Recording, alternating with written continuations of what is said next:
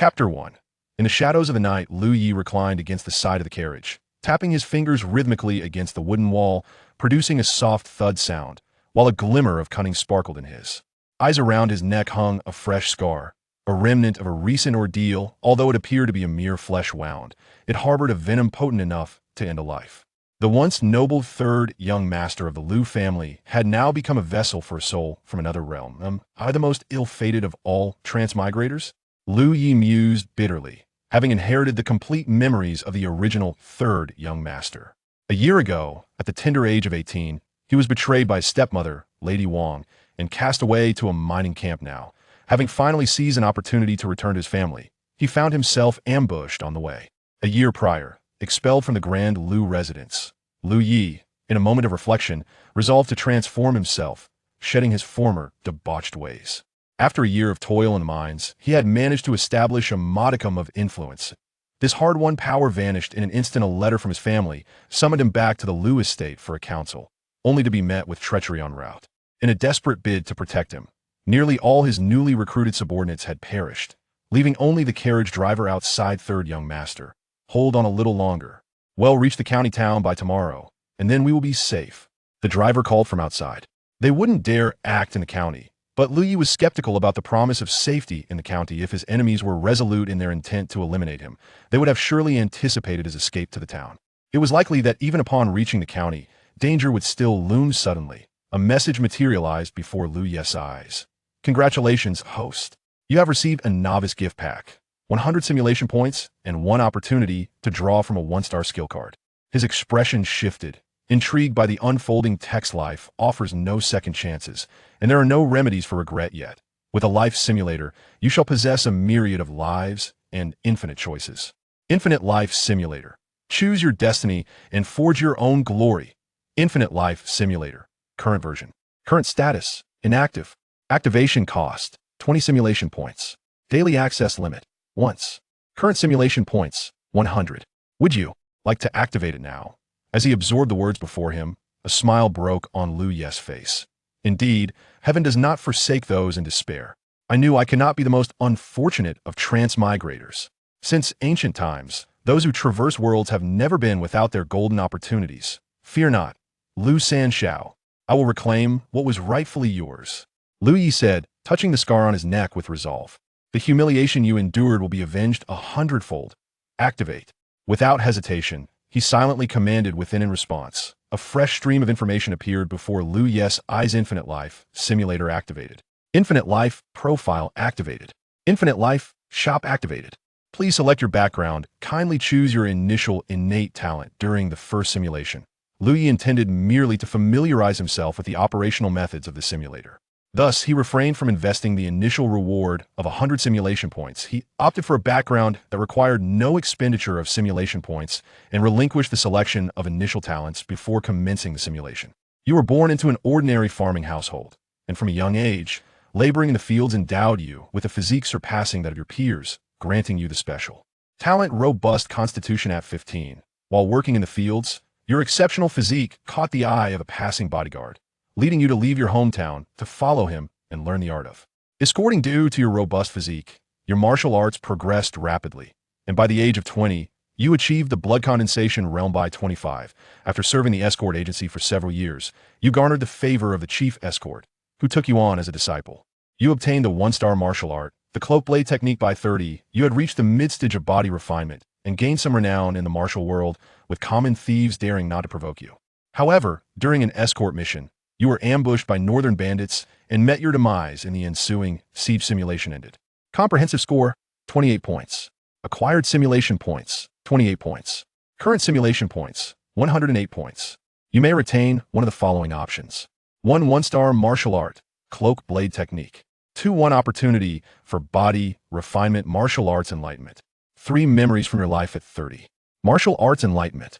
Lu Yi made his choice almost without hesitation at this juncture. The most crucial aspect for him was to elevate his realm. The previous owner of his body was woefully inadequate, having only reached the mid-stage of blood condensation by the age of 18, given the training resources of the Lu family. If he could not swiftly enhance his realm, he might not survive the night. In an instant, Lu Yi felt a tremendous surge of energy flowing into his body, and his muscles began to writhe incessantly, propelling him directly past the blood condensation realm into the body refinement realm. Indeed, he had reached the body refinement realm. In this world, martial artists possess three major realms in the postnatal stage: blood condensation, body refinement, and bone forging. Beyond the postnatal stage lies the innate realm. Martial artists in the blood condensation realm have vigorous vitality, impervious to heat and cold, and possess robust bodies. In contrast, those in the body refinement realm refine their physiques, resulting in a rapid increase in strength, with their arms capable of exerting a force of 1,000 pounds. Practitioners in the bone forging realm further hardened their bones and muscles, rendering them as resilient as iron. Impervious to blades and swords, the original Liu Yi had access to abundant training resources, but took over a decade to reach the blood condensation realm. His inherent inadequacies were one factor, yet they also reflected the arduous journey of martial artists in the small locale of Guangling County. Many martial artists remain throughout their lives at the body refinement or even blood condensation realms. Attaining the pinnacle of the postnatal stage, the bone forging realm, marks one as a noteworthy expert upon entering the innate realm. One belongs to the echelon of elite practitioners capable of establishing a formidable legacy. The current head of the Liu family, Liu Ye's father, established a vast empire in Guangling County over 20 years ago through his innate prowess in the inner strength realm, making the Liu family one of the most prestigious clans in the region today. Remarkably, Liu Yi ascended from the mid-blood coagulation realm to the mid-body tempering realm overnight. Such a speed is nothing short of astonishing. Following his enlightenment, Liu Yi promptly drew a 1-star skill card from the novice gift pack, acquiring the 1-star martial art through arm fist. The information regarding the through arm fist surged into Liu Ye's mind like a torrent, overwhelming him with an abundance of techniques, such as the 8 steps 13 blade technique, the 12-linked rod technique, and the 108 single manipulations. Instantly, he felt an uncanny familiarity with this martial art, as if he had practiced it for years. Ha! Suddenly, Liu Yi shot upright in the carriage, extending his arms, which inexplicably swelled several inches at that moment. 2 silver flashes streaked through the darkness, 2 arrows striking like lightning towards the speeding carriage. With a dull thud, the arrows pierced through the neck of the coachman and the head of the horse, causing the entire carriage to topple over. Damn it. This kid may not have much skill, but he can certainly run. After chasing him for half the night, we've finally caught up. Boss, this kid has been poisoned by my venom. He is undoubtedly doomed. Why bother chasing him? Humph, we must see the living and the dead. Having taken a man's money, we are obliged to provide a complete account to our employer. In the darkness, a group of men in black approached the overturned carriage. This band of ruffians, known as the Swarm, had been lurking near the Liu family's mine. Although Liu Yi had coexisted with them peacefully for a year, today they ambushed him unexpectedly. Go retrieve that kid's body. The leader of the Swarm commanded one of his subordinates, eyeing the overturned carriage. As the bandit approached and opened the carriage door, he was met with a colossal fist bang. Caught off guard, the bandit could not react in time. The tremendous force caved in his chest, and he fell to the ground without uttering a single word. Liu Ye's figure slowly emerged from the carriage. This is impossible. You, brat, are still alive. The leader of the Swarm looked at Liu Yi in disbelief. Though Liu Yi appeared somewhat disheveled, he stood firmly. Today, to ensure Liu Ye's demise, the blades of these men were coated with a lethal poison. Despite the superficial nature of his wound, the venom was indeed fatal. The wound on this young man's neck is clearly still fresh. How can he stand there as if nothing has happened? Could it be that he possesses some miraculous antidote? Liu Yi kicked aside the corpse beside him. I think it would be better if you all perished. Humph, what arrogance! The leader of the Swarm displayed a scornful expression. Though I know not how you survived, whether it be sooner or later, you are destined to meet your end. Despite not understanding how this young man had survived, the third young master of the Liu family was notorious throughout Guangling County for his ineptitude, having only barely reached the initial stage of blood condensation at the age of 18. Even after a year of relentless pursuit, he had only attained the mid-stage of blood condensation. While the Swarm was not a famed band of thieves, they certainly possessed the skills necessary to thrive in their perilous trade. Among the 10 or so individuals before him, 3 had reached the initial stage of blood condensation, while the leader had achieved the mid-stage. The others, though not true martial artists, were seasoned fighters who had tasted blood, far surpassing the average strongman with so many capable adversaries against a mere mid-stage blood condensation youth. Victory seemed assured. These rogues, having plundered together for years, had developed a seamless cooperation, exchanging glances before they charged toward Liu. Had it been the former Liu Yi, facing such an assault would have rendered him nearly helpless. However, the current Liu Yi was transformed. He had ascended to the realm of body refinement. A body refinement martial artist, when compared to one in the blood condensation stage, was akin to a colossal force, their strength magnified tenfold. Liu Yi shifted from a punch to a palm strike, executing a move known as golden sand flying palm, which propelled a bandit backward with tremendous force. Without pausing, he crouched low, fixed his gaze ahead, and propelled himself forward like a cannonball, crashing into another adversary, who crumpled to the ground as if struck by an elephant, bones shattered and body collapsing like a sack of mud indeed. A body refinement martial artist possessed an overwhelming advantage over those in the blood condensation stage. In mere moments, half of the assailants lay defeated at Liu Yi's feet. Body refinement. This young man is actually a body refinement martial artist. The leader of the swarm hesitated, witnessing Liu Yi wreak havoc among his men like a tiger amongst sheep, a one-sided massacre that nearly caused him to drop his weapon in sheer terror. Only a body refinement martial artist could wield such overwhelming prowess. This was a feat unattainable by any blood condensation practitioner. At that moment, the leader of the swarm cast aside thoughts of brotherhood and the promise of a handsome bounty. He understood that against a body refinement warrior, his own blood condensation status would lead him to certain death if he remained. To survive in the perilous life of a thief, one must be both ruthless and perceptive. The foolish met their demise long ago, displayed as trophies at the gates of the authorities or prominent families. The leader of the swarm was clearly no fool. Upon realizing that Liu Yi was far stronger than he had initially assessed, he abandoned any intention of killing him and turned to flee. But how could Liu Yi allow him to escape? Only then did Liu Yi use his foot to flick up a long knife that a bandit had dropped on the ground, delivering a powerful kick. The blade soared through the air like an arrow released from its bow, aimed directly at the back of the bee swarm leader. Hearing the whistling sound slicing through the air behind him, the bee swarm leader felt a prickling sensation at the back of his neck. In a split second, he executed a roll on the ground, narrowly evading the lethal weapon that was intended to pierce his body, though it merely grazed his skin.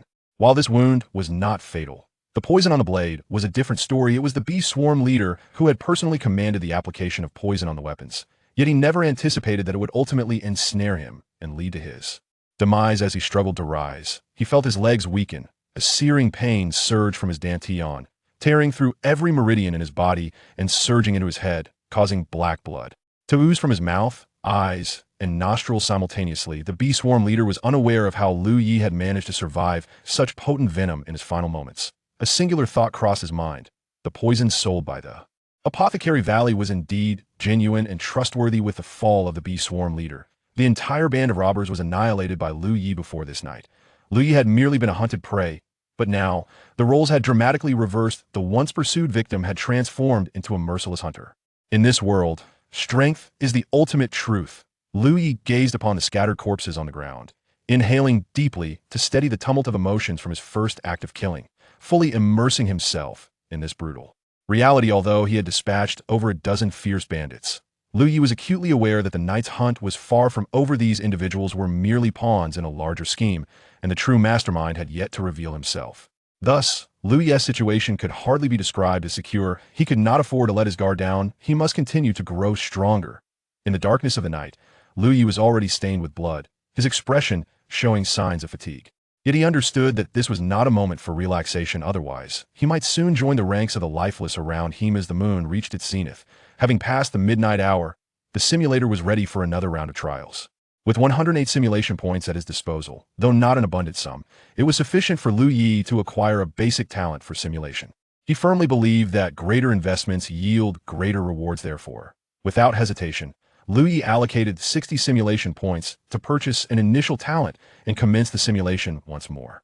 You are a beggar cast adrift on the streets, having navigated the alley since childhood. You thrive in this environment. You gain the unique talent Street Warrior.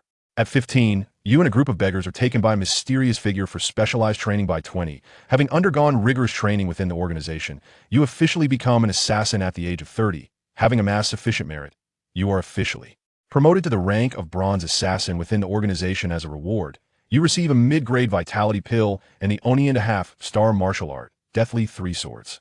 By the age of 40, now a silver assassin, you find yourself a victim of assassination due to an ill-fated alignment in the internal power struggles of the organization. Simulation concluded. Overall score, 105 points. Simulation points earned, 105 points. Current simulation points, 153 points. You may retain one of the following options. 1. Special talent street brawler. Having lived on the streets for an extended period, you have learned to resolve conflicts with your fists. For every martial technique you learn, the power of all fist-based martial arts increases by 1%. Chapter 2. The Deadly Three Swords of 1.5 Stars. Chapter 3. The Life Experience of a 40-year-old 2. In but a moment, Liu made his choice. Although the allure of a unique talent was enticing and would be beneficial for long-term growth, Liu recognized that for immediate enhancement of his strength, a sword technique was precisely what he required. While warriors experience a significant increase in power and a degree of physical fortitude during the body tempering stage, it is only upon reaching the bone-forging realm, where one's bones are tempered to a condition akin to iron and stone, that they can truly contend with weapons using their own physicality. To rely solely on bare fists against sharp blades would ultimately prove unwise. Subsequently, the information regarding the Deadly Three Swords was directly infused into Liu Yi's mind. The technique comprises 3 straightforward moves: a vertical strike, a horizontal slash, and an upward flick. Although the maneuvers are simple, their potency is anything but trivial. Otherwise, they would not have achieved a rating of 1.5 stars, surpassing the previous achievement of the Universal Arm Fist. In this realm, martial arts are categorized into 9 tiers, while techniques are divided into 4 grades: Heaven, Earth, Mysterious, and Yellow. Beyond these, there exist peerless martial arts and supreme techniques. According to the simulator's evaluation, each star corresponds to a level in the real world. Although 1.5-star martial arts have yet to reach the Mysterious tier, they are unquestionably superior to Yellow tier techniques. Through 2 simulations, Liu Yi discovered that anything acquired in the simulated life, be it martial arts, elixirs, or divine weapons, would materialize in reality. Furthermore, aside from life experiences, all other items, even those not randomly awarded or chosen by Liu Yi, would not vanish. Instead, they would manifest in the infinite life mall, albeit no longer as complimentary rewards, but requiring simulation points for redemption. The crisis was not yet averted, and now was not the time for frugality. Thus, despite possessing only 153 simulation points, Liu expended 100 points to redeem a mid-grade ordinary qi-nourishing pill. Upon ingesting the elixir, a tremendous surge of medicinal power coursed through Liu Yi, akin to a bomb detonating within him. He dared not delay. Immediately, he seated himself cross-legged and activated the Liu family's ancestral qi refining technique, commencing the assimilation of this potent energy. The overwhelming force permeated every corner of Liu Yi's body, akin to a tidal wave relentlessly washing over him, filling him with vigor. Even his muscles, once appearing somewhat gaunt, swelled robustly under the influence of the pill's immense potency, transforming Liu Yi into a much more formidable figure. Though the qi-nourishing pill was merely a mid-grade ordinary elixir, not even a spiritual pill, its potency was insufficient to enable Liu Yi to directly transcend to the bone-forging realm. However, upon fully absorbing the medicinal energy, it managed to elevate Liu Yi's cultivation by a minor level, bringing him to the late stage of the body-tempering realm. This remarkable effect was largely due to his initially modest cultivation level, as such a pill would yield diminishing returns with higher levels of cultivation. With his newfound prowess in the late stage of body tempering, surpassing the yellow-level swordsmanship techniques, Liu Yi was confident he could overcome the impending crisis of the night. As Liu Yi had just absorbed the elixir and elevated his cultivation, several figures emerged in the distance, though there were merely 5 of them. The pressure they exerted upon Liu Yi far surpassed that of the previous dozen bandits. For these 5 individuals were all warriors of the body refinement realm, incomparable to mere blood condensation warriors. As for the identities of these individuals, Liu Yi was acutely aware that they were all stewards of the Liu family's mining operations. Moreover, they were the true architects behind the ambush that unfolded this evening. The bandits encountered earlier were merely hired thugs. Since Liu Yi's arrival at the mine a year ago, he had shed his former debauched demeanor and, bolstered by his status as a young master of the Liu family, had managed to gather a following of his own. Those who remained unattainable were the very individuals standing before him. These individuals were the confidants of Madame Wang and, naturally, held Liu Yi in disdain, having been marginalized from the Liu family estate by her influence. Among these individuals, there is one named Liu Zhong who stands out as their leader. This man is a devoted henchman of Madame Wang, possessing the most formidable strength among the stewards, having already reached the late stage of the body refinement realm.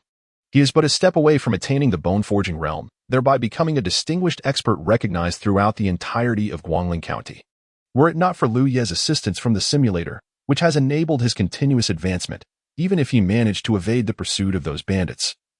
He would likely not have escaped the lethal grasp of Lu Zhong, as Liu pursued relentlessly with several overseers from the mines. Upon seeing Liu rise from the ground, surrounded by a multitude of fallen corpses, their pupils involuntarily constricted, reflecting disbelief. After a prolonged silence, Lu Zhong, with an impassive expression, remarked, "I have witnessed the methods employed by the third young master over the past year. It is clear to me now that he is not as inept as the rumors suggest. I underestimated you, third young master." He let out a slight sigh, acknowledging, "Surely, within this year, you have quietly transcended to the body refinement realm. Given the ominous atmosphere of midnight, with the gates of the underworld ajar, allow me to personally escort you on your journey." Despite Lu Zhong's desire for Lu Ye's demise, he recognized that Lu Yi, even if neglected, was still the third young master of the Lu family. Unless absolutely necessary, he preferred not to sully his hands with the task. Should word of this event escape, even Lady Wang would be unable to shield him from the repercussions. Thus, he sought out a notorious band of mountain bandits to execute his plan, while he and a few overseers arrived fashionably late. Upon discovering Lu Ye's lifeless body, they would exact vengeance upon the bandits for their third young master. Though the band of bandits was not formidable, they were more than sufficient to deal with a mere warrior at the blood condensation stage like Lu Yu. The guards Lu Yi had rallied over the past year had long been eradicated by Lu Zhong and his associates. How could a mere boy at the blood condensation stage possibly turn the tides? It was only upon witnessing the sea of corpses that Lu Zhong realized he had underestimated the third young master of the Lu family. To single-handedly eliminate these bandits without sustaining significant injury was no trivial feat, while the bandits lacked exceptional masters. It was certainly beyond the capabilities of someone previously deemed waste. Unbeknownst to all, Li had secretly achieved a breakthrough to the body refinement realm. It seemed this young man possessed not only some skill, but also promising talent in the arts of cultivation, rather than being a complete failure. Regrettably, his previous indulgences had delayed his training. Contemplating this, Lu Zhong's murderous intent intensified. A profound enmity had formed between them. The more extraordinary Lu Yi appeared, the more he could not be spared. Otherwise, he would undoubtedly become a future threat. Even with Lu Ye's advancement to the body refinement realm, Lu Zhong still held him in disdain. Among the five of them, excluding Lu Zhong, who was a late-stage body refinement master, the other four overseers were merely early-stage warriors. As for Lu Yi, even if he had broken through, he would at most be an early-stage body refinement practitioner. In just a year, could he truly achieve the mid or even late stages? If he possessed such talent, he would have been the designated heir to the family head rather than being relegated to this remote mine. Attack. Lu Zhong commanded the other four overseers, remaining stationary himself. Unless absolutely necessary, he was unwilling to leave a trace of evidence by personally slaying Lu Yi. His intentions were clear to the other four overseers. They have merely boarded the pirate ship. Rather than offending both sides, it is better to tread a single path to the bitter end. The four overseers brandished their weapons and launched an assault on Lu Yu. In Lu Ye's grasp lay an iron sword, recently abandoned by a bandit. While it was merely an ordinary blade, devoid of divine qualities, it was coated with a lethal poison, designed to seal the fate of its victims. Nevertheless, given Lu Ye's current prowess, confronting four individuals at the initial stage of body tempering would be a trivial task, even without the sword's venom. Standing with a firm yet relaxed posture, Lu Yi awaited the approach of the four overseers before he sprang into action. With a resounding hum, the sword swept through the air, reminiscent of a meteor streaking across the night sky. This unremarkable iron sword, through the sheer velocity and force of the strike, produced a crisp, melodic whistle as it sliced through the atmosphere. The fatal three blades, though consisting of merely 3 moves, were undeniably lethal. There was no secret to their efficacy, only swiftness, precision, and ferocity. This maneuver is none other than the horizontal slash from the lethal trio of techniques. The longsword swept across, and 3 of the 4 overseers were caught off guard, their throats severed by the iron blade before they could even react. The last one, though he managed to respond just in time, was merely at the initial stage of body tempering and lacked the strength to match Lu Yi. His weapon was effortlessly cleaved in two by Lu Ye's sword, and even his very being was violently bisected by the overwhelming force. One sword, for lives extinguished. At this moment, Lu Zhong, who had yet to make a move, felt not only astonishment in his eyes, but also the chill of cold sweat trickling down his cheeks. Unbeknownst to him, his back had become soaked with perspiration. What a swift sword! Lu Zhong could not help but swallow hard. He quietly questioned himself. If it were he in that position, could he have vanquished those 4 overseers with a single strike? The answer instilled a profound sense of dread in Lu Zhong. Although he was reluctant to admit it, he could not escape the truth. Were he in the same position, he could certainly slay those 4 early-stage body refinement stewards, yet it would undoubtedly require considerable effort, far from the ease exhibited by Lu Yi. Did this not imply that he was inferior to Lu Yi, not merely an early-stage body refiner? Suddenly, Lu Zhong erupted in a fit of rage. Such power could not possibly belong to an early-stage body refiner, who claimed I was merely at that level. A sardonic smile graced Lu Ye's lips. You are not even employing the Lu family sword technique. Lu Zhong seemed to believe that his furious roar could mask his own insecurities. I have spent 20 years in the Lu family, and I have never encountered such a sword technique. Where did you steal this technique from? Are you aware that failing to turn in superior martial arts to the family is punishable by the family law? Lu Yi's mockery deepened. This fellow, when pursuing him, had shown no regard for his status as the 3rd young master of the Lu family or the family's loss. Now, sensing the tide turning against him, he sought to invoke the family's laws to intimidate Lu Yi into submission.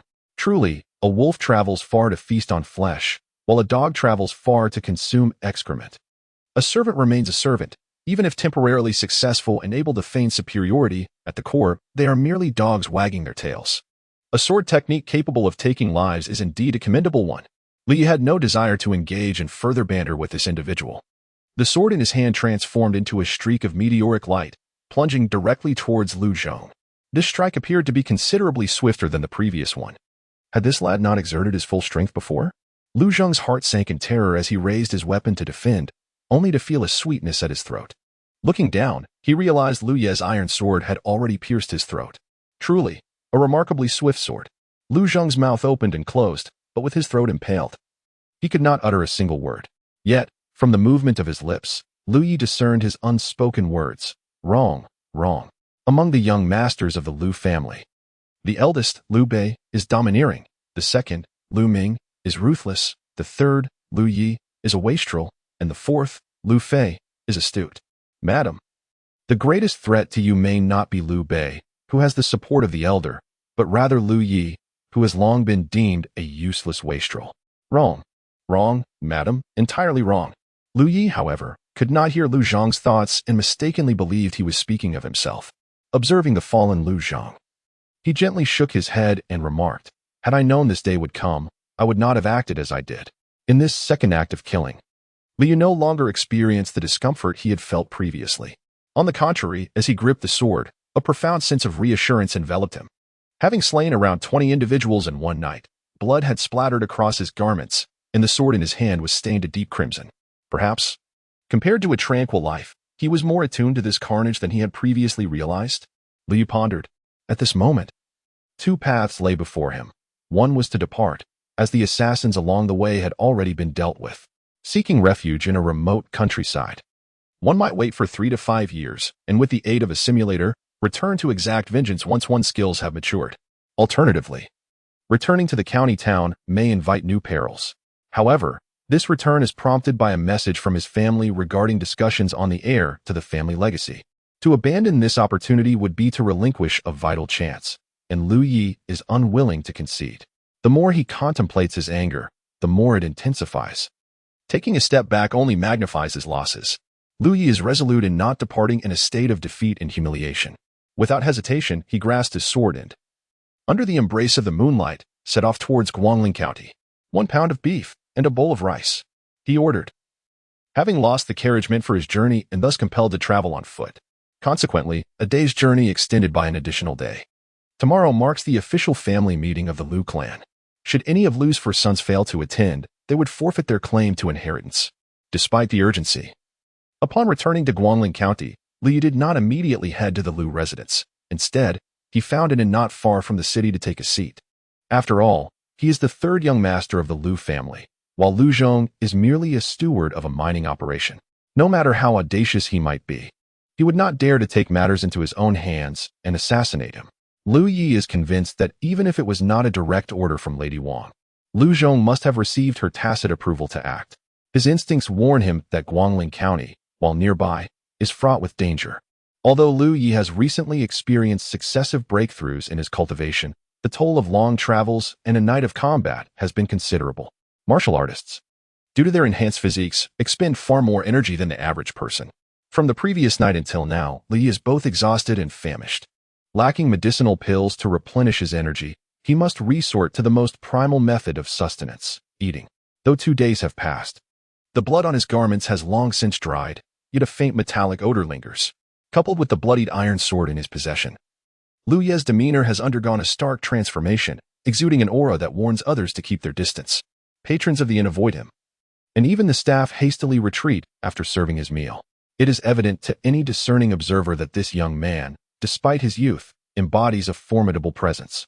Liu eats slowly, taking small bites of vegetables followed by small morsels of rice, never devouring his food greedily. Although he is in urgent need of sustenance, he remains composed, allowing the rhythm of his meal to bring tranquility to his spirit. He understands that haste often leads to missteps. In a world where martial prowess reigns supreme, and death lurks at every misstep, the young warrior Li savored his meal, taking slow bites. Strangely, the patrons arriving after him seemed to be deterred by his aura, as none dared to sit within 2 tables of him. Oh, is that not the third young master of the Lu family? A mocking voice echoed from the entrance of the tavern. A corpulent young man, adorned in opulent attire and flanked by a few lackeys, strode in with an air of arrogance. Lu Yi? He frowned, quickly recalling the identity of the newcomer. The Lu family was one of the prominent clans in Guangling County, but not the only one. There were 2 other families that stood on equal footing, one of which was the Shui family. Shui Yong was the son of Shui Gang, known as the Mountain Tiger, and like the former Lu Yi, he was notorious for his debauchery within the county. These young scions reveled in a culture of competition, and between Lu Yi and Shui Yong, their rivalry was particularly pronounced. Though Lu Yi was the son of the Lu family head, he was not favored, often serving as a stepping stone for Shui Yong to showcase his superiority, which fostered animosity between them. Since Lu Ye's departure from the county a year ago, Shui Yong had found little amusement in their rivalry. But upon hearing of Lu Ye's solitary return, he seized the opportunity to seek him out, even neglecting to bring his guards along. However, the Lu Yi of today was no longer the same. He had no desire to engage in trivial disputes with Shui Yong.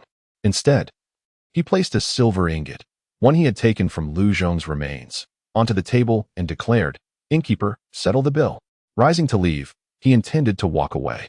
"Stop right there." Shui Yong, feeling deeply insulted by Lu Ye's disregard, positioned himself directly in front of him. "What? You used to have the audacity to exchange words with me, and now, after a year at the mine, you've lost your courage? Want to leave? Very well." Shui Yong spread his legs, pointing beneath his waist. "Crawl through here, and I shall spare you today." Liu furrowed his brow, fixing Shui Yong with a steady gaze before speaking. "Are you seeking trouble with me?" "For reasons unknown." Shui Yong felt a chill run down his spine at Lu Ye's look. The young man before him was utterly transformed from the one he had known a year prior. Nevertheless, as a man of privilege, he could afford to lose many things, but not his pride. Thus, despite a hint of trepidation, he stubbornly replied, "I am indeed here to cause you trouble. You want to leave? Then crawl through my legs." Clang. Liu refrained from idle chatter, directly tossing the bloodstained longsword before Shui Yong. "Pick up the sword." Shui Yong was momentarily taken aback, uncertain of Lu Ye's intentions. "I said, pick up the sword." Under Lu Ye's frigid gaze, Shui Yong felt an inexplicable urge to comply. As if possessed, he grasped the iron sword. Liu supported the blade, pointing its tip toward his own chest, his icy stare fixed on Shui Yong. "Do you wish to cause me trouble? The sword is now in your hands. I grant you an opportunity. A mere thrust, and my life becomes yours." Shui Yong held the iron sword, yet his hands trembled uncontrollably, beads of sweat streaming down his cheeks. What a farce. Though Lu Yi had fallen from grace, he was still the son of the Lu family head. In their usual squabbles, these young scions merely exchanged blows, but to commit murder in public? Not only did Shui Yong lack the courage, but he also feared that if he did kill Lu Yi, the family head would not let him off lightly, seeking vengeance for the family's honor. Regret began to seep into Shui Yong's mind for having brought only a few lackeys. Had he summoned a few guards, he could have dealt Lu Yi a beating. Now, he found himself retreating under Lu Ye's pressure. "I command you to kill me." Lu Ye's eyes glinted with menace, advancing with every word. Meanwhile, Shui Yong could only tremble and step back, terrified of inadvertently harming this madman before him. By the time Li finished his sentence, Shui Yong had retreated to the entrance of the tavern. Clang. Finally succumbing to the overwhelming pressure, The iron sword slipped from Shui Yong's grasp, clattering to the ground. "I want to kill you. I want to kill you. Just leave," he shouted hoarsely, nearly in tears. "Useless." A flicker of disdain crossed Lu Ye's eyes as he deftly reclaimed the iron sword with a mere flick of his foot. Lu Ye harbored no real fear that Shui Yong would actually dare to strike him, for he recognized that this individual was merely a blustering coward.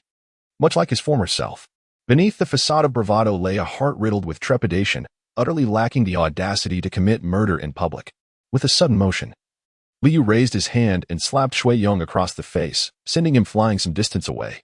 The few attendants accompanying Shui Yong dared not provoke Lu Yi, rushing to his side instead, eager to demonstrate their loyalty. "I have afforded you your chance. Your inadequacy is your own doing. In the future, it would be wise to steer clear of me. Should there be a next time, it shall not be as simple as a slap." Lu Yi scoffed, turning his back on Shui Yong and departing. Just as Shui Yong lacked the resolve to kill Lu Yi too wished to avoid public confrontation. Though Shui Yong was inept, his father, the mountain tiger, Shui Gang, was a genuine master of the innate realm. If I were to publicly slay Shui Yong, Shui Gang would undoubtedly seek vengeance for the honor of the Shui family, refusing to let the matter rest. Lu Yi, burdened with his own myriad troubles, has no desire to provoke a being of innate prowess. Alas, his strength remains insufficient. Were he to possess the power to effortlessly overpower those of innate caliber, he would not only dispatch Shui Gang's unworthy son, but could even bring down his father, compelling Shui Gang to feign a smile in submission. Lu Yi mused inwardly. At present, the path to enhancing one's own strength is paramount. This world is far more brutal than the one Lu Yi knew in his past life. In this realm, apart from personal strength, nothing else can be relied upon. Thus, before entering the county town of Guangling, Lu Yi embarked upon his third simulation, investing 50 simulation points in one go to acquire the initial identity of a young Taoist disciple. You are an orphan of unknown origins, abandoned by your parents at a young age, and taken in and raised by an elderly Taoist from the Changsheng Temple. You have lived with your master for 5 years, during which he begins to impart to you the fundamentals of Qi cultivation, granting you a half-star technique in the Taoist art of Qi refinement. At the age of 10, your master introduces you to the martial art of boxing, bestowing upon you a half-star martial technique in the Taoist practice of health-preserving boxing. By the age of 15, your master teaches you swordsmanship, awarding you a 1-star martial art known as the gentle cloud sword technique. At 22, having achieved minor accomplishments in both boxing and swordsmanship, and reached the bone refinement stage, your master decides to impart the secret techniques of the Changsheng Temple to you, granting you a 2-star technique known as the Eternal Spring skill. By the age of 28, your cultivation has reached the innate level, prompting you to venture out into the world, where your master gifts you a mid-grade weapon, the Yin-Yang sword. At 31, while debating with a disciple of the Tai sect, you are so incensed that you cough up blood thrice, leaving your Taoist heart unstable, and you succumb to melancholy. Simulation concluded. Overall score, 87 points. Simulation points earned, 87 points. Current simulation points, 90 points. You may retain one of the following options. 1. Mid-grade weapon, the Yin-Yang sword. 2. 2-star technique, the Eternal Spring skill. 3. Life experience from 31 years. The 2-star technique. Could it be that fortune has favored me? Lu Ye's eyes sparkled with surprise. He had not anticipated that this simulation would yield a 2-star technique for the first time, a reward surpassing even the previous simulation in which he had invested 100 points. In this world, techniques are categorized into 9 revolutions, each revolution doubling the cultivation speed, and the evaluation in the simulator reflects a corresponding increase of half a star. For instance, the Lu family's ancestral Qi refinement technique is a 2-revolution technique, corresponding to a 1-star martial art. In contrast, this 2-star Eternal Spring skill is a 4-revolution martial art, allowing for a cultivation speed that is twice as fast as that of the Lu family's ancestral techniques. In the exchange of the Infinite Life Mall, a 1-star level technique requires hundreds of simulation points for redemption. In contrast, a 2-star technique begins at over 1,000 points, with the more valuable variations demanding several thousand simulation points, marking a tenfold increase in price. This highlights the rarity of 2-star techniques. Lu Yi was extraordinarily fortunate this time. Who knows when he might encounter another 2-star technique again? Should he choose to give up, the simulation points required for future redemption would take an eternity to accumulate. Thus, without hesitation, Lu Yi discarded the other 2 options and directly selected the 2-star technique, the Changchun Gong. Upon making his choice, a surge of energy flowed through Lu Yi, invigorating his entire being. He felt an overwhelming vitality wash over him, dispelling the fatigue of his long journey and the exhaustion from a night of battle in an instant. This Changchun Gong is an authentic Taoist method of refining qi, said to be a simplified version of the eternal life technique of the Celestial Emperor.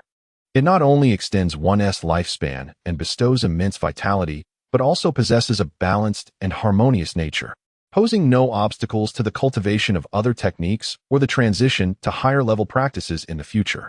Although this technique did not immediately elevate Lu Ye's cultivation realm, he could distinctly sense that after receiving the baptism of this two-star technique, his strength had inexplicably increased by approximately 50%. Truly, it was worthy of being a fourth-turn technique.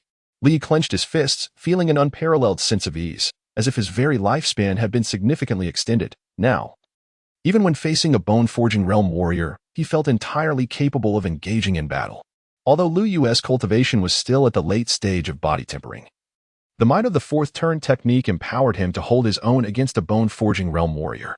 It is noteworthy that the Lu family, one of the three prominent families in Guangling County, only possesses a second-turn technique in their lineage. A fourth-turn technique is, for this small county, akin to a legendary existence. Unless he encounters a warrior of innate realm, Lu Yu would be fully prepared to fight. Within the entire Lu family, there exist merely two individuals of innate caliber. I am simply a victim of exclusion, not a traitor pursued for betrayal. Therefore, it is inconceivable that an innate-level martial artist would take action against me. At this moment, Liu feels an enhanced confidence regarding his future. The Lu family, as one of the premier clans in Guangling County, possesses an entire street in the northern part of the city as their domain. At the end of this street lies the grand residence of the core family members. However, Liu finds himself unable to traverse this thoroughfare and reach the entrance of the Lu family estate, for there stands an elderly man with white hair, positioned squarely in the middle of the road, obstructing Lu Ye's path.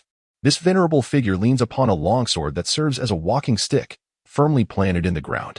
Though his form appears bent and frail, there is an undeniable, formidable strength concealed within his aged frame, imparting an intangible pressure upon Lu Yi. The elder's gaze appeared unfocused, lacking a clear point of interest. Yet, the moment Lu Yi stepped onto this street, he distinctly sensed that the old man was observing him. Wang Fu? Lu Yi squinted slightly at the elder standing at the street corner. Despite being but a solitary figure, the pressure emanating from him surpassed that of all previous encounters combined.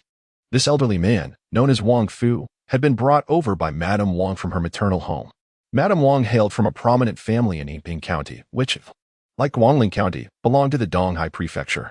Following the death of Lu Shana's first wife, Madame Wang was elevated to the position of the principal wife of the Lu household. The Wang family of Yinping boasts a lineage that spans nearly a century, with a profound heritage far exceeding that of the relatively nascent Lu family of Guangling, which has only risen to prominence in the past 2 decades. Wang Fu, as the loyal retainer of Madame Wang, had entered the ancestral home of the Lu family, although age had diminished his vitality and prowess, rendering him far less formidable than in his prime. He remained a genuine master at the mid-stage of bone tempering. He ranked among the most formidable individuals beneath the 2 innate realm practitioners in the Lu family, in the county of Guangling. Possessing the bone tempering realm already marked one as a person of significance. Originally, Madame Wang had instructed him to guard this place merely as a precaution. Wang Fu's voice, though not loud, reached Lu Ye's ears with remarkable clarity. He was astonished that the third young master had truly managed to escape to the county. Indeed, he possessed some skill. However, Madame would never permit you to attend this family meeting. Since you have managed to escape with your life, you ought to remain far away. To dare return, should I call that confidence or arrogance? As he spoke, an ominous aura began to emanate from Wang Fu. His presence here was in strict obedience to Madame Wang's orders. If Liu failed to reach the county alive, it would be one matter. But should he truly evade the ambush, then Wang Fu would stand as the final barrier, ensuring he did not survive to reach the Lu family estate. With the intent to kill already present, Lu Yi refrained from further words and raised the iron sword in his hand, pointing it directly at Wang Fu. A fine sword, Wang Fu remarked, his eyes shimmering with a glint of admiration as he beheld the iron blade in Lu Ye's grasp. This sword had tasted much blood. A sword capable of taking lives is indeed a good sword. The sword in Lu Ye's hand had undoubtedly claimed numerous lives. This was evident to Wang Fu, who possessed years of combat experience. The weapon was an ordinary iron sword, yet its wielder was anything but common. Otherwise, it would have been impossible for him to survive the relentless pursuit and reach Guangling County alive. Since arriving at the Lu residence, the old man had not engaged in combat for many years. As he spoke, Wang Fu lifted the long sword he used as a cane, declaring that today he would personally escort the third young master on his journey. In an instant, two beams of sword light flashed as the figures of the two men moved with the agility of leopards. Clang, clang, clang. Within mere moments, their weapons clashed over a dozen times, producing a symphony of metallic sounds. Although Lu Ye's sword was swift, Wang Fu's blade was no less formidable. He was originally a practitioner of the mid-stage of bone forging, and although age had diminished his vitality and weakened his strength, he still possessed the prowess of a novice in bone forging. Lu Ye's attempt to execute a swift kill, as he had before, was utterly unattainable. Wang Fu, filled with apprehension, felt a tingling sensation in his arm amidst the relentless clash of weapons, as if the longsword in his grip might slip from his fingers at any moment. Such immense strength. His countenance grew grave, realizing that this opponent was no less formidable than a typical practitioner at the initial stage of bone tempering. As the saying goes, youth is formidable in battle. The toll on a warrior's physical capabilities during combat is immense, particularly as one ages and their vitality begins to wane, making it impossible to sustain such exhausting exertion for long. Thus, men of Wang Fu's age seldom engage in combat. When they do, it is usually a swift resolution, devoid of delay. Yet, from the moment he clashed with his adversary, Wang Fu knew that a quick victory was out of reach today. Lu Ye's formidable strength and his swift, unpredictable swordplay posed a significant challenge. Despite being merely at the body tempering stage, their encounter felt akin to facing an opponent in the early phase of bone tempering. In mere moments, Wang Fu found himself gasping for breath. If this continued, not only would he struggle to defeat Lu Yi, but he might very well fall victim to Lu Ye's counterattack. This formidable young man must not be underestimated. A glimmer of resolve flashed in Wang Fu's eyes as Lu Yi lunged at him once more. In a sudden maneuver, Wang Fu switched his grip on his longsword, thrusting towards Lu Ye's heart without any defense, simultaneously stabbing towards Lu Ye's right chest with his left hand.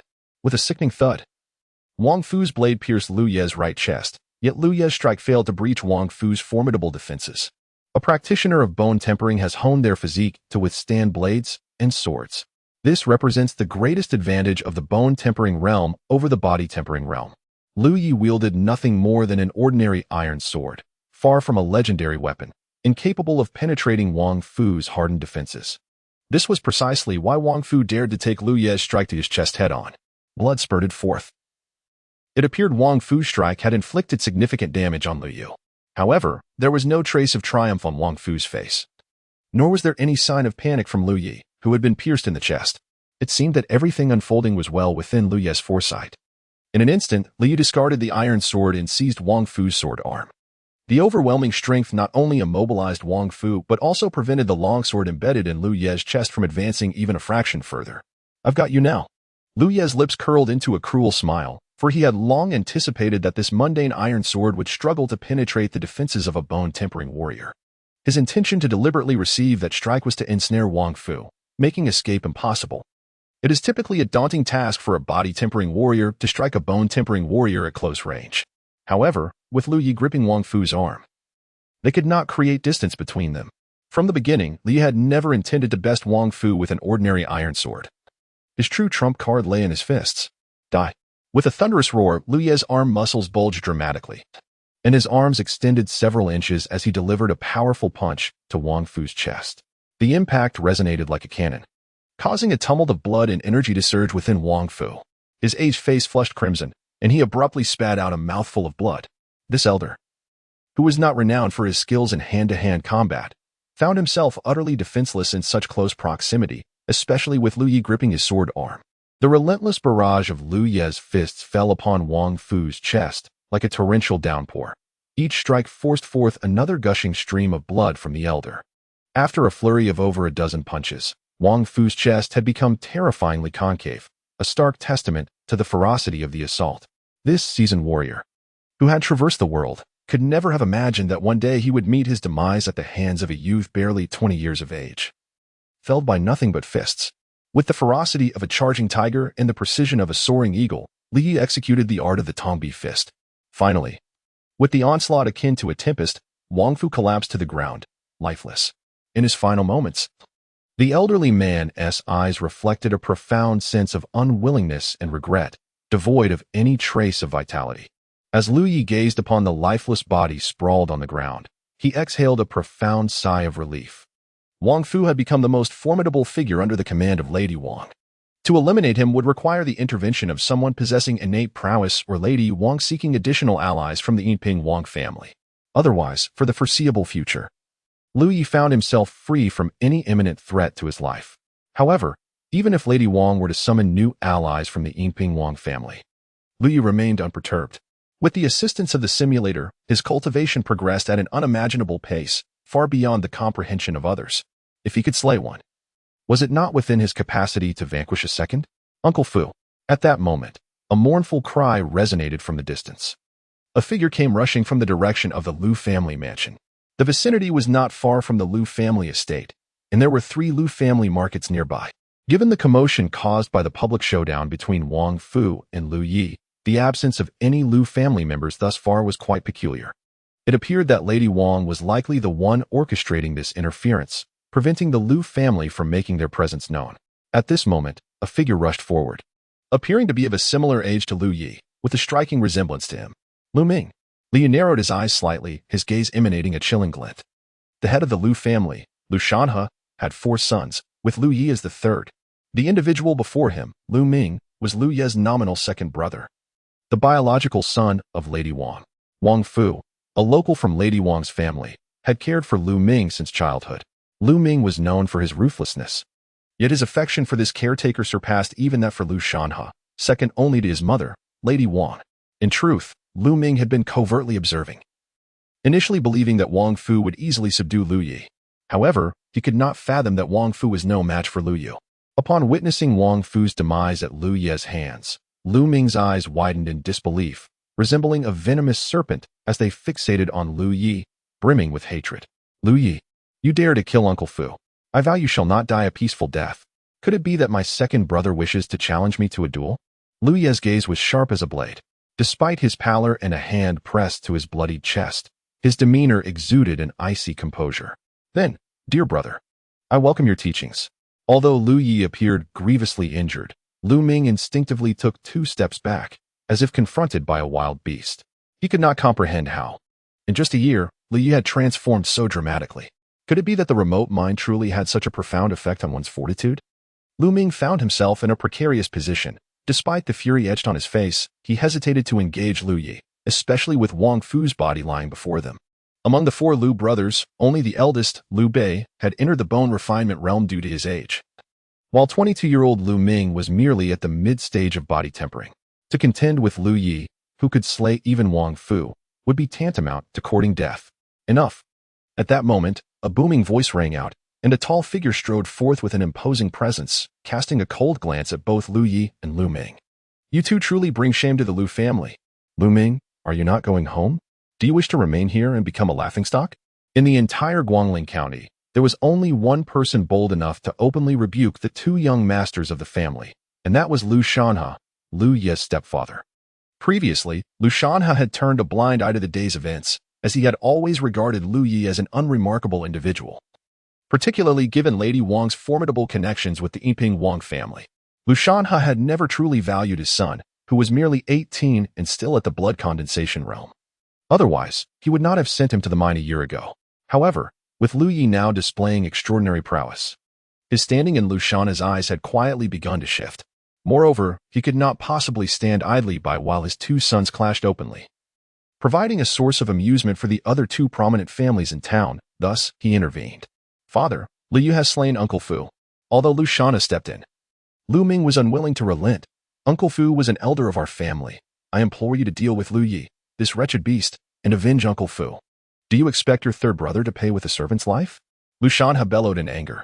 I do not wish to pursue the rights and wrongs of your previous matters. Let this incident end here. I am not dead yet. And this family is not yours to command. Return to your place. After reprimanding Lu Ming, he turned his gaze to Lu Yi, his expression revealing no trace of emotion, only stating calmly, you should first tend to your wounds, and then come to my study. Although Lu Yi was covered in blood and appeared rather terrifying, his injuries were, in fact, not severe. When the sword first pierced his body, Wang Fu's hand had been seized by Lu Yi, preventing the blade from penetrating further. Lu Yi had merely been pressing his hand against his chest, feigning a state of weakness to conceal his secret, the Changchun Gong. Although it could not immediately enhance Lu Ye's cultivation, its overall benefits were immense, particularly its formidable healing capabilities. The wound on Lu Ye's chest had already ceased bleeding and begun to scab. It was estimated that he would fully recover within an hour. This secret was something Lu Yi was determined to keep hidden. Upon returning to the Lu family estate, a place familiar to Lu Yi, he noticed that despite having been away for a year, everything seemed unchanged. Third young master. As soon as Lu Yi stepped through the door, a fragrant breeze enveloped him, and a soft figure leaped into his embrace. Third young master, you have finally returned. I have missed you dearly this past year. The one who rushed into Lu Ye's arms was his former personal maid, Shuang. Since Lu Yi had been unceremoniously expelled from the Lu family a year prior, Shuang had remained in the estate, and upon his return, she rushed to him. However, Shuang was utterly unprepared for Lu Ye's hand, which did not wrap around her waist as it once did. Instead, it gripped her throat tightly. Lu Ye's icy gaze, sharp as a blade, was something Shuang had never encountered before. She felt that in the year apart, Lu seemed to have transformed entirely. No longer the third young master who had once been captivated by her presence. Was it you who betrayed me? Lu Ye's eyes seemed capable of piercing through Shuang as he asked softly. A year ago, Lu Yi had been ensnared by Madame Wang's schemes and expelled from the Lu family estate. Lu Ye's former self had spent a year in the mines pondering who had betrayed him, collaborating with Madame Wang to orchestrate his downfall. In a remarkably brief moment, Lu Yi discerned that within this family, aside from the maid named Shuang, who had earned the trust of his predecessor, there was no one else capable of stealthily colluding with Madame Wang to orchestrate his downfall. This was not due to the predecessor's foolishness. Rather, he had become utterly enchanted by this girl, to the point of being bewitched, even promising Shuang that he would marry her openly in the future. Naturally, he would not suspect his future wife. As Liu tightened his grip around Shuang's throat, she felt as if a vice-like hand was closing in on her, making it increasingly difficult for her to breathe. It wasn't me, third young master. I did not betray you. Then you may as well perish, Liu replied, his expression devoid of emotion, his grip unwavering. Shuang, taken aback by the fact that Lu Yi would resort to killing her despite her denial, found it hard to comprehend his intentions. Having served Lu Yi for 5 years, she believed she understood him well, yet at that moment, he seemed entirely inscrutable. I'll tell you. Shuang gasped, being lifted off the ground, her feet flailing in the air, her face flushed with panic, summoning all her strength. She managed to utter 2 words. Li finally released his grip, and with fear evident in her eyes, she hastily recounted how a year ago she had accepted 500 taels of gold from Madame Wang to conspire against Lu Yi. 500 taels of gold. My life must be worth something after all. Lu Yi chuckled bitterly. Logically, having assisted Madame Wang in such a significant matter and being well compensated, you should have been living quite well. Why then have you returned to me? Do you intend to betray me once more?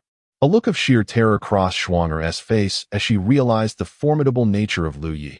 It seemed as though there was nothing she could hide from him. After a prolonged silence, she stammered, Third young master, if I tell you, will you spare my life? Speak. Lu Yi responded with a calm nod. As long as your words ring true, I shall consider sparing your life, given your years of service. Thank you, third young master. Shuang's face lit up with relief, and she hurriedly divulged everything. Madam said that upon your return, there has been a considerable change in you, and she fears you may become a significant threat to her. She instructed me to return to your side and report your every move to her. As for other matters, I truly know nothing. Shuang adopted a pitiful expression, gazing at Lu Yi with pleading eyes. Third young master, I've told you all that I know. You promised to spare my life. Lu Yi smiled gently. Rest assured, I am a man of my word. Just as a look of profound relief washed over Shuang's face, Lu Yi suddenly reached out again, seizing her throat and applying pressure with brutal force. The beautiful maiden, like a delicate flower, had her neck snapped in an instant. My apologies, I deceived you. A cruel smile curled at the corners of Lu Ye's lips. To betray once is already a capital offense. To attempt it again? Do you truly think me so easily manipulated? In the study, Lu Shanhe was already awaiting Lu Ye's arrival. Upon seeing Lu Yi enter, Lu Shanhe directly broached the subject, inquiring, have you eliminated that young girl who was once by your side? Before Liu could respond, Lu Shanhe continued, "She should have met her demise a year ago. Your delayed action indicates that your time spent in the mines has not been in vain." Despite Lu Shanhe's prolonged seclusion, having entrusted most family matters to the Grand Elder and Lady Wang, his succinct remarks revealed that he remained acutely aware of the affairs within the family. Liu slightly lowered his head, adopting the demeanor of a dutiful child ready to receive guidance. Lu Shanhe continued, "A year ago, I cast you out of our home, sending you to the mines for a year. Do you harbor resentment towards me?" "I dare not," Lu Yi replied, his gaze still cast downwards. There was no question of daring or not daring. Lu Shanhe waved his hand dismissively. "What I want is for you to understand that even though you are my son, I would not hesitate to abandon a worthless child. Opportunities are reserved for those who can seize them." His gaze fixed intently on Lu Yi. A faint smile finally graced his lips. "You have become worthy of an opportunity. Initially, our family had decided to convene a meeting tomorrow to discuss the heir to the family leadership, and notifying you to return was merely a formality. However, I have now decided to postpone the meeting. Among the 3 markets of the family, I shall grant you one. If you manage it well, you shall no longer be a mere observer in our next family meeting." Upon hearing this, Lu Yi did not display any signs of excitement, but rather remarked coolly, "It seems that Lady Wang has always managed the market, and her subordinates are all loyal to her." Lu Shanhe appeared to grasp the implication behind Lu Ye's words, his smile widening. "I have stated that, from this moment on, it will be under your purview." Yet, Lu Yi comprehended the meaning behind Lu Shanhe's words, a faint smile flickering in his eyes. Only upon departing from Lu Shanhe's study did Lu Yi finally exhale a sigh of relief. In the presence of Lu Shanhe, he felt an inexplicable weight pressing down upon him, as if an invisible mountain rested upon his shoulders. This sensation was not merely due to Lu Shanhe's innate mastery of the inner strength realm. Deep within, Lu Yi sensed that the imposing aura Lu Shanhe had just displayed could not possibly belong to the mere head of a remote county. Through a series of performances, Lu Yi has finally been formally integrated into the core of the family. The 3 markets in the county town have always been the economic lifeline of the Lu family, and Lu Shanhe's decision to entrust one of them to Lu Yi signifies that he truly values him. However, many are displeased with Lu Ye's assumption of control over a Lu family market. Upon receiving the news, Lu Ming was furious and immediately sought out his mother, Madame Wang. "Mother, that little bastard killed Uncle Fu and not only faced no punishment, but has now taken over a market," Lu Ming exclaimed, slamming his hand on the table in frustration. "I can't believe father has become so muddled as to hand over the market to that little brat. He doesn't know a thing." "Mind your words, Ming-er." Madame Wang, a woman of extraordinary beauty, adorned in exquisite attire, appeared to be in her 30s despite nearing 40. Her expression was equally grim as she coldly remarked, "Do not worry. I have managed markets for many years, and from the overseers to the servants, everyone there is under my command. He cannot simply take charge. I will ensure he leaves the market in disgrace. He thinks he can aspire to the position of family heir, but as a mere illegitimate child, he is far from deserving. You hail from a well-off merchant family, your father being the wealthiest man in town. At the age of 5, you accompanied your father on a trading expedition, where you tragically met your end at the hands of bandits. Simulation complete. Overall score, 0 points. Simulation points earned, 0 points. Current simulation points, 40 points. You may retain one of the following options. 1. 500 taels of silver. 2. A set of exquisite children's clothing. 3. Life experience of 5 years. Lu Yi gazed silently at the simulation results before him, his face dark as coal. He had never anticipated that after investing 30 simulation points and selecting a rather favorable background, the outcome would be so dismal. Along with the 20 points spent to activate the simulator, he had squandered a total of 50 points. This marked the first time since acquiring the simulator that he had suffered a loss. A grave thought suddenly struck Lu Yi. If he were to become an unfortunate player and continue to incur losses in subsequent simulations, what would he do once his simulation points ran out? Logically, a rigorous simulator should not have such a significant flaw. There must be some method to replenish simulation points from the external world, but Lu Yi had yet to discover it. Determined, Lu Yi resolved to be cautious in his investments until he could ascertain how to supplement simulation points externally. He needed to retain enough points for the next simulation and avoid a reckless all-in bet that could lead to financial ruin. As a new day dawned, after concluding the simulation, Lu Yi departed from the Lu family mansion and headed towards the Lu family market he was set to oversee. In Guangling County, the Lu family possessed 3 markets, 2 situated in the north of the town and 1 in the east. These three markets can be regarded as the economic lifeline of the Liu family, and it would not be an exaggeration to describe them as a source of daily riches. What Liu Yi is about to take over is the marketplace of the Liu family located in the eastern part of the city. Unlike the northern district, which is entirely dominated by the Liu family, with the entire street belonging to them, the eastern area is a veritable melting pot of various influences. Although Madame Wang, under the pressure exerted by Liu Shanhe, had no choice but to relinquish one of the three marketplaces. Her decision to entrust the eastern marketplace to Liu Yi appears to be laced with ulterior motives. Adjacent to the Liu family's marketplace in the east are the marketplaces of two other prominent families in the city, indicating that this is evidently a place fraught with instability. As Liu Yi arrived at the eastern market of the city, the sight before him filled his eyes with a chilling glint and stirred a surge of murderous intent within his heart. Numerous servants, under the direction of the overseer, were busily transporting goods out of the eastern market. Yet, not a single soul came forth to welcome him, the newly appointed young master. Who ordered you to move the goods? Liu Ye's expression was as cold as water. The market's two most crucial aspects were capital and inventory. The Liu family's three markets had always been managed by Madame Wang, so there was no need to ponder the financial aspect. Now, with the inventory being emptied, what was left for him to manage?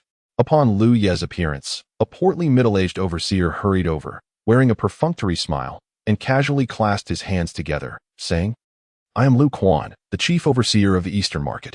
It is an honor to meet the young master. I ask again, who ordered you to move the goods?" Liu Ye's gaze turned icy as he spoke again. "Do you not know that the family has entrusted the management of the eastern market to me, without my consent? Who allowed you to transport the goods from the eastern market?" Liu Quan felt a shiver run down his spine under Liu Ye's intense gaze, but recalling Madame Wang's instructions, he mustered the courage to respond. In response to the young master, there are three prominent families competing in the eastern market, constantly undercutting each other, resulting in the goods here never fetching a high price. Therefore, surplus inventory has always been transferred to the two markets in the northern district. Perhaps the young master is unaware, but this has been our practice. Since you arrived a bit late today, I took the liberty of moving the accumulated inventory to avoid delaying business. Taking liberties? Liu Yi let out a cold laugh. What audacity! Before anyone could react, Liu Yi struck without warning, delivering a powerful punch to Liu Quan's abdomen, causing him to cough up blood and collapse to the ground, clutching his stomach. This was not the end. Liu Ye's expression remained impassive as he followed up with a kick directly to Liu Quan's chest. The sound of breaking bones echoed as Liu Ye's kick shattered several of Liu Quan's ribs, sending him flying through the air. When they looked back, Liu Quan lay lifeless on the ground, his breath extinguished. The servants who had been transporting goods froze in terror, trembling in fear. Other overseers stood with mouths agape, their faces painted with shock. No one had anticipated that Liu Yi would suddenly unleash his fury, taking the life of the esteemed chief overseer of the market with a single kick. The individuals in the eastern market had previously operated under Madame Wang's command, merely performing tasks for pay. Only Liu Quan could be considered a trusted confidant of hers, while the others lacked even the qualification to catch her eye. With Liu Quan's death, chaos ensued. Even the plan to empty the eastern market, which Liu Quan had set in motion, came to an abrupt halt. Gazing at Liu Quan's still warm body, none dared to continue. This was the fate of those who acted without authorization. Liu surveyed the crowd, and those who met his gaze promptly lowered their heads, unwilling to make eye contact. He continued, "From this day forth, I shall take charge of the East City Market. All of you must adhere to my regulations. Those who defy them will meet the same fate as Liu Quan. If any of you wish to leave, you are free to do so. I, Liu Yi, will not hinder your departure. However, should anyone choose to remain yet conspire against me, they shall find me unforgiving." Effective immediately, all goods sold in the East City Market will yield a commission of 1% for the sales staff and 2% for the supervisors. As he spoke, Liu Yi produced 500 taels of silver notes. This sum shall serve as a token of goodwill. Those who earnestly serve me shall find their efforts duly rewarded. Now, those wishing to depart may do so at once. Liu Yi glanced around once more, and those who chose to stay stepped forward to claim their share of the silver. Ultimately, everyone remained in place, none opting to leave. Observing this, a smile crept across Liu Ye's face. Initially, he had established his authority through intimidation, and subsequently garnered loyalty with monetary incentives, an approach that would undoubtedly surprise Madame Wang, who had sought to undermine him, as well as Liu Shanhe, who had begun to view Liu Yi in a new light. In just a single morning, Lu Yi had effectively begun to seize control of the East City market. Although Lu Quan had been positioned as a thorn by Madame Wang, he had indeed made a valid observation about the market. The incessant competition among the three prominent families had led to persistent price suppression, causing the East City market to consistently underperform in revenue compared to Lu's other two markets. To successfully manage the East City market, it was imperative to dismantle the price war among these families. While brute force may be the unchanging truth of this world, it was evident that mere strength would not suffice to thrive in the East City market. Tap, tap. Lu Ye's fingers lightly drummed on the table as he pondered. Before instructing a junior supervisor, find out the whereabouts of Shui Yong. Meanwhile, Shui Yong's recent days had been quite dismal. Ever since Lu Yu had given him a severe reprimand, he had refrained from showing his face in the city, fearful of crossing paths with that harbinger of doom. He could not fathom how a person could transform so drastically within a mere year. They had once agreed to revel in their debauchery together. How had Lu Yi suddenly become so formidable? Resolute in his decision, Shui Yong vowed never to provoke that detestable individual again. Even within the county, he would ensure to steer clear of him. I may not be able to confront you, but can I not evade you? Shui Yong took a sip of wine. Feeling quite despondent, he had resolved to hide in this tavern for a few days, waiting for the tempest to pass. However, life often unfolds contrary to one's desires. The more one fears something, the more it tends to manifest. When Shui Yong beheld Lu Yi, who appeared before him with a beaming smile, his jaw nearly dropped in disbelief. His feelings towards Lu Yi were certainly filled with animosity, yet he lacked the courage to seek vengeance. After all, he was merely a pampered scion, easily intimidated by the powerful. Otherwise, he would not have resorted to hiding in this tavern, drowning his sorrows in drink. Upon noticing Lu Ye's arrival, Shui Yong abruptly rose to his feet, his expression shifting from fury to resignation, forcing a smile that was more grotesque than tears. What brings you here? To relish my misfortune, or to kick me while I'm down? Lu Yi, however, sat down directly opposite him with an air of authority, gesturing toward the chair as though he were the host. Sit. Shui Xiao, we share a long history. There is no need to act like enemies, Li said casually, pouring himself a glass of wine. I'm here to assist you. Assist me? Shui Yong expressed skepticism. Your circumstances at the Lu family are likely worse than mine. How could you possibly help me? That's old news, Li replied with a gentle smile. I now oversee the East City market of the Lu family. What? You've only just returned. How can that be? Shui Yong's astonishment was palpable. Though he was a frivolous youth, he understood the significance of the market. Among the three markets controlled by the Lu family, the East City market, despite being the least profitable, symbolized the family's standing. Shui Yong realized that such information, easily verifiable, could not be a deception by Lu Yi, and his demeanor grew solemn. What can you offer me? Elevating your cultivation, enhancing your family's status, or even commanding the entire Shui family? None of these are impossible if Shui Xiao chooses to collaborate with me, Li replied with a soft smile. In the past, had Lu Yu uttered such words, Shui Yong would have dismissed them entirely. Yet now, with tangible evidence before him, disbelief was no longer an option. Nonetheless, Shui Yong hesitated to acquiesce, feeling both fear and trepidation towards Lu Yi, sensing that an alliance with him would be akin to making a pact with a tiger. I once sought only to be a stable, wealthy heir within the Lu family. When I went to the mines, I merely wished to survive. Now, I find myself wanting to inherit the entirety of the Lu family. Lu Yi seemed to perceive Shui Yong's inner turmoil and did not press him further. His fingers lightly tapped the table, the sound resonating like a devil's temptation in Shui Yong's ears. Is Shui Xiao truly content to live such a life? Or shall you wait decades for one of your brothers to ascend, only to be treated like a mere pet? Tap, tap, tap. The rhythm of Lu Yu's fingers grew increasingly urgent, each strike echoing in Shui Yong's heart. A life is but a pursuit of two things, power and greater power. If Shui Xiao lacks ambition, perhaps it would be better to become a monk. Shui Yong's breath grew increasingly rapid, and his eyes gradually turned to vivid crimson. Suddenly raising his hand, he gulped down a generous swig of liquor and gasped out two words. Tell me.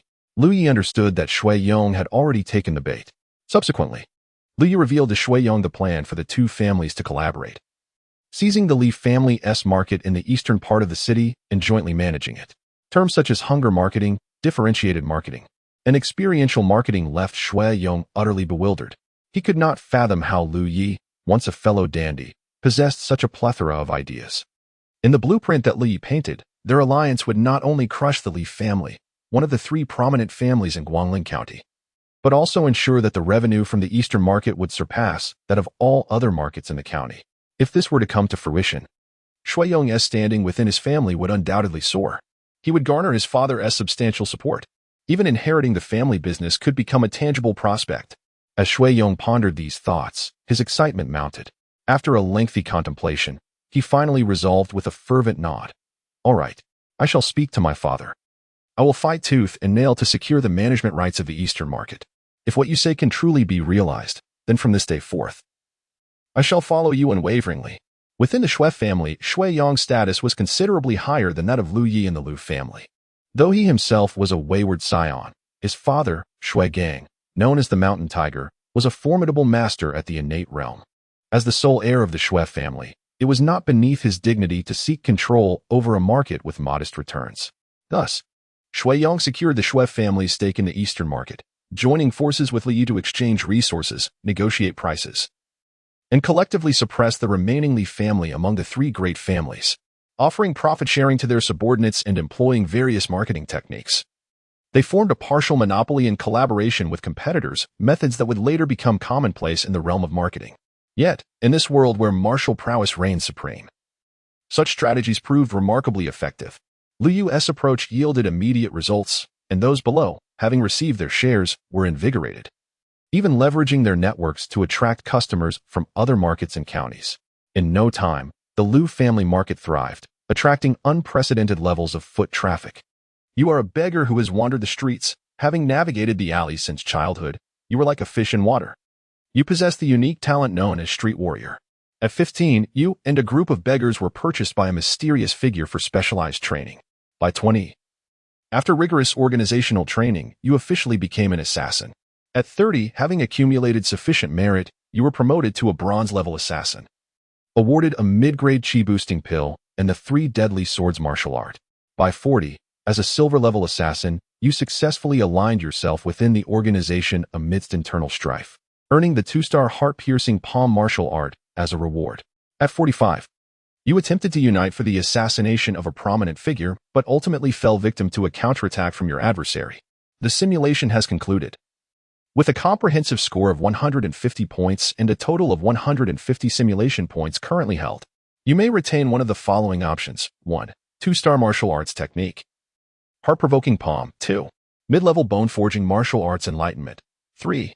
Life experience gleaned from the age of 45.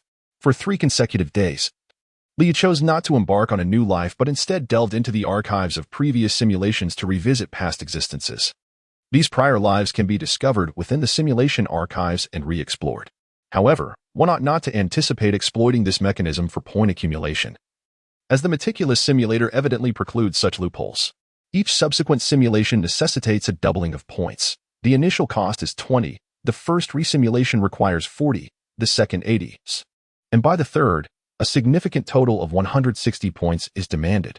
Moreover, regardless of the choices made, every individual's achievements are constrained by a certain limit.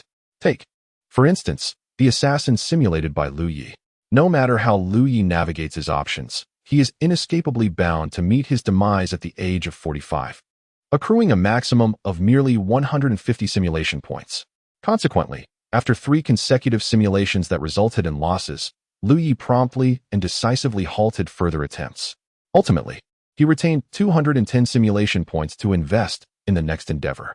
Throughout the 3 selections, Lu Yi opted for the 2-star martial arts technique, the heart-encouraging palm, the life experience of the assassin at 45, and the mid-stage martial arts enlightenment in bone tempering. It can be said that he extracted every ounce of residual value from this assassin.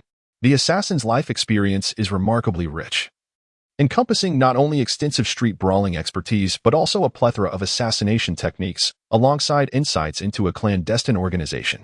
King Longui? Lu Yi assimilated the entirety of the assassin's life experiences and gleaned the name of that organization from his memories, narrowing his eyes slightly, with a glimmer of intelligence flickering within. He pondered whether this was mere coincidence, or if the King Longui from the assassin's recollections bore a striking resemblance to a formidable organization in the real world. Not only did the names align, but the organizational structure seemed to mirror one another as well. According to Lu Ye's understanding of the King Longui, it is an extensive and enigmatic assassin organization, boasting 365 branches, corresponding to the 365 days of the year. Its presence can be traced almost anywhere, yet very few are privy to the precise locations of each branch. Within the assassin's recollections, not only are the precise locations of several factions vividly etched, but even the coded signals for communication and the attire of the organization's members are distinctly clear and traceable. Previously, Lu Yi had discerned that the life simulated by the Infinite Life Simulator was not merely a fabrication conjured from thin air. Now, this realization is further solidified. In addition to the assassin's wealth of life experiences, there is also the profound martial prowess acquired during the mid-stages of bone tempering. With a thunderous crackle, a surge of energy floods into Lu Yu's body, causing his bones to emit sounds reminiscent of distant thunderclaps. The bone tempering realm is a stage where a warrior's entire skeletal structure is refined to possess the resilience of steel, representing the final phase of the postnatal realms. Upon achieving the bone tempering realm, a warrior's bones can withstand ordinary blades, rendering the individual akin to a human weapon. The next advancement leads to the innate stage. Within Guangling County, innate masters are exceedingly rare, with the 3 prominent families possessing a mere 6 innate warriors in total. Practitioners at the bone forging realm can be regarded as the elite combatants of Guangling County. Lu Yi casually picked up an iron sword and, with his other hand, forcefully struck his arm. A sharp crack resonated as the iron sword shattered, leaving only a pale imprint on his arm. Remarkably, this relatively sturdy iron sword failed to pierce his skin. It is evident that practitioners at the bone forging realm possess immense strength, unless wielding a weapon of significant grade. Ordinary arms require no substantial defense at all. A faint smile of satisfaction graced Lu Yi's face. With the assistance of the simulator, his cultivation progress has been nothing short of miraculous. Lu Bei, the eldest of the Lu family, has just crossed his 30th year and remains at the early stage of bone forging. In contrast, Lu Yi has reached the mid-stage of bone forging in just 3 days. Such a rate of advancement, if known, would surely leave all in astonishment. Third young master! Third young master! At that moment, a market supervisor rushed in, his face etched with urgency. It's bad. The Li family is causing trouble, and they have already injured many of our people. You must come and see. Oh, has the Li family finally made their move? Li felt no surprise at this news. Although merely 3 days had passed, he had employed marketing strategies unheard of in this world, coupled with a partnership with the Shui family, resulting in a flourishing market bustling with activity and commerce. The market of the Li family has become desolate, with even a single transaction being a rarity within a day. Under such circumstances, it was only a matter of time before the Li family sought trouble. Moreover, although Madame Wang reluctantly ceded control of the market to Lu Shana's pressure, she failed to retain any skilled practitioners to uphold its reputation. While her own subordinates lacked expertise, Shui Yong's followers were indeed quite capable. Is Shui Yong not present? Lu Yi inquired nonchalantly. The steward hesitated, seemingly at a loss for words, before finally gritting his teeth and saying, "It is rumored that the young master of the Shui family has been invited for tea by the second young master. Once again, it is those two." A glint of murderous intent flashed in Lu Ye's eyes. To conspire against me, they would even resort to colluding with outsiders to undermine the family's interests. They are courting death. Do they truly believe that the tiger will not roar, mistaking me for a mere invalid? However, there is no need to rush in dealing with Lu Ming and his mother. Although Lu Yi has traversed through time and possesses no emotional ties to the Lu family, bearing the notorious title of a brother who engages in slaughter will likely result in scorn wherever he goes. If he is to confront Lu Ming, it cannot be at his own hands. The immediate priority is to first resolve matters with the Li family. The Li family of Guangling has been rooted in Guangling County for several centuries, their heritage surpassing that of the other 2 prominent families in the city. Indeed, 30 years ago, there were no 3 great families in Guangling County, only the Li family. However, 30 years prior, a fierce battle erupted between Mingjian Villa, one of the 5 great sword sects, and the 5 poison sect from the left path. The Li family, which had always followed Mingjian Villa's lead, also dispatched their family's experts to participate. This brutal conflict lasted for an entire month, culminating in a Pyrrhic victory for Mingjian Villa, while the 5 poison sect retreated into the southern mountains, never to be heard from again. The Li family, however, paid a heavy toll of the experts they sent. Only one returned, while the rest perished in battle. Consequently, the Shui and Lu families rose to prominence, while the Li family could not stem the tide. To this day, the Li family possesses only one congenital expert, an elder who participated in that catastrophic battle and is now quite aged. Their strength ranks as the weakest among the three great families.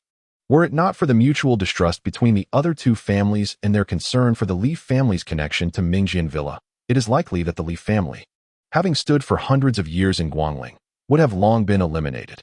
The Li family's current influence has significantly diminished.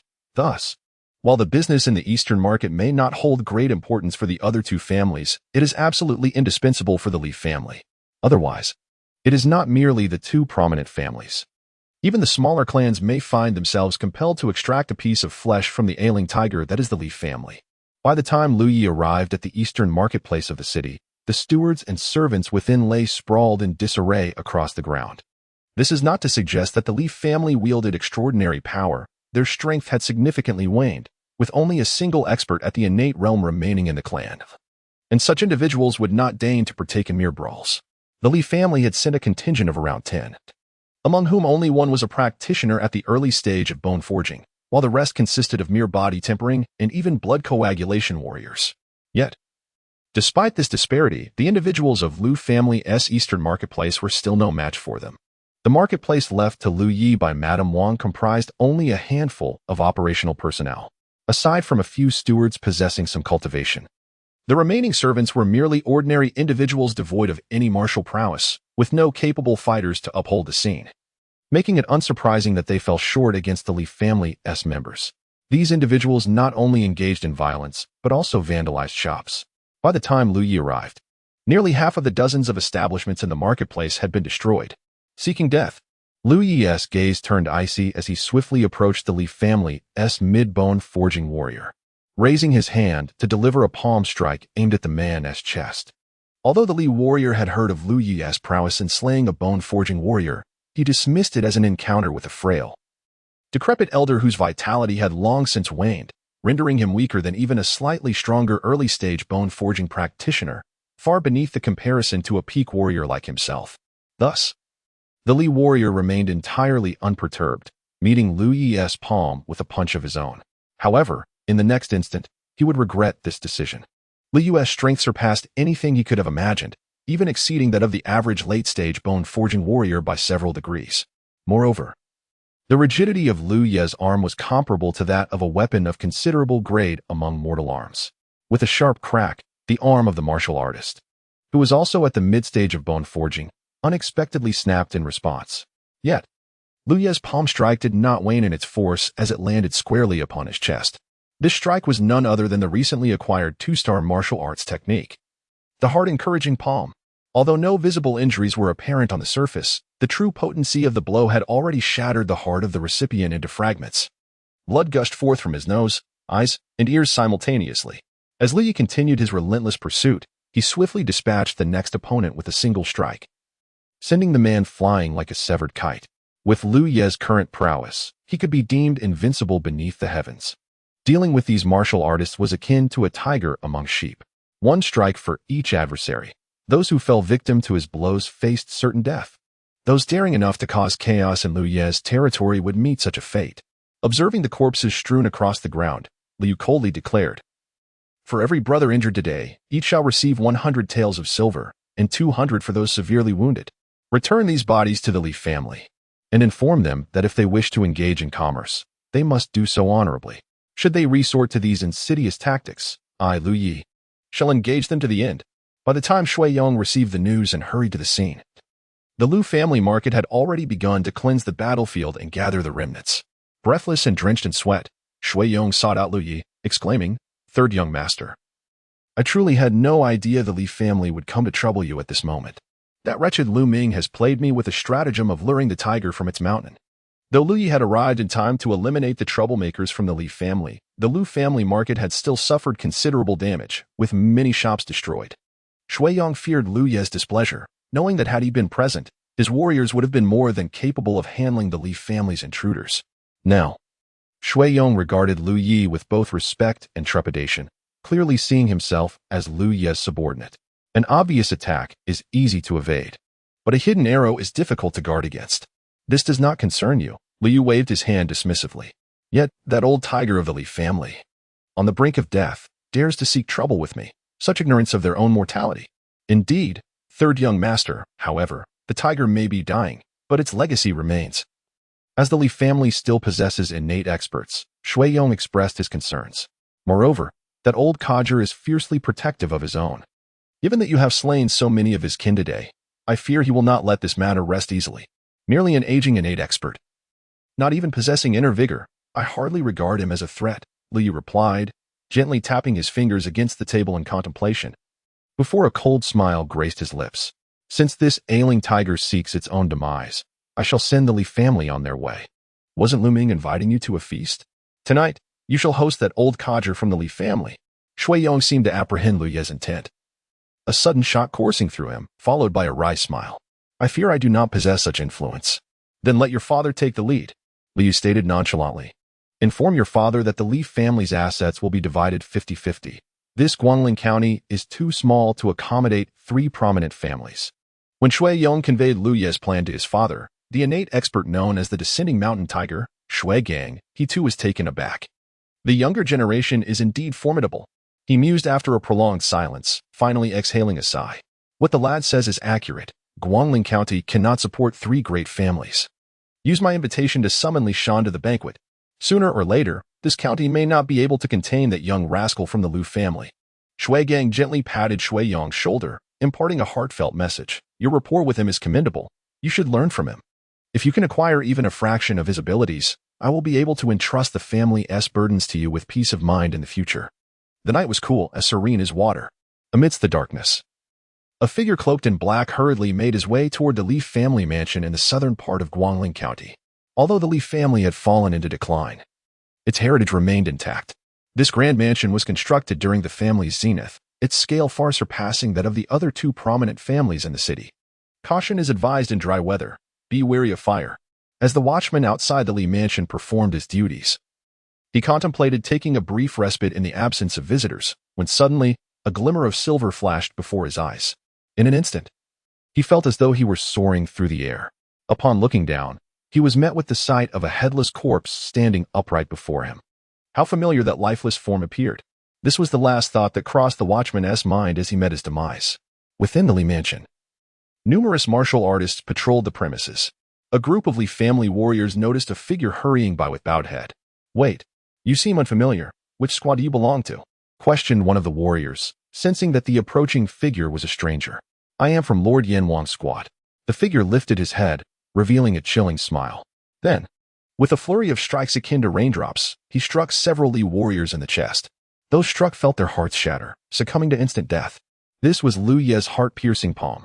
With Lu Ye's current prowess, and the only innate realm warrior of the Li family lured away, he was akin to a ferocious tiger amidst a flock of sheep. No one within the Li mansion stood a chance against him. Moreover, he had absorbed the life experiences of the King Longwei assassin, mastering various infiltration and assassination techniques. Many Li warriors did not even have time to react before meeting their end. In the deepest recesses of the Li mansion, 3 middle-aged warriors at the bone refinement stage were gathered in discussion. The Li family had not produced an innate realm warrior in many years. Aside from an ancestor who had survived the battle against the Mingjian villa in the Wadujio, bone refinement warriors represented the pinnacle of the Li family's martial strength. The 4th son was slain by that Lu brat. We cannot let this matter rest. One of them declared vehemently. Now that the Shui family and Lu family are in cahoots, one cannot help but wonder what the Shui family's true intentions are in inviting our clan elder to a feast tonight. Humph. How dare a mere junior bully the Li family? In the past, what was the Lu family even worth? We cannot let this transgression go unpunished. Otherwise, we risk losing all respect. Just as the 3 Li brothers were deep in their deliberations, a light chuckle rang out from outside. I fear you may not have that opportunity. Suddenly, the grand door swung open, revealing a figure cloaked in black standing just outside. Who are you? The eldest of the Li family, rising abruptly, fixed his gaze on the intruder, a sense of foreboding swelling within him. How did you gain entry? What are the guards outside doing? Lu Yi. The figure outside smiled gently, responding, Did you not wish to confront me? Hence, I have arrived. As for your Li family members, Li gestured towards the outside. They are strewn across the ground. You may search for them at your leisure. At this juncture, even the dimmest of minds would comprehend the implication of Lu Yu's words regarding the strewn bodies. Thief. How audacious. The second brother of the Li family erupted in fury, bellowing, You dare to come here? Do you truly believe my family is without defenders? Why waste words with him? The third brother unsheathed his weapon with resolve, declaring, "Since you have the audacity to invade my family, you shall remain here." Though the Li family had not produced a new innate master in many years, their ancestral heritage remained intact. As a prestigious clan within Guangling County, the Li family's depth of resources was unmatched by the other two families. They had even acquired a mysterious level sword technique from the Mingjian villa, ensuring that despite the absence of new adept warriors, the combat prowess of the Li family martial artists surpassed that of the other two families within the realm of bone tempering. The three brothers of the Li family comprised one in the late stage of bone tempering and two in the mid-stage. Since their adversary had not yet reached the innate level, they resolved that he would not depart this day. All three wielded long swords, as the Li family's most formidable skill was the aforementioned mysterious sword technique obtained from Mingjian villa. The fourth brother, who had been slain by Lu Yi with a single strike, had perished due to his overconfidence, failing to even draw his sword in time. The sword technique acquired from Mingjian villa was known as the drizzle sword technique, characterized by flowing movements akin to a gentle rain. When executed, the long swords in their hands seemed to weave a net of blades, full of unpredictable transformations. Yet, Lu Ye's swordsmanship consists of merely 3 strikes, a downward slash, a horizontal cut, and an upward flick. When unleashed, it embodies 3 qualities: swift, precise, and ruthless. Extravagant techniques are futile, abandoning the essence for the trivial. Observing the Li family's 3 brothers executing their profound martial arts, a scornful smile crept upon Lu Ye's lips. "Meet your demise." With a deft motion, Lu Ye's sword deflected the third brother's long sword, effortlessly gliding toward his neck. The weapon in Lu Ye's grasp was no ordinary iron sword. It was a finely crafted weapon, specifically procured from the Lu family to contend with the Li family's bone refinement realm warriors. Although it was merely a mid-tier ordinary weapon, Lu Yi would not have been able to acquire it had his reputation and standing within his family not risen significantly. While Lu Ye's lethal 3 strikes bore a mere rating of 1.5 stars, inferior to the 2-star rated profound sword techniques, as Lu Yu aptly pointed out, the Li brothers' swordsmanship was overly elaborate, losing sight of its fundamental purpose. Lu Ye's character, however, resonated perfectly with the swift, precise, and ruthless philosophy of the lethal 3 strikes, amplifying their potency. In this interplay of strengths and weaknesses, the Li brothers' delicate rain sword technique proved less effective than Lu Ye's lethal 3 strikes. A severed head soared into the air, as the eldest brother of the Li family cried out in despair. Third brother, like a maddened tiger, he lunged at Lu Yi. And fueled by this desperate momentum, even the strongest among the Li brothers began to exhibit an ominous surge in power. Upon the eldest brother's long sword, an inexplicable force seemed to manifest, ensnaring Lu Ye's sword with an unyielding grip. In his grief and fury, he cast aside cumbersome techniques, allowing his current swordplay to align more closely with the essence of the delicate rain sword technique. The sword fell like a gentle rain, incessantly binding the enemy, leaving no avenue for escape. Were the eldest brother to survive this day, this experience would undoubtedly serve as a significant boon for his future ascension to the innate realm. Alas, he would not be afforded such an opportunity. For Lu Yu wielded more than just a sword. His true strength lay not in his swordsmanship, but rather in his formidable hands. As his sword became ensnared, Lu Yu struck forth with his other hand, aiming directly for the eldest brother's chest. This palm strike was executed with both swiftness and precision, landing squarely upon the eldest brother's heart. The heart-pushing palm, a single strike that rends the heart asunder. This 2-star ranked martial technique seemed inherently designed to counter bone refinement realm warriors. Though these warriors possess bodies as resilient as steel, should one's heart shatter, no matter how sturdy the bones, death is inevitable. Upon being struck, the eldest brother immediately bled from his 7 orifices. While no visible wounds marred his exterior, his heart lay in ruins. Even a celestial being could hardly reverse such a fate. The eldest brother's body crumpled like a rag doll, startling the last remaining Li brother. The eldest, the strongest of the trio, had been slain by Lu Ye's palm. 2 of the 3 had fallen to a single adversary. How could the last brother hope to continue? At this moment, in the eyes of the second son of the Li family, Li appeared as if he were a deity of death descending upon the mortal realm. When Li cast his gaze upon him, the second son of the Li family was so frightened that he dropped his long sword to the ground with a loud clatter. "Spare my life, spare my life." Trembling with fear, he collapsed to his knees, exclaiming, "I am willing to offer the wealth of the Li family and our ancestral martial arts in exchange for my life." It became evident that when faced with the specter of death, both enmity and familial honor could be cast aside. Alas, Lu Yi, who showed no mercy to even the ordinary members of the Li clan outside, would certainly not spare the core figures of the family. To eradicate the roots of a weed is essential, otherwise it shall sprout anew with the gentle caress of spring. By eliminating you, the treasures of the Li family shall belong to me. Liu Ye's hand gripped the second son of the Li family's neck, twisting it with force. A crisp snap echoed through the air as the man's neck was ruthlessly broken. The Li family, which had stood in Guangling County for hundreds of years, faced near annihilation that day. Yet there remained one, the innate Master Li Shan. A flicker of determination ignited in Liu Ye's eyes. As long as there existed an innate expert within the Li family, it could not be deemed truly eradicated. Moreover, if this innate master were not dealt with, Liu would be perpetually on edge, his own safety compromised. Though Li Shan was now frail and aged, his vitality waning, and his prowess diminished to a point where he could not even rival some novices in the innate realm, he was nonetheless a genuine innate warrior. Li harbored no absolute confidence in confronting him alone. Hence, he orchestrated a diversion, enlisting Shui Yong's assistance to lure Li Shan out of the Li family. Confronted with an innate master and several bone-tempering warriors, even Liu might find himself in dire straits. As the moon ascended to its zenith, having passed the midnight hour, Liu commenced another round of simulations. This time, he invested a total of 150 simulation points to exchange for an initial identity background as a remnant of the demonic path.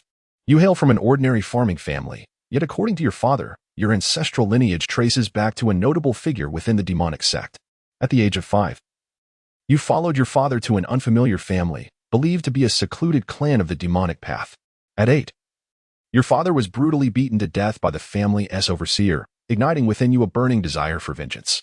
At 12, during the 200th birthday celebration of the clan's ancestor, you received a precious pill as a reward. At the tender age of 15, while your family delved into ancient ruins, you unexpectedly stumbled upon a piece of parchment entrusted with the guardianship of the entrance. By the age of 18, inspired by the parchment obtained from the ruins, you had ingeniously crafted a martial art known as the killing blade of the 2.5 stars. At 20, driven by vengeance for your father, you succumbed to the overwhelming surge of demonic energy, leading to the annihilation of an entire family of dark practitioners. In the throes of madness brought on by this uncontrollable power, you became a frenzied harbinger of death, and after 10 days of relentless slaughter, you ultimately succumbed to exhaustion. Simulation concluded. Comprehensive score, 220 points. Acquired simulation points, 220 points. Current simulation points, 280 points. You may retain one of the following options. 1. Inferior grade spirit pill infused with demonic essence. 2. 2.5-star martial art killing blade. 3. Life experience at the age of 20. The 2.5-star martial art. Liu gazed at the information that materialized before him. His heart alight with excitement. It was well worth the 150 simulation points he had invested. Indeed, this martial art, rated between the profound and earthly levels in the realm of martial disciplines, presents itself as a remarkable achievement. However, examining the trajectory of the simulated individual's life reveals significant peril. At merely 20 years of age, the individual had succumbed to demonic corruption. Thus, the duality of demonic martial arts is laid bare, possessing both advantages and inherent flaws. While these arts offer rapid enhancement and formidable power, they inevitably carry a plethora of lurking dangers. When Li chose the initial identity of remnant of the demonic path, he was already prepared for the challenges that lay ahead. He was about to confront genuinely formidable experts of the innate realm, necessitating the mastery of an extraordinarily powerful martial art. The accompanying side effects were well within Liu Ye's capacity to endure. After all, succumbing to madness was merely a fleeting concern. Having lived 2 lives and acquired invaluable experiences from the simulator, Liu Yi, despite his youthful appearance, possessed a mental fortitude that rivaled those ancient beings over a century old. He harbored no doubt in his ability to control this trivial demonic energy. Without hesitation, Li opted for the 2.5-star martial art, killing goddess blade. Immediately, a frigid force surged into him from the crown of his head. This force was unlike any he had previously encountered.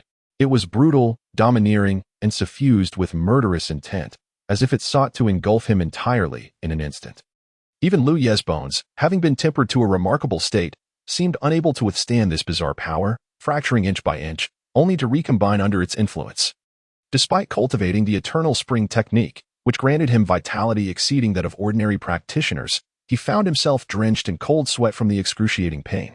Then, Lu Yu discovered that under the refinement of this extraordinary power, his cultivation had, astonishingly, advanced. He transitioned from the mid-stage of bone tempering to the late stage.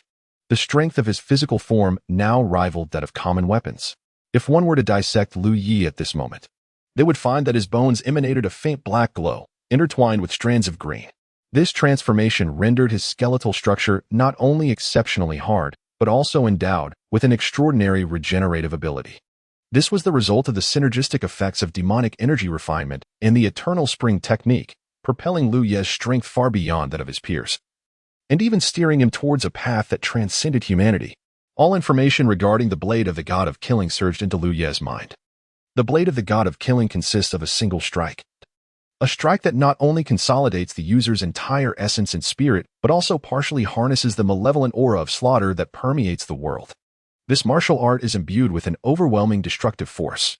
The greater the intent to kill, the more potent the strike becomes. The more lives taken, the mightier the blow. In this realm, no one is beyond the reach of death, and nothing is impervious to ruin. Even the divine must face obliteration. This encapsulates the true essence of the Blade of the God of Killing. It is undoubtedly a genuine earth-level martial art. Upon grasping the terrifying power of the Blade of the God of Killing, Liu could not help but draw a sharp breath. Judging solely by the potency of the martial art, the Blade of the God of Killing undoubtedly qualifies as an earth-level technique. Martial arts of this caliber and above can partially invoke the forces of heaven and earth during execution, thereby amplifying their inherent might. What the Blade of the God of Killing invokes is precisely the intent to kill. However, the side effects of this martial art are exceedingly grave, resulting in its rating on the simulator being merely 2.5 stars, rather than the coveted 3 stars. The stronger the intent to kill, the greater the power. Yet, the more power one wields, the easier it becomes to lose control. This seems to have formed an inescapable vicious cycle. The creator of this martial art perished in a loss of control during its inaugural use, even if one manages to maintain composure temporarily. As the number of lives taken increases and the intent to kill intensifies, the fate of madness and death becomes inevitable. This is the Blade of Doom, a weapon that slays both others and oneself. Even for Lu Yi, utilizing it demands utmost caution. Indiscriminate use could inevitably lead to a descent into madness. In the western part of the city, at the Shui family's grand residence, the only innate expert from the Li family was a guest at the Shui household. Yet, a vague sense of unease lingered within him. Shui Gang engaged in idle chatter with Li Shandong at the banquet, deliberately avoiding any mention of significant matters. The agitation and anxiety within Li's heart intensified, compelling him to contemplate rising and departing. At that moment, 3 servants from the Shui family rushed in, each carrying a box.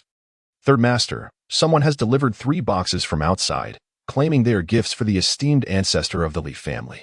Shui Gang's brow twitched, as if he had already surmised the contents of the boxes. However, he remained silent, merely casting a glance at Li Shan. Lurking in the shadows. Could it be that they harbor something unspeakable? Li Shan coldly snorted, "Open them. I wish to see what lies within." As the boxes were unveiled, Li Shan could no longer maintain his composure. He sprang to his feet, his face turning an ashen hue, his hands trembling slightly. Inside the 3 boxes lay the severed heads of 3 individuals, eldest, second, and third. Li Shan let out a wretched cry, spewing forth blood as he turned to glare furiously at Shui Gang, his eyes ablaze with rage. "Shui, you have deliberately lured me here. If I am not mistaken, it was the Lu family who orchestrated this, wasn't it? I have long suspected that your 2 families conspired against my Li family. Seniorly, out of respect for your age, I address you as such. Do not hurl baseless accusations," Shui Gang replied, his expression unchanged, speaking with a calm demeanor. "Today, I merely invited you for a simple meal. As for other matters, I am entirely unaware." Indeed, Shui Gang had merely arranged to divert Li Shan's attention in collusion with Lu Yi. He had no desire to be entangled in further affairs. Although the Li family had fallen into decline, they still had the backing of the Ming Sword Villa, one of the 5 great sword sections. Who could predict whether the Ming Sword Villa would come to the aid of the Li family, recalling the bonds of the past? Otherwise, had the Li family not been eradicated by the other 2 great families long ago? Very well. I shall remember this. Li Shan glared fiercely at Shui Gang, gritting his teeth. "In the future, I will settle the score with your Shui family." Shui Gang remained unyielding, and Li Shan, without further ado, left the Shui residence in haste, making his way towards the southern outskirts of the city. Though he had already suspected that even his 3 most skilled nephews had met a tragic end, and that the other clan members likely faced dire fates. The sight of the Li family estate engulfed in flames still caused his heart to seize in anguish. Upon encountering Lu Yi, who sat serenely before the flames, Li Shan's fury erupted uncontrollably. "You wretched creature, I shall slay you," Li Shan bellowed, as the sword in his grasp shimmered with a faint glow. In the realm of innate mastery, true energy transforms into an ocean. Only upon reaching this innate level can a martial artist give birth to a wondrous power known as true energy. Unlike the acquired realm warriors who rely solely on their physical forms, innate realm warriors wield a far more formidable and terrifying true energy, endowed with various astonishing powers. At this moment, propelled by an overwhelming surge of hatred, the once feeble Li Shan unexpectedly unleashed a force reminiscent of his prime vitality. This was a power only attainable through the burning of one's life essence. Li Shan, already in the twilight of his years and weakened in spirit, was now forcibly channeling energy comparable to his peak. Such an exertion would not only exacerbate his frailty, but also significantly shorten his lifespan. Yet, in that moment, Li Shan was beyond caring. He was determined to personally slay the youth who threatened the very foundation of the Li clan. This was also the first time Li faced a practitioner at the innate level. His grip on the sword trembled slightly, not from anxiety or fear, but from a deep-seated exhilaration that surged from within. Even Lu Yi himself was puzzled by the source of this thrilling emotion. Slowly, he raised his head, locking eyes with Li Shan. In his gaze, there was no trace of vitality. His deep-set eyes flickered with an ominous darkness, as if they connected to the abyss of hell itself, sending chills down one's spine. A beam of sword light ignited, entwined with tendrils of black energy. The blade of the god of death. Although Lu Yi wielded a sword, it did not hinder him from employing it as a blade, executing the terrifying and uncanny technique known as the blade of the god of death. Amidst the hazy black light, an aura of boundless slaughter and desolation emanated. A wave of despair unexpectedly blossomed within Li Shan's heart. With the sword as his blade, Li struck downwards. This sword seemed to sever the very fabric of time and space. The blade of the god of death, capable of cleaving through deities and demons alike. This strike not only severed Li Shan's true energy, but also shattered the sword in his grasp, inflicting a gaping wound across his chest that cleaved through his torso. Li Shan, horrified, looked down to behold a massive gash, stretching from his shoulder to the root of his thigh, nearly bisecting him. Was this true energy? No. It was the power of heaven and earth. Li Shan's face turned crimson, as if experiencing a momentary revival, and with his final breath, he stammered, This is the demon blade. Such techniques should not exist in this world. Such techniques should not exist." With a final, resounding cry filled with boundless regret and terror at that strike, Li Shan's body fell lifelessly to the ground. Possessing keen eyesight, Li Shan discerned that although Lu Yi wielded a sword, he recognized it instantly as a technique of blade mastery. Moreover, his words held truth. This blade was a cursed weapon that ought never to have graced this world. Crack, crack, as Li Shan's body collapsed. The long sword in Lu Yi's hand shattered into countless fragments, cascading down from his grasp. This esteemed weapon, which had once been a paragon of craftsmanship, succumbed to the malevolent aura, fracturing piece by piece after merely one strike. Moreover, the influence of the demonic aura extended beyond the long sword to envelop Lu Yi himself. The dark light in his eyes did not dissipate with the conclusion of the battle. Instead, it lingered, rendering him reminiscent of a hellish demon, exuding an aura of terror. A potent desire for slaughter surged within Lu Yi, nearly overwhelming him with an uncontrollable urge to continue the carnage. This was the inherent side effect of the god of killing technique. Once the act of killing commenced, an inexorable bloodlust would ensnare the user. The more one kills, the greater the power becomes.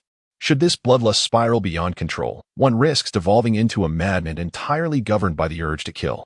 The creator of this martial art had succumbed to madness upon executing it for the first time. Humph, a mere bloodlust seeks to dominate me? Li scoffed, inhaling deeply as the authentic Taoist essence of the Changchun technique radiated from him, harmonized with his centuries' worth of life experience, swiftly suppressing the overwhelming urge. The dark light in his eyes gradually faded. Throughout the ordeal, he remained unperturbed by the bloodlust. By the following morning, the residents of Guangling County were startled to discover that the Li family mansion in the southern part of the town had been reduced to ruins. This was a matter of great significance. The Li family had been entrenched in Guangling County for centuries. Over the years, whether it was the Lu family or the Shui family, any clan that rose or fell did so while the Li family remained steadfast as a mountain. The people of Guangling County had grown accustomed to the presence of the Li family since their ancestors' time. The sudden obliteration of such a formidable clan overnight sent shockwaves through the town. From the streets to the alleyways, from the elderly to the youth. Nearly everyone engaged in fervent discussions regarding the downfall of the Li family. Have you heard? The Li family was raided by a band of marauders yesterday. Allegedly the work of the formidable Yushan bandits from the northern regions of Donghai County. What nonsense! While the Yushan bandits are indeed powerful, reaching Guangling County is no simple feat. Besides, the other two great families are unscathed. Why would the bandits target only the Li family? I've heard it was the remnants of the Wudu sect seeking vengeance for the Li family's aid to Mingjin Manor years ago. You all are misinformed. I've heard that the Li family was eradicated by a coalition of the other two great families. As the tales circulated throughout the town, they grew increasingly outlandish. Claims of the Li family having offended the nobility of Beiki or having incurred the wrath of the two great Taoist sects emerged, with every imaginable explanation surfacing. Yet for some, the truth behind the Li family's demise was no mystery. The other two great families in the city were well aware that Lu Yi was the architect of the Li family's downfall, though few knew the specifics. The name Lu Yi was etched into the memory of every resident. Some individuals, however, are engulfed in profound fear. Take for instance the second young master of the Lu family, Lu Ming. Upon learning that Lu Yi had annihilated the Li family, he hastily sought out his mother. Madam Wang. Mother, have you heard? The Li family was obliterated overnight by that little wretch Lu Yu. Lu Ming exclaimed, beads of sweat forming on his brow. I cannot fathom what means that brat employed. Even the old Li patriarch has perished. Calm yourself. What can that boy possibly achieve? Madam Wang maintained her regal composure, letting out a cold snort. We should have taken his life back then, rather than merely banishing him to the mines. Who would have thought a useless fish could turn the tide?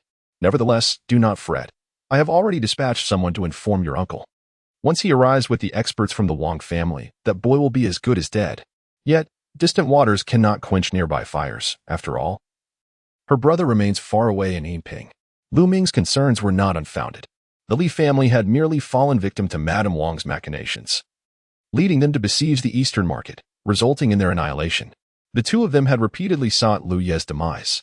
Now that Lu Yi possesses sufficient strength to deal with the Li family, it is likely that they would be next. Although Madame Wang doubted Lu Ye's audacity, she prudently nodded in agreement.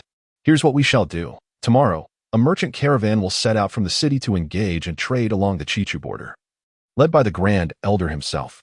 Though that old fellow is Liu Bei's maternal grandfather and has never been on good terms with us, he wouldn't dare act against you. You shall accompany him to temporarily evade the storm. By the time you return, your uncle should have dealt with that little wretch. On the following day, the Liu family's merchant caravan set forth, guided by the Grand Elder of the Liu family, a man of innate prowess, and the father of Lu Shan's deceased first wife. He stood as the only other innate being within the Liu family apart from Lu Shana. When the Liu family established their roots in Guangling County, he had contributed significantly and was Liu Bei's staunchest supporter in the contest for the next family head, as Liu Bei was born of the Grand Elder's own daughter. Observing Lu Ming embarking with the caravan, the Grand Elder couldn't help but smirk disdainfully. He was acutely aware of Lu Ming's motivations for joining the expedition. Humph. This mother and son duo are at odds with Lu Yi, yet their plight is of no concern to me. The Grand Elder scoffed inwardly. Such ineptitude. Unable to contend even with a mere boy devoid of any background, and yet they dare to vie for the head of the family? If it weren't for the Wang family's influence, I would ensure your journey ended in vain. However, despite these thoughts, the Grand Elder dared not take action against Lu Ming. At least half of the individuals within the caravan were spies for Madame Wang. Unless he eliminated them all, it was impossible to conceal his intentions from her scrutiny. If everyone perished and only the Grand Elder returned, he would not be able to pass even the Wang family or the Lu Shana's territory. The Lu family's caravan departed grandly from Guangling County, and in a corner unnoticed by all, a solitary figure quietly slipped out of Guangling County. This figure was none other than Lu Yi. The destination of Lu Yi this time is Yushan, the largest bandit stronghold in the northern region of Donghai County. Before departing from Guangling County, Lu Yi embarked on a new round of simulations. This time, he invested 80 simulation points to assume the initial identity of a bandit from Yushan. You were born in the Western Jin dynasty, your father being a captain in the military. At the age of 15, you inherited your father's military achievements and enlisted in the Western Jin army. By 20, chaos erupted in the Western Jin, leading to a mutiny within the ranks. You followed your commanding officer into a life of banditry. At 25, the area you occupied, Yindang Mountain, was besieged by various forces, causing your unit to disband. You and a few comrades fled to northern Qi, where you re-established a base in Yushan. At 35, you and your comrades finally received news about your former commander and resolved to seek him out. At 38, as you set out from Yushan with your comrades, you encountered an ambush set by the governor of Donghai County. In a bid to cover your comrades' escape, you tragically fell in battle. Simulation concluded. Comprehensive score, 120. Acquired simulation points, 120. Current simulation points, 300. You may retain one of the following options. 1. One-star knife technique, 100 battles blade technique. 2. Battle formation, tiger descending the mountain formation map. 3. Life experience at 38 years of age. 3. This was Lu Ye's first encounter with a battle formation map. Yet he hesitated not for a moment, opting directly for life experience. This was, after all, the very purpose of his simulation. To eliminate the Grand Elder and Lu Ming's caravan. Although Lu Yi now possessed the strength to do so, it would not be prudent for him to step forward personally. The notoriety of fratricide would forever tarnish his reputation, leaving him to be scorned unless he chose a path of darkness. Thus, Lu Yi chose to align himself with the most formidable bandit force in northern Donghai County, the Yushan Bandits. Firstly, the Yushan Bandits possessed sufficient power to contend with innate realm experts. Secondly, they had a long-standing reputation for integrity, with no known instances of betrayal. Originally, Lu Yi aimed to simulate a Yushan bandit to uncover secrets about this bandit group, enabling him to negotiate with them. However, as a wealth of life information flooded Lu Ye's mind, he was left astounded, nearly dropping his jaw in disbelief. He had never anticipated that this mere bandit group harbored such monumental secrets. The 9 Death's Mad Blade, Qin Songhai, once ranked among the top 10 martial masters? Upon receiving this information, Lu Yi was taken aback. He had not expected such a formidable background associated with the Yushan Bandits. For Lu Yi, the greater the secrets of the Yushan Bandits, the better, as it would enhance his ability to persuade them. With such astonishing revelations, even the martial techniques he had initially intended to sacrifice might prove unnecessary. The Yushan Bandits represent the most significant bandit force in the northern region of Donghai County, comprising 7 leaders, each an innate realm figure with terrifying strength. Hence, they have dominated Donghai County for years, leaving even the officials of the Great Qi unable to contend with them. Instead, their strength has continuously expanded, and they have now seemingly become figures akin to the overlords of the northern underworld of Donghai County. However, from the exterior, Yushan Mountain Stronghold does not resemble a den of bandits. Rather, it resembles a military camp, with sentinels standing as straight as spears. One can faintly discern the imposing structure of numerous tents within the stronghold, surrounded by formidable defenses. The entire encampment is devoid of any clamor, unlike typical bandit hideouts that often resemble headless flies. Stop. As Lu Yi approached the entrance of the stronghold, he was halted by the sentinel, who inquired sternly, "Who are you?" Lu Yi, with an expression of calm, replied, "Please inform your leader that Lu Yi, the third son of the Lu family, has come to visit, wishing to discuss significant matters with you." In the gathering hall of Yushan Mountain Stronghold, the notorious leader Thunderblade Lei Ben occupied the highest seat, flanked by 6 other leaders on either side. A contingent of bandit soldiers, armed with long spears, stood nearby, exuding an aura of menace. As Lu Yu entered with a composed demeanor, the leaders of Yushan glanced at him with a hint of intrigue. Such audacity in a young man was indeed a rarity, prompting them to regard Lu Yi with increased esteem. Lu Yu positioned himself at the center of the hall and respectfully addressed the leaders. "Greetings, esteemed leaders of Yushan. From the Lu family of Guangling County?" Lei Ben stroked his bald head and chuckled. "Yushan and your Lu family have never had any dealings. What brings this impetuous lad to our doorstep?"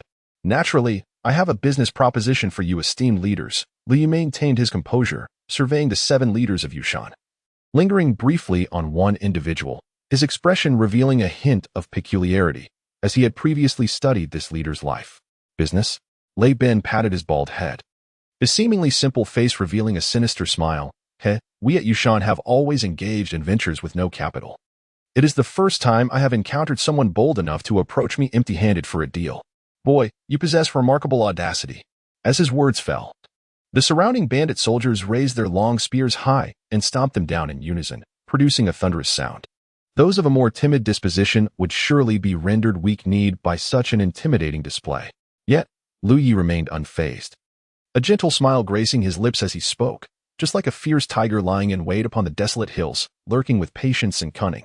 Upon hearing these words, the 7 heads of the gang, along with a portion of the soldiers, exhibited a dramatic shift in demeanor. The 7 leaders rose in unison. "Everyone leave," Laban commanded, waving his hand and expelling all unrelated individuals from the assembly hall. He then fixed a menacing gaze upon Lu Yi and inquired, "How did you come by this knowledge?" Lu Yi appeared unperturbed by the innate aura of danger emanating from the expert, responding nonchalantly, "I have come to negotiate a transaction with you esteemed leaders. Yet I have never heard of inquiring about the origins of goods in the realm of underworld dealings. Are you truly unafraid of death?" The murderous intent in Laban's eyes intensified, his hand instinctively moving towards the curved blade at his waist. "I believe, compared to my life, you, great leader Lei, would be far more intrigued by the information I possess," Lu Yi remarked with a soft chuckle. "Having been away from Yinning Mountain for so many years, you still adhere to the military discipline in your command. It seems that your thoughts still linger on General Chain." Upon hearing the name General Chain, a complex expression crossed the faces of the 7 heads of the Yushan bandits, while Lei Bin sank into his seat, deflated, akin to a punctured balloon. "Very well. I shall agree to your transaction. Now, reveal your information," he conceded. However, Liu shook his head, stating, "In business, it is customary for one to pay in exchange for goods. Once you procure what I seek, I shall, in turn, share the information you desire. Speak." Lei Bin's forehead was etched with tension as he inhaled deeply and asked, "What do you wish for?" "Some heads," Liu replied with a smile, producing a map and pointing to a location. "This is their route, and one of them possesses innate mastery. Once you provide me with what I need, I will gladly divulge the information you seek." The caravan of the Liu family set forth with great fanfare, departing from Guangling County. Logically, the Liu family's reputation was well established in the region, having traversed this trade route numerous times without incident. Thus, all members of the caravan felt at ease, harboring no concerns of turmoil. However, unexpectedly, before they could exit the bounds of Guangling County, a cacophony of shouts and clashes erupted from the dense forest. Hundreds of bandits wielding weapons surged forth from the underbrush, led by a formidable banner emblazoned with the character U, their presence imposing. This banner was well known throughout the entirety of Donghai Prefecture, and seasoned traders could instantly recognize the origins of this band of robbers. "It is the Yushan bandits. My heavens! It is indeed the Yushan bandits. Damn it, that's the 7th leader of the Yushan bandits. An expert of innate mastery. What are the Yushan bandits doing here?" Guangling County has never been within their territory. As the Yushan bandits burst forth from the forest, chaos erupted within the Liu family caravan, which was still some distance away. Many individuals trembled in fear. Were it not for the vigorous suppression by the elder and a few managing officials, a considerable number would have likely fled. Reputation precedes action. The infamous Yushan bandits earned their notoriety through blood and steel. Even the elder, a master of the innate realm, was now dripping with sweat, despite his formidable prowess. He felt utterly unsteady in the presence of the Yushan bandits, whose 7 leaders were all masters of the same realm. This force was not one he could contend with alone, nor could the entire Liu family. 7th leader. "Our Liu family has always maintained a peaceful coexistence with your Yushan bandits," the elder proclaimed before the bandits could close in. "Here lies 1,000 taels of silver. I implore you to show me some consideration." Immediately, a managing official hastened forth, delivering the silver note to the 7th leader. 1,000 taels? Are you trying to insult me?" The 7th leader accepted the note but showed no inclination to relent, a cold smile gracing his lips. "According to our Yushan customs, we split the bounty in half upon meeting. Leave half of your goods, and you may depart. In the past, to appease passing bandits, they would part with no more than 500 taels. This time, the elder's willingness to offer 1,000 was solely due to the formidable reputation of the Yushan bandits. He had not anticipated such a blatant disregard for courtesy. "You are deliberately mocking me." The elder, though initially bewildered, now understood that the bandits had ulterior motives. Such audacity, with no room for negotiation, was clear. The 7th leader, with a glance, noted that his men had already encircled the merchant convoy, and he was disinclined to waste further words. With a decisive wave of his hand, he commanded his men to act and charged toward the elder. Both were warriors of the innate level. Yet the combat experience of the 7th leader far surpassed that of the elder. The Yushan bandits had dispatched only one leader, confident in his ability to subdue the elder of the Liu family. The 7th leader wielded a colossal horse-cutting saber, roaring as he swung the blade in a sweeping arc, akin to a hammer descending upon the elder. The blade's ferocity was undeniable, exuding an aura of inexorable might, its edge shimmering with a hint of crimson light as it summoned a gale. At that moment, The elder's mind was consumed by a singular thought. He could not withstand this strike. If he attempted to block it, he would be either dead or grievously wounded. Thus, gritting his teeth, he leapt from his steed, which was subsequently cleaved in two by the saber's descent. Although the saber was heavy, its speed was unrelenting.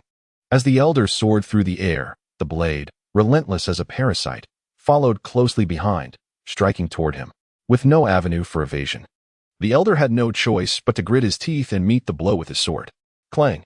As the blades clashed, the Grand Elder felt a numbing sensation in his arm, nearly losing grip on his longsword. Damn it! How could this bandit from Yushan possess such formidable strength?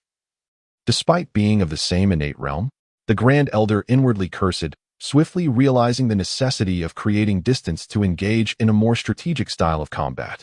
Otherwise, in such close quarters, he would undoubtedly succumb to the terrifying brute force of his opponent. Yet, before he could establish that distance, the seventh chief's eyes narrowed slightly. The fierce and aggressive swordplay that had characterized his earlier strikes abruptly transformed. The broadsword, akin to a venomous serpent, slipped past the Grand Elder's defenses.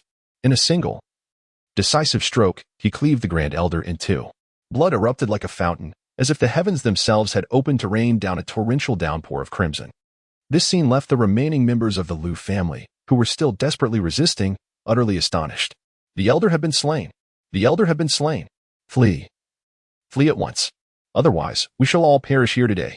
Spare my life. Spare my life. I am but a hired driver for the Liu family. Not one of their own. I am willing to join Yushan. The death of the Elder spread a wave of terror among the Liu family, akin to a plague, swiftly enveloping them. Many hastily discarded their weapons and fled, only to be caught by the pursuing Yushan bandits, who dispatched them with a single stroke, leaving a grim scene of carnage in their wake. The seventh master stood still, his gaze sweeping through the crowd until it swiftly landed upon his target, Lu Ming, who was disguised as an ordinary steward. Accompanied by a few trusted guards dispatched by the wives of the Wang family, he hurriedly attempted to break through the encirclement.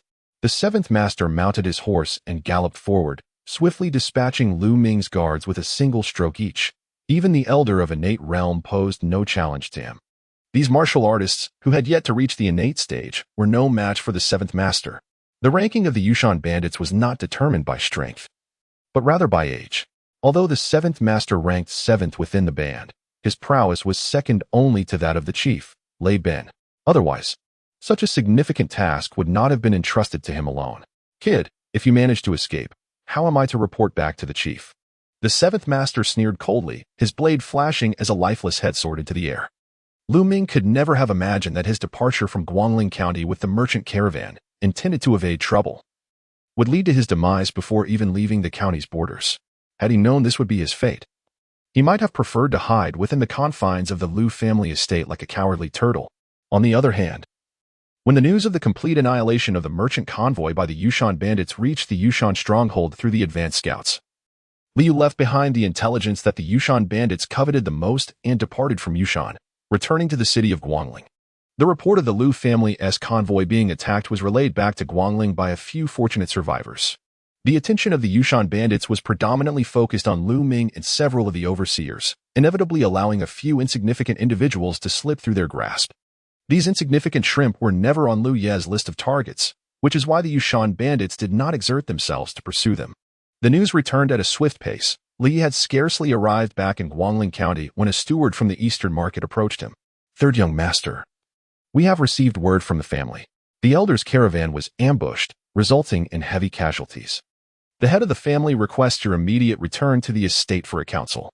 The steward cast a cautious glance at Lu Yi, for he held a mixture of respect and fear towards him, perceiving the third young master as unfathomable as the ocean itself. Although there was no tangible evidence linking Liu to the ambush of the caravan, human imagination is boundless. The attack on the caravan, the death of the elder, the demise of the second young master Lu Ming, coupled with Lu Yi's obliteration of the Li family, one of the other three prominent families, in a single night, inevitably led people to draw parallels with Lu Yu. This was not only the sentiment among those in the eastern market. Upon Lu Ye's return to the Liu family estate, the gaze of everyone shifted towards him. It was a look imbued with a mixture of apprehension and reverence, a sensation that Lu Yi had never encountered before. As Lu Yi stepped into the council chamber, all the key figures of the Liu family had already gathered. Lu Shanhe occupied the seat of honor, his gaze profound and contemplative. Madame Wang appeared disoriented, seemingly unable to grasp the reality of the situation, her demeanor akin to that of a soul adrift. Liu Bei wore a gloomy expression. Despite Lu Ming being his fiercest rival, he wished for nothing more than Lu Ming's demise. However, the demise of the Grand Elder, his most formidable ally, proved to be an overwhelming blow for him. Lu Fei and her son maintained their usual demeanor, exuding an air of harmlessness as they quietly sat in their place. The remaining elders lowered their heads in contemplation, each harboring their own thoughts, the nature of which remained a mystery. When Liu entered the council chamber, the once overlooked third young master, who had been almost invisible within the family, instantly became the center of attention. Lu Yi. Upon seeing Lu Yi, the distraught Madame Wang seemed to regain her composure, her voice rising sharply as she cried, You killed my Ming'er. You little wretch, I demand your life in return for my Ming'er. Madame Wang, one may indulge in reckless eating, but words should not be spoken so carelessly, Liu replied nonchalantly, brushing aside Madame Wang's animosity with a faint smile. I have heard that second brother encountered bandits while traveling with the caravan. Lacking any evidence, do not cast blame upon me. Everyone was well aware of the true culprit. At that moment, Liu Bei also rose, his gaze piercing as he addressed Lu Yi. Lu Yi, you must provide an explanation today. Where have you been during this time? Who have you met? Until your innocence is established, you are not permitted to leave the Lu family estate. Why must I, Lu Yi, answer to anyone? He retorted with disdain. If there is evidence, I shall submit to the consequences. Without proof, none shall restrain me. Liu scoffed. Brother, you seem to wield quite an influence. Now that second brother is dead, do you believe the position of family head is already yours?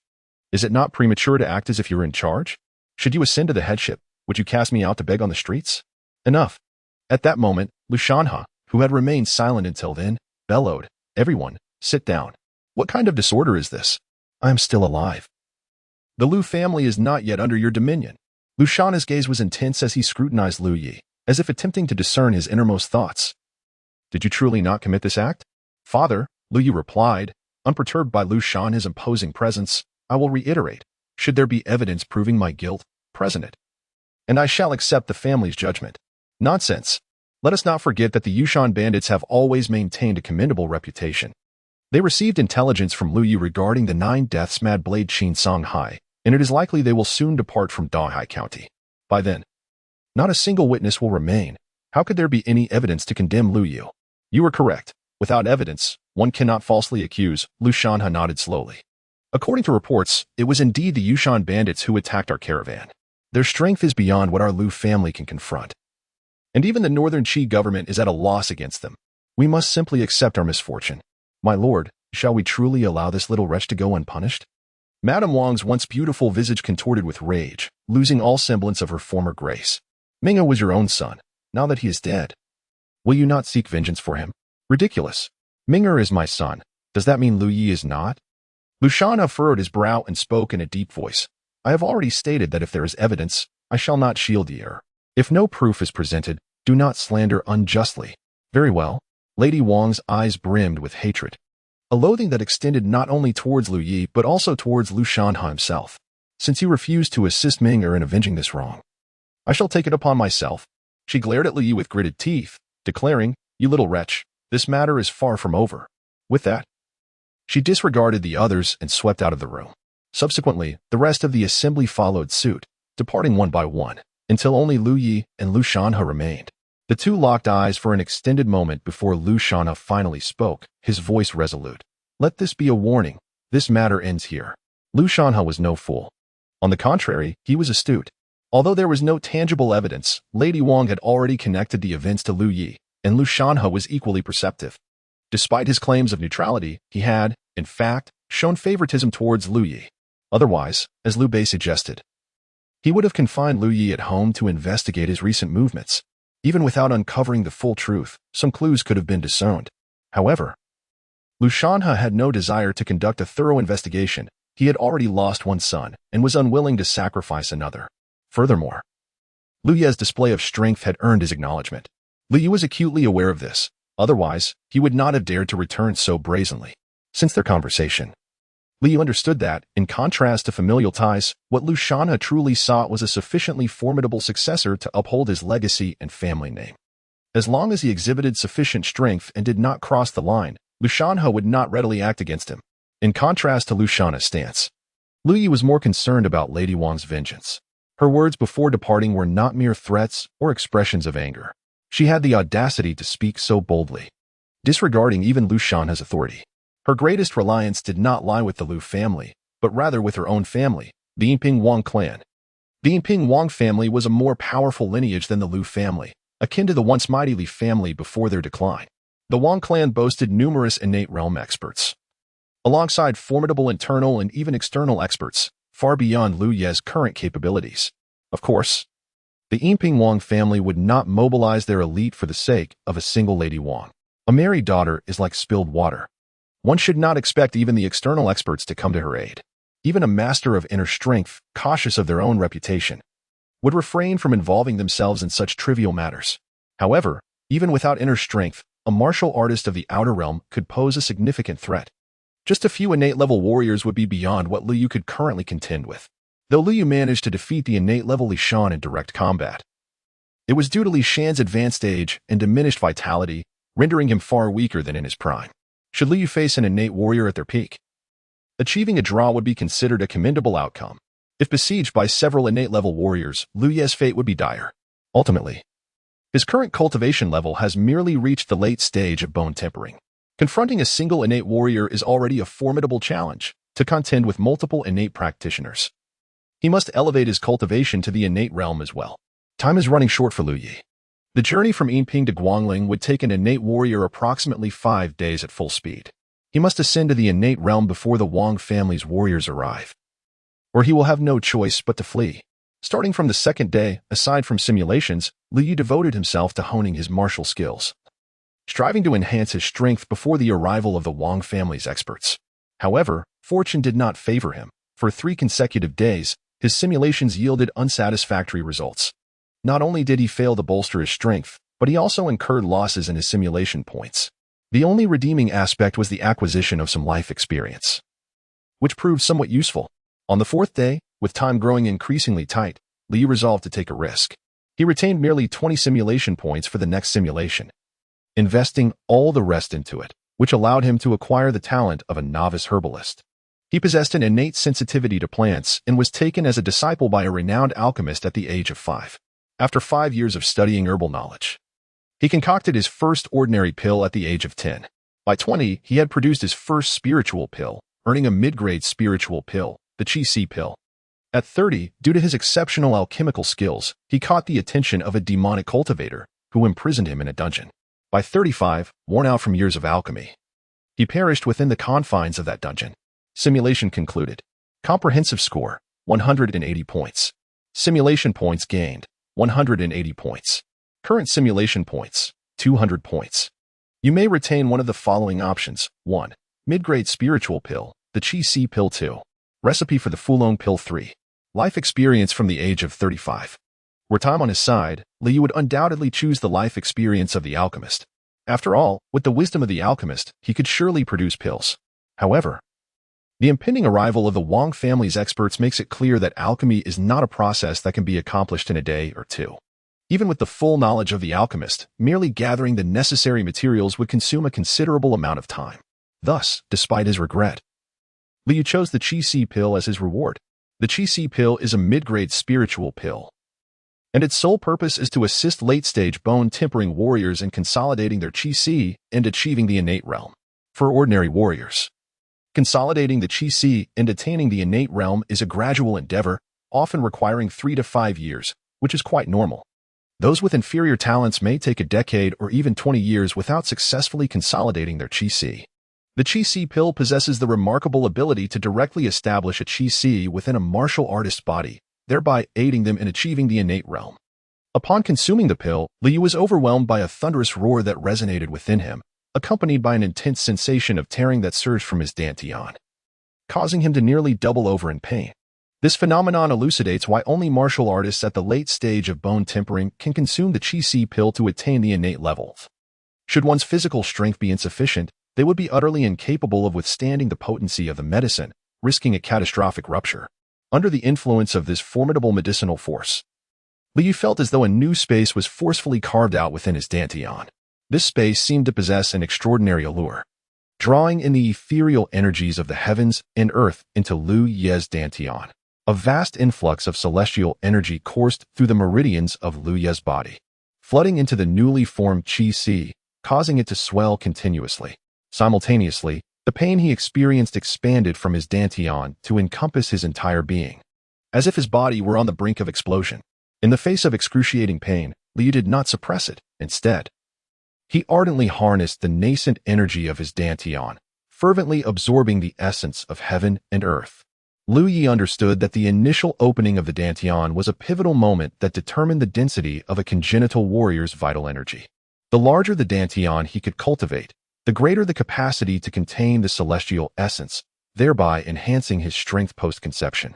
Once the dantian solidified, any attempt at expansion would become an arduous endeavor.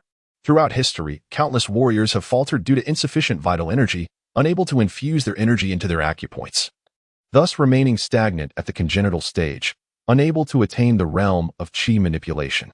Such a mistake was one Lu Yi was determined to avoid. As the abundant essence surged into him, Liu could even sense his meridians gradually fracturing under the overwhelming force.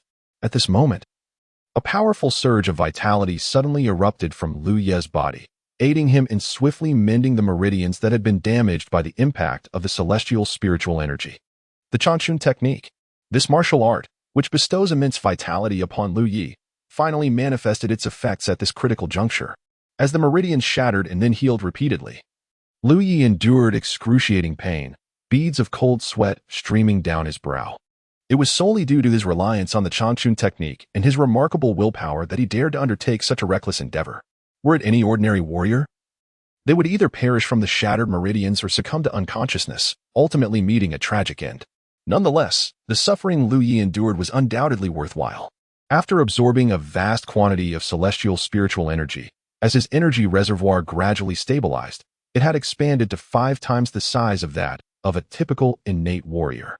The energy reservoir solidified, the innate realm attained. As the surrounding celestial spiritual energy gradually calmed, Li let out a long sigh of relief. He had reached the innate realm. Feeling the formidable power within him surge like a tidal wave, a smile crept upon his lips.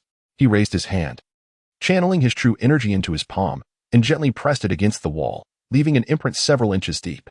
Indeed, innate warriors are extraordinarily powerful. Gazing at the imprint on the wall, Lu Ye's smile blossomed even brighter. Although he could break through a wall using his own strength in the acquired realm, leaving a handprint so effortlessly on the wall without damaging the structure itself was an unattainable feat. This is the marvel of true energy. This is the might of an innate warrior.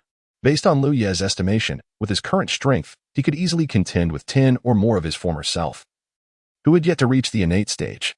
What pleases Lu Yu even more is the formidable extent of his energy reservoir. The principle of effort equating to reward holds true. The immense pain he endures has brought forth equally monumental gains. His energy reservoir is, indeed, 5 times larger than that of an ordinary innate martial artist. This signifies that the volume of his true energy is also quintuple that of his peers. A single strike unleashes an energy equivalent to that of 5 martial artists of the same rank, sufficient to obliterate any adversary of comparable stature. Faced with the onslaught of several warriors of comparable strength, his formidable reserves of true energy ensured that he would not succumb to exhaustion. Lu Yu could confidently assert that, beneath the innate realm, he had virtually no rivals. However, before he could revel in this thought for long, a series of lines appeared before his eyes. Detection of host significant realm advancement. The simulator is about to undergo an automatic upgrade. The simulator will be upgraded to version 2.0, and an upgrade package will be distributed upon completion. Please be attentive to receive it. The upgrade period will last 10 days, during which the simulator will be temporarily unavailable. Upon reading the text before him, Lu Ye's expression instantly darkened. This infinite life simulator represented his most substantial card and source of reliance at present. He had initially intended to continue simulations to enhance his strength after advancing to the innate realm.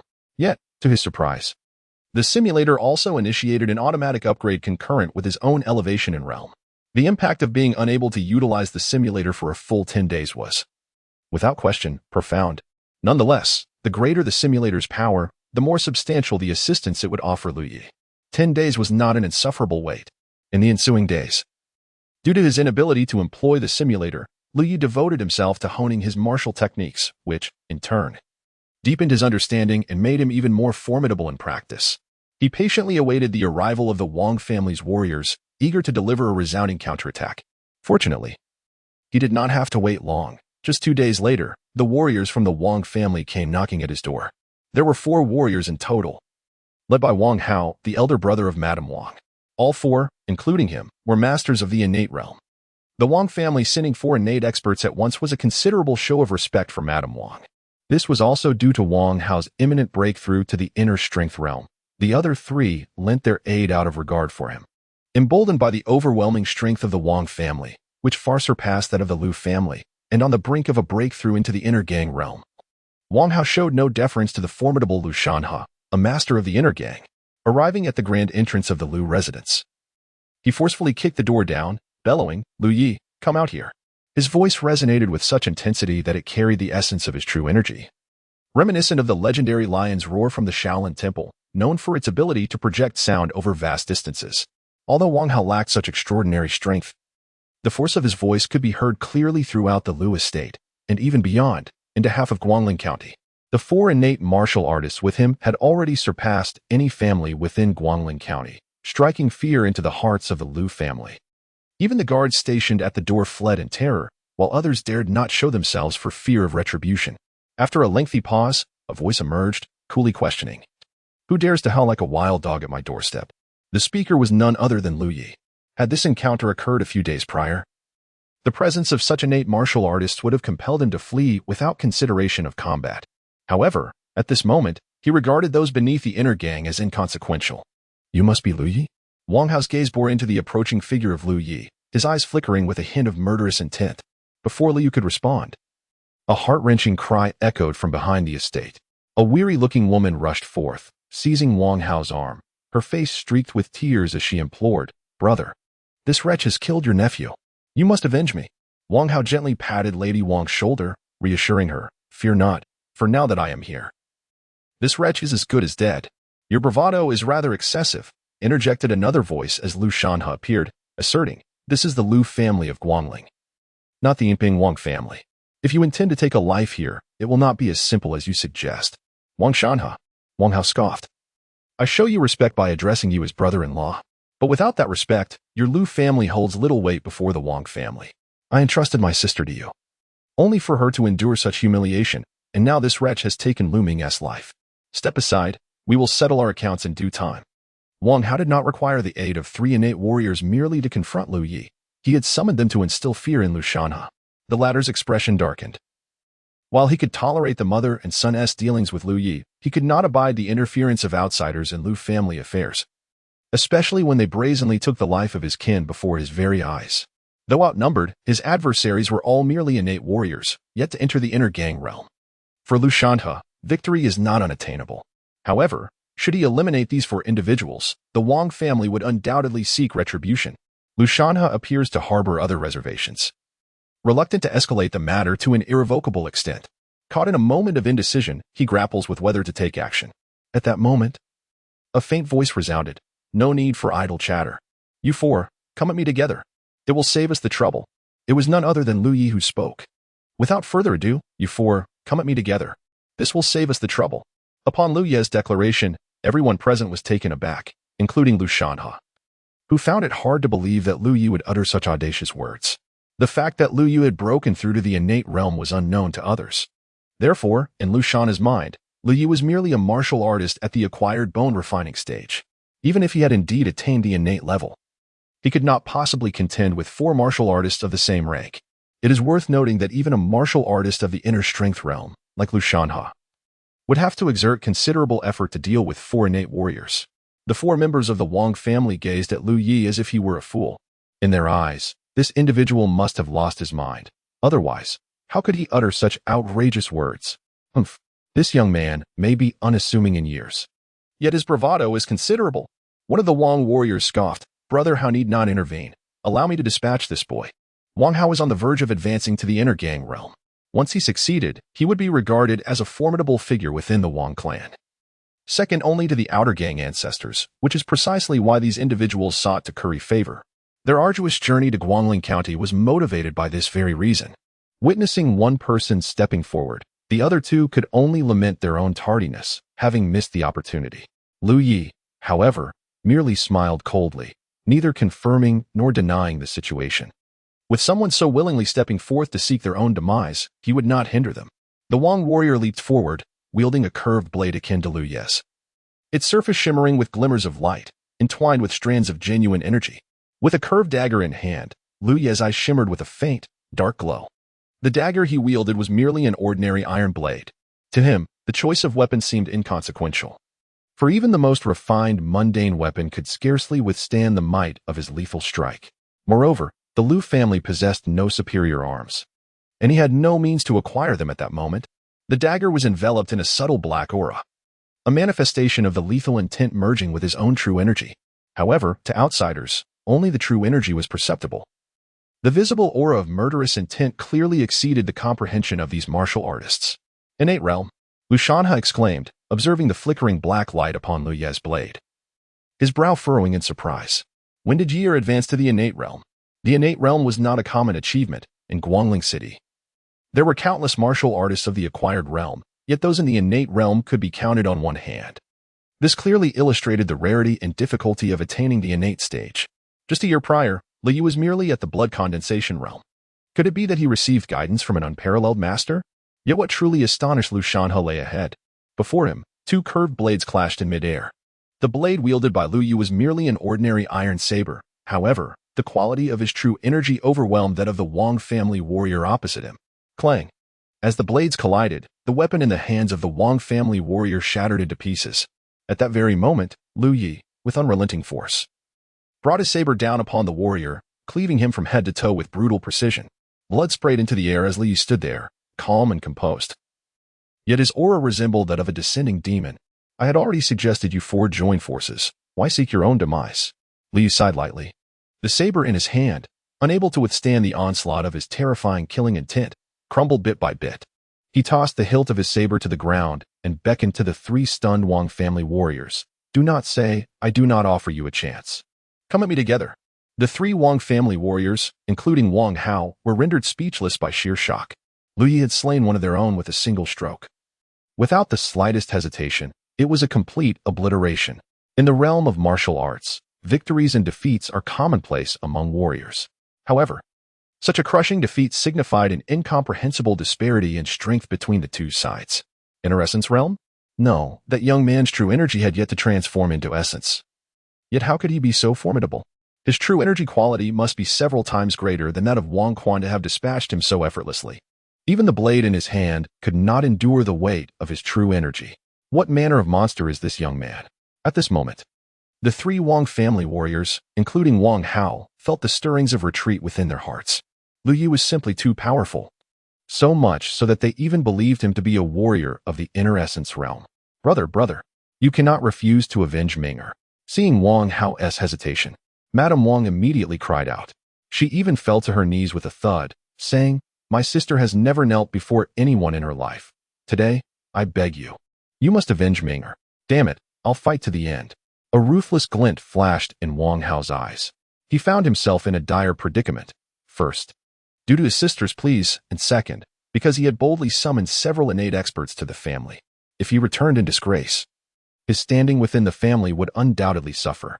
Brothers, I will confront this young man head-on.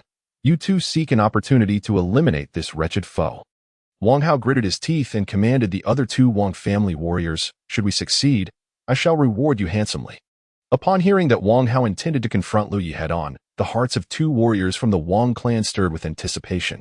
Coupled with the promise of substantial rewards from Wang Hao, the two exchanged knowing glances and nodded in agreement. Very well, since Brother Hao has spoken. We have nothing further to discuss. Let us eliminate this brat and avenge Brother Wang Quan.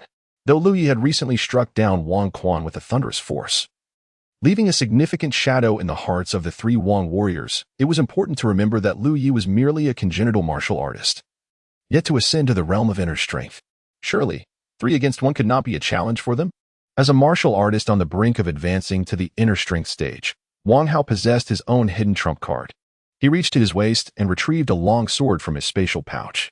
The blade was adorned with an intricately engraved image of a slender, soaring dragon, seemingly poised to take flight from the sword itself. without the need for the wielder to consciously infuse it with energy. The dragon etched upon the blade radiated a gentle glow. This was no ordinary weapon. It was a transcendent-grade weapon, an inferior-grade exquisite blade, the soaring dragon sword. This was the source of Wang Hao's confidence in facing Lu Yi directly. The distinction of exquisite weapons lies not solely in their superior materials and hardness compared to ordinary arms, but rather in their ability to function effectively without the constant infusion of true energy by the wielder, achieving results akin to those of ordinary weapons that do require such energy. Each exquisite weapon must undergo 100 temperings before it can take shape. The term exquisite weapon signifies the self-generating true energy that accompanies it. In a confrontation between two martial artists of equal prowess, victory would invariably favor the one wielding an exquisite weapon, as it alleviates the need for the martial artist to constantly expend their true energy, thus significantly conserving their energy reserves. Once infused with true energy, the elite soldier would only grow stronger. Young one, this dragon sword was bestowed upon me by my ancestor, and I had originally intended to wield it only after breaking through to the inner strength realm. Wang Hao caressed the sword-esque blade, his gaze coldly fixed upon Lu Yi. Today, your blood shall serve as a sacrifice for the sword, and you shall die with honor. Elite soldier? Lu Yi's eyes narrowed slightly as he drew forth a curved blade, an ordinary yet finely crafted iron saber. Wang Hao was no ordinary foe. Unlike the Wang family warrior who Lu Yu had slain with a single strike, Wang Hao was at the late stage of the innate realm, nearing the threshold of inner strength. Upon reaching the innate level, a martial artist condenses their internal energy. With each breakthrough, the energy becomes denser, enhancing its quality without expanding the energy reservoir.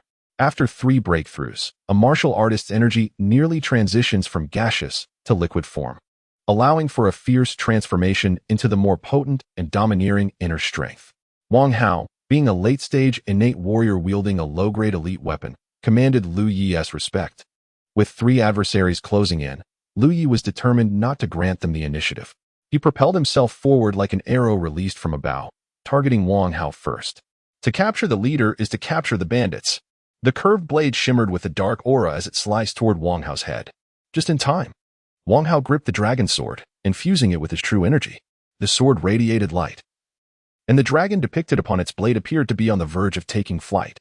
An elite weapon inherently functions without the need for deliberate energy infusion. However, under the influence of abundant true energy, the light on the blade began to take on a tangible essence, trending towards the manifestation of a fierce sword aura. Clang! The clash of blade against sword shattered Lu Yi's saber into fragments, suggesting that he had gained no advantage against Wang Hao. Yet, the reality was quite different. The destruction of Lu Yi's blade stemmed from its inferior material, unable to withstand the dual pressure of demonic energy and elite sword aura. This did not imply that Lu Yu suffered a loss against Wang Hao. On the contrary, although Wang Hao had endured the blow, his arm was rendered numb, nearly losing grip on the dragon sword. Moreover, a chilling sensation, imbued with an inexplicable power, surged through him, causing his legs to tremble slightly. Without pausing, Lu Yu discarded the hilt of his saber and swiftly struck a palm toward Wang Hao. At this moment, Wang Hao felt a tingling numbness in his arm.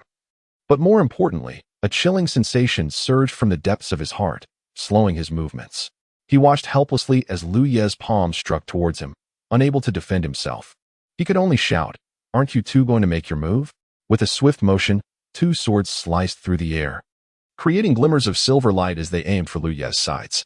If Lu Yi did not withdraw from the strike, it would result in mutual destruction, a life exchanged for a life. The 3 members of the Wang family believed Lu Yu would retreat under pressure, underestimating his ruthless nature. He was merciless towards his enemies and equally so towards himself. Lu Yi's eyes glimmered with a dark light, disregarding the swords lunging at him from either side. His expression devoid of emotion.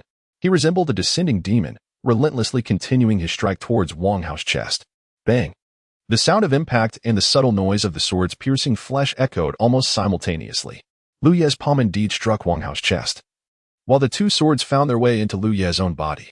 An exchange of injury for injury, a life for a life. With the enhancement of his power after advancing to the innate realm, Lu Yi's heart-pushing palm became even more formidable, unless one possessed the inner vigor to protect themselves. Being struck by him meant certain death, even for those at the later stages of the innate realm. In the next moment, the 2 warriors from the Wang family were so astonished that their jaws nearly dropped. They realized that Lu Yu was not engaging in a life-for-life exchange. Their swords, upon piercing less than half an inch into Lu Yi's body, seemed to be lodged in stone, unable to advance a fraction further. How could this be? What manner of creature is this young man? The two Wang family warriors gasped in disbelief. Although their swords were not divine weapons, they were imbued with their own true qi, capable of penetrating even the most formidable defenses of a tempered bone realm martial artist. It is essential to note that while innate martial artists possess true qi to assist them, their physical strength is not significantly superior to that of tempered bone realm warriors. Yet now, the two Wang family warriors were confronted with a veritable humanoid monstrosity before them, capable of withstanding attacks infused with innate true qi using sheer physical resilience. Die! Li shouted after dispatching Wang Hao with a single blow. In an astonishing display, his arms suddenly elongated, catching the two Wang family warriors completely off guard. Before they could react, two muffled thuds echoed as Lu Ye's fist struck their throats. The immense force, combined with an extraordinary quintuple volume of true qi compared to an ordinary innate warrior, shattered their throat bones, causing their bodies to collapse limply to the ground. Much like Wang Hao had before them. From the moment Lu Yi engaged the three until they all lay defeated, it transpired in the blink of an eye. The origin of all this chaos lies in a year prior when a once downtrodden young master was expelled from the grand estate. It dawned on Lu Shanhe that he had undoubtedly encountered some remarkable fortune. The martial techniques he had just exhibited, his fist, palm, and swordplay, were not of Lu family lineage.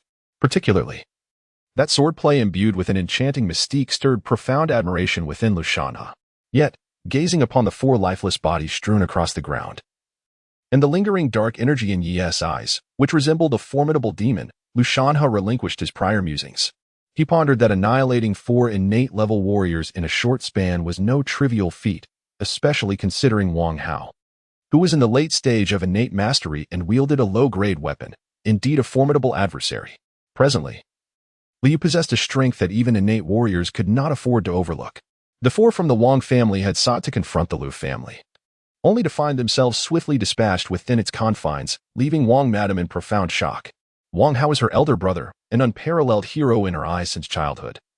An invincible figure and a prodigy of the previous generation of the Wang family, destined to achieve innate mastery or even transcend that.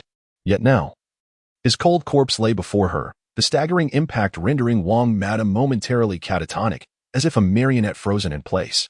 After a considerable interval, she finally emerged from her stupor. "Brother!" she shrieked, rushing to embrace Wang Hao's lifeless form, her gaze filled with unbridled venom directed at Lu Yi. And even at Lu Shanhe not far away. "You are finished. The Lu family is doomed. My brother was destined for greatness. And the Wang family will not let you escape unscathed." Her anguished cries elicited a slight frown from Lu Yi, having already slain Wang Hao. He harbored no qualms about eliminating Wang Madam as well. Just as Lu Yi made a slight movement, Lu Shanhe interposed himself before him, intoning solemnly, "Enough, father." When one hesitates to sever ties, chaos ensues.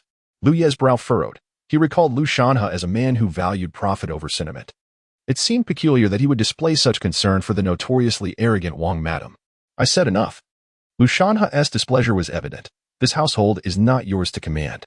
You have slain four warriors of the Wang family, which will surely invite considerable trouble upon the Lu family. I hereby confine you to the estate for 1 month. You are not to leave." He then turned to Wang Madam, saying, "As a husband and wife share a bond, I shall not hold today's events against you. However, your brother's intrusion has transgressed my rules. You can no longer remain in the Lu family. Take your brother and depart." "Lu Shanhe, you wish to expel me?" Wang Madam exclaimed in astonishment, followed by a bout of laughter, tears streaming down her face. "Very well, Lu Shanhe. Had it not been for me and the Wang family, could you have ever established yourself in Guangling County? Today, you would cast me out? I swear to the heavens, you shall come to regret this." Madame Wang laboriously lifted the lifeless body of Wang Hao, appearing almost deranged as she staggered step by step towards the entrance of the Lu family mansion. Behind her, Lu Shanhe's gaze flickered with murderous intent. However, he ultimately suppressed the urge to kill, letting out a long sigh. He turned away and headed towards the secluded chamber in the rear courtyard. Although Lu Yi had been placed under house arrest for a month by Lu Shanhe's decree, in reality, no one monitored him. Even Lu Shanhe spent his days locked away in the chamber, preoccupied with unknown matters. In this Grand Lu mansion, with Lu Ye's current status and the formidable reputation he earned from slaying four innate martial artists, he could enter or exit at will, and none dared to obstruct him. Yet, Lu Yi did not hasten to leave, for he suddenly realized that even if he stepped out, there was little for him to do. Presently, there was no one in the Lu family competing with him. although Liu Bei and Liu Fei remained. After that fateful day when he dispatched 4 innate warriors, the two dared not even breathe in his presence. In the city of Guangling, the Li family has been annihilated, and the Liu family remains firmly under control. While the Shui family now collaborates closely with Liu Yi, who regards Shui Yong as his foremost subordinate, visiting him thrice a day. Within this city, Liu Yi has undeniably established himself as a local tyrant. Yet, Guangling is still too small. Liu Yi cannot help but sigh, realizing that to witness a broader world, he must venture beyond. The northern Qi, southern Chu, and western Jin, 3 vast nations spanning millions of miles, alongside the southern and northern Taoist sects, the 3 Buddhist temples, the 4 major organizations, and the 5 prominent sword sects, not to mention the countless masters across the land. Just the thought of it stirs excitement within Liu Yi. However, the time to depart is not yet ripe. He must first await a breakthrough to the internal vigor realm. Although his innate cultivation allows him to dominate in Guangling County, in the expansive world beyond, he is but a speck.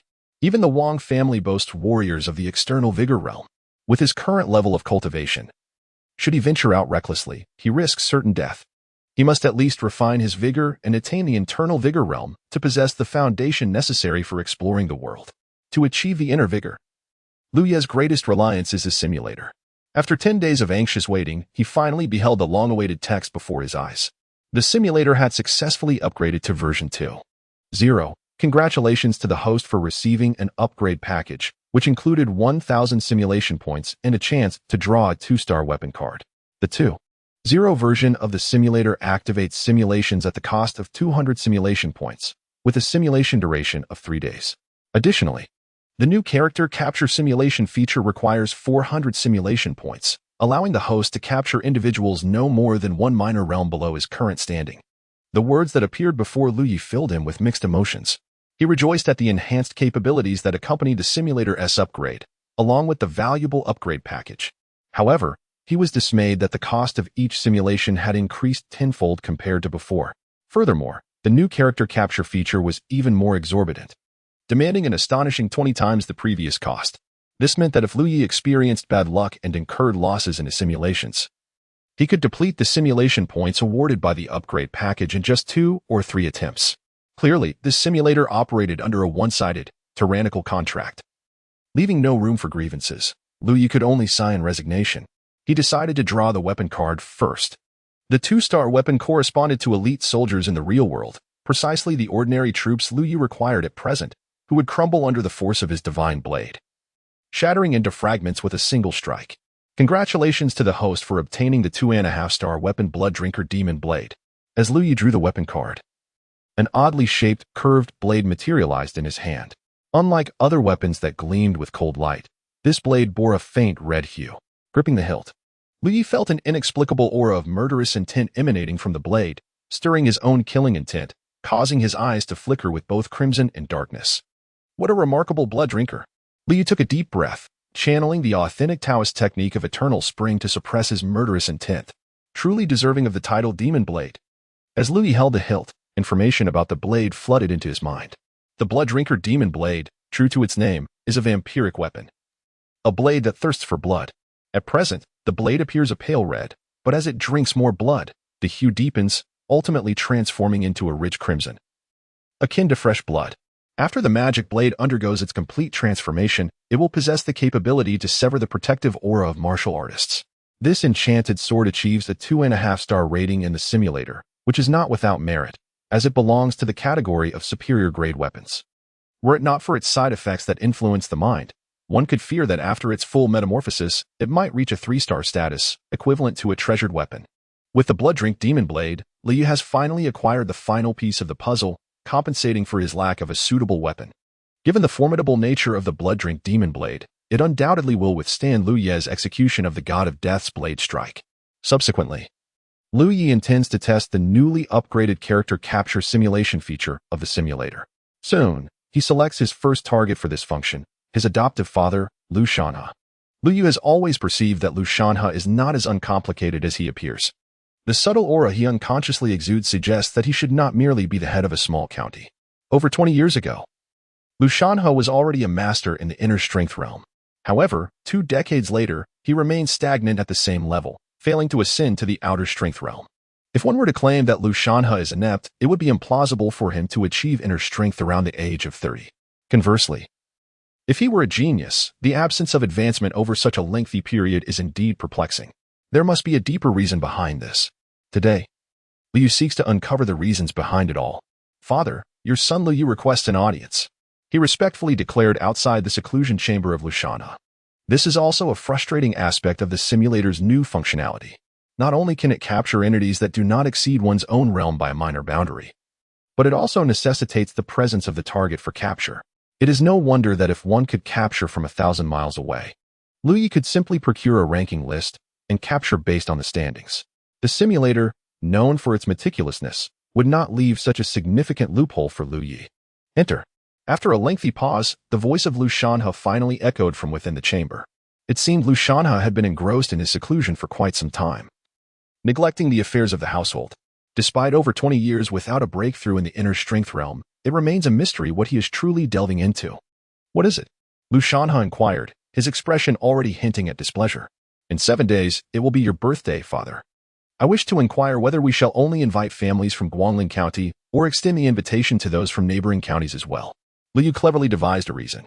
Although he cared little for Lu Shanhe's birthday, he was well aware of the bustling preparations by the household managers. It would be prudent to keep it low-key and simply invite the people of Guangling County. Lu Shanhe, impatient, waved his hand, indicating that such trivial matters were best left to Liu Ye's discretion, urging him not to disturb his focus. Liu Yi silently retreated, a faint smile gracing his lips, for he had already discerned information right for simulation. Once outside the seclusion chamber, he hurried back to his room, expending 400 simulation points to begin simulating the life of Lu Shanhe. You are the illegitimate son of the Lin family in Pengcheng, endowed with exceptional talent from a young age. At the age of 10, you achieved the bone forging realm, astonishing the side branch. Despite facing oppression from the legitimate branch, you broke through to the innate realm at 15, becoming the foremost among the younger generation of the Lin family's side branch. By 20, you attained the inner strength realm, only to be sabotaged, resulting in damage to your meridians. At 24, you stole the treasure box of the legitimate branch and fled the Lin family. By 30, you established your own family in the remote county of Guangling. On your 56th birthday, warriors from the Lin family came to confront you, leading to your demise at their hands.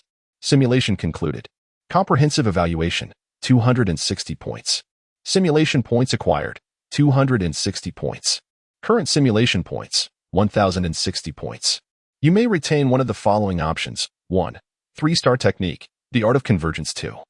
2.5-star martial art, the ocean's fury palm, incomplete. 3. Life experience at 56 years of age. To Liu Ye's astonishment, a 3-star technique was among the rewards. He marveled at Lu Shanhe's wealth of treasures, possessing not only a 2.5-star martial art, but also a genuine 3-star technique. This was a bona fide 6-turn technique, promising a cultivation speed twice that of his current Changchun technique. However, Li ultimately restrained the impulse within him and chose to embrace the life experiences of Lu Shanhe. In an instant, the entirety of Lu Shanhe's 56 years of memories surged into Liu Ye's consciousness, from his birth to the betrayal of his family, culminating in his demise at his own birthday banquet. Every detail was vividly conveyed. The Pengcheng Lin family is indeed one of the 8 foremost noble families in the realm. A glimmer of brilliance flickered in Liu Ye's eyes. The northern Qi is governed jointly by the royal family and the noble clans, with the power of these families far surpassing that of other nations. Among the numerous clans, 5 stand at the pinnacle, together with 3 families from other countries. They are collectively recognized as the 8 great aristocratic families of the world, esteemed alongside the southern and northern Taoist sects in the 3 Buddhist temples as the most formidable powers of the realm. Lu Shanhe hails from the esteemed Lin family of Pengcheng. Should I refer to myself as Liu Yi, or perhaps Lin Yi? Yet, such distinctions hold little significance now. A sudden heaviness enveloped Liu Ye's heart, for in just 7 days, the grand banquet celebrating Lu Shanhe's 56th birthday would unfold. On that fateful day, the warriors of the Lin family would undoubtedly come knocking at the door. Memories of the impending bloodbath flooded his mind, scenes of carnage where corpses lay scattered, and rivers of blood flowed freely. Half of Guangling County would be engulfed in flames. Not a single soul from the Liu family, below Lu Shanhe, would survive. This included Liu Yi himself. However, from the fragments of memory, it appeared that the Grand Elder and the Li family would still remain. It seemed that Liu Ye's emergence had altered the trajectory of their fates. Yet, his current strength, akin to that of a mere butterfly, was insufficient to effectuate a significant change in destiny. The Lin family would inevitably come, and those destined for death would meet their end. The most prudent course for Lu Yu was to hastily vacate Guangling County, a place rife with peril. In 7 days, he must distance himself as far as possible before the Lin family's warriors arrived. He believed that once the Lin family had slain Lu Shanhe and acquired their coveted prize, they would not expend great effort to hunt down a trivial being such as himself. However, Lu Yu was reluctant to depart in such a manner, for he, too, harbored a keen interest in the treasure chest that Lu Shanhe had illicitly obtained from the Lin family. The Lin family, one of the 8 prestigious clans of the realm, had spent over 20 years pursuing Lu Shanhe, underscoring the significance of the contents within that chest. Fortune favors the bold, while the timid may perish. A fierce glint ignited in Lu Ye's eyes. He had always been one unafraid of risk, particularly in the face of such monumental rewards. He was even willing to wager his very life. Although the Lin family is formidable, Lu Yu is not entirely devoid of opportunities. His greatest advantage lies in his foresight. Possessing complete knowledge of the Lin family's warriors, while they remain utterly oblivious to him. In an instant, a bold plan materialized in Lu Ye's mind. Since you show no mercy, do not blame me for my ruthlessness. Lu Ye's scheme is remarkably audacious and reckless. He intends not only to eliminate the Lin family's warriors, but also to sacrifice the entire Lu family. Although Lu Yi harbored little affection for Lu Shanhe, he had previously refrained from condemning him to death due to their blood relation. However, his resolve has now shifted. Lu Shanhe is a treasure trove of knowledge, yet he has never passed it down to his 4 sons. This reluctance stems partly from a fear of his martial arts being leaked, which would invite the Lu family's wrath. More importantly, in his eyes, familial bonds have never outweighed his grand ambitions. According to Lu Ye's memories, Lu Shanhe ultimately sacrificed himself to facilitate an escape, yet the warriors from the Lin family proved too powerful. Even with the loss of several sons, he was unable to flee. Since Lu Shanhe had disregarded familial ties, Lu Yu cannot be blamed for his mercilessness. Lu Yu first sought out Shui Yong, discussing matters for an entire day before sending a letter to Yushan. He then isolated himself within his chambers. Despite his advantage of foresight, he must possess sufficient strength to contend with the Lin family's warriors. Otherwise, he would be courting death. Given Lu Ye's current innate realm of cultivation, he is far from adequate. Even if he employs the killing god blade, it would be challenging to breach a warrior's protective aura. Moreover, there is an external realm warrior accompanying the Lin family this time. Unless Lu Yi ascends to the internal realm, his knowledge of their plans will afford him no chance of victory. 7 days remain until the arrival of the Lin family warriors, and Lu Yi has 2 opportunities left for simulation. He has resolutely decided to undertake both simulations, subsequently utilizing all acquired simulation points to exchange for elixirs that enhance his cultivation. Should he manage to break through to the inner strength realm, he would seize the opportunity for gain. Conversely, if he fails to achieve this breakthrough, for the sake of his own life, he would have no choice but to flee post-haste. Born into a lineage of swordsmen, he began training with a sword at the tender age of 3 and achieved minor proficiency by 18, mastering the 1.5-star sword drawing technique. At 23, he departed from his family to seek the tutelage of renowned swordsmen across the realm. By 34, he found himself at a plateau in his swordsmanship and resolved to journey to the far northern snow mountains to comprehend the principles of the universe and break free from his limitations. At 45, he grasped the intricacies of swordplay, earning the intermediate talent one cut decides life and death. However, at the same age, he succumbed to exhaustion and perished in the frigid expanse of the northern snow mountains. Simulation concluded. Comprehensive assessment, for 150 points. Acquired simulation points, for 150 points. Current simulation points, 1,110 points. You may retain one of the following options. 1. 1.5-star sword drawing technique. 2. Intermediate talent 1 cut decides life and death. 3. Life experience at the age of 45. Indeed, this upgraded simulation exhibits remarkable enhancements. Although the activation cost has increased tenfold, the rewards far surpass those of version 1.0. Moreover, he accrued a total of 450 simulation points, which allowed Lu Yi, after expending 200 points to unlock and an additional 200 points for his initial selections, to not only avoid a loss but even gain an extra 50 points. Ultimately, after a moment of hesitation, Lu Yi opted for the second reward, marking the acquisition of his first talent-based reward. The Talent Death's Edge is an exceedingly formidable endowment. Its effect is to amplify the power of the first strike executed with a blade in the same battle by an astounding 300%. Given the might of his killing god blade, coupled with this talent's enhancement, should he manage to transcend to the inner gang realm, a single strike could potentially overwhelm even the protective aura of an outer gang martial artist. This is precisely what Lu Yi urgently requires. Although this simulation did not immediately elevate his cultivation level, it significantly bolstered his combat prowess. Lu Yi was quite content with the outcome of this simulation. Of course, his fortune was not consistently favorable. During another simulation 3 days later, he incurred a minor loss, leaving him with merely 1,000 simulation points after its conclusion. Although this simulation yielded some benefits, propelling his cultivation to the late innate stage, the loss of simulation points still caused him considerable distress. In the end, Lu Yi expended 600 simulation points to exchange for a breakthrough elixir, retaining only 400 points as a reserve. Tomorrow marks the birthday of Lu Shanha, coinciding with the arrival of the Lin family warriors. Today represents Lu Ye's final opportunity. Success or failure hinges on this moment. Should he manage to break through to the inner gang realm, in conjunction with his meticulously devised plans, he would possess at least a 70% assurance of handling the Lin family warriors. Conversely, if he fails to break through, he would have no choice but to flee for his life, running as far as possible for the sake of his own survival. Liu sat within his chamber, swallowing the prepared elixir in one gulp, then assuming a cross-legged position, slowly closing his eyes to commence the cultivation of the Changchun Gong, absorbing the ethereal energy of heaven and earth. At present, Lu Ye's Dantian, having undergone 2 transformations, now contained true qi that had thickened to the point of nearly becoming liquid.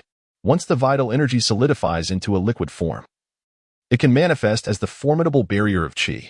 At present, Li is merely 1 step away from achieving the inner barrier realm. Yet, this singular step has ensnared countless martial artists in its grasp. The barrier of qi represents a profound leap in quality compared to ordinary vital energy. Indeed, common vital energy cannot even breach the defenses of the protective barrier. To thoroughly transform true energy into formidable energy, an extensive amount of true energy is required for continuous compression, ultimately culminating in the formation of formidable energy. For the average martial artist, their Dantian's energy reservoir is insufficiently vast to endure such immense consumption. However, fortunate for Lu Yi, his Dantian is a staggering 5 times larger than that of a typical practitioner. The bottleneck that ensnares many warriors poses little challenge for Lu Yi. At this moment, the true energy within Lu Ye's Dantian is spinning rapidly, while the true energy within his body begins to gradually contract. Although the volume of true energy diminishes, the energy contained within becomes increasingly formidable. Finally, after a day and night, as the sun gently rises the following morning, a magnificent aura suddenly emanates from Lu Yi. He has attained the inner formidable realm. Lu Yi opens his eyes, which seem to radiate a searing intensity. He slowly raises his palm, and with a subtle exertion of power, a tangible formidable energy adheres to his hand. Now, with a mere swipe, Lu Yi can sever a high-grade ordinary weapon with terrifying ease. The condensation of innate formidable energy enables it to flow through his limbs and transfer to his weapon, marking the threshold of the early stages of the inner formidable realm. In the intermediate stage, the vital energy can envelop the entire body, forming the vital energy armor. Ultimately, when the vital energy encompasses the body without a single flaw, it transforms into the true protective vital energy, marking the late stage of inner vital energy. At that point, one seeks to project the inner vital energy outward, reaching the realm of external vital energy. At long last, Li has reached the initial stage of the inner strength, enabling him to commence his grand scheme without the need to flee in haste. Today marks a momentous occasion for the entire Lu family, as it is the birthday of their esteemed patriarch, Lu Shanha.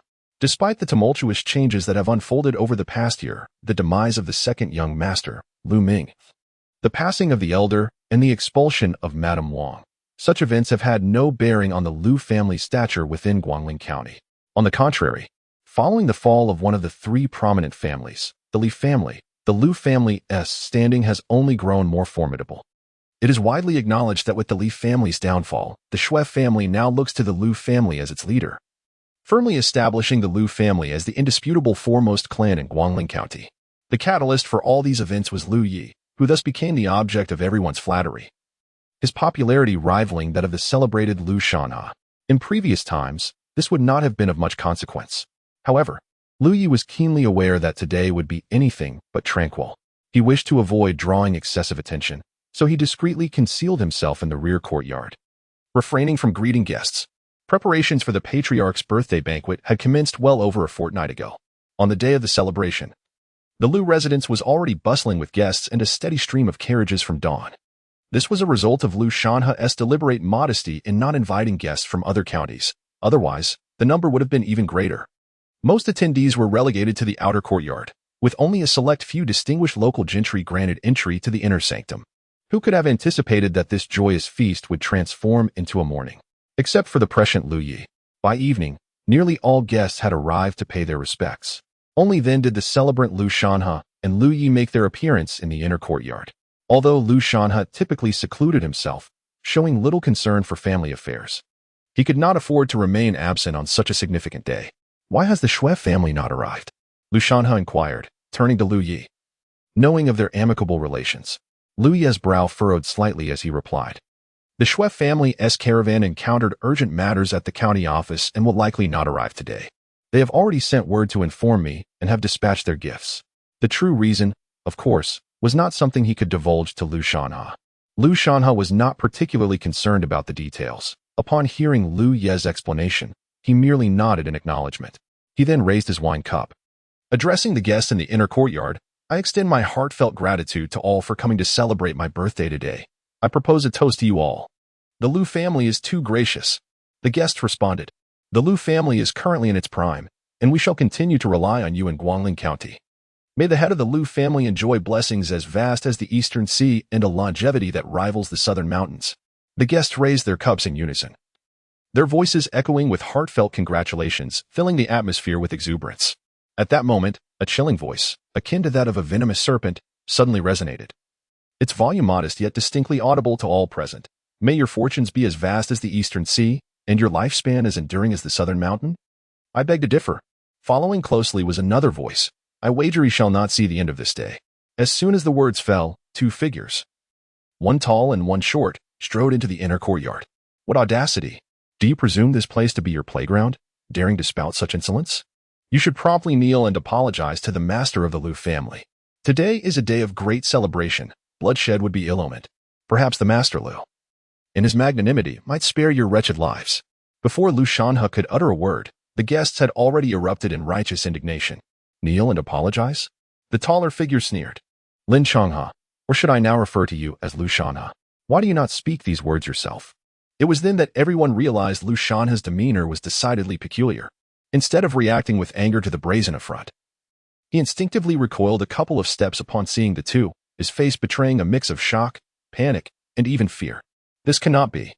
The disarray evident in Lu Shanha's expression rendered him almost stammering. After more than 20 years, how could you possibly have found this place?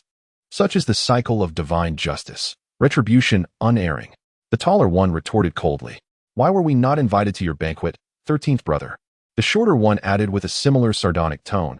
After all these years, we have prepared a grand gift for you today. No sooner had the words left his lips than several hundred severed heads ascended skyward, plummeting to the ground of the inner courtyard like raindrops. Each head, eyes wide open in death, rolled ominously on the ground, creating a horrifying spectacle. Additionally, around 20 black-clad warriors soared into the courtyard from outside. One approached the duo, bowing respectfully. Third master, seventh master, all 437 individuals from the outer courtyard have been executed. Excellent. The shorter one nodded, a more sinister smile creeping across his face. 13th brother, do you find this gift to your satisfaction? Before Lu Shanha could respond, the taller one coldly shook his head. I deem it insufficient. Indeed, it is lacking. The shorter one concurred. I believe we are still short by 156. To truly manifest our brotherly loyalty. 156, precisely the number of guests and servants present in the inner courtyard at that moment. Clearly, they had meticulously gathered intelligence regarding everything related to the Lu family, including the exact count of guests and servants. The implications within their words are equally evident. Today, every member of the Lu family, from Lu Shanha to the most ordinary servants, shall be exterminated, leaving no trace behind. At this moment, Lu Shanha appeared to be lost in a daze, muttering to himself, "This is impossible. This cannot be. For over 20 years, I have concealed the martial arts of the Lin family, never revealing them before outsiders. How could you possibly have found me? To track down a rat like you has indeed required considerable effort," the tall man chuckled. Fortunately, someone brought us directly to you, saving us a great deal of trouble. Brother 13, do not accuse your elder brother of lacking compassion. Before your demise, I shall grant you one last encounter with an acquaintance." No sooner had he spoken than a disheveled woman, resembling a lunatic, entered the room. Upon seeing the severed head scattered across the floor, a cruel smile spread across her face.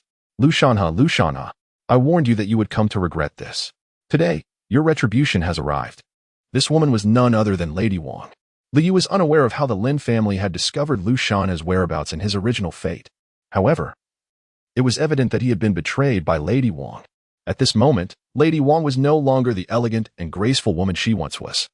Her hair was now a wild mix of gray and white, and her demeanor was frenzied, resembling that of a middle-aged madwoman. "Lushanha, did you believe that your secrets remained hidden from all? You have clung to that box as if it were your lifeblood, even forbidding me to glance at it. Yet, I have learned that it was stolen from the Lin family of Pingcheng." Lady Wang cackled maniacally. "You refused to kill that little bastard to avenge Ming and my brother, so today, I shall ensure that the entire Lu family perishes alongside you. Lushanha, you must despise me, regretting the day you did not take my life, correct?" Lady Wang gazed at Lushanha with an air of triumph, hoping to witness his remorse, despair, or even tears of sorrow. However, as Lushanha emerged from his stupor, he merely shook his head. "You once saved my life, and I promise to repay you with a life of your own. This is my debt to you." Surprisingly, a hint of nostalgia flickered across Lady Wang's face. In the gentlest of tones, she uttered the most deranged of declarations. "Shanha, I shall descend below and await you. Once we reach the underworld, we shall be husband and wife." With that, Lady Wang produced a golden hairpin and plunged it into her neck, slowly collapsing to the ground. She harbored no further concerns. The Lin family of Pingcheng had intervened, leaving no survivors within the Lu estate. Even a child of 3 would be familiar with the name of the Lin family. Upon realizing that the visitors hailed from the formidable Lin family of Pingcheng, whose mere presence could shake the ground, the previously boisterous guests fell silent, their faces betraying expressions of terror and fear. The renown of the Lin family was such that their power could easily annihilate everyone in the Lu estate, and even lay waste to the entirety of Guangling County. With a thud, someone was the first to kneel on the ground. Soon after, the guests followed suit, collapsing in a wave, bowing their heads and pleading for mercy. Spare us, spare us. We were previously unaware that you were from the esteemed Pingcheng Lin family, and we have been quite disrespectful. I implore your mercy. We are not affiliated with the Lu family, and the grievances between the Lin and Lu families do not involve us. My acquaintance with Lushanha is minimal. I merely happened upon this gathering to enjoy a drink. If you intend to confront members of the Lu family, I beseech you to allow us to depart. However, since we have come to celebrate a birthday, it must be either relatives or friends. Not a single one may be spared, the tall man stated coldly. As a member of the Lin family, I have always been a man of my word. If I declare the execution of 156 individuals, not a single one may be exempt. The short man echoed. With a wave of his hand, the warriors of the Lin family surged forward, mercilessly attacking the guests gathered there. At this moment, Liu sprang into action. Do they truly believe that my Lu family is without defenders? With a resounding shout, Liu charged towards 2 individuals, one tall and one short. Seeking death, scoffed the taller man, unleashing a powerful palm strike that manifested as a 5-zhong-long surge of innate vitality. This tall figure was indeed a master of the external vitality realm. With a single strike, he sent Lu Yi flying, landing motionless on the distant ground. The short man, son of Lin Changhe, coldly remarked, "He possesses some spirit. Let us leave him with a complete corpse." Despite Lushanha's confusion regarding how Lu Yi, capable of slaying a congenital master with a single blade, could be so easily dispatched, he recognized the extraordinary prowess of his opponent. Yet, there was no time for further contemplation. Chaos had erupted within the Lu family's inner courtyard, and the 2 men were advancing towards him. "Third brother, 7th brother, akin. Will you truly not spare me?" As they approached, sweat trickled down Lushanha's forehead, but he maintained his composure. "If you acknowledge our brotherhood, you should not have fled with the family's treasure." The tall man retorted bitterly.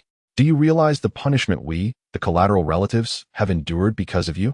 I spent a full 15 years in the Black Forbidden Forest, while the younger ones suffered injuries to their meridians due to the ancestors' wrath, rendering them incapable of further progress. That is unjust treatment from the main family." Lushanha shouted in anger. "You are aware of my dire situation. The Lin family's current fortune is not solely the result of the main household's efforts. We collateral branches have contributed significantly, yet they treat us as if we are insignificant. We practice the 100 rivers return to sea technique, while they cultivate the sea embracing all rivers method. Third brother. Seventh brother, consider the implications of these names. Our eventual mastery will merely benefit those main family disciples who encounter bottlenecks. Are you willing to accept this? But you should not have stolen the treasure and fled, the short man sighed, shaking his head. We are not the same. At that time, you were alone. While we now have families. The ancestor has promised that if we return with your head and the treasure box, our descendants will be granted better treatment. Third brother. Seventh brother, if that is the case, do not blame me for being heartless. A fierce glint emerged in Luciana's eyes as he produced a pill. You two may not be able to keep me here today. It was the blood-refining poison pill from the Poison Hand Medicine King Valley. The tall man's expression grew serious. Seventh brother, be cautious. The Poison Hand Medicine King Valley is one of the 6 major unorthodox sects in the world, and this blood-refining poison pill is renowned for its effects. The pill allows a warrior to significantly enhance their combat power at the cost of burning their own blood and lifespan. Though Luciana was merely at the internal proficiency realm, consuming this pill would temporarily elevate him to the prowess of an external proficiency master. Of course, the price would be a sacrifice of at least a decade of his life. After taking the pill, Luciana felt an explosive surge of energy and, with a mighty roar, charged towards the 2 men. The longer he delayed, the more of his life he would consume, so he aimed for a swift resolution. However, the 2 individuals of varying heights could not yield, for otherwise, Luciana would undoubtedly seize the opportunity to dash forth. Thus, they could only brace themselves and confront him head-on. The 3 combatants employed the same martial arts, utilizing the renowned Lin family technique, the Bihai Jingtao Palm. Yet, as the skirmish commenced, the frenzied Luciana managed to suppress the 2 others. After a few exchanges, Luciana suddenly raised his hand and unleashed a surge of vital energy, resulting in a chilling scream as the arm of the shorter man was severed cleanly. Seventh brother. The taller one bellowed in fury, releasing a 5-zhong wave of vital energy that surged toward Luciana. Luciana, too, was enveloped in a primal aura. However, the towering figure's energy stemmed from his inherent prowess, while Luciana ignited his own lifeblood. Thus, although their clash appeared evenly matched, Luciana's complexion suddenly paled. The tall man was, after all, a genuine external martial artist. Whereas Luciana had merely augmented his strength temporarily through the consumption of elixirs at the cost of his vitality. Should he fail to secure a swift victory, he would undoubtedly be no match for the towering figure. That previous exchange had already cost Luciana a substantial 5 years of his lifespan. At over 50 years of age, the successive toll on his years left him feeling increasingly frail. I cannot afford to delay any longer. Luciana resolved decisively, feigning an attack before attempting to flee. However, the warriors of the Lin family would not allow him to escape so easily. With a fierce shout, the tall man pursued him, leaping into the air to deliver a palm strike imbued with primal energy toward Luciana's back. In that critical moment, Luciana abruptly turned to face the incoming strike. Instead of evading, he produced a mechanical device from his sleeve. The device bore the image of a grotesque black scorpion.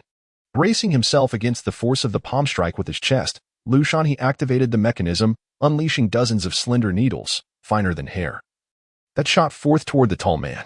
Those slender needles were so formidable that even the protective aura of a seasoned martial artist could not withstand them. They pierced through the protective barrier like relentless drill bits. If he had been on solid ground, the tall man might have gracefully evaded them. However, suspended in midair, he found himself unable to dodge with agility. He narrowly avoided the majority of the needles but was still struck by the remaining ones. Both landed simultaneously, clutching their chests. The tall man was enveloped in dark energy, while Luciana's complexion turned ashen. The scorpion tail needles of the 5 poisons sect? The tall man's expression darkened considerably, unsure if it was due to the poison or his anger. Indeed, the scorpion tail needles were designed to penetrate protective auras. Luciana endured a forceful strike from the tall man, feeling as though several ribs had broken, yet wore a smug expression. Although I have not advanced in my cultivation over the years, these 2 decades have not been in vain. This exquisite treasure was prepared especially for you. I advise you, third brother, to remain still and channel your aura to expel the poison. Otherwise, once it reaches your energy sea, even a celestial being would struggle to save you. As he spoke, Luciana coughed up several mouthfuls of blood. Though his injuries were severe, the effects of the medicinal pills had not yet faded. At that moment, the only one in the outer gang realm, the tall man, was already wounded, and the others could do nothing to prevent his departure. though Lu Shanhe had also paid a hefty price. He deemed it all worthwhile as long as he could salvage his life. If he could unlock the secret box, all these sacrifices would pale in comparison. A frenzied glint flickered in Lu Shanhe's eyes. Die. The tall man roared, disregarding the toxins coursing through his body, and charged once more at Lu Shanhe, delivering a powerful strike. The furious strike was not something that the exhausted Lu Shanhe could withstand. The might of that blow shattered the protective aura surrounding Lu Shanhe and pierced straight through his body. Third brother. Lu Shanhe gazed down at the gaping wound in his chest, ultimately managing a bitter smile. I never imagined you would remain unchanged, truly. You are the relentless warrior of the Lin family.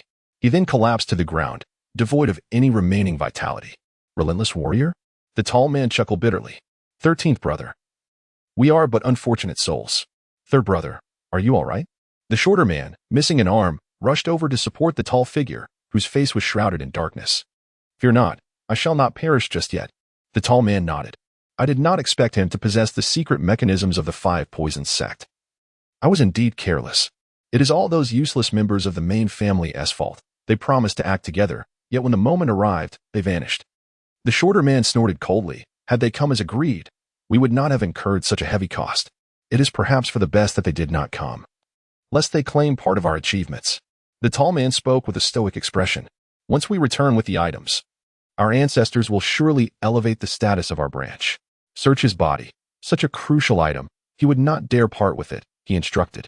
As if in accordance with the tall man's words, the shorter man soon discovered a jade box edged with gold while searching Lu Shanhe's body. Indeed, it was on him. We can report back with this. The shorter man turned back in excitement, only for his expression to change drastically as he exclaimed, Third brother, be careful. Yet, his warning came too late. Lu Yi, who appeared to be lifeless on the ground, had somehow risen again. A curved blade, gleaming with a sinister blood-red light, sliced through the air towards the tall man. The god of death's strike, accompanied by a talent for determining life and death, was unleashed with explosive force. Although the tall man had sustained serious injuries, he was still a master of the outer aura realm, and Lu Yi did not dare exhibit any complacency. This strike was delivered with all his might, the blood-red blade cutting through the air, infused with ominous energy that emanated terror. Inner aura realm? The tall man could scarcely fathom that the youth he had just sent flying with a mere slap was actually a master of the outer aura realm. At this moment, even a fool would realize that he had been deceived by Lu Yi. The latter's true power was far from what it had seemed. Die. Lu Yi brought down the blade, and the tall man summoned his last reserves of strength to block the attack. As the blade descended, the two stood motionless in place. I never expected that in my illustrious life, I would be deceived by a mere youth. The tall man suddenly chuckled lightly, an inscrutable expression crossing his face. Lin Changhe has a fine son. Indeed, he is remarkable. In truth, I am not his son, Lu Yi murmured within himself, regrettably. The tall man would never hear this revelation. A crimson line extended from the crown of the tall man's head, enveloping his entire visage. Then, his body inexplicably split in two. Lu Ye's blade aura had cleaved him asunder from head to toe. It was only due to the swiftness of Lu Ye's strike that he did not succumb immediately to death. Third brother, the short man bellowed, his eyes aflame with fury as he recklessly charged towards Lu Yi. Yet, Lu Ye's sole adversary in his gaze was the tall man of the external realm. As for the short one, even uninjured, Lu Yi would regard him with disdain, let alone now that he had lost an arm. The short man inwardly cursed, though his ire was directed not at Lu Yi, but at the members of the Lin family. They had explicitly agreed to join forces against the Lu family, with their role being to execute the killings while the Lu family secured the perimeter, ensuring that not even a mosquito could escape. Yet now, after such a prolonged skirmish, their allies had yet to appear. As for why the Lu family members had not made their entrance, that was, of course, due to Lu Ye's meticulous planning. Those ruffians were currently engaged in a game of hide-and-seek with the 3 tigers of the Shui family and several heads from Yushan outside the city. Lu Yi had expended considerable effort to persuade the 3 tigers of the Shui family and the heads of Yushan to intervene. However, facing the Lin family of Pengsheng head-on was utterly out of the question. Even if Lu Yi were to offer tenfold what he had already given, it would remain impossible. Nevertheless, they were willing to engage in a game of cat and mouse outside the city, preserving their dignity. After all, they were the local tyrants and innate realm martial artists. While they could not best the Lin family in direct combat, maneuvering through the night and leveraging their familiarity with the terrain to outwit the Lin family would pose no difficulty. from the memories Lu Yi had acquired in his lifetime. He knew that the Lin family had dispatched two teams. One was the main family, while the other comprised the collateral branches. The main family had always looked down upon the collateral branches, which, in turn, harbored a silent resentment towards the main family. Thus, these two factions operated independently, pursuing their own agendas. In accordance with his recollections, Li commissioned the creation of a jade box strikingly similar in appearance to the Lin family's secret compartment. He then instructed the three tigers of the Shuev family to wield the jade box as a means to divert the attention of the main household's entourage, thereby leading them astray. Subsequently, he enlisted the assistance of the Yushan thieves for covert support. To this end, Li promised to bestow the Lu family's long-accumulated wealth upon the Yushan thieves and to cede all of Lu family's territories in Guangling County to the Shuev family. Li had resolutely determined that after this endeavor, he would depart from Guangling County. After all, offending the Lin family while remaining here would be tantamount to courting death. However, before his departure, he intended to ensure he reaped sufficient rewards. The Lin family's contingent pursued for quite some time. Yet the figures ahead seemed to fluctuate in proximity, as if deliberately toying with them, before ultimately vanishing from sight. A diversion tactic? The leader of the Lin family, not lacking in intelligence, quickly deduced the situation and commanded a swift return to the county town, fearing an unforeseen turn of events. The leader accompanying the Lin family was also a formidable master of the external gang realm. It was precisely due to the presence of two such experts that Lu Shanha had previously found no avenue for escape. Yet now, with one team diverted by Lin Yi, Lu Shanha nearly succeeded in his flight, only for a tall figure to sacrifice himself to ensure his capture. By the time the Lin family's contingent arrived at the Lu family estate, the battle had long since concluded, leaving a grim scene of bodies strewn across the ground. While all members of the Lu family had perished, the same fate had befallen the Lin family. The demise of the warriors from the Lin family was utterly horrifying. They had been cleaved in twain from head to toe. Such a terrifying mastery of blade. It appears to be the work of a practitioner of the dark arts. The middle-aged man leading the Lu family's contingent narrowed his eyes in astonishment, realizing that within this seemingly insignificant county, there resided such a formidable practitioner of the demonic path. Humph. Why should we bolster the ambitions of others and diminish our own prestige? A young man clad in white wore an expression of disdain, asserting that it was likely those inept fellows had engaged in a mutual destruction with the traitor Lin Changha, leaving an opportunity for someone else to seize advantage. Do not underestimate those from the side branches, although the likes of the third and seventh sons may have humble origins. Their skills are undoubtedly commendable. The middle-aged man retorted in a low voice, though it appeared they had sustained injuries at the hands of Lin Changha previously. Nonetheless, to have slain them, along with so many warriors, indicates that this individual is no ordinary foe. The young man scoffed lightly, though he refrained from retorting. His countenance expressed skepticism. The middle-aged man sighed inwardly, recognizing that his nephew, at merely 22 years of age, had already ascended to the ranking of the martial world. It was inevitable that he would underestimate the prowess of others, and it would eventually lead to grave misfortune. The warriors of the Lin family scoured the courtyard and reported back. The family's secret box had vanished, and the identities of the deceased had been meticulously verified. The entire Lu family was present, save for the third young master, Lu Yi, who was nowhere to be found. This suggests that Lu Yi may have slain our kin and absconded with the secret box. The middle-aged man furrowed his brow, seemingly in disbelief. How could this be possible? Before the warriors could respond, the young man exclaimed, "According to our prior intelligence, Lu Yi is merely 19 years old, not yet 20. How could he possibly have slain so many of our Lin family?" Although he had always looked down upon the lowly offshoots, he could not fathom that a lad under 20 could achieve such a feat. Even he, a prodigy who had made the rankings, could not accomplish that. The Lin family warriors remained impassive, addressing the middle-aged man. While we cannot dismiss the possibility of other experts lying in ambush, the most likely scenario is that Lu Yu killed our people and fled with the treasures. Can we track him down? The middle-aged man inquired blandly. He cannot have gone far. The Lin family warrior nodded, having committed such numerous murders and leaving behind such a heavy scent of blood, even with their eyes closed. My brothers could trace his path. Very well, lead the way. I shall pursue him personally. The middle-aged man declared gravely. Why must you, uncle, take to the field yourself? The young man protested, his pride evident. He is but a lad under 20. I shall apprehend him, and you may await my good news. The middle-aged man frowned slightly. He understood that his nephew was often arrogant. Now, a nameless youth in a small county had slain so many from the Lin family, and naturally, he would not acquiesce. After a moment of contemplation, he considered that Lu Yi, at merely 19, might possess extraordinary skills, but the Lin family warriors were no mere pushovers. Given the number he had slain, he must have sustained injuries himself.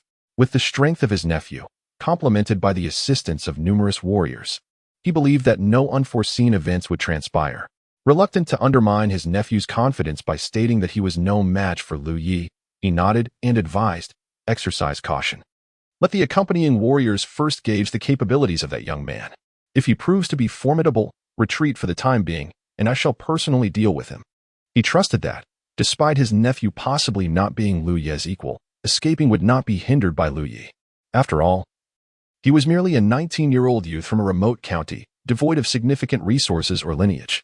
Even if he had been cultivating since birth, how far could he truly advance? The middle-aged man increasingly doubted whether Lu Yi had employed some nefarious means to slay so many. His own power was, in truth, not that substantial. The young man, accompanied by a group of warriors from the Lin family, pursued relentlessly from Guangling County. After a full day of tracking westward, they arrived at the outskirts of a dense forest on a high mountain. He is within that mountain, announced the leading Lin warrior.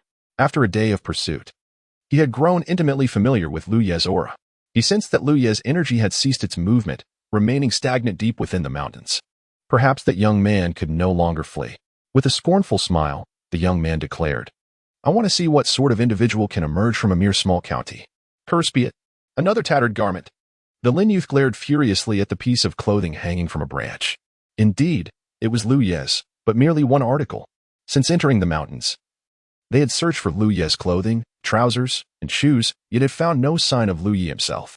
This left the young man seething with a sense of being toyed with. Are you certain that fellow remains in the mountains and has not escaped? He snapped, turning to glare at a Lin warrior. This warrior, known by the moniker Earth Dog, possessed a unique talent. His sense of smell surpassed that of any canine. After undergoing the Lin family's specialized training, he could track any individual whose scent he had memorized within a 100-mile radius. Earth Dog nodded. He has not exited the mountains. Had he done so, I would have surely detected it. However, it seems he has laid numerous traps, as his scent lingers in many places within these mountains, making it difficult for me to ascertain his exact location. After a moment's hesitation, Earth Dog finally mustered the courage to suggest, Young Master, perhaps we should send someone to encircle the mountain and return to inform Master Yu to dispatch more men. I have a feeling that young man is up to something. He seems aware of our pursuit, and rather than fleeing, he has set up a ruse.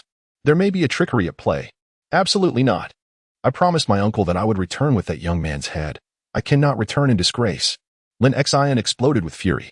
If that is the case, we shall search separately. Upon finding that young man, signal immediately. I will personally take his head. The opinions of the Earth Hound are undoubtedly the most prudent. However, Lin Xian had already been driven to the brink of madness by anger. Moreover, as a distinguished figure on the human ranking list, how could he possibly be outmatched by a mere youth younger than himself? In this vast world, there are only 108 individuals on the ranking list. If he were to suffer humiliation in this small county, what would become of his reputation when the news spread? The Lin family members dispersed, embarking on a quest across the mountains in search of Lu Ye's whereabouts. Suddenly, a Lin family warrior felt a tightening in his throat as a hand, as formidable as an iron claw, seized his windpipe. At that moment, a chilling voice echoed from behind him, Do not move, or I shall crush your throat. It was Lu Yi. The Lin family warrior's heart sank. I will ask questions, and you will answer. One wrong word, and I shall take your life. The Lin family warrior nodded vigorously. Through a series of questions and answers, Lu Yi swiftly acquired the information he sought. As he had suspected, upon realizing they had been deceived, the remaining members of the Lin family would not simply let the matter rest, and they possessed means to track him down. Lu Yi had been waiting for these individuals. Although he had obtained the Lin family's secret box, he discovered that he was utterly incapable of opening it. Lu Shanhe, as a side branch of the Lin family, had spent over 20 years attempting to unlock the box, and Lu Yi was no more equipped to do so. Moreover, he dared not employ violent means to force it open, for such an approach would inevitably damage the contents within the secret box. Had the box remained in Lu Shanhe's possession for over 20 years, he would have resorted to brute force long ago. The individuals residing in the side chambers were, without doubt, oblivious to the method of unlocking the secret box. The sole glimmer of hope rested upon the shoulders of the Lin family members. Liu captured several Lin warriors, each providing identical information. It was utterly disdainful to send merely a young warrior of the inner gang realm to capture me. After snapping the neck of another Lin warrior, Liu clapped his hands, reflecting that had he known this would be the case, he needn't have exerted so much effort in separating them. The only adversary he truly feared was the Lin family's warrior of the outer gang realm. As for those below that level, the more they came, the more would perish. In a one-on-one confrontation, Liu was confident in his ability to defeat a mid-stage outer gang warrior. After all, he had previously slain one, albeit while injured, which validated his current strength. He was, however, concerned about being besieged during the confrontation, prompting him to take measures to divide the Lin family members. Had he known that only a young warrior of the inner gang realm would lead the pursuit, he would not have gone to such lengths. Lin Xian, a mid-stage inner gang warrior, ranked 105th on the martial arts leaderboard, was known in the realm as the Cloud Turner. Those who ascended the leaderboard were undoubtedly exceptional talents, yet Liu had ceased to regard anyone below the outer gang realm with any measure of concern. Thus, he revealed himself directly before Lin Xian. Liu? Lin Xian, gazing at the figure before him, found it hard to believe that this young man would dare to seek death so openly. I heard you were searching for me, so here I am. Liu Yi unsheathed the enchanted blade at his waist, the bloodthirsty demon blade, which had quenched its thirst with much blood, now appearing even more vividly sinister. A mere glance instilled dread. Youngster, do you not realize your own limitations while reigning over a remote county? Lin Xian was incensed by Liu Ye's contemptuous demeanor. Today, I shall make you acutely aware of the chasm between you and those on the leaderboard. A formidable aura of innate gang chi enveloped his hands. Known in the martial world as the Cloud Turner, Lin Xian's pride lay not in any weapon, but in his own hands. The martial arts he practiced were the renowned family technique, the Azure Sea Raging Waves palm. 3 tides of the river. Lin Xian leaped forward, his palms infused with immense gang chi, resembling a tumultuous wave, as he struck towards Liu Yi. This was a powerful technique from the Azure Sea Raging Waves palm. Named 3 tides of the river, though it appeared as a single strike, it bore 3 surges of residual force, each wave relentless and undulating, akin to a ceaseless tide. Even if an opponent could withstand the first wave of impact, they would be overwhelmed and ultimately crushed by the subsequent forces. Lin Xian held unwavering confidence in the family's signature palm technique, as well as in his own prowess. He could already envision Liu Yi being reduced to a mere puddle beneath his strike. Yet, Liu Yi merely regarded the approaching Lin Xian with an icy demeanor. Gradually raising his enchanted blade, the blade's aura coalesced, and Liu Yi seemed to transform into an emotionless harbinger of death, without any embellishment. He cleaved downward with a singular stroke. The god of death strike severed all terrors of the world, and coupled with his innate ability to determine life and death, the might of this blow ascended to a truly fearsome realm. As the blade descended, a crimson spray erupted. One could witness a pair of hands soaring through the air, severed from Lin Xian's wrists, entirely cleaved off by Liu Ye's strike. In the next moment, Liu Ye's enchanted blade rested upon Lin Xian's neck. Is this truly the extent of the prowess exhibited by the renowned figures on the rankings? Liu Ye's voice remained as frigid as ever. Having effortlessly slain even external practitioners with a single strike, he felt no thrill in overcoming a mere internal martial artist. In truth, this very blow could have extinguished Lin Xian's life. However, Liu had a purpose for sparing him, at least for the time being. Liu Ye's blade was astonishingly swift. So much so that Lin Xian was oblivious to any pain until he witnessed his own severed hand soaring through the air. It was only when he glanced down to see his wrist bereft of flesh that he let out a piercing wail. My hand. My hand. An agonizing wave of pain surged through Lin Xian, causing him to writhe on the ground. All his martial prowess was concentrated in his hands, earning him the moniker Cloud Turning Hands. With his hands rendered useless, his entire being was effectively crippled.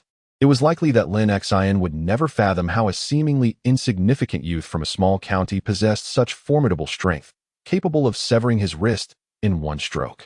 One must understand that he had protective energy surrounding his hands, rendering him fearless even against elite soldiers. Enough of this noise. Liu frowned at the writhing Lin Xian, and with a casual kick, he rendered him unconscious. Liu Yi spared this individual's life not out of fear of the Lin family, but rather to utilize him in unlocking the Lin family's secret box. As a direct descendant of the Lin family and a notable figure on the ranking list, he was extensively nurtured by the clan and likely privy to many of their secrets, possibly even the method to open the box. However, Liu had no intention of exerting effort to interrogate him. Even if he spoke, Liu would not believe a word. He only trusted what he could witness with his own eyes, armed with a formidable tool, the infinite life simulator. One day of celebration, one day of pursuit. And after another day, the simulator would be available for use once more. By tomorrow, he might uncover the method to unlock the secret box. Li hoisted the unconscious Lin Xin and made his way toward a cave. As the moon reached its zenith and the hour past midnight, the simulator became operational. Although the simulation could capture any target within his line of sight, Liu was uncertain whether a deceased person could be captured, and he dared not take the risk. Therefore, he simply bandaged Lin Xin, temporarily granting him a reprieve from death. Still in a state of unconsciousness, Lin Xin was subjected to Lu Ye's final 400 simulation points, enabling the capture of Lin Xin's life for simulation. You were born into the Lin family of Pingqing, nurtured by the clan from a young age.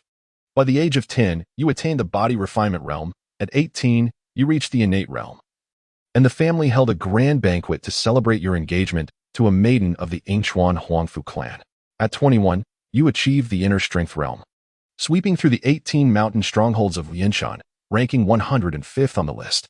At 28, you became infatuated with the most beautiful woman in Jianan, Shaoxian and in a fit of jealousy, were slain by the third ranked on the list, the unmatched blade Xiaojia. Simulation concluded. Comprehensive score, 160 points. Simulation points awarded, 160 points. Current simulation points, 160 points. You may retain one of the following options. 1. Late-stage inner strength martial arts enlightenment. 2.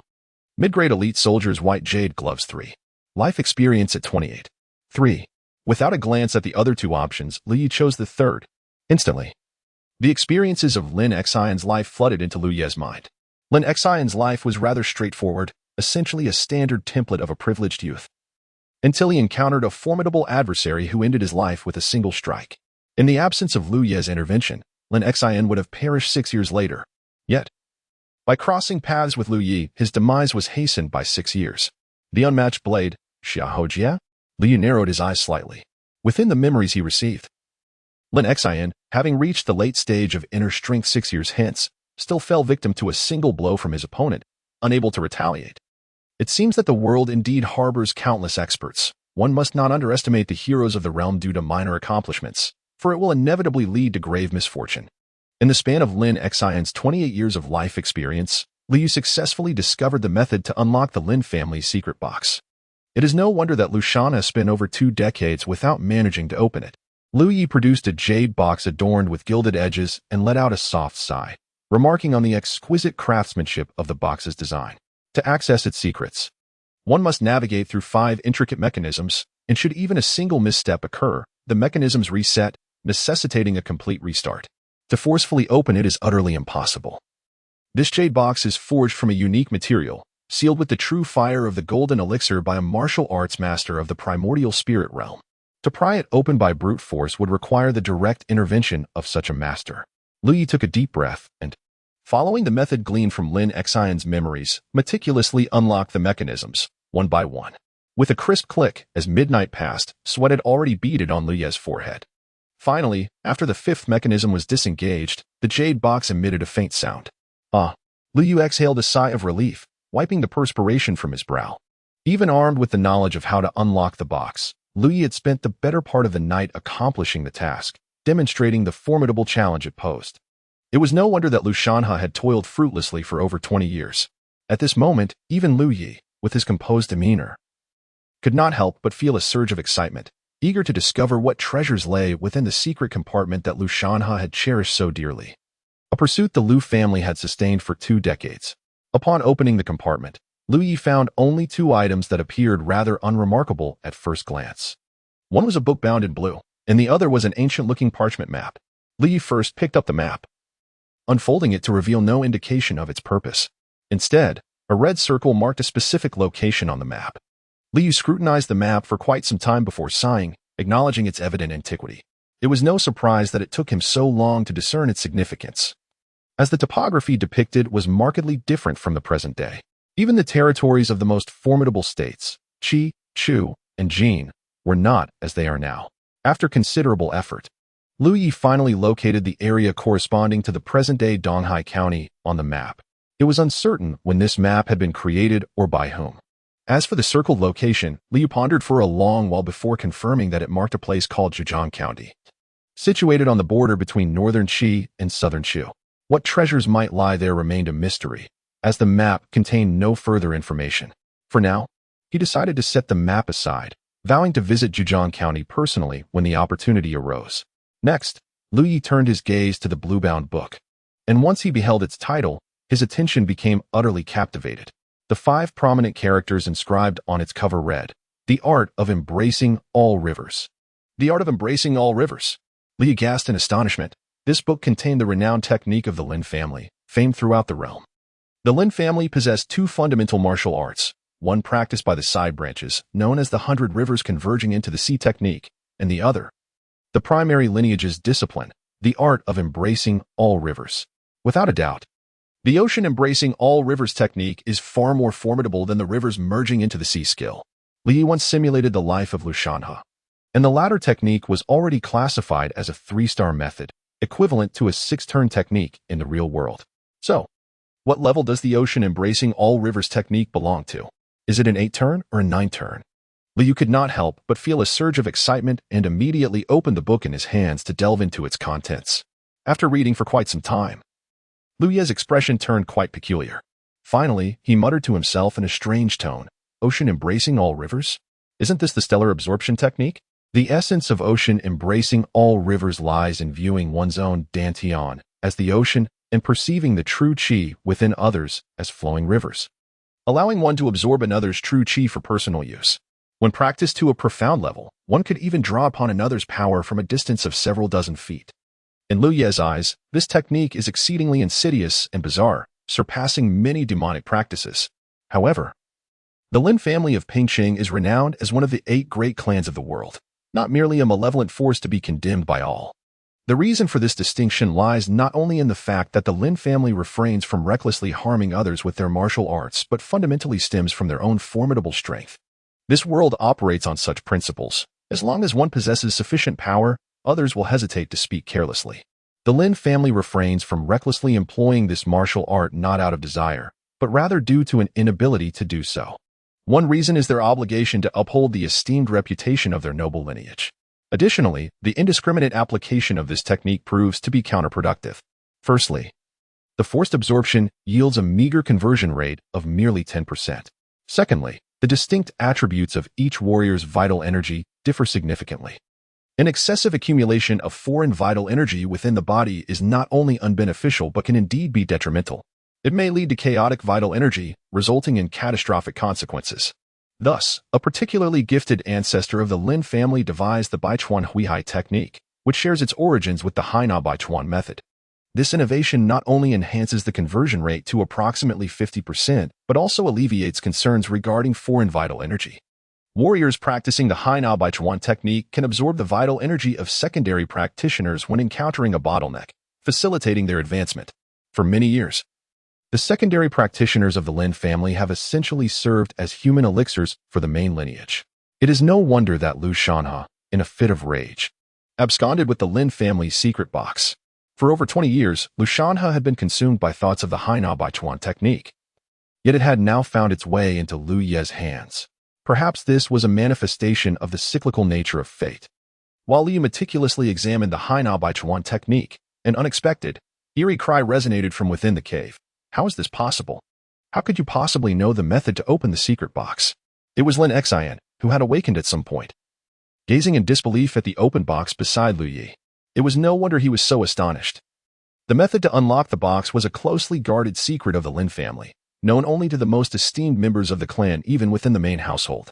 How could Lu Yi, a son of a secondary branch who had left the family for over 20 years, possess knowledge of such a method?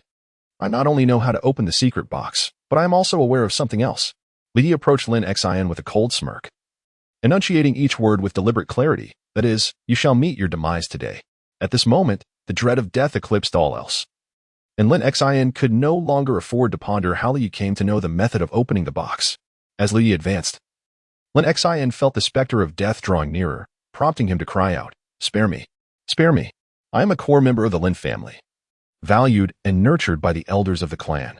If you dare to kill me, the Lin family will not let you go unpunished." Yet, Did he still think to use the Lin family as a means of intimidation? Lu Yi scoffed coldly, the crimson blade of his demonic sword pressed against Lin Xian's throat. Do you think I fear the Lin family?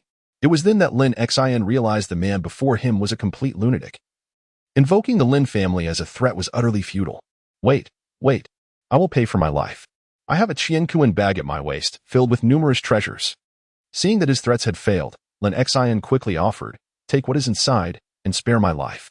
The mention of the Qiankuan bag sparked Lu Ye's interest. This was indeed a valuable item. A martial artist of the realm of unity with heaven and man, having comprehended the forces of nature, could create an independent space and confine it within other objects through supreme means.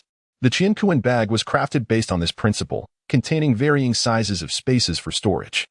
As such, it could only be produced by martial artists above the realm of unity with heaven and man.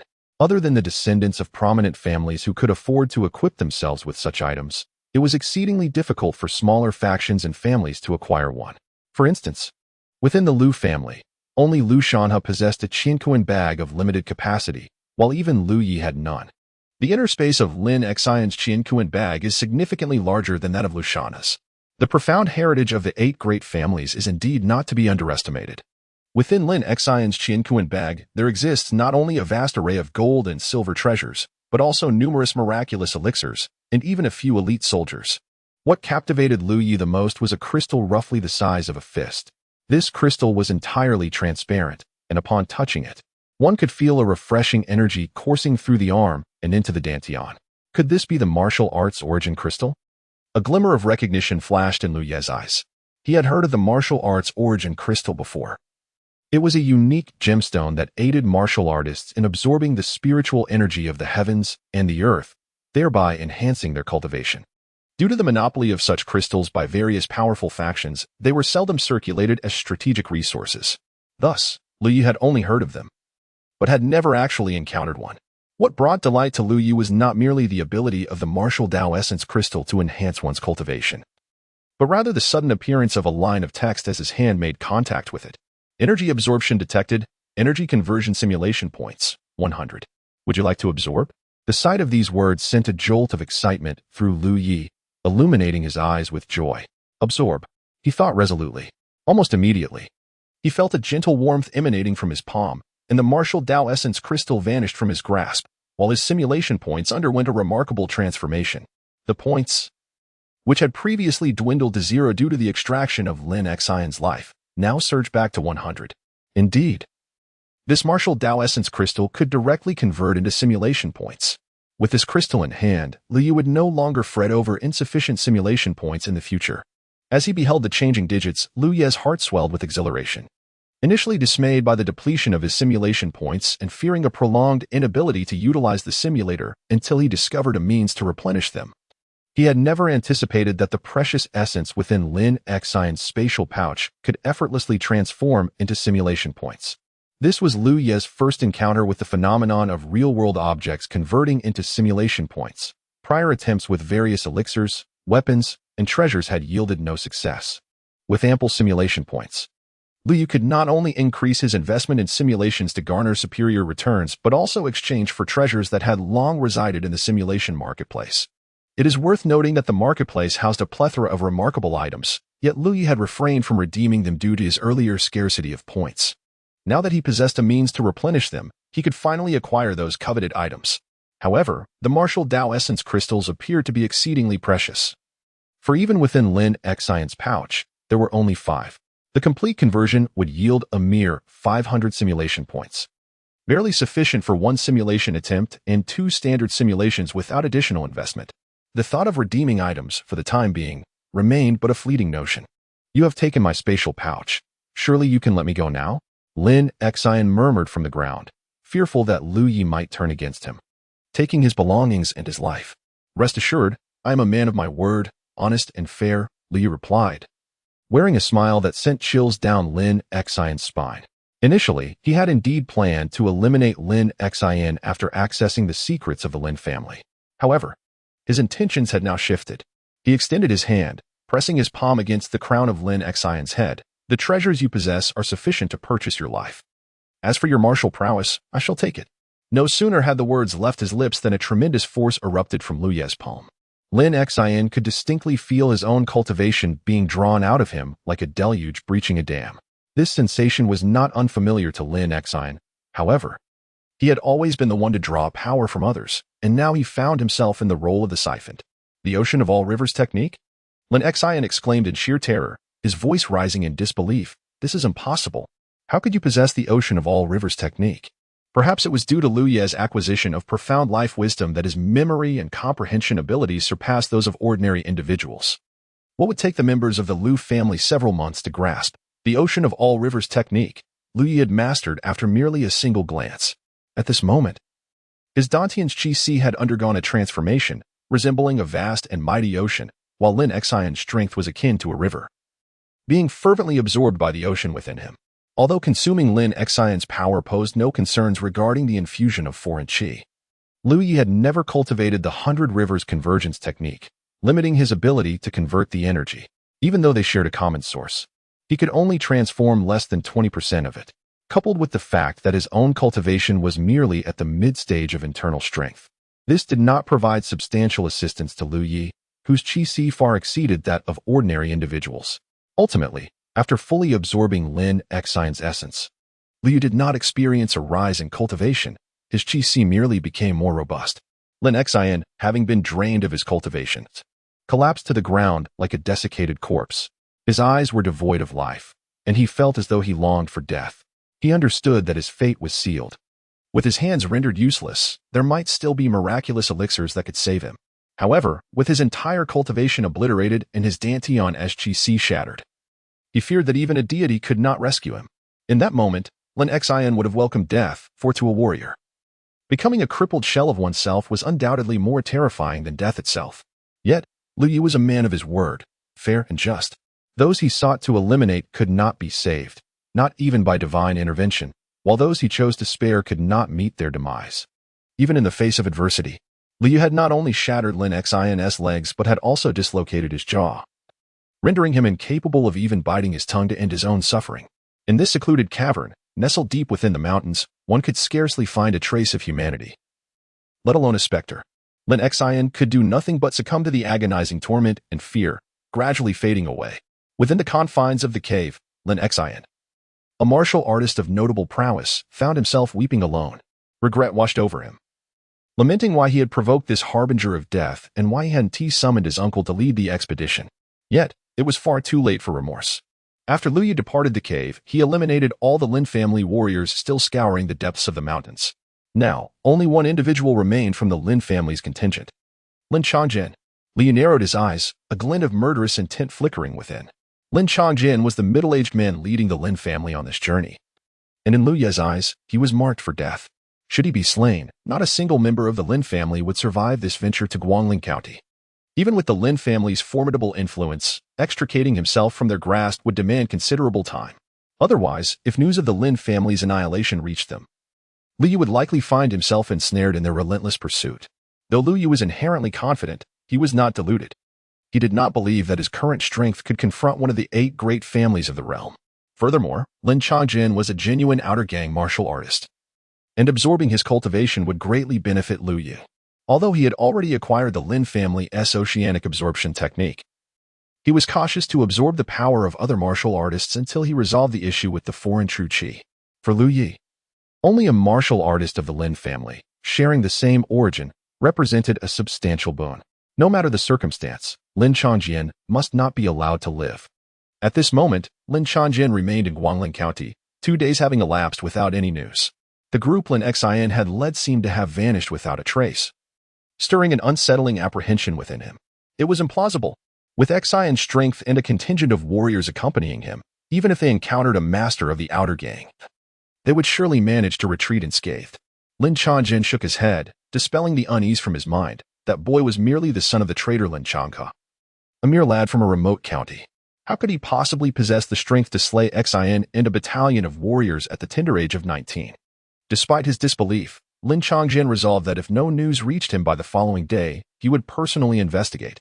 At that moment, Lin Changjian suddenly felt a chill at his neck as a gust of forceful wind swept by. A curved blade, gleaming with a sinister crimson light, silently approached his throat. Prior to the strike, Lin Changjin had not even detected the assailant's presence, a testament to their exceptional stealth and assassination skills. Yet, Lin Changjin was no ordinary martial artist of the outer gang realm. At a critical juncture, he did not even glance back but let out a mighty roar, causing a surge of vital energy to envelop him. Although he was merely at the mid-stage of external vital energy, it had yet to coalesce into a complete protective shield, leaving only his torso shielded. The opponent's swordsmanship was exquisite, skillfully evading the protective aura surrounding him, and aimed directly at his throat. At that moment, Lin Changjin's body inexplicably elevated a few inches, causing the curved blade that was heading for his neck to strike precisely upon his protective aura. With a resounding crash, Lin Changjin felt as though he had been struck head-on by a colossal beast. The weapon in the adversary's hand seemed less like a curved blade and more akin to a heavy mountain axe. The immense force from the collision rendered Lin Changjin unable to maintain his balance, propelling him several steps forward before he steadied himself. A metallic taste flooding his throat as he coughed up blood. Upon glancing back, he noticed that the assailant had not pursued him but stood still, brandishing an eerie curved blade, shrouded in a mask that obscured his identity. "Are you a member of the Azure Dragon Society? My Lin family has no grievances with the Azure Dragon Society. Who seeks to take my life?" Lin Changjin's gaze was grave, though the attire of his opponent did not match the assassins he associated with the Azure Dragon Society. The silent infiltration and shocking assassination skills were undeniably reminiscent of that organization. Such prowess could scarcely be found elsewhere in the world. The intruder was, in fact, Lu Yi, who donned the mask to conceal his identity. Little did he anticipate that this disguise would lead Lin Changjin to mistakenly believe he was affiliated with the Azure Dragon Society. However, this misconception was not entirely unfounded, for Lu Yi's skills in infiltration and assassination were indeed derived from the life experiences of an Azure Dragon Society assassin, making him a true inheritor of their legacy. Regarding Lin Changjin's prowess, Lu Yi acknowledged that he had underestimated the strength of the external martial artist. Unexpectedly, his lethal strike, which he had believed to be a sure kill, was effortlessly neutralized by his opponent. The recoil from the impact left his arm tingling, rendering him unable to pursue further. However, since his adversary had mistakenly misidentified him, Liu found a certain delight in perpetuating the error, thereby confounding his opponent. The Azure Dragon has 365 manifestations, and its presence is felt in every corner of the world. When the King of Hell demands your demise at the third watch, who dares to linger until the fifth? Liu deliberately modulated his voice to a deep and raspy tone, asserting, "You, being a member of the Lin family, should be aware of our Azure Dragon Society's code. We do not divulge our clients' information." His impersonation of an Azure Dragon Society assassin was remarkably lifelike. Not even Lin Changjin, nor any genuine member of the Azure Dragon Society, could discern the ruse. Lu Yi's expertise stemmed from his experience as a bona fide assassin of the Azure Dragon Society. Indeed, he was an assassin of the Azure Dragon Society. Lin Changjin's gaze darkened slightly, and he found no desire to exchange further words. He understood that since his opponent was an assassin of the Azure Dragon Society, any further dialogue would be futile. The Azure Dragon Society has never had a failure in completing a mission. To fail is to face death. It is either the target's demise or the assassin's. And from the moment the task is accepted, it signifies that one must perish. The sole method of resolution lies in eliminating the assassin. The Qilong Society has never avenged a failed assassin. Such individuals are deemed worthless and meet only a path to death within the organization. Unless a new assassin takes on the task, the Qilong Society will not engage in personal vendettas. Die. Lin Changjin bellowed, immediately launching an attack against Lu Yi. Though he had narrowly withstood Lu Yi's assault moments before, he had sustained considerable injuries.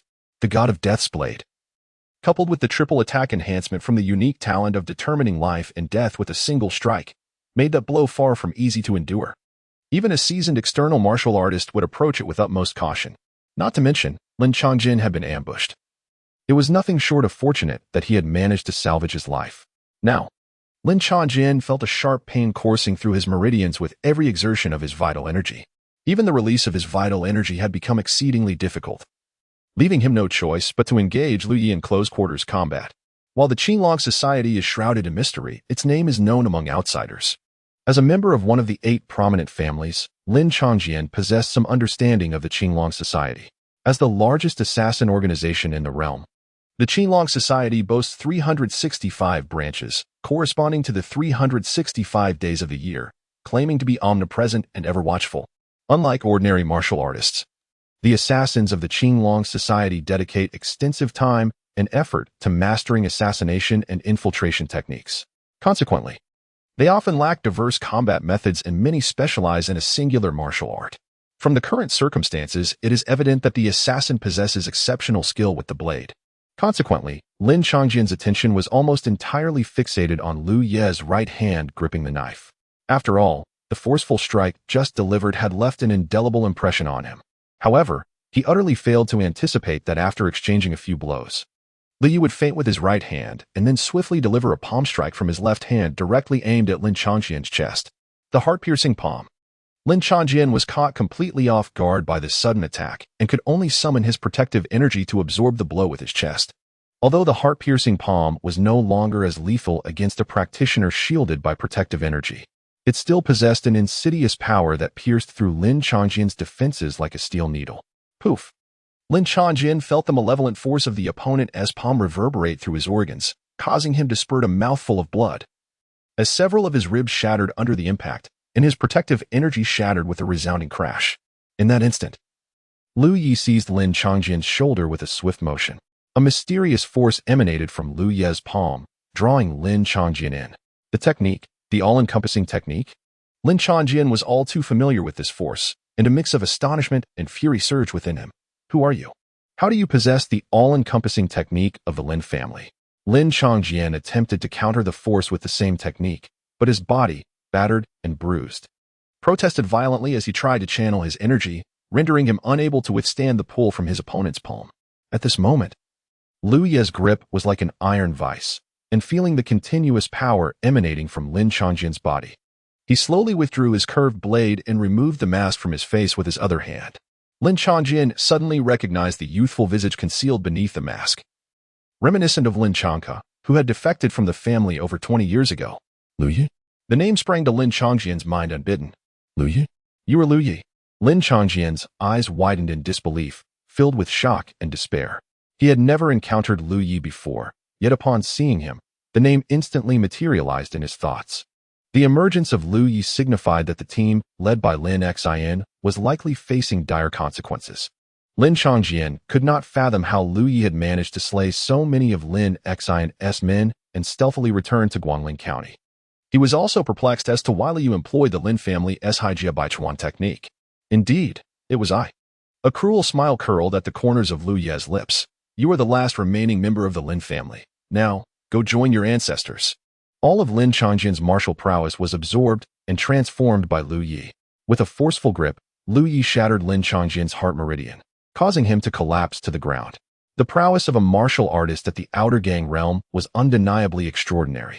Although the conversion rate was less than 20%, it nonetheless enabled Lu Yi to transcend to the initial stage of the Inner Gang realm, reaching the mid-phase.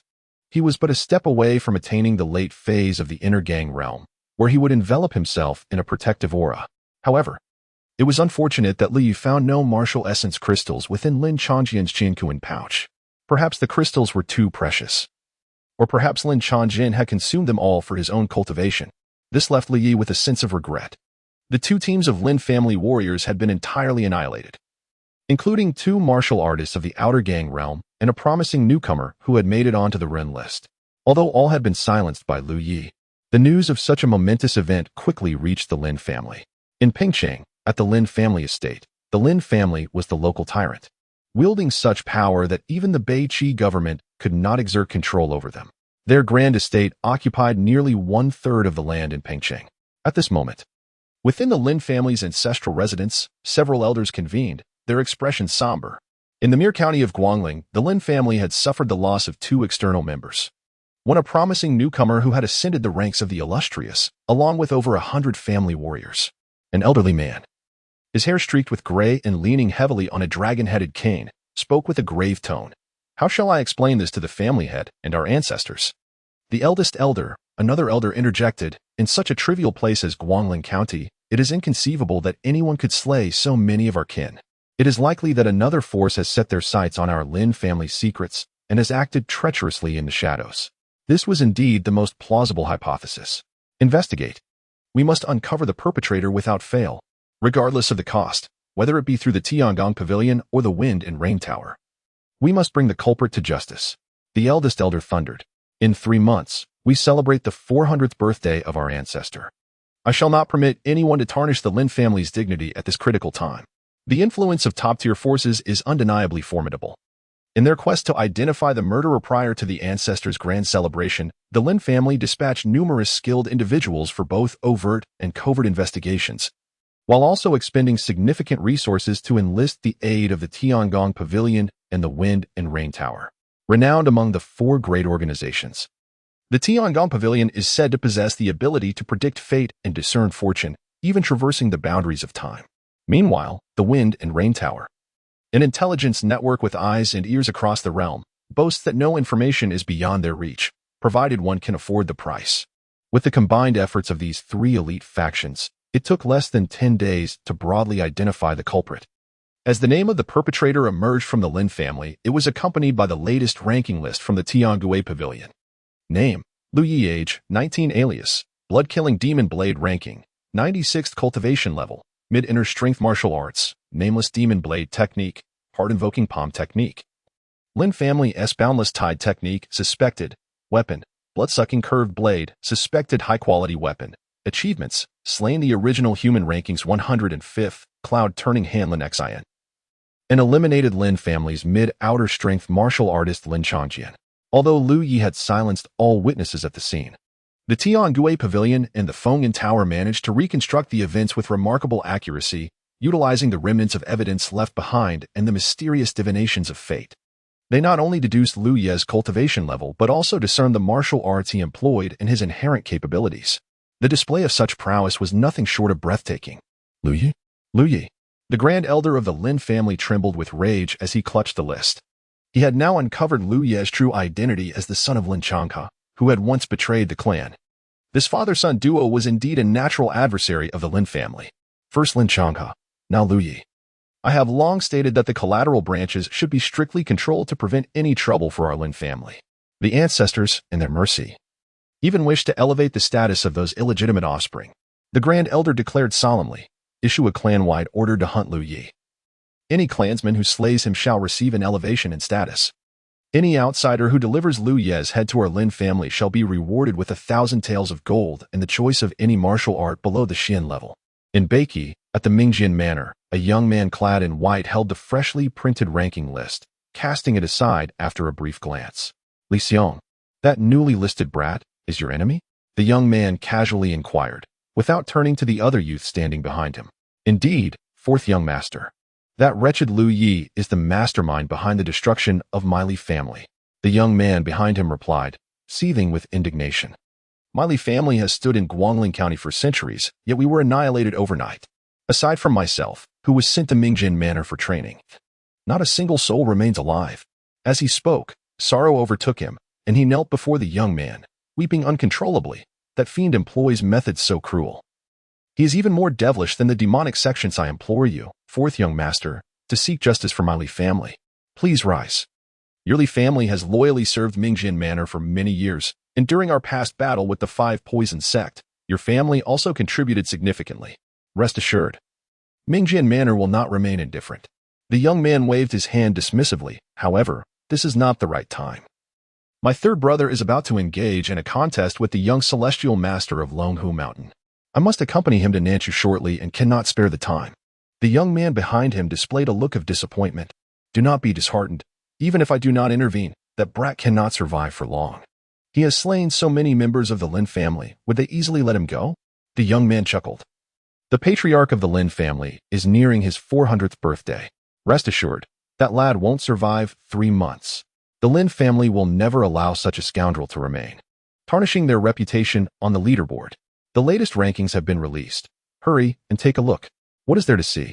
It has only been a month. How much change could there possibly be? You would be surprised. Look, Divine Blade Xiaohojia has vanquished the remnants of the demonic path and has ascended into the top 20 of the leaderboard. And in the 96th position, there is a newcomer, a practitioner of the inner strength realm. It has been ages since we have seen someone from the inner strength realm make it into the top 100. I wonder which powerful faction this newcomer belongs to? Lo and behold, it is the one who has slain members of the Lin family to earn his spot. Such audacity. Could he be a remnant of the demonic path? As the crowd scrutinized the newly released leaderboard, discussions erupted. The introduction of Lu Yi on the leaderboard was rather sparse. It not only lacked details about his identity and background, but also contained numerous inaccuracies regarding his martial arts and weaponry. This is hardly surprising, as the individuals involved in that incident were silenced by Lu Yi himself. Consequently, the information surrounding that event is largely speculative, inevitably leading to discrepancies. Moreover, Li merely managed to squeeze into the top 100 of the renowned list, thus not warranting excessive attention. Aside from the commission from the Lin family, neither the Tianji Pavilion nor the Fengyu Tower invested significant effort in his evaluation for the rankings. The human list is one of the 3 prestigious rankings released by the Tianji Pavilion, and while it is attributed to them, its compilation is, in fact, a collaborative endeavor with the Fengyu Tower, a fact that is no secret within the martial world. The heavenly list records those grandmasters of martial arts who have manifested their Dharma forms, totaling 36 individuals. The earthly list documents the martial masters who have attained the golden core of martial arts, comprising 72 individuals. The list of notable figures records the emerging talents under the age of 35. Those surpassing this age or having attained the semi-mastery of the harmonious union of heaven and man are automatically removed from the rankings. Additionally, some enthusiasts have taken it upon themselves to emulate the celestial rankings, creating various lists such as the Divine Weapons list, the Beauties list, and the Heroes of the Jianghu list. However, the influence of these unofficial lists pales in comparison to the esteemed rankings produced by the Heavenly Mechanism Pavilion in the Wind and Cloud Tower. The heavenly, earthly, and human rankings are recognized by the 3 great powers of the world. For many martial artists, ascending to one of these prestigious lists is a tremendous honor, with some even resorting to fierce battles over a mere spot, resulting in bloodshed. Yet for Lu Yi, he harbored no desire to be listed. At least not at this moment, as he was burdened by a host of blood debts trailing behind him. While en route to Zhejiang County, he stumbled upon the newly released list and was struck with dismay upon seeing his name. His expression darkened to a shade darker than coal. He had initially believed that with all witnesses silenced, he could brazenly make his way to Zhejiang County without concealment. However, upon seeing the list, he promptly reconsidered. Fortunately, Liu possessed some knowledge of disguise techniques from his life experiences, allowing him to execute a simple alteration of his appearance, alleviating fears of recognition. His visage appeared more gaunt, with eyes sharp as a hawk, complemented by a scar running across his brow, portraying him as a seasoned individual accustomed to the edge of a blade, appearing to be in his mid-20s. No one would associate this person with a 19-year-old scion of a family. The Heavenly Mechanism Pavilion and the Wind and Cloud Tower truly deserve their reputation as the 4 great organizations. It seems I underestimated the heroes of this world. After disguising himself, Li contemplated the list in his hand, astonished that despite leaving no survivors, he had been discovered in such a brief span. Thankfully, he had cultivated the habit of inquiring about Jianghu news upon arriving at each location, which enabled him to timely uncover the new list. Otherwise, had the Lin family detected his whereabouts first, it would have spelled disaster. The top 100 of this list comprises martial artists of the external gang realm and above. It appears that the Heavenly Mechanism Pavilion and the Wind and Cloud Tower hold me in high regard, placing me within the top 100. Liu mused, stroking his chin with a smile, wondering just how formidable those ranked above him must be. The top 10 are all figures of the 5 Qi returning to Origin Realm. They are but a step away from achieving the harmonious union of heaven and man, destined to become revered martial masters. At present, Li is still a considerable distance away from that realm. Conversely, 6 years later, the renowned unmatched divine blade Xiahojia will have ascended to the top 3 of the rankings, whereas at this moment, he has only just managed to enter the top 20. His moniker, merely Divine Blade, lacks the addition of Unparalleled. This is the only familiar name that Lu Yi can discern on the rankings. As for others like Jade Buddha Kong Xian, Little Celestial Master Zhang Lingyun, and Sword Young Master Bei Han, their names resonate like thunder, yet Lu Yi is unfamiliar with any of them. At this juncture, Lu Yi remains distant from such lofty figures. Nevertheless, he possesses an unwavering belief that he will soon catch up to them. For he harbors an extraordinary advantage that others do not. Does he not? The destination of Lu Ye's journey is the county city of Zhejiang, situated at the confluence of the states of Qi and Chu. He is eager to uncover the secrets concealed within the map, passed down through the Lin family for at least several centuries. In addition to altering his own appearance, In order to evade detection and avoid attracting the pursuit of the Lin family, Li Yi also made considerable changes to the martial arts he was well versed in. On his journey to Jiuzhang County, he engaged in several simulations, from which he acquired numerous valuable items. One such treasure was a 2-star sword technique known as 7 stars falling from the sky, which, when executed, could unleash 7 sword chi. Each aimed directly at the vital points of the opponent's body, embodying an unparalleled ferocity. He also obtained a mid-level talent called left-handed sword, which granted a 30% increase in power when utilizing sword techniques with the left hand. While it may seem less impressive compared to another mid-level talent, one cut decides life and death, which boasts a 300% enhancement in attack power, it is important to note that the latter is limited to a single strike. The left-hand sword talent, although it offers only a 30% enhancement, possesses an infinite duration. This implies that once combat commences, this talent remains perpetually active. Its practical application transcends the mere act of determining life and death with a single strike. Furthermore, Liu has acquired a fine-quality weapon, the Crescent Moon Sword. While it may not quite match the fully evolved Blood Drink Demon Blade, it stands as a commendable alternative, especially considering the latter's propensity to reveal one's identity. Thus, Liu has fully transformed into a left-hand swordsman, perpetually tasting the blood of foes. No one would associate a left-hand swordsman with the Blood-Kill Demon Blade on the leaderboard. Liu has also adopted a new name, one that evokes memories from his past life, Yutian. The left-hand swordsman Yutian thus set forth towards the direction of Jiuzhang County. Jiuzhang County is a city located on the border of the Northern Qi and Southern Chu kingdoms. Although situated within Northern Qi territory, its status as a buffer zone between the two nations means that the Northern Qi authorities exert limited control over it. Due to its location at the intersection of two nations, this place witnesses a multitude of merchants coming and going, rendering it a city of remarkable commercial prosperity. Its vibrancy far surpasses that of the Donghai County where Li Yi once resided. Among the 6 prominent factions in the realm, both the Song Gang and the Yin Gang have established branches here. The Beggars Sect, which survives by alms, and the renowned Qianjin Issue Pavilion, known for its brothels across the land, naturally do not overlook this thriving hub. Furthermore, various local gangs of differing sizes also hold sway here. The influence within Jiuzhang County can be described as intricately woven. Even before entering the city of Jiuzhang County, Li had already gathered extensive information about the region. Currently, Li finds himself at a ferry named Tinshui Ferry, situated 50 miles outside the city of Jiuzhang. At the ferry, there exists an inn called Tinshui Inn. At this moment, Li is partaking in wine while seeking information about Jiuzhang County. However, today, his drinking is far from tranquil. For a few unwelcome guests have barged into the inn, wreaking havoc and leaving the establishment in ruins amidst their brawl. The one being pursued is a towering figure. A man of imposing stature, his body a fortress of muscle, possessing the cultivation of the inner strength realm. The 3 pursuers were equally formidable masters of the inner gang realm. In Guangling County, such prowess was deemed supreme, yet within the borders of Jiuzhang Prefecture. Even before entering the city, Li had already encountered 4 individuals of this caliber.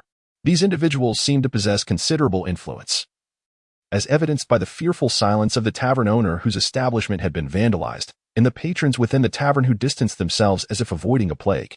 The towering figure of a man, besieged by the 3 assailants, bore significant injuries, clutching his chest as he spoke in a grave tone. Esteemed hall masters, we have worked together for many years. Will you not spare my life? This very spot was a ferry terminal, I swear. Should you allow me to depart Jiuzhang Prefecture by boat, I shall never return. An elderly man shook his head with a sigh. Hall Master Tai, it is not that we lack compassion. You have seduced the leader's wife and plotted to seize the leader's wealth. We cannot in good conscience allow you to leave alive, for it would bring us great trouble upon our return. The burly man, enraged, glared fiercely. That is a baseless accusation. That woman summoned me to the back courtyard, claiming the leader had matters to discuss. There is no need for further discourse. We do not wish to hear the intricacies of this matter. Seemingly unwilling to let him speak further in such a public setting, a relatively attractive middle-aged woman said sternly, you must either surrender willingly and explain yourself to the tiger leader, who may, out of regard for your past contributions, grant you mercy. Otherwise, we shall be compelled to return with your head as proof. Returning means certain death. I, Taizheng, have lived honorably and have never wronged another. How could I return like a dog, tail between my legs, begging for mercy? With a fierce roar, Taizheng summoned all his inner strength, his hair standing on end, ready to fight to the death. The other 3, upon witnessing the scene, sighed in silence before preparing to engage. The four charged at one another, on the verge of clashing violently. At that moment, a streak of light darted through the air. It was a wine cup, imbued with formidable energy. Streaking past the four like a meteor, though merely a cup, the overwhelming force emanating from it forcibly repelled the four combatants. Who might this esteemed person be? The elder exclaimed, glancing around in alarm. It was then that a slender figure emerged from the shadows, a young man, bearing a scar across his forehead, seemingly in his mid-20s. This individual was none other than Lu Yi, now disguised. You have disturbed my drinking. Lu Yi's voice, deeper and more chilling than before, resonated ominously. The three exchanged glances, and one lanky individual stepped forward, cupping his hands in a gesture of respect. We, from the Feihu gang, seek to eliminate traitors. We kindly ask for your understanding. I said, you have disturbed my drinking. Li interrupted him before he could finish. He was well aware of their identities, otherwise he would not have risen from his seat. He had never been one to meddle in others' affairs. In recent days, he had gleaned considerable information regarding the various martial factions in Jiuzhang County. Beyond the prominent branches of the Chaobang and Yinbang, the region was home to numerous smaller gangs. Among them, 7 factions with external masters of considerable prowess were recognized, collectively known as the 3 Gangs and 4 Gates. The Flying Tiger Gang is, indeed, one of the 3 factions and 4 gates. As the saying goes, a powerful dragon does not suppress a local serpent. Thus, Lu Yi, as an outsider, would undoubtedly provoke a backlash from the local powers upon entering Jiuzhang County. Initially, this thought troubled Lu Yi, but upon encountering the individuals before him, an idea suddenly sparked in his mind. A clever scheme. The 4 esteemed leaders of the Flying Tiger Gang's outer halls, Taizhan Hall's Master Taizhong, Qingzhou Hall's Master Bai Qingzhou, Ziyue Hall's Master Zihua, and Qihu Hall's Master Hubu Gui were all gathered today. While Liu maintained an outwardly calm demeanor, inwardly he was already deep in contemplation. The 4 outer halls of the Flying Tiger Gang, along with the 2 inner halls, are led by masters who have attained the inner strength realm. Among them, Master Tai Zheng of Taizhan Hall is noted for his integrity and valor, and through recent inquiries, Lu Yi has heard numerous praises from traveling merchants. They commend Tai Zheng for never exploiting them, and for being a rare and admirable figure among his subordinates. The reason Lu Yi stepped forward was not only due to his own calculations but also because he held a favorable impression of Tai Zheng, believing him to be a person of potential utility. Upon invoking the name of the Flying Tiger Gang, the opposing party showed no sign of deference. The 3 hall masters were acutely aware that their adversaries were either not ignorant fools or were deliberately seeking trouble. Regardless of the perspective, the opposing party did not appear to be simpletons, suggesting their intentions were indeed malicious. Could it be that Tai Zheng had summoned assistance? However, observing Tai Zheng's own expression of bewilderment, it was evident that he bore no relation to this individual. The 3 hall masters exchanged glances, momentarily perplexed regarding Lu Yi's origins. The most composed among them, the hall master of the Qihu, Hubu Gui, clasped his hands and stated, I am uncertain of your esteemed identity, yet within the jurisdiction of Jiuzhang County, few dare to disregard the Flying Tiger Gang's reputation. If you wish to meddle in our affairs, it would be prudent to reconsider your stance. This statement, while soft in tone, carried an implicit threat. The elegantly alluring hall master of the Ziyu, Zihua, laughed sweetly at Lu Yi and remarked, Young sir, do not be deceived by Tai Zheng's seemingly righteous faade. He is far from virtuous. He has seduced the gang leader's wife and pilfered the gang's assets. Such transgressions warrant the question, should he live or die? Yet, Lu Yi remained unperturbed by her beauty, casting a cold glance at Zihua and retorting, If I assert he should not be killed, would you then conspire to eliminate me as well? His words were exceedingly impolite, effectively striking the 3 hall masters' pride. The Flying Tiger Gang was a formidable force in Jiuzhang County, and these hall masters were individuals who commanded respect. They had never been subjected to such insolence. Hubu Gui's expression darkened, and the smile on Zihua's face vanished, replaced by a glint of cold fury in her eyes. Bai Qingzhou, filled with rage, shouted, You insolent fool! Who dares to meddle in the affairs of the Flying Tiger Gang? Although the 3 were momentarily uncertain of Lu Yi's background, the Flying Tiger Gang had never feared anyone in Jiuzhang County. Very well, Lu Yi smiled lightly. As his words fell, his sword was drawn, a soft sword, as delicate as the wings of a cicada, transformed into 7 shooting stars, each aimed at the vital points surrounding Bai Qingzhou. One sword became 7 stars, and the 7 stars fell from the heavens. The most terrifying aspect of this sword technique lay in its duality. Each strike was both a feint and a reality. Should one choose to defend, the feints could manifest into tangible threats. If one chose not to defend, the real strikes would become illusory. The interplay of illusion and reality posed a lethal challenge. Unless one could simultaneously counter all 7 stars, a single strike would suffice to deliver a fatal blow. Before Bai Qingzhu stood the formidable figure of Lu Yi, who, upon witnessing 7 stars burst forth before him, found himself in a state of utter disarray. Despite his arduous efforts to defend against 4 of those strikes, he was utterly unprepared for the remaining 3. To his horror, Lu Ye's sword pierced through his protective energy as if it were mere parchment, leaving 3 gaping wounds upon his body. In the next instant, Lu Ye's blade was poised menacingly at Bai Qingzhu's throat. Cold sweat trickled down Bai Qingzhu's brow, and the other 2 hall masters dared not move an inch. It was evident, even to the blind, that although they were both at the same inner strength level, there lay a vast chasm of disparity between them. Lu Yi had no intention of taking Bai Qingzhu's life. Otherwise, with a single stroke, he could have ended it all. Now what do you say? Lu Yi gently advanced his sword, pressing it closer. Is it still true that Tai Zheng is seducing the leader's wife and stealing from the gang? No. Bai Qingzhu felt the warm trickle of blood at his neck, aware that a single misstep in his words could cost him his life. He hastily exclaimed, I do not know who that scoundrel is that spreads such foul rumors. Hall Master Tai is a man of integrity, and the brothers in the gang have always held him in high regard. How could he possibly commit such acts? Indeed, the elder stated, I have long insisted that we should ascertain the truth rather than hastily draw conclusions that may dishearten our brothers. Hu Bugui's face bore an expression of utmost seriousness. I have seen that sly vixen. She is certainly no good. She must have embezzled the gang's wealth and is now framing Hall Master Tai to conceal her misdeeds. Zihua's face once again blossomed with a beguiling smile. You see, it is all quite simple. Li turned to Taijing with a light chuckle. In this world, it is the one with the strongest fist and the swiftest sword who holds the truth. Indeed, the world operates on the principle of the survival of the fittest. Tai Zheng remained silent for a long moment before letting out a deep sigh. I implore you, spare their lives. They have been my companions for many years and were merely following orders. Upon hearing this, the 3 hall masters displayed expressions of heartfelt gratitude. Oh, you are quite the loyal friend. Liu raised an eyebrow, chuckling softly. Are you truly content to bear the weight of infamy? To live your life like a dog, perpetually hunted and unable to hold your head high? I am not content. Tai Zheng ground his teeth, ultimately shaking his head in resignation. But what can I do? As you said, it is the one with the strongest fist and the swiftest sword who prevails. His strength was no match for the master of the Flying Tiger gang. Otherwise, he would not have fled under the cover of night. I might be able to assist you. Lu Ye's smile was as tempting as that of a devil. If you are willing to take a gamble, should you succeed, you would become the vice leader of the entire Flying Tiger gang. If you fail, however, you will pay with your life. The external martial artists who have perished at the hands of Lu Yu are not merely one. Naturally, he would not disclose this to Tai Jingming.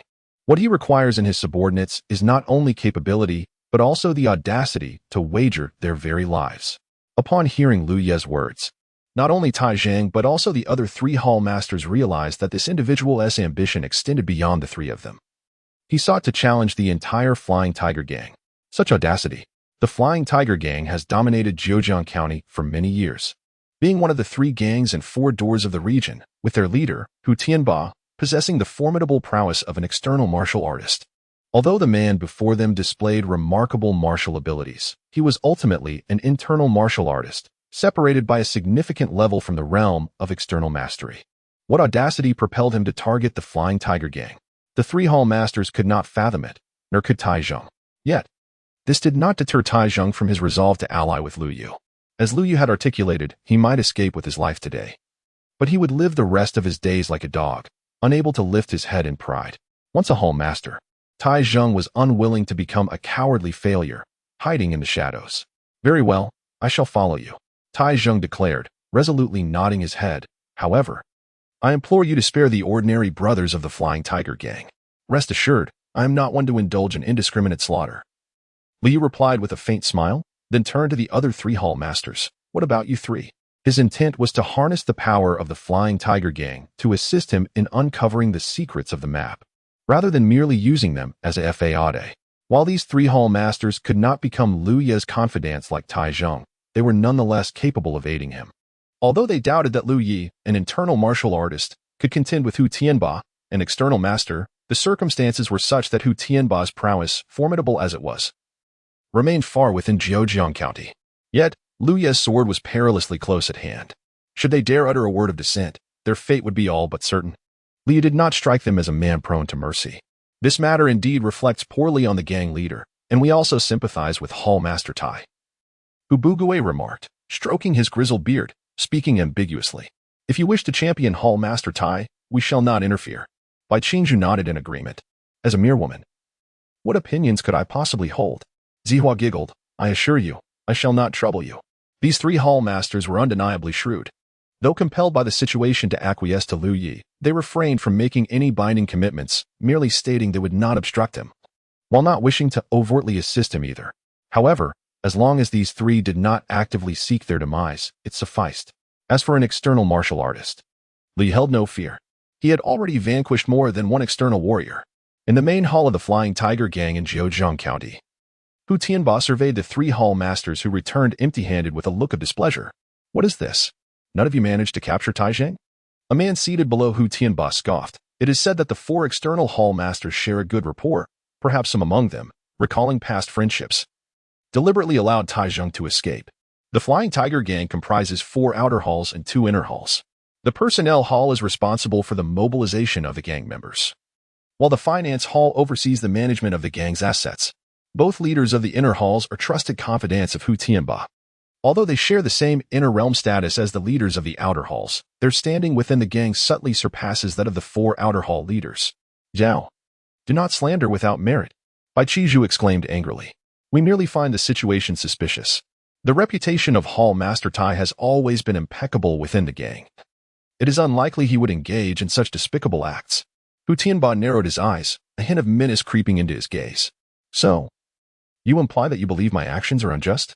We would not dare. Hu Bugui replied, cupping his hands respectfully towards Hu Tianba. It is simply that we encountered someone while pursuing Taizheng. He claims to have a message for the gang leader. As soon as he finished speaking, 2 figures strode into the main hall, one of whom was none other than Taizheng, the hall master of the Iron Mountain Hall, who was wanted by the Flying Tiger Gang. At this moment, Taizheng was trailing behind another individual, resembling a mere subordinate. Taizheng, how dare you return? Upon sighting Taizheng, the 2 inner hall masters erupted in fury, immediately rising to issue commands.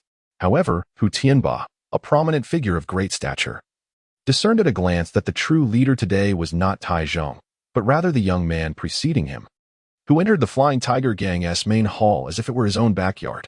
Are you the person the 3 hall masters mentioned? Hu Tianba inquired coldly. What do you wish to convey to me? Nothing much, Li replied with a gentle smile. I merely believe that the Flying Tiger Gang is stagnant and lacks discernment in reward and punishment. It is time for new leadership. The declaration sent shockwaves throughout the hall. The audacity to utter such heretical words within the main hall of the Flying Tiger Gang was astonishing. The 2 inner hall masters were instantly incensed, while the 3 outer hall masters instinctively took a step back. Yet, Hu Tianba maintained his composure, asking in a grave tone, Who exactly are you? He found it hard to believe that someone bold enough to speak such words in the Flying Tiger Gang's main hall would lack formidable backing. The esteemed one is the renowned swordsman of the 3 rivers, known as the Meteoric Swift Sword, Sir Yi Tian, spoke Taizheng, standing behind Lu Yi, revealing the fabricated background Lu Yi had casually concocted. Sir Yi has come to seek justice for me. I, Taizheng, have been unwaveringly loyal to the Flying Tiger Gang over the years with no accolades but considerable toil. Yet, the gang leader has chosen to heed the slander of a woman without investigation, seeking my life. I cannot accept this, nor can my brothers in the gang. Taizheng proclaimed loudly, Sir Yi speaks truthfully. If the Flying Tiger Gang is to thrive, it must appoint a new leader. Known for his integrity and fairness to his subordinates, Taizheng held significant esteem within the Flying Tiger Gang. His vociferous declaration caused the members within the hall to exchange glances. Coupled with the ambiguous stance of the 3 outer hall masters, it resulted in over 80% of the gang's members quietly retreating to the sides, while only the 2 inner hall masters and their trusted subordinates subtly closed in. Taizheng, are you rebelling against me? Hu Tianba, now visibly agitated, glared at the other 3 outer hall masters. And you? Do you intend to rebel as well? The 3 outer hall masters exchanged glances and spoke in unison. We do not dare to. However, we implore the gang leader to clarify matters with Sir Yi first. These three were astute individuals, aware that even if Lu Yi were to be defeated by Hu Tianba, as long as they did not overtly rebel, they could remain safe by banding together. Should they lose 4 inner masters at once, the Flying Tiger Gang would be at the mercy of rival factions in Jiuzhang County. Hu Tianba is absolutely unwilling to part with the gang he has painstakingly established. At this moment, it all hinges on the outcome between Lu Yi and Hu Tianba. Good. Hu Tianba bellowed.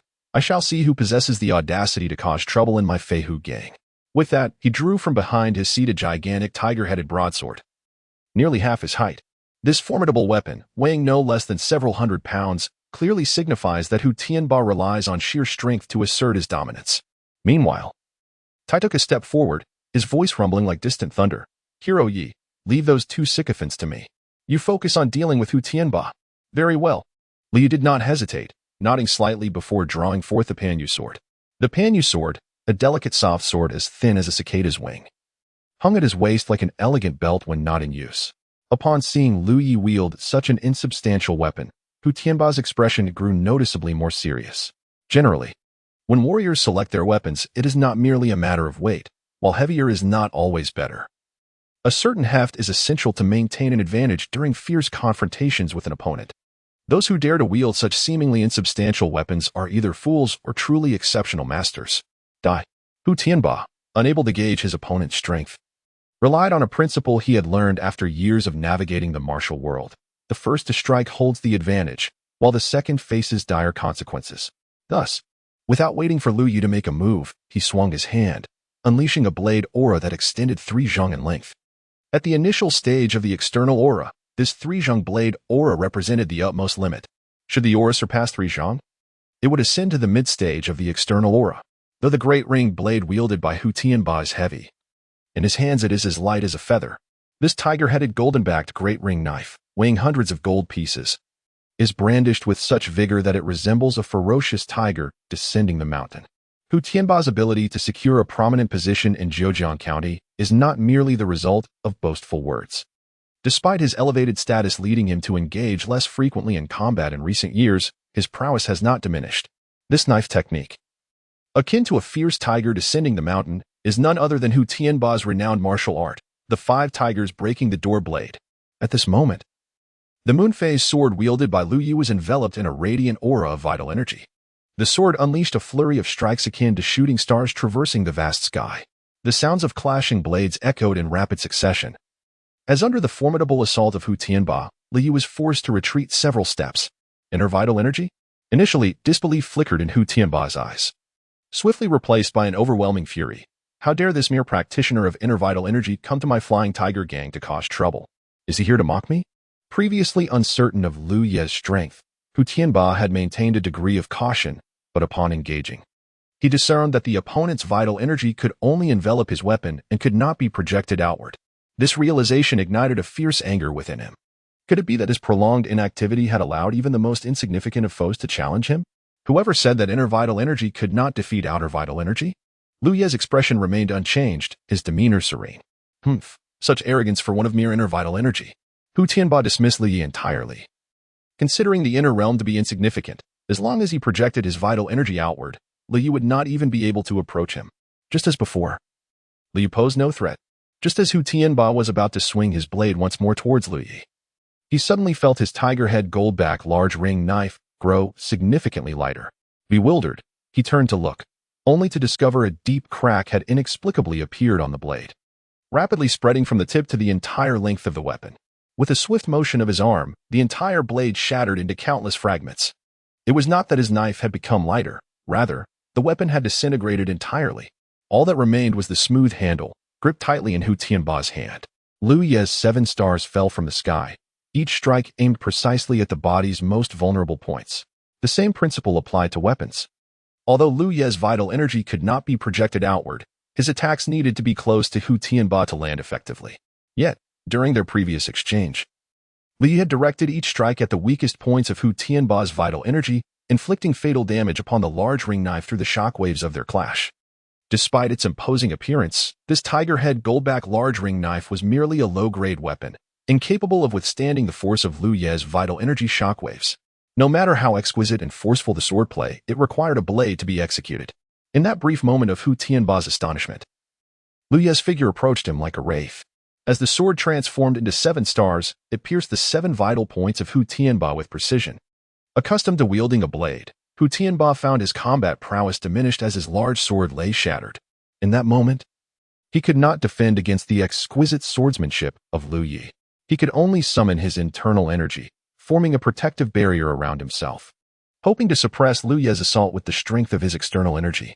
However, although Lu Ye's energy could not be projected outward, its quality and quantity were not inferior to those of warriors at the external energy level. A series of soft hissing sounds echoed as Lu Ye's long sword pierced through Hu Tianba's protective barrier, leaving 7 transparent wounds upon his body. Lu Yu had already slain more than one warrior at the external energy level. Against a mid-level external energy opponent, he would have faced a challenge. Yet, against a novice in the early stages, he found it effortlessly manageable. Hu Tianba's formidable physique collapsed with a thunderous crash. Perhaps never imagining that after years of tyranny in Zhejiang Prefecture, he would meet his end at the hands of a warrior of internal energy. On the other side, Taizheng similarly adopted a bold and vigorous approach. Although he faced 2 adversaries of the inner strength realm simultaneously, each punch he delivered was infused with an indomitable spirit, utterly disregarding his own injuries, akin to a frenzied bull. Under the weight of his formidable presence, the 2 leaders opposing him, despite their numerical advantage, found themselves momentarily subdued by Taizheng's relentless onslaught. Upon witnessing the collapse of Hu Tianba's body, the 2 inner hall masters were engulfed in a state of panic, their techniques losing all semblance of order.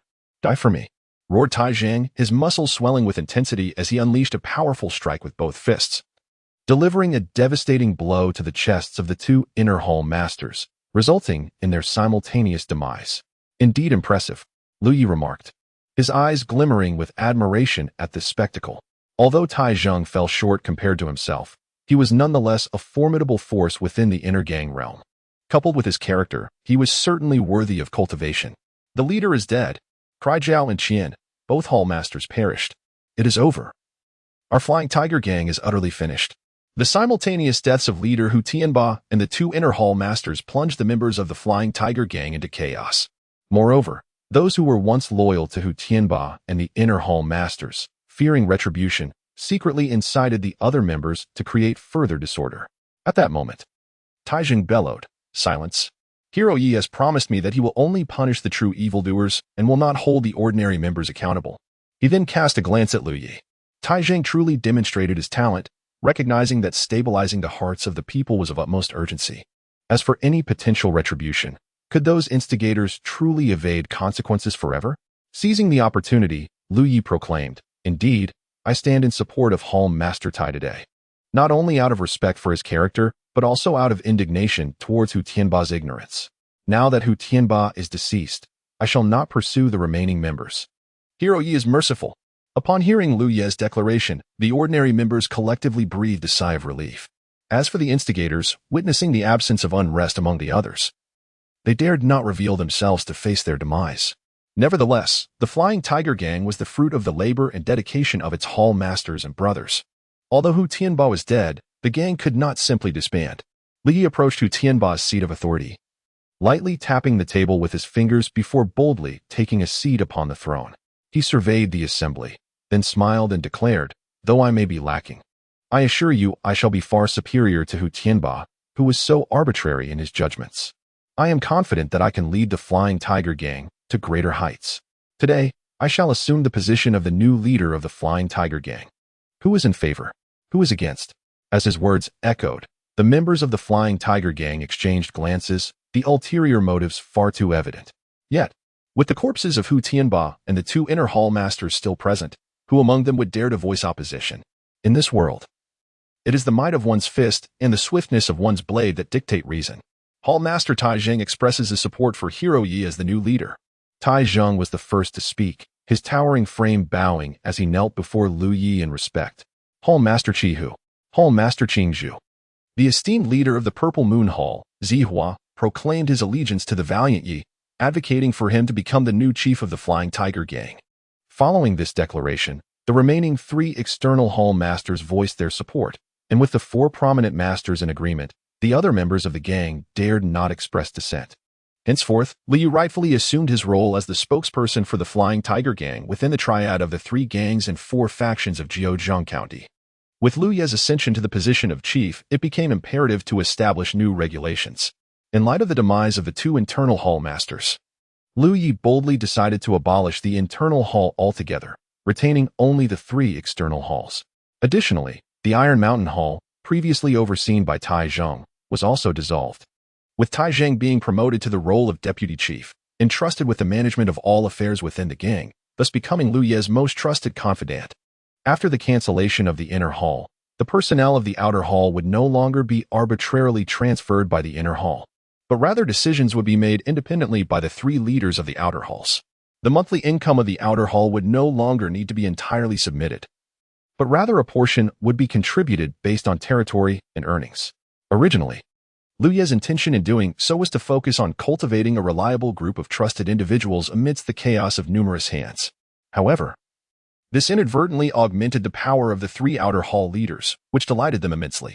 Initially, they believed that once Liu Yi assumed control, he would undoubtedly diminish their authority. After all, although they had not assisted Hu Tianba, they had also not supported Liu Yi. Tai Zheng's favorable treatment was earned by eliminating 2 leaders from the inner hall. The 3 of them, while managing to avoid offending either side, were ultimately left unappreciated by both.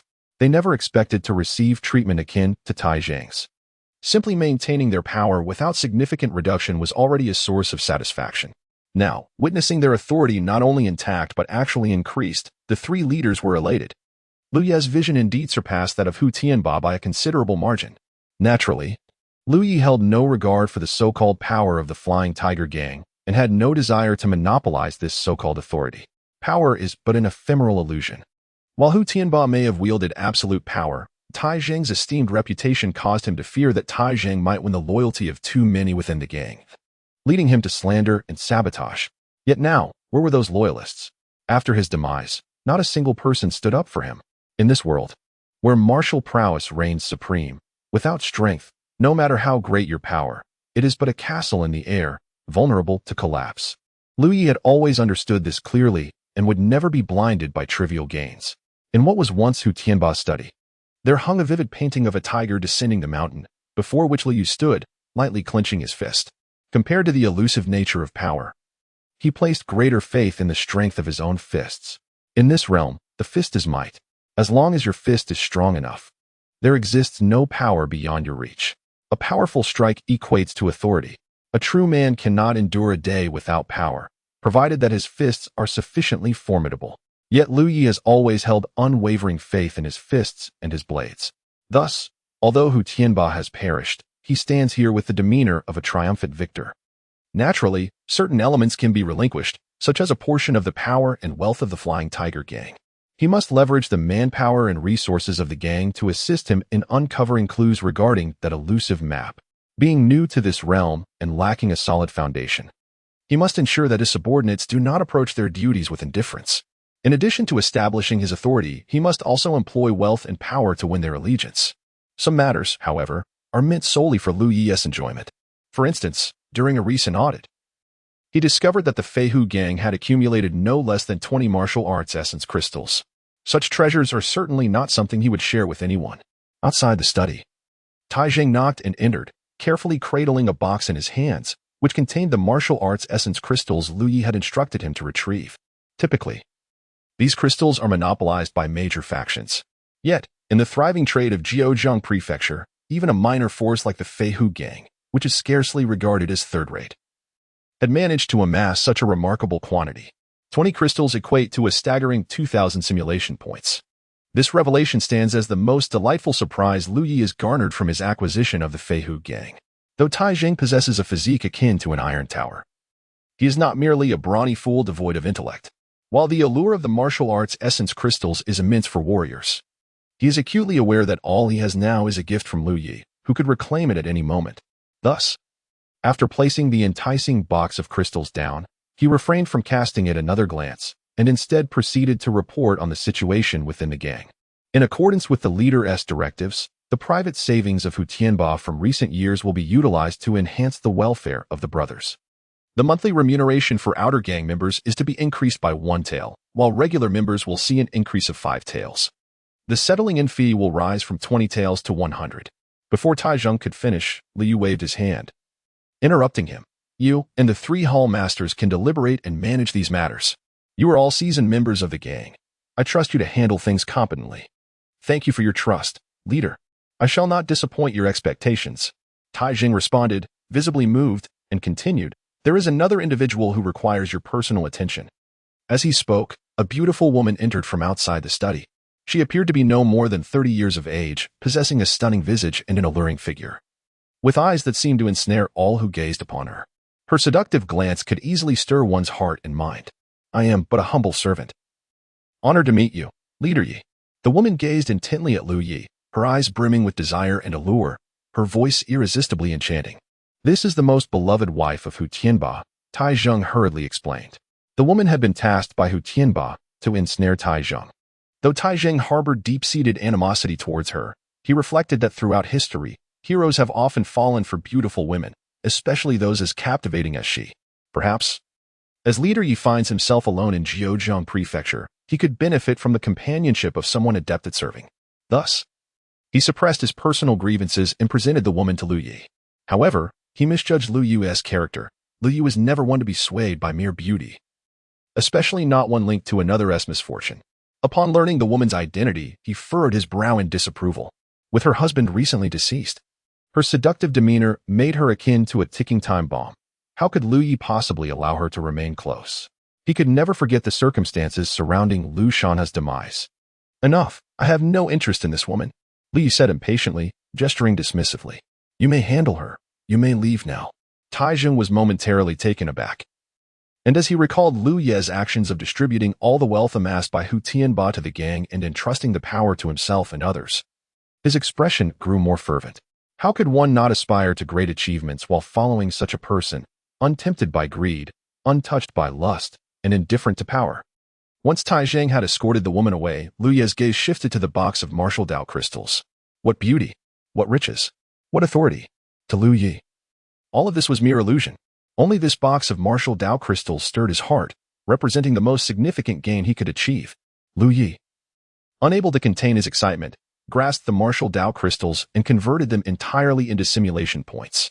In his previous simulations, Liu Yi had enjoyed favorable fortune, acquiring numerous valuable items and accumulating a substantial amount of simulation points. Originally, he had received 5 martial Dao crystals from Lin Xin, which translated into 500 simulation points. Now, he had amassed 800. The 20 martial Dao crystals before him, when converted, yielded another 2,000 simulation points, bringing Liu Ye's total to an impressive 2,800. In this rare moment of affluence, Liu Yi, who remained undaunted by any authority or wealth, looked at his balance of simulation points and chuckled softly. He understood that converting simulation points into his own strength was of utmost importance. Otherwise, no matter how many simulation points he possessed, they would merely amount to a useless collection of digits. 2 paths lay before Liu Yi. One was to directly utilize simulation points to purchase items from the market. This option bore no risk, yet the returns were fixed. The other path involved investing a significant number of simulation points into further simulations. This could yield immense rewards, but if fortune did not favor him, he risked losing everything. Liu Yi had always been a man who embraced risk, firmly believing that one reaps what one sows. The greater the investment, the more substantial the return. Moreover, his fortune has always been rather favorable. Thus, Liu Yi hesitated little and decided to invest an unprecedented 2,400 simulation points in this endeavor, leaving behind a mere 400 points as a safeguard against total loss. This substantial investment was unparalleled in his prior experiences. Consequently, Liu Yi exercised utmost caution when selecting his initial talents and background. Ultimately, he chose the initial background of Heir of the Demon Path and the talent Infernal Flames. Indeed, Liu Yi opted for the Demon Path, as its martial arts evolve rapidly and wield tremendous power, albeit often accompanied by severe side effects. However, as long as the repercussions do not inflict direct physical harm, he can readily accept the mental strain. His mind, enriched by countless life experiences, has accumulated wisdom akin to several centuries, comparable to ancient beings of the primordial realm. Previously, with an investment of merely 150 simulation points, he acquired the formidable martial art god of Slaughter's Blade. Now, with a substantial investment of 2,400 points, augmented by dual demon path talents and background, What treasures shall he uncover? Lu Ye's heart brimmed with anticipation. You are the successor of the ancient demon sect, the blissful heavenly demon palace, dedicating your life to the revival of the demon path. At 18, upon triggering the Talon Infernal Flames, you discovered a fragment of the 4-star martial arts 6 paths of heavenly demons within the ruins of the ancient demon sect. By 23, you emerged as a leading figure among the younger generation of the demon sect, ranking 3rd on the REN list. At 25, you developed the 3.5-star martial art Omnipresent Slaughter, severely wounding numerous renowned righteous masters. At 26, you issued a challenge to the first-ranked master of the REN list, the young lord of the Divine Sword Manor, Divine Sword CS Yaofeng, creating a sensation in the martial world. At 26, you clashed with CS Yaofeng atop Tianhai Mountain, ultimately succumbing to his heavenly switch technique. At 26, you met your demise atop Tianhai Mountain. Simulation concluded. Overall score, 500 points. Simulation points earned, 500 points. Current simulation points, 900 points. You may retain one of the following options. 1. 4-star martial arts 6 paths of heavenly demons, fragment. 2. 3.5-star martial art Omnipresent Slaughter. 3. Life experience at the age of 26. Indeed, one reaps what one sows. Observing the lines of text before him, Liu could hardly contain his excitement, clenching his fists. A fragment of a 4-star martial art, a complete 3.5-star martial art. All for his investment of 2,400 simulation points, an extraordinary value. It is worth noting that a 3-star martial art in the market exchange requires no less than 10,000 simulation points, equivalent to the level of earthly martial arts in the real world. What astonished Lu Yi even more was the identity of the person simulated, CS Yaofeng from the renowned Sword Manor. A glimmer of brilliance flickered in Lu Ye's eyes. This name is one that even the most oblivious individual could not possibly overlook. The former master of the prestigious Sword Manor, CS Yaofeng, held the esteemed position of number 1 on the heavenly rankings, known as the Divine Sword. He was the god of swords, unparalleled in the world, a true embodiment of supremacy. This name has dominated the heavenly rankings for over a century. Throughout 100 years of tumultuous change, countless extraordinary heroes have risen. Yet the 3 characters CS Yaofeng have steadfastly retained their position at the pinnacle, unshaken by any rival. In the beginning, the sword god was merely a divine sword, possessing an invincible blade, yet not embodying the essence of the sword itself. The transformation of CS Yaofeng's title occurred at least 2 or 3 centuries ago. Moreover, the time when his name graced the rankings was at least 5 or 6 centuries prior. It is astonishing that this simulation has conjured an ancient individual from centuries past, although the passage of time has obscured the true name of this demonic master from centuries ago. Lu Yi is aware that anyone qualified to challenge CS Yaofeng must undoubtedly be a remarkable figure of their era. This master of demonic arts, capable of forging his own martial discipline by the tender age of 20, undoubtedly epitomizes extraordinary talent. 2. After a moment's hesitation between the first and second options, Lu Yi ultimately opted for the latter. Such a martial art, which requires tens of thousands of simulation points merely for exchange, is sufficient to compel him to forsake any life experience. Among the 2 martial arts options, although the 6 paths of demonic melodies is rated higher, it exists only in fragmented form. In contrast, Universal Slaughter is a complete martial discipline, despite its rating of merely 3.5 stars. Based on Lu Ye's understanding of demonic martial arts, this does not imply that its potency is insufficient. Rather, it suggests that the potential side effects are considerable, resulting in a downgraded rating. If one were to disregard these side effects, it would indeed be a bona fide 4-star martial art, equivalent to the celestial level martial arts in the real world. Moreover, there is a realization within Lu Yi to ascend to the pinnacle of martial prowess.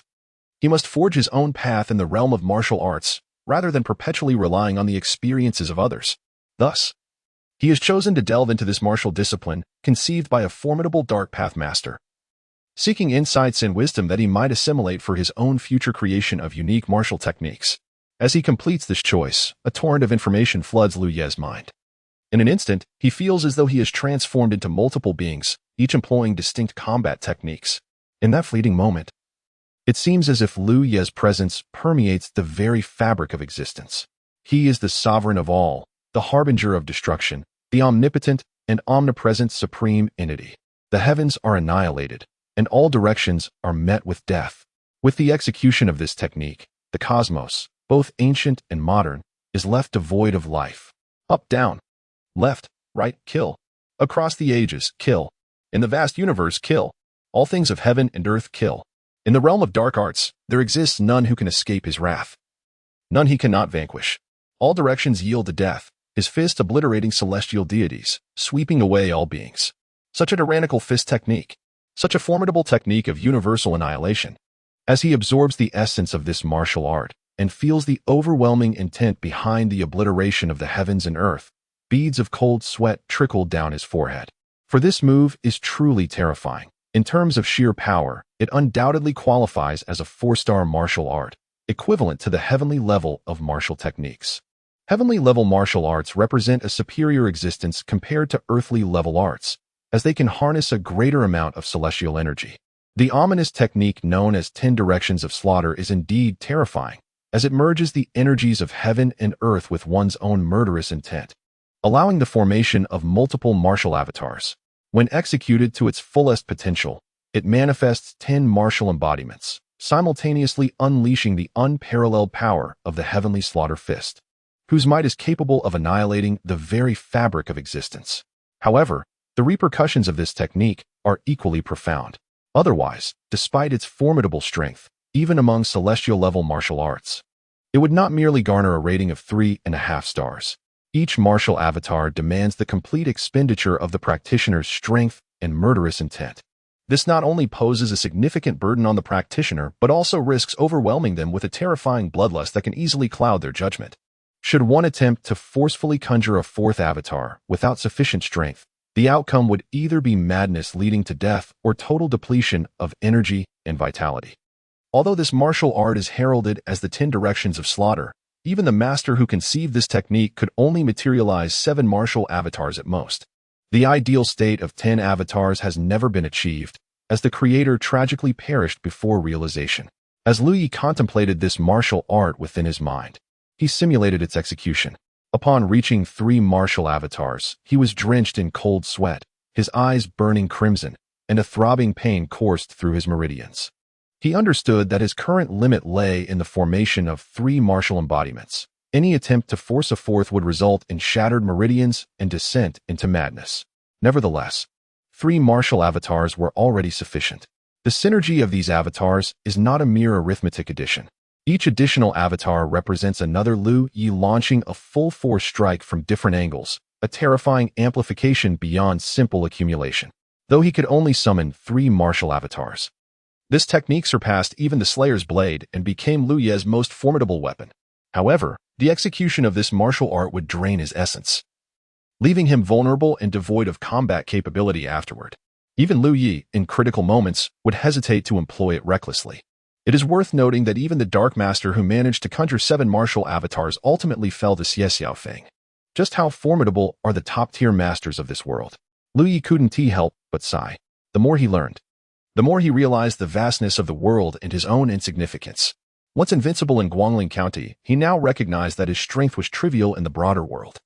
In retrospect, he felt a sense of gratitude towards the Lin family's warriors, had they not compelled him to take risks. He might have lingered in Guangling County for a while longer. However, at present, Li had no time to ponder the past or future. As 3 leaders and the vice leader sought an audience with him, reporting to the leader, Tai Jing's expression was grave. He wasted no time on pleasantries and, with a respectful gesture, addressed Lu Yi directly. Recently, the Sanding Society and the Wild Horse Gang have been incessantly encroaching upon our organization's territories. As of today, I have witnessed 3 gambling houses, 6 taverns, and 1 marketplace swallowed by them. Chief, they are taking advantage of the internal turmoil within the Flying Tiger Gang, pushing us into a corner. You cannot remain indifferent to this. The other 3 hall masters echoed in unison. Their thoughts were quite simple. They were not as loyal as Tai Zhang, merely workers at best. Although Lu Yi eradicated Hu Tianba with a thunderous force and seized the assets of the Flying Tiger Gang, if he cannot lead the gang to prosperity and instead falls prey to other forces, they too will have to seek their fortunes elsewhere. Tap, tap, tap. Liu lightly drummed his fingers on the table, a cold smile gracing his lips. The 3 heroes meeting?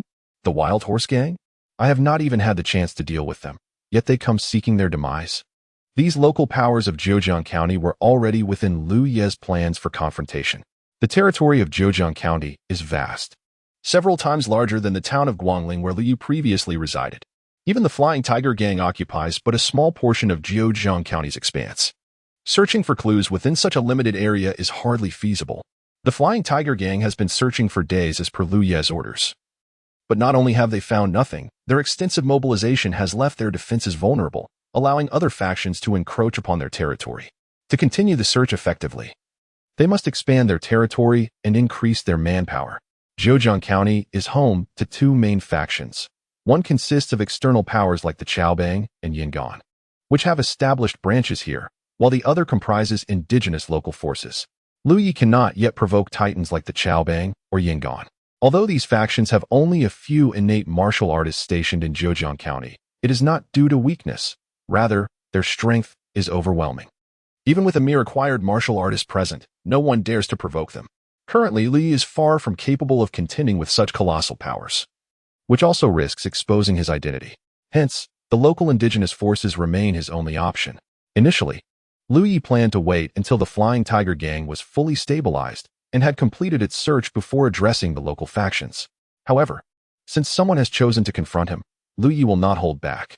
He commanded that all members gather at the main hall tonight. Liu Yi narrowed his eyes, a flicker of murderous intent glimmering within. Tonight, the entire gang shall strike. Let them witness our might. The four surrounding him wore solemn expressions upon hearing his words. They had not anticipated that Liu Yi, once dormant, would now unleash the full force of the gang in a grand battle. They could almost smell the impending scent of blood in the air. It had been far too long since Jiuzhang County had witnessed a clash of such magnitude, where an entire gang poured forth its strength. Conflicts among gangs are typically resolved through negotiation, or at most, through minor skirmishes.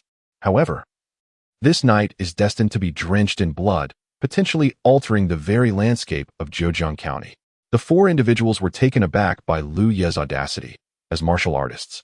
Their hands trembled with excitement.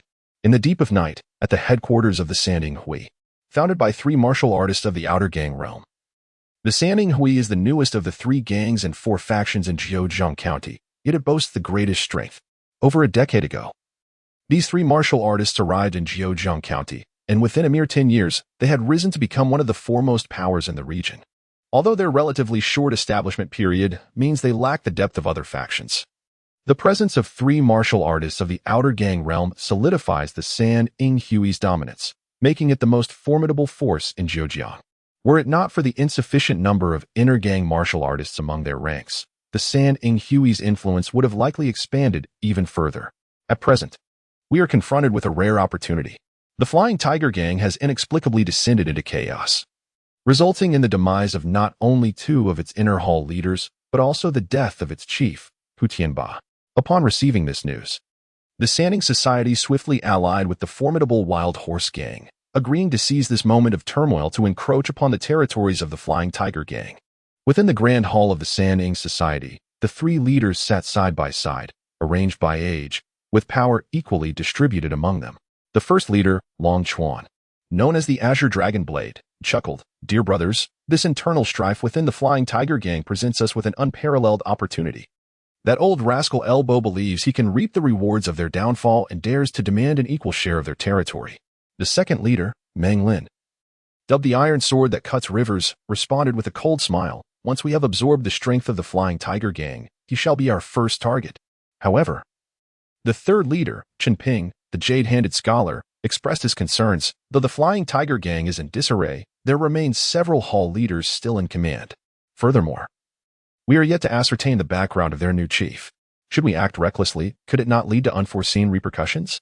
Younger brother, one cannot achieve great ambitions while being overly cautious, Long Chuan retorted with a dissatisfied huff. I have heard that the new chief of the Flying Tiger Gang is merely in his mid-20s. I suspect he is nothing more than a puppet, brought forth amidst the discord among the hall leaders. Indeed, Meng Lin concurred, nodding in agreement. Even if this new chief possesses some abilities, as three martial artists of the Outer Gang realm, can we not handle him? With both leaders in accord, Chen Ping could only resign himself to their consensus. At that moment, a sudden blaze erupted outside the main hall, accompanied by the sounds of battle and cries for help. The three leaders sprang to their feet and hurriedly made their way outside. They were met by a blood-soaked member of their gang, whose face was etched with terror. What has transpired? Long Chuan demanded, gripping the trembling individual firmly. Masters, it is dire news. The Flying Tiger Gang has launched an assault on our 6 halls. Heading straight for the main hall, the member exclaimed in panic. What? The 3 leaders were taken aback, their disbelief palpable. To challenge 6 halls simultaneously required an immense force. Was the Flying Tiger Gang truly willing to engage in a reckless war against the 3 Heroes Society? Although they had anticipated some form of retaliation from the Flying Tiger Gang, they had unanimously assumed that the target would be the Wild Horse Gang, not their own organization. After all, the Wild Horse Gang was led by an aging figure, while the 3 Heroes Society boasted 3 formidable masters at the outer gang realm.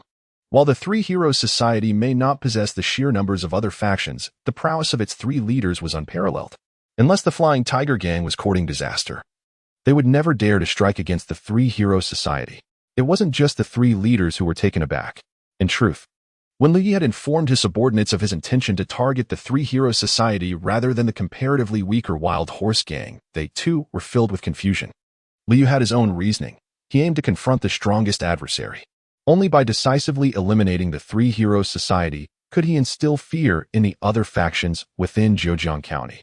When confronting the slightly weaker Wild Horse Gang, not only can one fail to intimidate the 3 Heroes Association, but it may also provoke them into desperate retaliation. The notion of killing a chicken to scare the monkey carries its own intricacies in terms of choosing the right chicken. By the time the 3 masters of the 3 Heroes Association, accompanied by the elite of their main hall, arrived, the members from several of their branches outside had already suffered heavy casualties at the hands of the Flying Tiger Gang. The strength of the 3 Heroes Association primarily rests upon the trio of their outer realm leaders. Their subordinates are, by comparison, rather feeble. In fact, there was no need for Liu Yu to intervene. Tai Zheng and the 3 masters were already sufficient to handle the situation. Very well. Long Chuan seethed as he surveyed the ground strewn with the corpses of the 3 Heroes Association's members. Flying Tiger Gang, I demand retribution for your blood debts. Blood debts for blood debts? It seems that it was your 3 Heroes Association that first encroached upon the territory of the Flying Tiger Gang, came a chilling voice. At that moment, Liu Yi emerged, flanked by the 3 masters and Tai Zheng. Initially, the 3 masters had presumed Liu Yi to be a mere puppet propped up by their ranks, but upon witnessing their unwavering loyalty, they realized that Liu Yi was anything but a marionette. You are the new leader of the Flying Tiger Gang? Long Chuan glared at Liu Yi with a fierce intensity. You possess an audacity that is remarkable. Even when Hu Tianba was alive, he dared not strike against my 3 Heroes Association.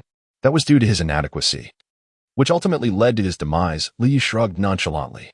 Rest assured, the 3 of you will soon join him in the afterlife. At that point, you may compare whose courage is truly greater. Such audacity from a thief. Long Chuan fumed, brandishing a towering Qinglong blade that cleaved through the air, unleashing a surge of blue energy directed straight at Liu Yi. In terms of strength, Long Chuan was even inferior to Hu Tianba, who had fallen to Liu Yi. Hu Tianba's 5 tiger-breaking door blade could unleash a 3-zhang blade aura, having already reached the early limits of the outer realm. However, the blade aura of Long Chuan extends merely 2 zhang. It is no wonder that the Sanning Society, despite having 3 outer-level warriors stationed, cannot unify the local forces of Zhejiang County. Certainly, there are other factions that will not permit the Sanning Society to dominate unchallenged. Moreover, the strength of the 3 is insufficient to overpower the other outer-level warriors in Zhejiang County. Even the formidable Hu Tianba fell at the hands of Liu Yi, making it a trivial matter for him to eliminate Long Chuan, whose strength is inferior to that of Hu Tianba. Yet, merely slaying these 3 individuals may not be enough to instill fear in the hearts of the other outer-level warriors of Zhejiang County. What he desires is to establish an invincible image in their minds through today's battle, thereby preventing any future disruptions. Liu Yi leaped lightly, evading the azure blade aura, and stood gracefully in place, extending his hand to beckon the 3 leaders of the Sanning Society. Come at me together, today. Let you perish with a sense of resignation. Such audacity from the leader, to challenge 3 at once. How could the trifling Sanning Society possibly contend with our Feihu Gang? With a single punch, I shall obliterate the Sanning. The Feihu Gang is invincible. Although the ordinary members of the gang are unaware of Liu Yi's true prowess, upon hearing that their leader dares to confront 3 outer-level warriors simultaneously, they beam with pride and begin to boast loudly. In contrast, the 3 leaders of the Sanning Hui wore expressions of deep indignation. Having resided in Zhejiang County for over a decade, they had never been so contemptuously dismissed. Just as Long Chuan was about to unleash a torrent of insults and challenge Lu Yi to a one-on-one duel, he was gently restrained by Qin Ping. Brother. While losing face is trivial, jeopardizing the foundation we three brothers have labored over for years is of paramount importance, Qin Ping advised in a low voice. When circumstances appear unusual, there is often something amiss. This fellow is shrouded in mystery. Since he dares to boast so brazenly, it would be prudent for us to act together. As Qin Ping suggested, even should they succeed in defeating Lu Yu together, it would not be a particularly glorious achievement. However, should they fail, the fruits of their hard work over the years would be irrevocably lost. In light of this, the trifling matter of pride paled in comparison. Upon reflecting on this, even Long Chuan, who typically resisted counsel, nodded in agreement. Very well.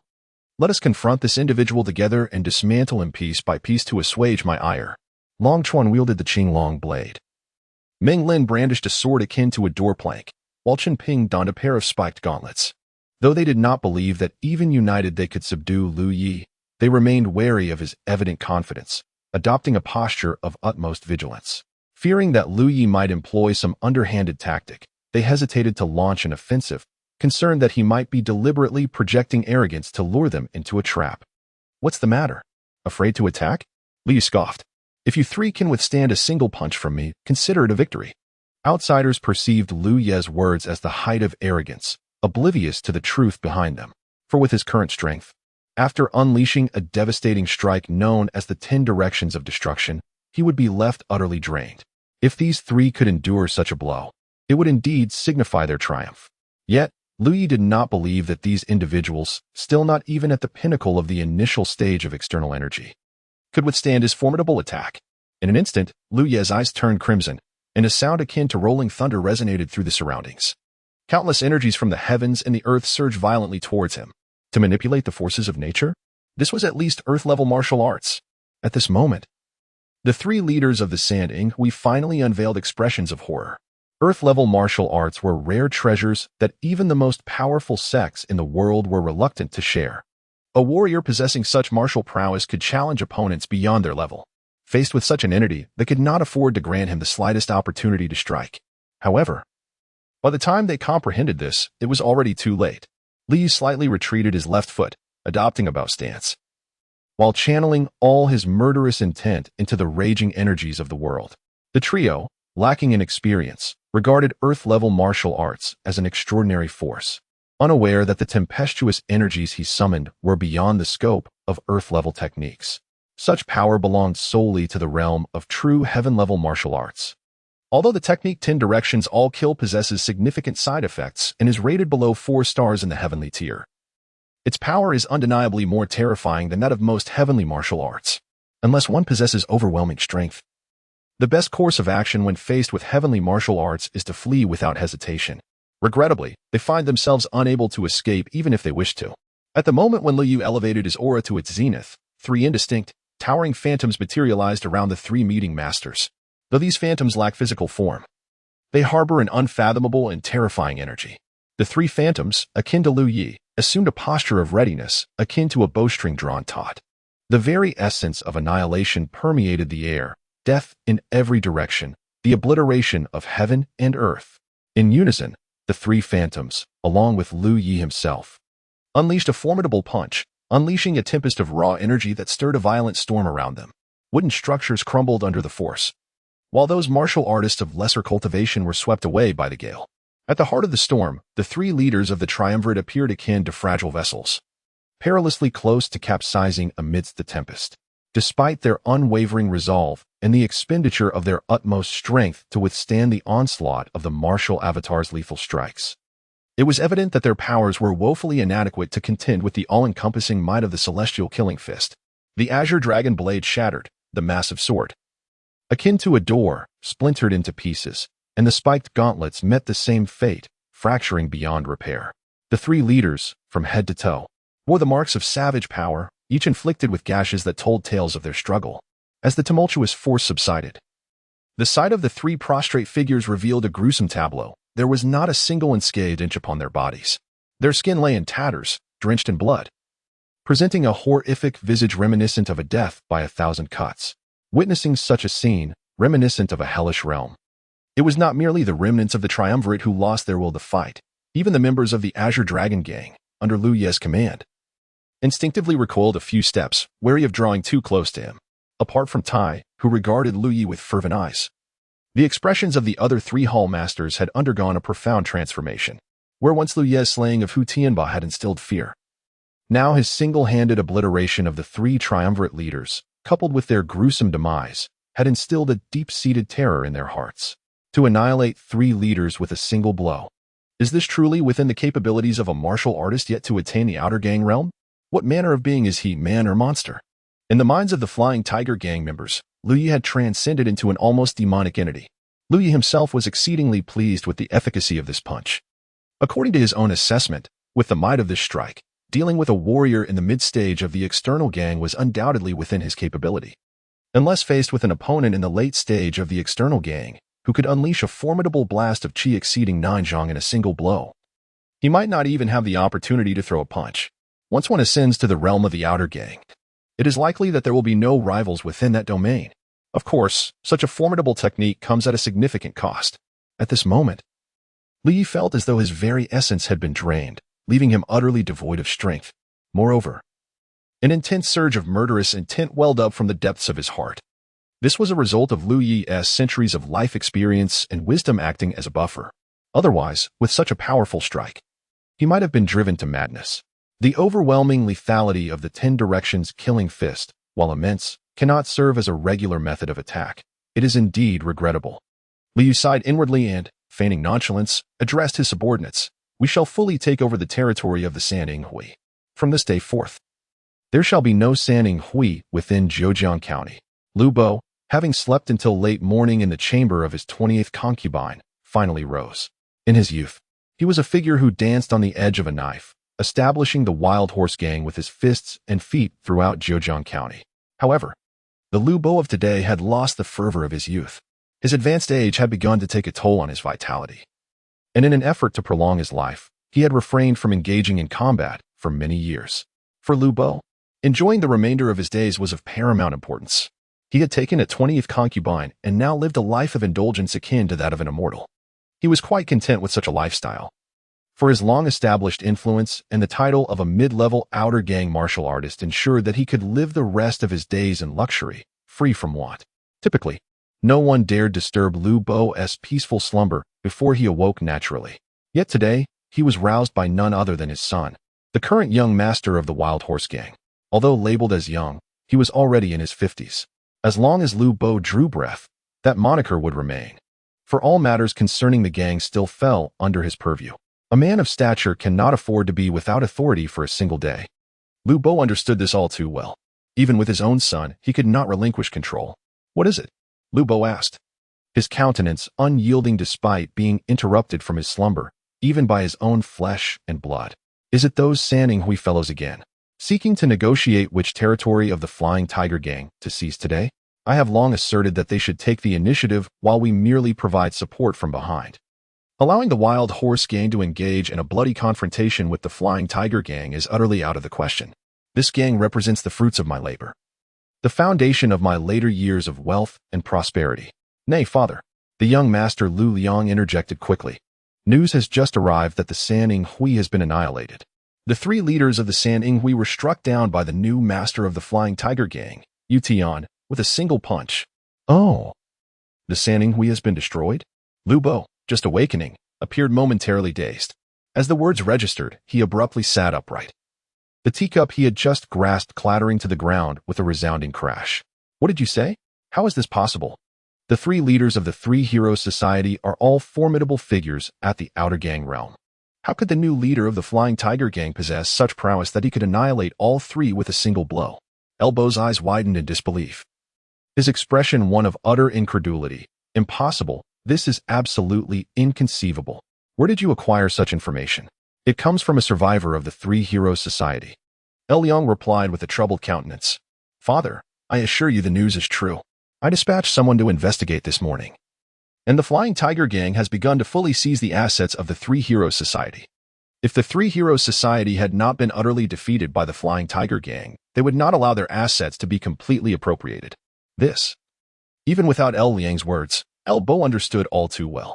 He, as a member of the Wild Horse Gang, was also involved in the encroachment upon the territory of the Flying Tiger Gang alongside the Sanding Society. What a predicament this is. A predicament indeed. Lu Bu, anxious as an ant on a hot pan, paced restlessly within the confines of the room. I have long advised to simply tend to our own modest patch of land and avoid stirring up trouble. Were it not for your persistent persuasion, I would never have consented to collaborate with the Sanding Society. You, my wayward son, have truly brought distress upon me. Lu Liang, upon hearing this, could not help but smirk inwardly. Was it not you, old man, who immediately acquiesced to the demands of the Sanding Society upon hearing that there was a 50% share of the territory to be gained? Now, with the situation at hand, you conveniently distance yourself. Of course, these thoughts remained unspoken within his mind, for he dared not voice them aloud. Lu Bu had many concubines and sons, and held a tight grip on the power within the gang. Should he provoke the old man's ire, his position as the young leader would be jeopardized. All this turmoil stemmed from the recklessness of the sons, who were swayed by the flowery words of the Sanding Society's members, leading to this calamity. Lu Liang quickly bowed his head and remarked, however, the most pressing matter now is to quell the wrath of the Flying Tiger Gang. Although it is rumored that their leader, Yi, single-handedly killed the head of the Sanding Society, I find that hard to believe. It is likely mere exaggeration. I suspect that even if the Flying Tiger Gang has absorbed the Sanding Society, they must have suffered considerable losses in strength and are unlikely to have the capacity to deal with us, the Wild Horse Gang. Lu Liang continued to analyze. As long as we maintain a proper demeanor and offer some gifts, I believe we can defuse this crisis. Send gifts at once, Lu Bu declared loudly. If they ask for money, we shall provide it. If they desire women, we shall deliver women. As long as that he does not come to trouble me, I will give him whatever he desires. Yes, esteemed father, Lu Liang replied, bowing as he retreated, though the disdain in his eyes grew more pronounced. His father had indeed grown too old, having lost all vigor. The enemy had not even approached, yet he was already so frightened. Under his continued leadership, the Wild Horse Gang would only decline further. The news of the Sanding Society's overnight annihilation shocked not only the Wild Horse Gang. Although the remaining factions had not participated in the plan to encroach upon the Flying Tiger Gang, who could predict whether the Flying Tiger Gang, having gained such strength, would not also harbor ambitions to swallow the territories of the other factions? Consequently, for several consecutive days, the 5 remaining factions within Zhejiang County, which once comprised 3 gangs and 4 doors, sent emissaries to the Flying Tiger Gang, eager to ascertain the stance of the new leader, Yi Tian, while also seeking to establish connections. As for the formidable powers like the Chow and Salt gangs, they remained as steadfast as a mountain. The internal strife among the local forces of Zhejiang County was of no concern to them. As long as their interests were not jeopardized, they would remain uninvolved. They believed that even if the esteemed leader Yi were momentarily intoxicated by victory, he would not dare to encroach upon their interests. As for those who came to pay visits, Liu resolutely shut the door on them, not even allowing them entry. Amidst the tempestuous atmosphere of Zhejiang County, Liu Yi embarked on a new simulation. Born in the southern region of Chuchu, Bashu, in his youth, he once saved a dying swordsman, earning the coveted 1.5-star martial art, the Golden Pinnacle Sword Technique. At the age of 18, having made considerable progress in his swordsmanship, he sought apprenticeship at the Bashu Sword Pavilion, becoming an outer disciple. At 25, he encountered the swordsman he had once saved, who turned out to be an inner deacon of the Bashu Sword Pavilion, bestowing upon him the 2-star medicinal sword chi pill. By 55, he had advanced to the outer deacon level, having broken through to the outer chi realm. At 88, his life force spent, he passed away within the Bashu Sword Pavilion. The simulation concluded with a comprehensive score of 150, yielding 150 simulation points, bringing his current total to 750 points. He could retain one of the following options. 1. 1.5-star martial art, the Golden Pinnacle Sword Technique 2. 2-star medicinal sword chi pill 3. Life experience of 88 years. This simulation was rather unremarkable, neither particularly good nor excessively bad. Although he incurred some minor losses in simulation points, he did acquire certain valuable items. While the life experience of 88 years was substantial, the perspective of an outer deacon who had spent his entire life within the Bashu Sword Pavilion held little allure for the current Lu Yi. Thus, he opted for the 2-star medicinal sword chi pill. The sword chi pill, a mid-grade spiritual elixir rated 2 stars by the simulator, infused with the swordsman's sword energy, upon consumption, surged through the meridians, enhancing both cultivation and the rate of absorbing celestial spiritual energy. After taking the pill, Lu Yi felt his vital energy circulating rapidly, and the energy transformed from sword chi stimulated his meridians while simultaneously elevating his cultivation. Having already reached the pinnacle of the mid-outer chi realm, Lu Yi, with the aid of this elixir, effortlessly broke through to the late outer chi realm. Now, his vital energy could envelop his entire being, forming a complete protective shield of chi. Once he could project his vital energy outward, he would attain the outer chi realm. For Lu Yi, reaching this realm was merely a matter of patience. Even without the simulator's assistance, with just a few months of diligent effort, he could smoothly achieve the breakthrough. With the aid of simulators, it is believed that this time frame will be significantly reduced. The leader from the Iron Blade sect and the Wild Horse Gang have sent representatives once more. Shall we not meet with them? On this day, Tai Zheng returned to report to Lu Yi regarding the affairs of the gang. Although Lu Yi had stated that he and a few hall masters could make decisions regarding the gang's matters, Tai Zheng remained dutiful, arriving daily to provide updates. Do not meet. Lu Yi chuckled, lightly tapping his fingers on the table. Our aim at present is to stretch them out. The longer we delay, the more anxious they become. When they can no longer endure, that will be the moment we ensnare them all. While Tai Zheng did not fully grasp the grand strategy of his leader, it did not hinder his unwavering commitment to executing Lu Ye's plans. However, Lu Yu could not prolong the situation indefinitely. After a series of rejections to their emissaries, the remaining local powers in Zhejiang County became thoroughly alarmed. Following deliberation, they ultimately resolved to unite and extend an invitation for Lu Yi to attend a banquet. Eager to discern the true intentions of the new leader of the Flying Tiger Gang, although Lu Yi continued to refrain from meeting their representatives, he accepted their invitation. Within the main hall of the Flying Tiger Gang, Lu Yi, Tai Zheng, and 3 hall masters assembled. As they scrutinized the invitation sent by the 5 major powers, concern etched itself upon each face. Despite Lu Yi's formidable display of power, having decisively vanquished the 3 Heroes Society and publicly executed its 3 leaders, the remaining factions in Zhejiang County combined posed a far greater challenge than the 3 Heroes Society had. No one could assure that Lu Yi would maintain his overwhelming dominance when confronted by these formidable forces. The Flying Tiger Gang, despite having absorbed the territory of the 3 Heroes Society, still finds its strength lacking when compared to the combined forces of other rival factions. Lu Yi has indeed thrown them into disarray, presenting an unprecedented opportunity for the Flying Tiger Gang, yet it is equally fraught with peril.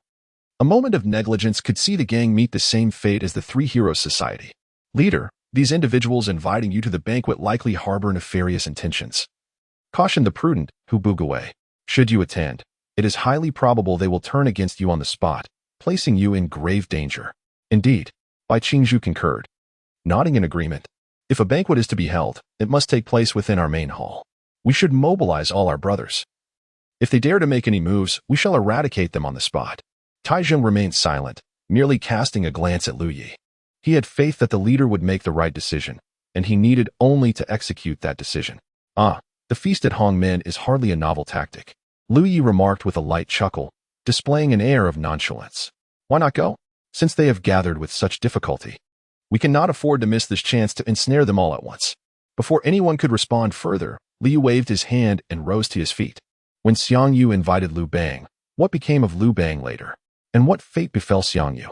A mysterious smile played at the corners of Lu Yi's lips. Moreover, it is not Xiang Yu inviting Liu Bang today, but rather Liu Bang inviting Xiang Yu. It is as if the old man on a rope has grown weary of life. Although the crowd was unaware of who Xiang Yu or Liu Bang were, they could sense the confidence woven into Lu Ye's words. Such was the essence of the Flying Tiger Gang. Lu Yi never curtailed the authority of his subordinates and was always open to their suggestions. However, once Lu Yi made a decision, it was indisputable. On the following morning, Liu took only a few gang members and set off for the Jiuzhang Tower. Bringing too many would only convey a lack of confidence, so he opted for a select few who would heed his commands. Conversely, the 5 faction leaders who had invited Lu Yu to the banquet, despite their greater numbers and strength, felt a palpable sense of insecurity. Before Lu Ye's arrival, the leaders of the Wild Horse Gang, Iron Blade Sect, Divine Fist Sect, Starpoint Sword Sect, and Mountain Opening Sect, each at the Outer Realm, had gathered early at Jiuzhang Tower, though none had seen Lu Yi or witnessed his prowess. The gravity etched on their faces spoke volumes. During this time, tales of the Flying Tiger Gang's leader, Yi, Annihilating the three heroes with a single punch had spread widely throughout Zhejiang County, becoming common knowledge even among 3-year-olds. Although martial artists like them were skeptical of the claim that Lu Yi could indeed obliterate 3 foes with a single strike, believing it to be an exaggerated rumor, there was no doubt that Lu Yi, at the very least, possessed the strength to vanquish an Outer Realm warrior. Otherwise, the Flying Tiger Gang would never have triumphed over the Three-Hero Society. But where did Yu Tian emerge from? How had this individual remained unheard of in the martial world until now? It is said that he has merely reached the inner gang realm, yet possesses the strength to annihilate those of the outer gang realm. Such a figure should not have remained obscure until now. This is not the time to investigate the origins of that individual. Rather, we must deliberate on how to confront him. He has now absorbed the territory of the Three-Hero Society, and it will not be long before he digests their domain and turns his ambitions towards us. If he is wise and chooses to coexist peacefully, we would not mind his acquisition of the Three-Hero Society's territory. However, should he dare to cast his eyes upon us, we are not to be trifled with. As the assembly pondered their strategy against Lu Yi, a voice suddenly echoed from below. The Flying Tiger Gang, leader Yu Tian has arrived. Upon hearing this, the previously fierce leaders of various factions immediately stiffened, involuntarily rising to their feet, their faces betraying signs of tension. With such meager prowess, do they dare to emulate a banquet of treachery? Under the guidance of the innkeeper, Lu Yi ascended the stairs, observing the anxious expressions of all present with a sense of disdain. These individuals are merely blusterous yet cowardly, despite their intentions to confront him. They remain wary of his strength. If a conflict were to ensue, they would undoubtedly falter as a disjointed mass, each reluctant to be the first to take action. Should they manage to unite, Lu Yi would indeed regard them with caution, for there are 5 outer gang warriors among them, including those in the mid-stage of the outer gang realm. Even with Lu Yi's ultimate trump card, the 10 directions, all kill, victory would not be guaranteed. However, with centuries of life experience, Lu Yi discerned at a mere glance that these individuals harbored ulterior motives and could not coalesce into a formidable force. Consequently, he dismissed them entirely. Disregarding their presence, Lu Yi confidently took his seat at the head of the table and proclaimed, "Speak. What matters have you summoned me for?" Such audacity incited ire among the gathering. Yet Lu Yi's brazen demeanor only fueled their suspicion regarding his hidden capabilities, rendering them hesitant to act impulsively. After all, the tale of a single punch obliterating the 3 heroes has spread throughout the streets. While it may be an exaggerated rumor, the possibility of its truth loomed ominously. Should a confrontation arise, it could result in the demise of over half of them within this establishment. None wish to gamble with their lives, especially those accustomed to the taste of power. "Leader, you should not inquire what we wish, but rather what his intentions are," spoke the master of the Divine Fist sect gravely. "Having now absorbed the territory of the Three-Hero Society and evaded our emissaries, Leader Ye's power is now unrivaled in Zhejiang.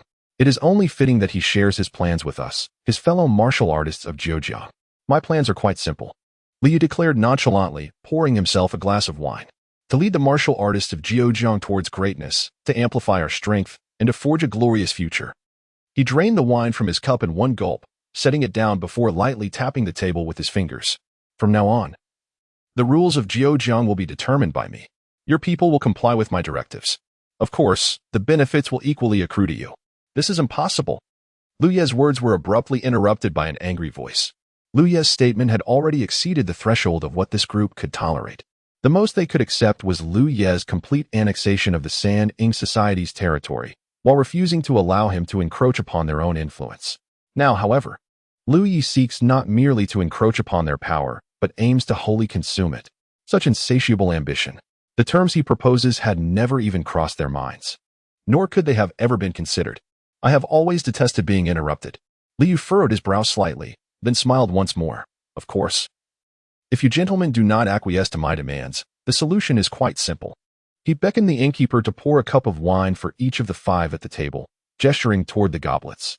"Then please, drink this wine, and I shall send you on your way. This cup shall serve as your farewell." Such audacious words, such arrogance from Lu Yi. Though the gathered individuals were furious, their tempers flaring, the wine cups before them felt as if they bore the weight of 1,000 pounds. And none dared to be the first to lift that seemingly trivial chalice. The demands of Yi Gang leader were exceedingly unreasonable. "We could never agree." Elbow stroked his grizzled beard and spoke. "How about this, Yi Gang leader? Let us each take a step back. I shall take the lead. If you refrain from encroaching upon our influence and territory, we shall send you a monthly tribute of gold and silver treasures, the price being negotiable. What do you think? The old man's calculations were astute.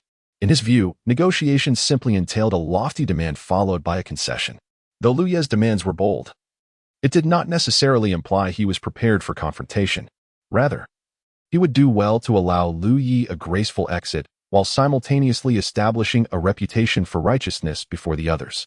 This old fellow, being the eldest present, was indeed shrewd. However, he was utterly unprepared for Lu Yi's dismissal of his ploy. You take charge? What authority do you possess? Lu Yi cast a disdainful glance at the old man. Your wild horse gang, alongside the Sanning Society, has been nibbling away at my flying tiger gang's territory. And I have yet to settle accounts with you. Here, it does not fall upon you to speak. I have stated it clearly, henceforth. The rules of Zhejiang County will be dictated by me alone. Lu Yi, disinterested in further discourse with these men, suddenly rose. His gaze sharp as a blade as he surveyed the assembly, his tone chilling. Gentlemen, it is time for you to make a choice. Will you sit and listen to my plans? Or will you drink this wine and allow others to prepare for your demise? Yi gang leader, you are truly overstepping, Elbow exclaimed. Enraged and taken aback by Lu Ye's unexpected defiance, who exhibited a complete disregard for customary decorum, turning hostile without a modicum of grace. At this juncture, Elbow found himself in a precarious position. Who could fault him for being the first to step forward? Now, should he retreat? It would only serve to diminish his stature, and given his advanced age and waning vitality, he relied solely on his former prestige to maintain authority. Should his reputation suffer a significant blow today, not only would outsiders take notice, but even within the wild horse gang, his influence would wane. Reluctantly, Elbow steeled himself and declared, if your gang leader insists on such intimidation, we are not to be trifled with. Is that so? Lu Yi let out a cold laugh, his eyes glinting with murderous intent. Elbow, that old wretch, was nearing a century in age. Although he possessed the cultivation of mid-stage external gang, his true combat prowess was not necessarily superior to that of an early-stage external gang practitioner. Such a character was hardly worthy of Lu Ye's regard. It seemed that extinguishing the three heroes was insufficient to serve as a warning to others. Another example needed to be made. As Lu Yi prepared to take action, a sudden voice resonated. The wild horse gang is willing to heed the orders of Chief Yi. The speaker was not Elbow, but rather a voice emanating from behind him.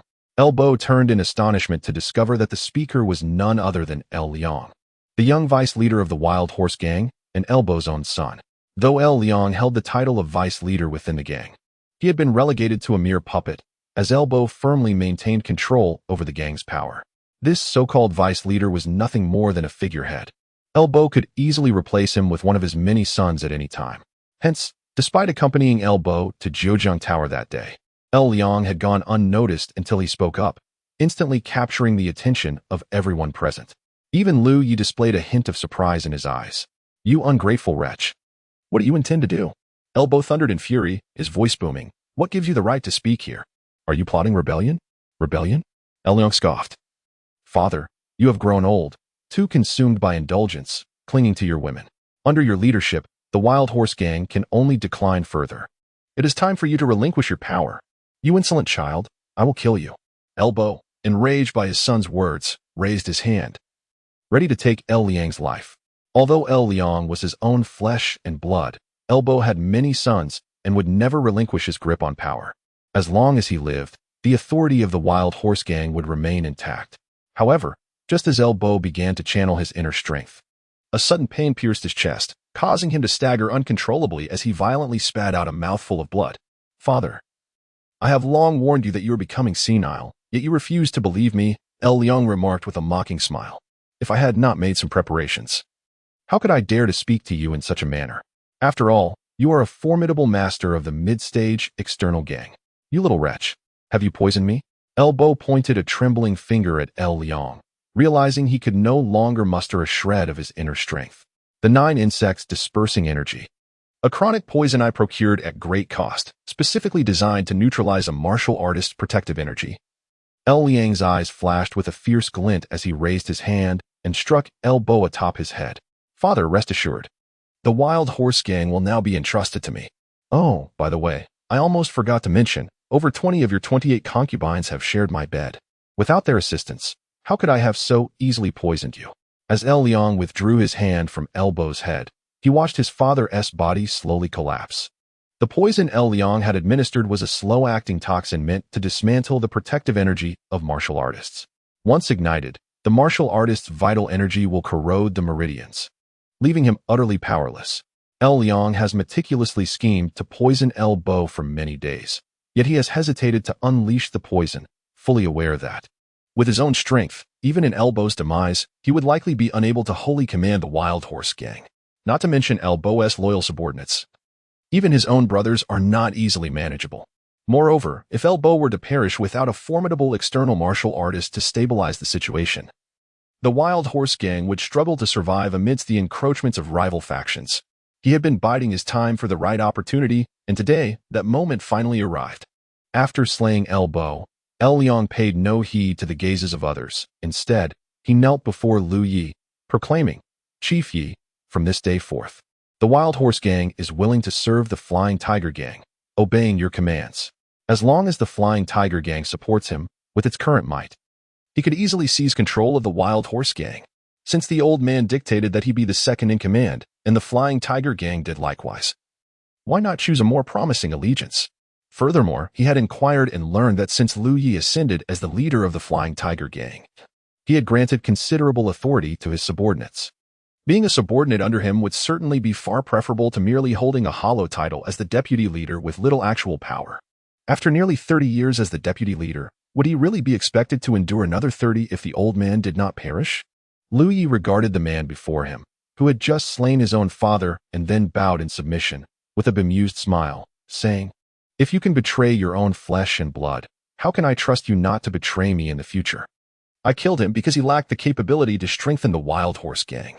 El Liang seemed to have anticipated this exchange, maintaining his composure as he replied, "If Chief Yu believes he lacks the capability to control me in the future, then feel free to eliminate me immediately. I have never held disdain for those with ambition. Ruthlessness is also a necessary trait for success." Lu Yi rose, gently patting El Liang on the shoulder, suddenly exuding a chilling aura of menace. "But should you dare to play tricks on me again, employing any form of provocation, prepare your own coffin to accompany your father." Enveloped by Lu Yi's killing intent, El Liang felt as if he had plunged into an icy abyss, his back drenched in sweat.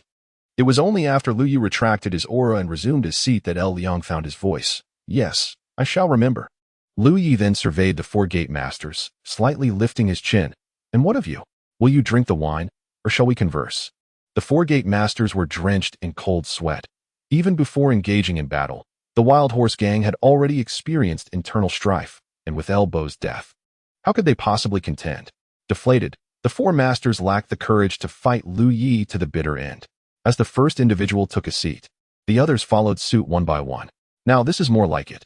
A satisfied smile graced Lu Yi's face as he raised his hand, gesturing towards the wine cups before him.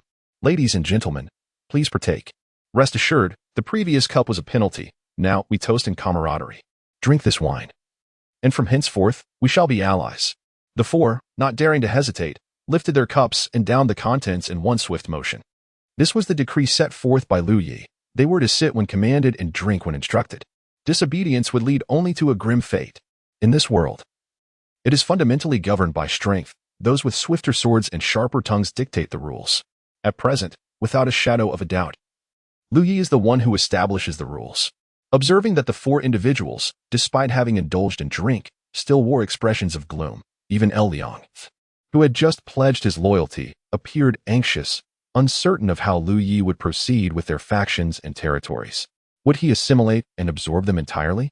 Or would he decree their immediate dissolution? Perhaps he would assign them menial and arduous tasks? Each person was lost in speculation.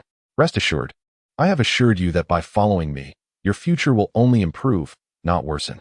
Lu Yi discerned the trepidation within them, realizing that to inspire their utmost dedication, he could not rely solely on intimidation. Historically, the dual approach of the carrot and the stick has proven to be the most effective means of governance.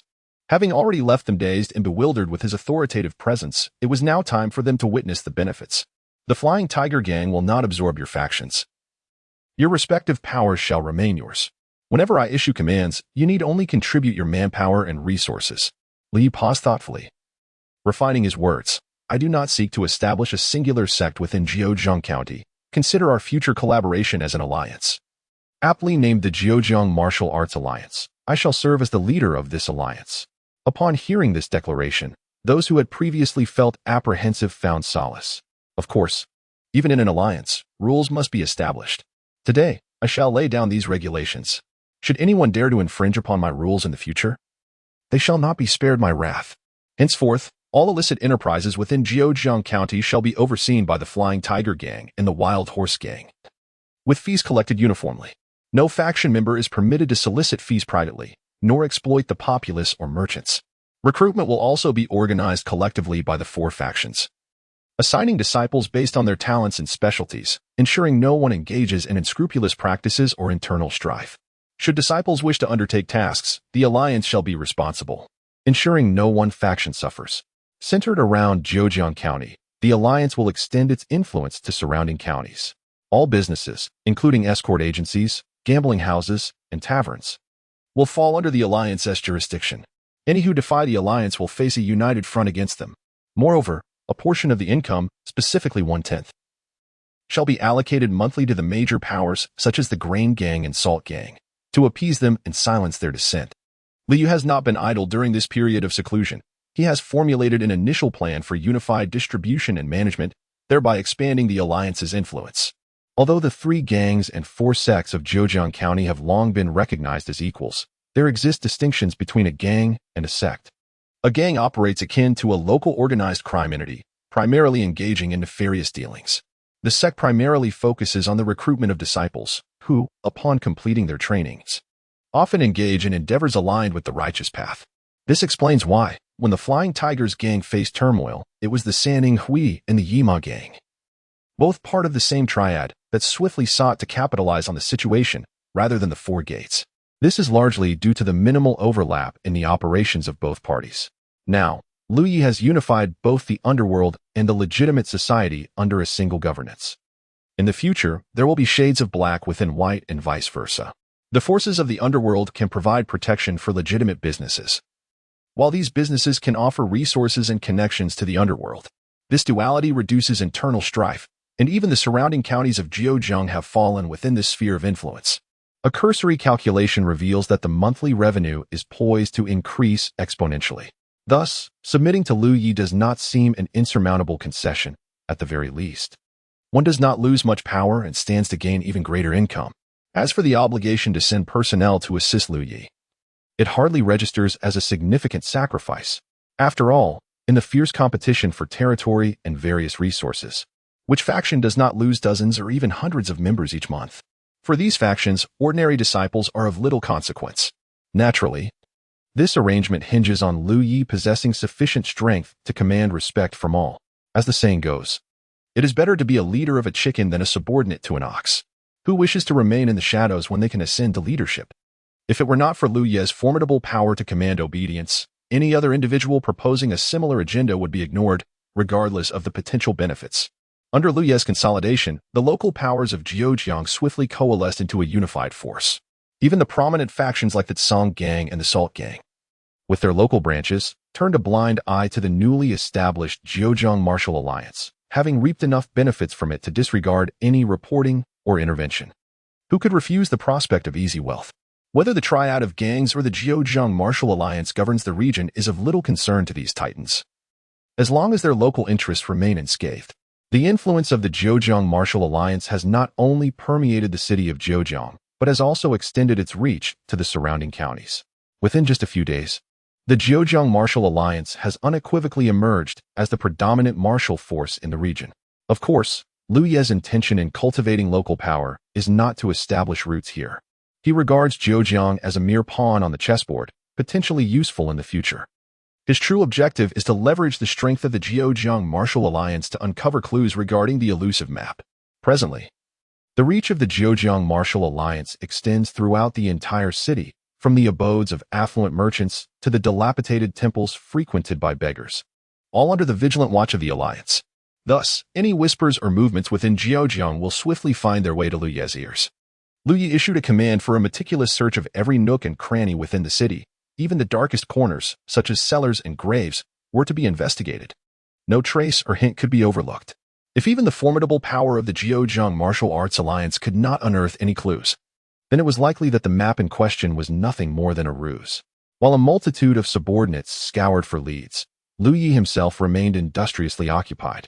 In addition to his routine simulations held every 3 days, he ordered the procurement of numerous tomes chronicling the local customs and significant historical events of Jiujiang County from the past several centuries, hoping to uncover some valuable insight. Regrettably, his efforts yielded little of worth, although he did gain a comprehensive understanding of Jiujiang County's history. As for the simulations, it seemed that after acquiring the formidable martial art, all shall be slaughtered, the fortune he had amassed was nearly exhausted. In several consecutive simulations, he failed to acquire anything of substantial value. Li opted for life experiences in each of these attempts. Although this did not result in a tangible enhancement of his cultivation, it significantly augmented his wisdom and life experience to an astonishing degree. Currently, Lu Ye's life experience approached an extraordinary span of 7 to 8 centuries. Such a wealth of experience enabled him to discern the thoughts and intentions of others with merely a glance. The enhancement of life experience significantly aids Lu Yi in mitigating the adverse effects of demonic martial arts. Lu Yi even senses that it may not be long before he can manifest a 4th martial avatar when executing the 10 directions of slaughter. At that point, the power of the 10 directions of slaughter will ascend to a new pinnacle. More than 10 days have elapsed, and although no news has emerged, Lu Yi remains unperturbed. Jiujiang County is, after all, a vast metropolis, several times larger than the original Guangling County where Lu Yi resided. Even with the current strength of the Jiujiang Martial Alliance, thoroughly searching every nook and cranny of the city would likely require 1 to 2 months. As for Lu Ye's own cultivation, despite several simulations yielding less than favorable results, his personal training pace is commendable. In just over 10 days, he has nearly reached the peak of the later stage of internal force, greatly surpassing his initial expectations. On that day, Taizheng finally knocked on Lu Ye's door. Upon entering, he was greeted by Lu Ye's joyous expression. "Congratulations, leader. We have found a lead." Oh. At the mention of a breakthrough, Lu Ye's brow lifted in intrigue. Without hesitation, he followed Taizheng to the location where the clue had been discovered. The site of the revelation was a prominent household in Jiujiang City, known for its considerable influence. However, in the face of the current martial alliance, such power was hardly noteworthy. By the time Taizheng and Lu Yi arrived, the family had already vacated the premises, and disciples of the Jiujiang Martial Alliance were stationed outside to keep watch. To avoid drawing attention, the number of guards was modest, yet the numbers inside were significantly greater. One storeroom, in particular, was surrounded by layers of security. "During our search, we uncovered a secret passage in the cellar," Taizheng reported to Lu Yu. "I deemed it quite unusual, so I ordered our disciples to secure the area and came to report to you." The existence of a passage beneath the cellar was indeed extraordinary. "Well done," Lu Yi acknowledged with a subtle nod. "Have you ascertained what lies within that passage?"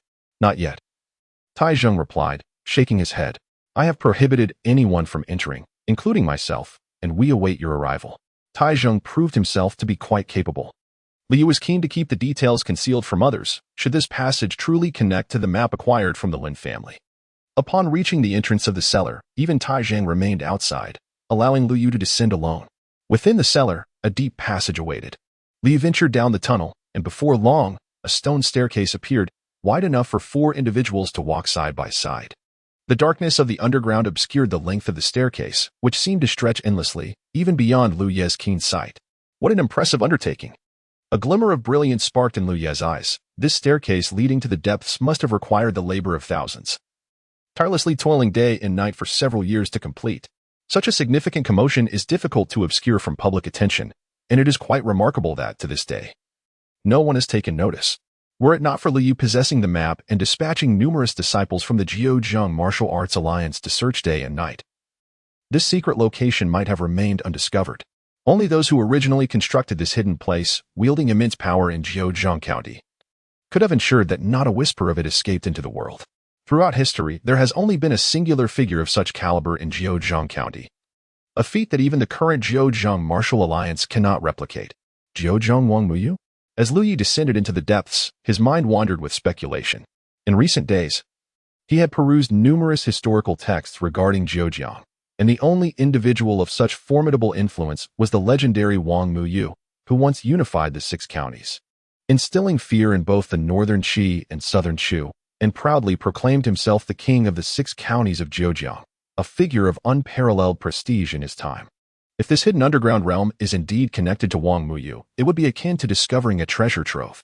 It is worth noting that in his prime, Mu was not only a grandmaster of martial arts at the 4th level of the primordial spirit, but also governed the 6 counties, including Zhejiang, for nearly 30 years, amassing untold wealth and treasures during his reign. Should this underground relic truly be a legacy of Wang Muyu, one can only imagine the treasures that lie within. Even Lu Yi felt a surge of excitement coursing through him at this thought. After approximately half an hour of descent, he finally reached the end of the stone staircase. Before Lu Yi stood an exquisite underground palace, intricately hewn from the very rock of the earth itself.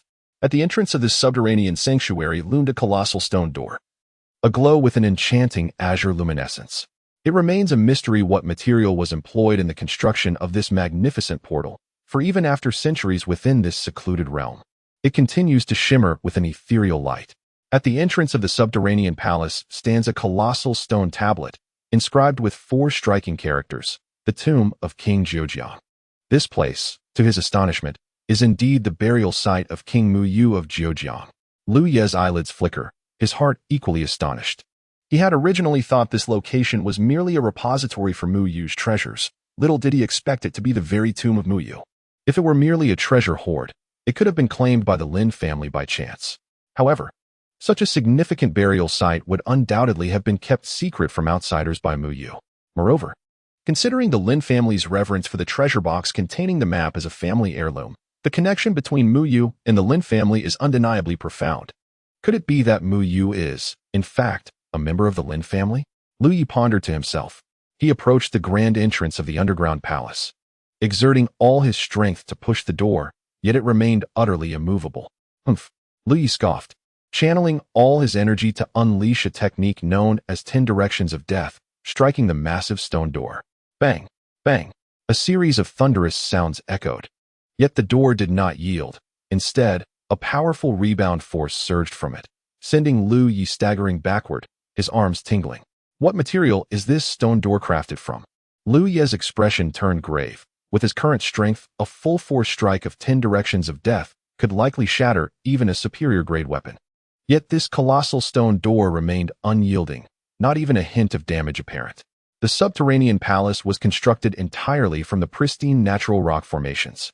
Should an attempt be made to forcibly breach it from any other location, it would likely result in the catastrophic collapse of the entire structure, sealing all within it forever beneath the earth. This, I fear, was a consideration that Lin Yu had anticipated during the palace's construction. The sole means of access to this underground sanctuary is through the grand entrance.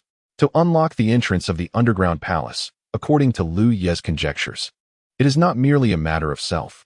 Even a half-step martial arts master at the pinnacle of the human realm would likely find it exceedingly challenging to force it open. There must be some unique method to access the underground palace. Otherwise, Mu would not have left behind a map. Liu pondered, how many martial arts masters exist in this vast world? While Liu was lost in thought, his gaze suddenly fixated on the stone tablet inscribed with the 4 characters King Mu of Zhejiang. Behind the tablet, there lay an inconspicuous, slightly recessed mark. Upon seeing it, Lu Yi's attention was immediately drawn to that mark. This mark, Lu Yi retrieved the map he had acquired from the Lin family's secret chest. After a brief comparison, he discovered that the map in his hand aligned perfectly with the mark on the stone tablet, as if the map had been directly derived from the tablet itself. Indeed, Lu Yi smiled faintly and laid the map upon the stone tablet. Instantly, a force emanated from the tablet, firmly drawing the map as if it were being adhered to the surface. With a thunderous rumble, the ground beneath him began to tremble violently, a fissure opening in the earth from which a new stone tablet emerged. Unlike the previous tablet, this newly risen one was densely inscribed with numerous characters.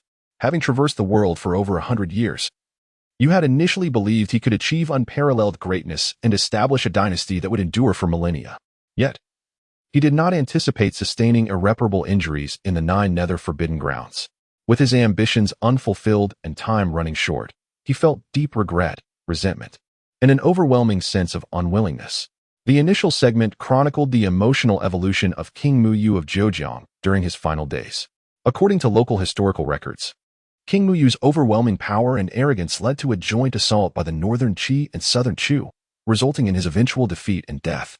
Little did he know that there lay such a hidden truth. It appeared that even before the two nations united against him, Muyu had already suffered irreversible injuries and was left with little time to live, prompting him to construct this underground palace as his final resting place. Continuing to read further, the text detailed the underground palace and the items stored within. With his lifespan drawing to a close, he decided to build this underground palace across 6 counties, leaving the essence of his life within its confines. The palace door was forged from a unique stone acquired in the 9 nether forbidden grounds and could only be forcibly opened by 4 half-step martial arts masters. He left behind 3 maps as keys to unlock the underground palace for future generations. One was for his descendants, to be obtained by those fortunate enough to be worthy. If not, he would not press the matter. The second was entrusted to the Lin family of Pingqing, as he hailed from the Lin family and, despite having left, it was an act of necessity, a way to repay the gratitude owed for his upbringing.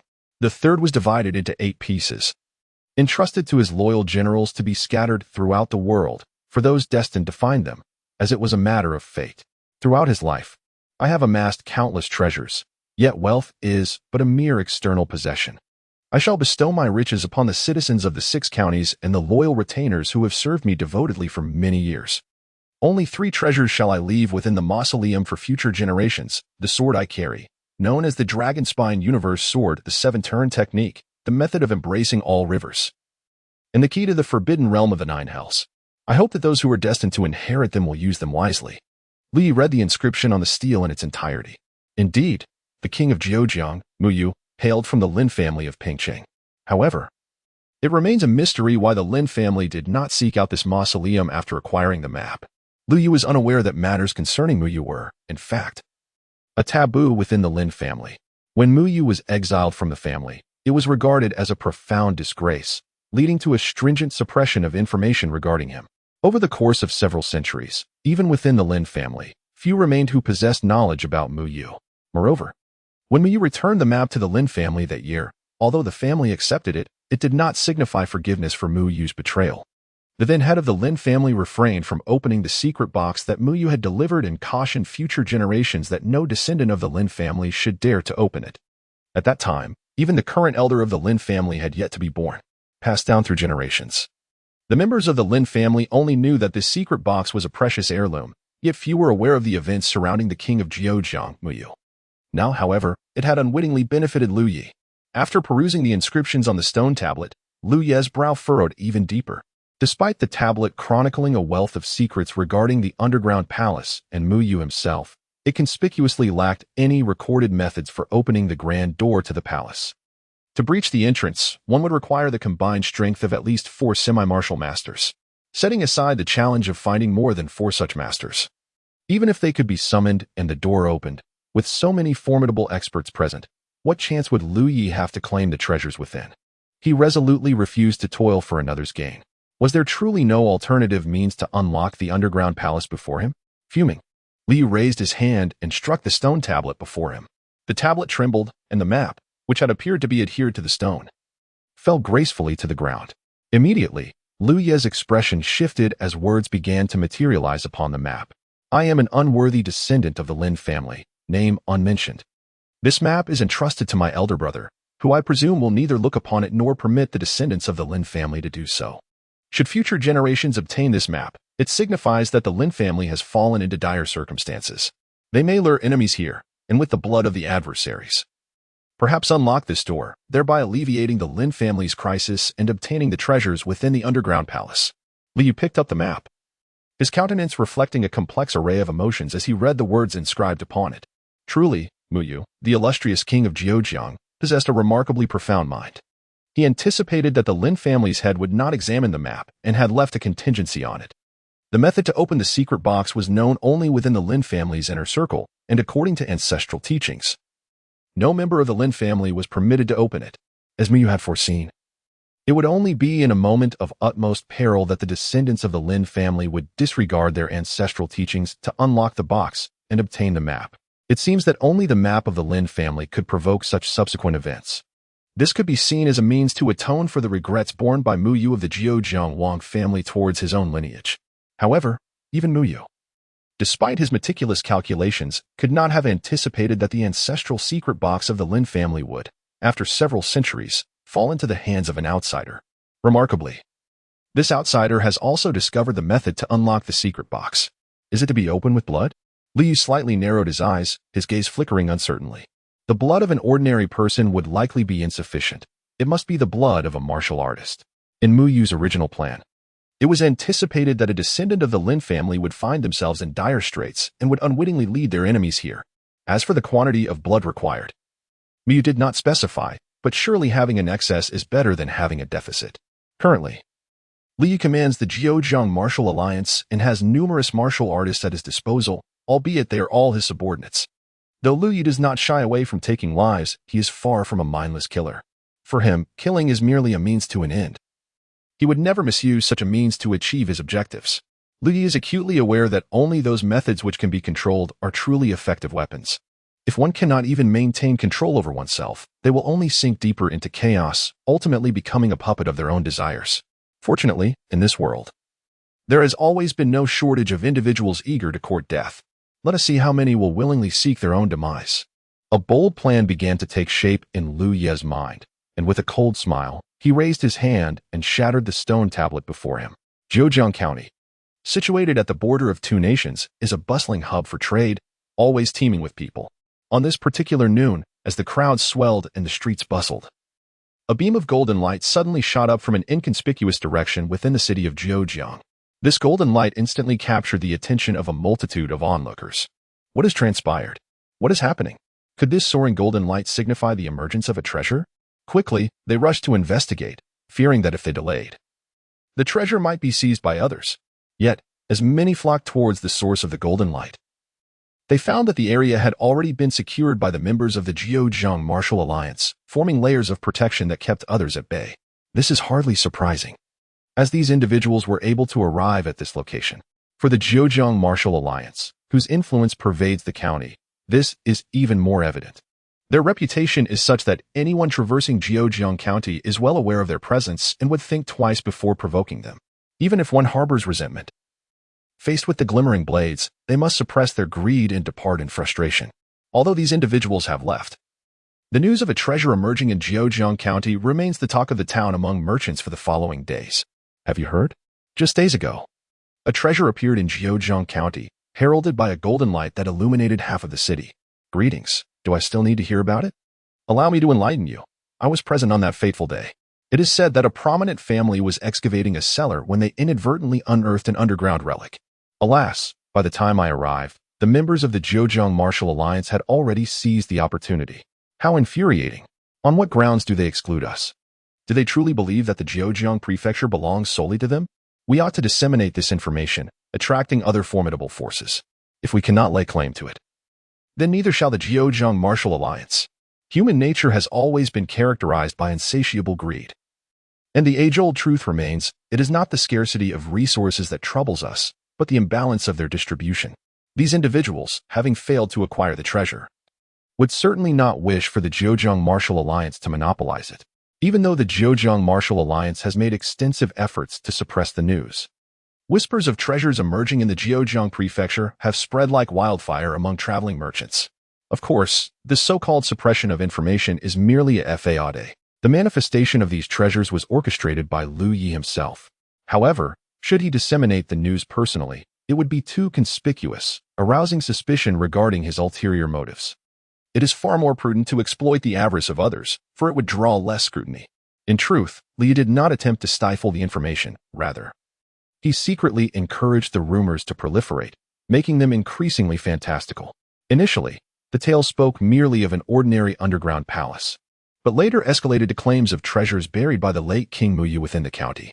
Eventually, it was rumored that the Jiuzhang Prefecture was once the abode of a great sect from antiquity, with the remnants of that ancient sect lying beneath the city. This, too, was a deliberate smokescreen conjured by Liu Yi. For the true powerful factions would never dispatch their elite based solely on such absurd rumors. At most, they might send a few disciples to hone their skills. As for the lesser forces, Liu Yi regarded them with disdain, viewing them merely as contributors to the opening of the underground palace. Nonetheless, Liu Yi's immediate concern was to deal with the salt and shipping guilds. both of which had branches in the Zhejiang prefecture. These two factions posed a significant challenge for Lu Yi at present.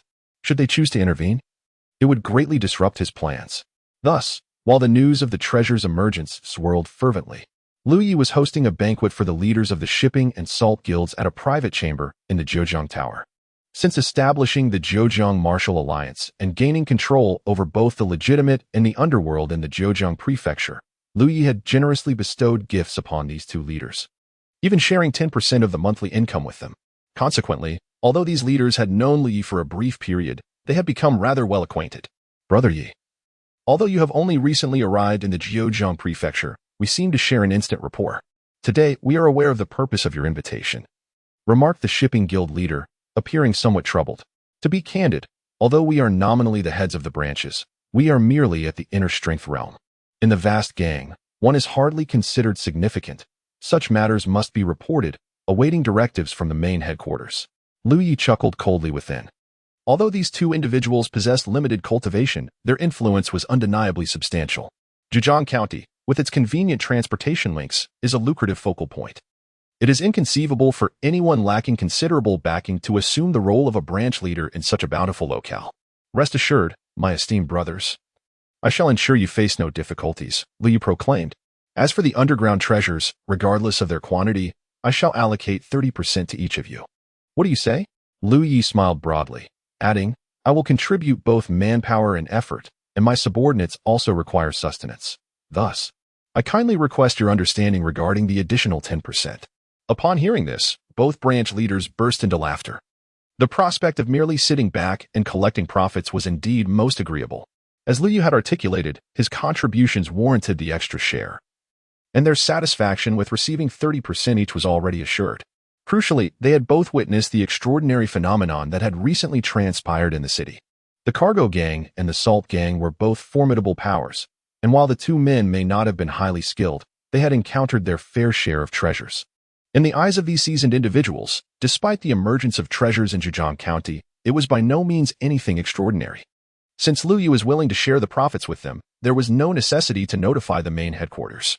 Had they known that the underground tomb contained the burial site of the legendary King Mu Yu of Zhejiang, who once dominated the realm, they might have even harbored thoughts of eliminating Lu Yi. However, at that point, it was likely they would be unable to find him. Lu Yi, having devised such an audacious plan, had undoubtedly prepared an escape route. Once his objectives were achieved, he would not linger in Zhejiang County. Brother Yi, it would be prudent to retrieve the treasures swiftly. Otherwise, we risk prolonged delays, and we may no longer be able to conceal our actions. The Salt Gang leader raised his wine cup towards Lu Yi, speaking in a measured tone. Of course, Lu Yi replied with a smile. I trust you have heard about the reports of the underground ruins collapsing. Within 5 days at most, after I have completed the necessary preparations, the treasures will be ready for extraction. In the span of 5 days, the individuals destined for demise should have arrived, for prolonged delays inevitably lead to unforeseen complications.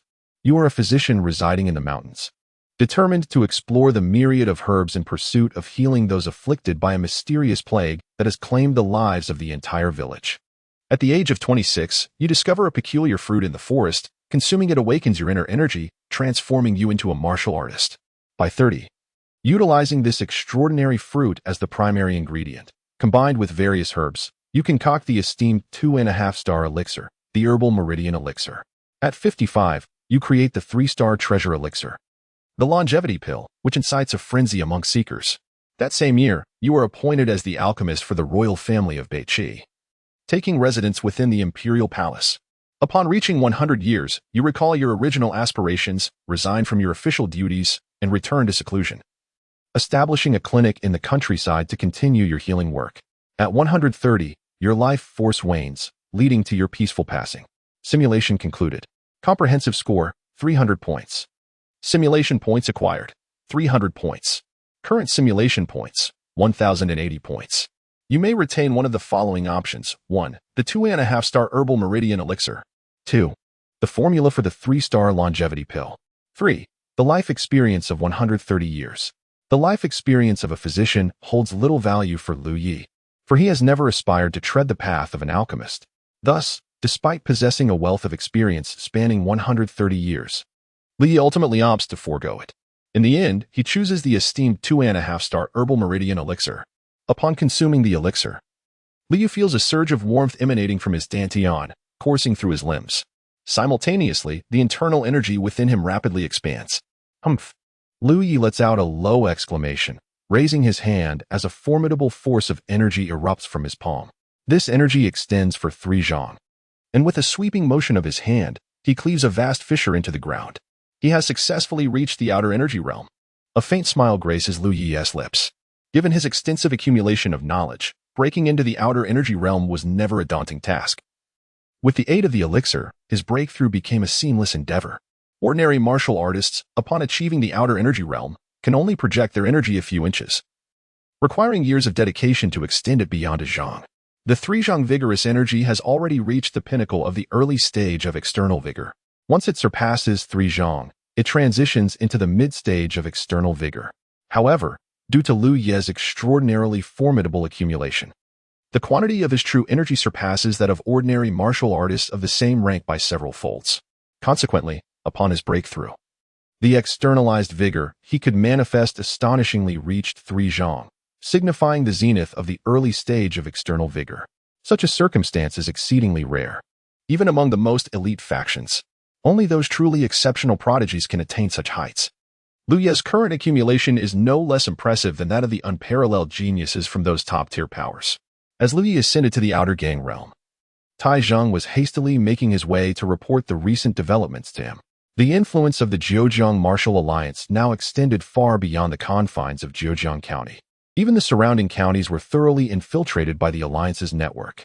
It can be asserted that the moment any outsider steps into the 1,000-mile radius of Zhejiang County, they are immediately detected by the watchful eyes of the Zhejiang Martial Alliance. Liu assigned Tai Zhang and his companions the task of meticulously monitoring the foreign martial artists and various factions entering the territory of Zhejiang County. To know oneself and one's adversary is the key to victory in 100 battles. Although Liu Yi possessed unwavering confidence in his own abilities, he was never a person of arrogance. The leader truly had an uncanny foresight. Tai Zhang, filled with admiration, noted that since the news spread, hundreds of wandering martial artists had been hastening towards the city of Zhejiang. However, Liu dismissed the notion of concerning himself with these wandering cultivators, gesturing for Tai Zhang to discuss the more prominent martial factions. Yes, leader, Tai Zhang promptly responded. In just a few days, the speed of information dissemination has been limited. Only martial factions not too far from Zhejiang County have received the news. The Huang and Zhang families, along with the martial sects of the Penglai Sword Sect and the Golden Blade Sect, have sent external experts to lead the charge, and they are expected to arrive at Zhejiang City within 3 days. Liu Yi was somewhat familiar with these martial factions mentioned by Tai Zhang. They were all moderate martial powers located near Zhejiang County. Despite the presence of masters with the strength of the 4th tier of chi manipulation among these factions, Liu held them in little regard. However, Tai Zhang's expression grew grave as he continued. Moreover, according to reliable sources, both the 7 Heroes Association and the Sword God Mountain have disciples en route to Zhejiang County. Leading them are Shui Tianjie, ranked 76th on the human rankings, known as Cold Moon and Frost Light, and Ren Qiuyue, ranked 51st, known as the Sword Immortal. Although Liu Yi had not disclosed his plans to anyone, not even to Tai Zhang, he was aware that the so-called phenomenon heralding the emergence of treasures was merely a ruse orchestrated by him to deceive everyone, even without knowledge of Liu Yi's specific intentions. Tai Zhang understood that those individuals coming to Zhejiang County were destined for futility, for there were no treasures to be found in Zhejiang County. Moreover, given Liu Yi's temperament, the considerable commotion he has stirred cannot merely be attributed to a desire to amuse himself at the expense of others. The scattered martial artists and moderate martial factions do not pose a significant threat with the current might of the Zhejiang Martial Alliance. Complemented by its affiliations with the Chao and Yin gangs, they remain unperturbed by such entities. However, they cannot afford to provoke top-tier martial powers such as the 7 Heroes Association and the Sword God Mountain. The 7 Heroes Association ranks among the 7 prominent gangs of the realm, alongside the Chao and Yin gangs, while the Sword God Mountain is recognized as the foremost among the 5 great sword sects since the decline of the Sword Villa. Even the Chao and Yin gangs, which maintain amicable relations with the Zhejiang Martial Alliance, would not dare to confront these 2 formidable powers on their behalf. Thus, not only does Tai Zhang wear a worried expression, but even Liu furrows his brow, Sword God Mountain? Why would they abandon their stronghold in the far north to venture to the borders of Qi and Chu? The arrival of the Seven Heroes Association was anticipated by Lu Yi, as their influence is not far from Zhejiang County, and their penchant for chaos has always drawn them to lively events. Hence, their presence did not come as a surprise. In fact, they were among the primary targets Lu Yi intended to address. However, the emergence of the Sword God Mountain caught him off guard. Although he had contemplated various martial factions that might appear, he had never included the Sword God Mountain in his considerations, primarily due to its considerable distance from Zhejiang County. The Sword God Mountain is situated in the far north, meaning that to reach Zhejiang County, they would need to traverse the entirety of the northern Qi territory. Therefore, Lu Yi had never entertained the notion of their appearance. Yet now, the seemingly improbable arrival of the Sword God Mountain has transpired. In recent days, the influx of martial artists into Zhejiang County has significantly increased. While Zhejiang County has always been a bustling hub, the surge in martial practitioners gathering is unprecedented. The locals are well aware that this tumult is stirred by the emergence of a treasure. There is but one treasure, and with so many seekers, a bloody contest for possession is inevitable.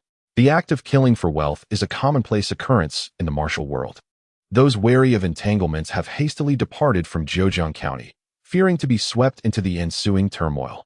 Consequently, while the number of martial artists has surged, the usual merchant caravans have dwindled considerably. At the northern gate of Zhejiang City, a group of over 10 weary travelers enters the county. Though their numbers are few, each possesses striking features. The men are handsome, and the women are enchanting. The youngest among them is merely 13 or 14, while the eldest does not exceed 25.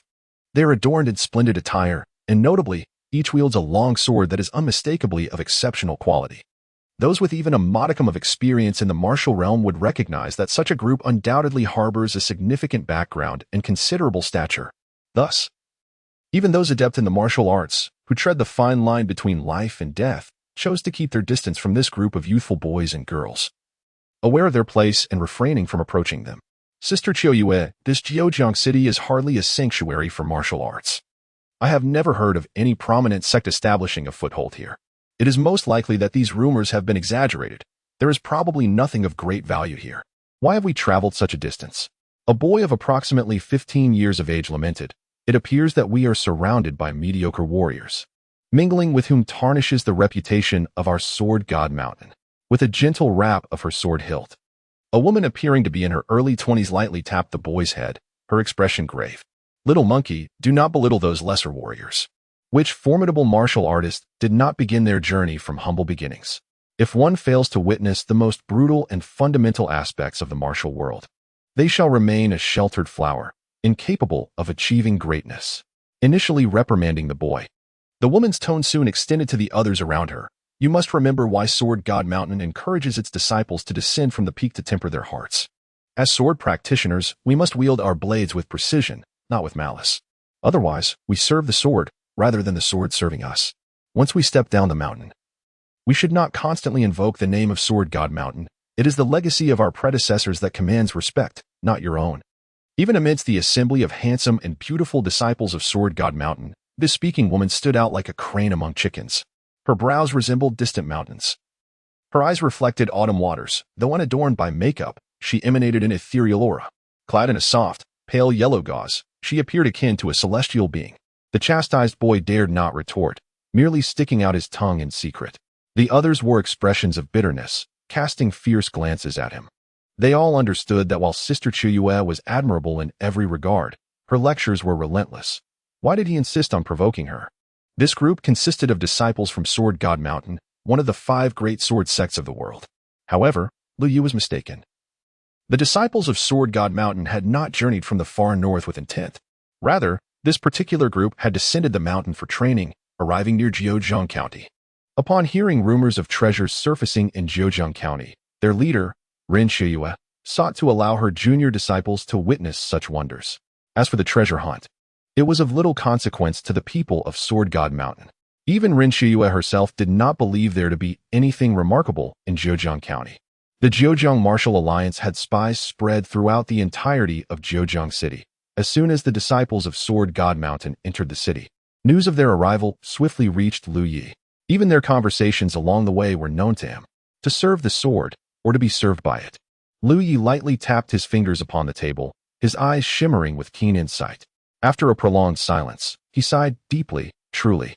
It is no wonder that Sword God Mountain is counted among the 5 great sword sects. Their disciples exhibit extraordinary understanding. The swordsmanship articulated by Ren Xiuyue bears a striking resemblance to the path of slaughter embraced by Lu Yi. For Lu Yi, killing is merely a means to an end. He steadfastly refuses to be governed by the insatiable desire for bloodshed. This perspective aligns intriguingly with the swordsmanship of the Sword God Mountain, although they have yet to meet. Lu Yi has already formed a lofty impression of the illustrious sword fairy renowned throughout the martial world. The profound heritage of such a prestigious martial sect is indeed extraordinary. Beyond Lu Yi, it seems that no one else in the entire Jiugang County can rival Ren Xiuyue's discerning vision and insight, according to the information relayed by his subordinates. The individuals from Sword God Mountain, upon finding lodgings in the city, are poised to visit the headquarters of the Flying Tiger Gang. At present, the Zhujiang Martial Arts Alliance stands as the most formidable power in the entire Zhujiang Prefecture, given that Sword God Mountain harbors no intention of exerting its influence over others. Their decision to pay a visit is entirely reasonable. However, Lu Yi had already formulated a strategy to deal with these visitors, and now that they wish to avoid animosity, he must temporarily set aside his original plans. To forge a friendship with a behemoth like Sword God Mountain would undoubtedly be far more advantageous than to cultivate enmity. Although Lu Yi is not one to shy away from conflict, he also prefers not to forge enemies without just cause. Thus, he resolved to prepare a banquet.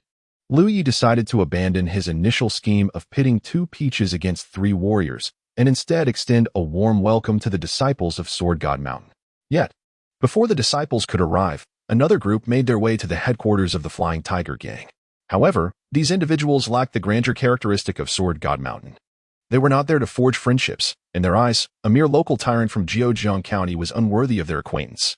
Among them was Shuidian Zhang's younger brother. Shuidian Jie, ranked 76th on the list of martial artists, known in the martial world as Cold Moon, Frostlight, while Shuidian Jiang himself was not particularly formidable. Despite his ranking being above Lu Yi on the list, he was merely a mid-stage external martial artist.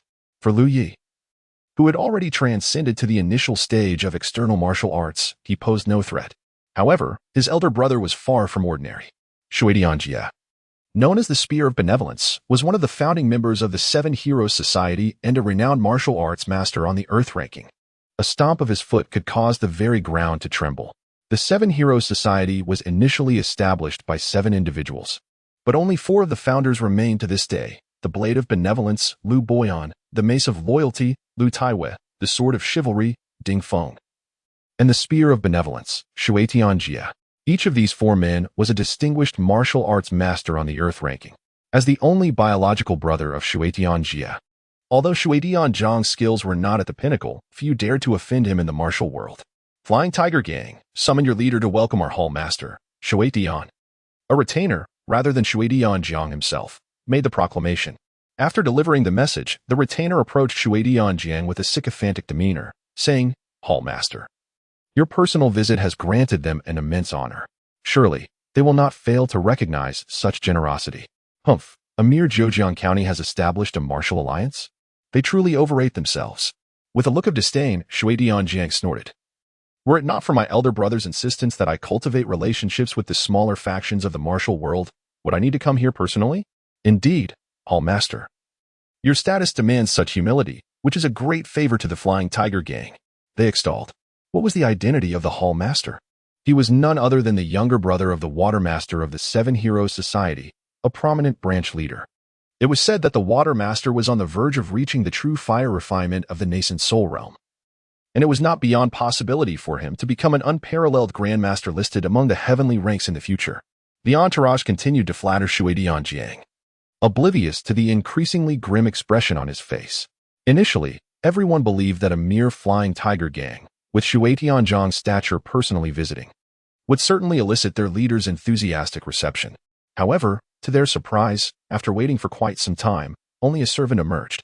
Our leader has stated that the Flying Tiger Gang has never had any dealings with the 7 Heroes Society. He will not come out to greet you. Please ask Hall Master Shuidian to return whence he came. The servant's voice was rather assertive. He was not a member of any gang, merely an ordinary rustic man.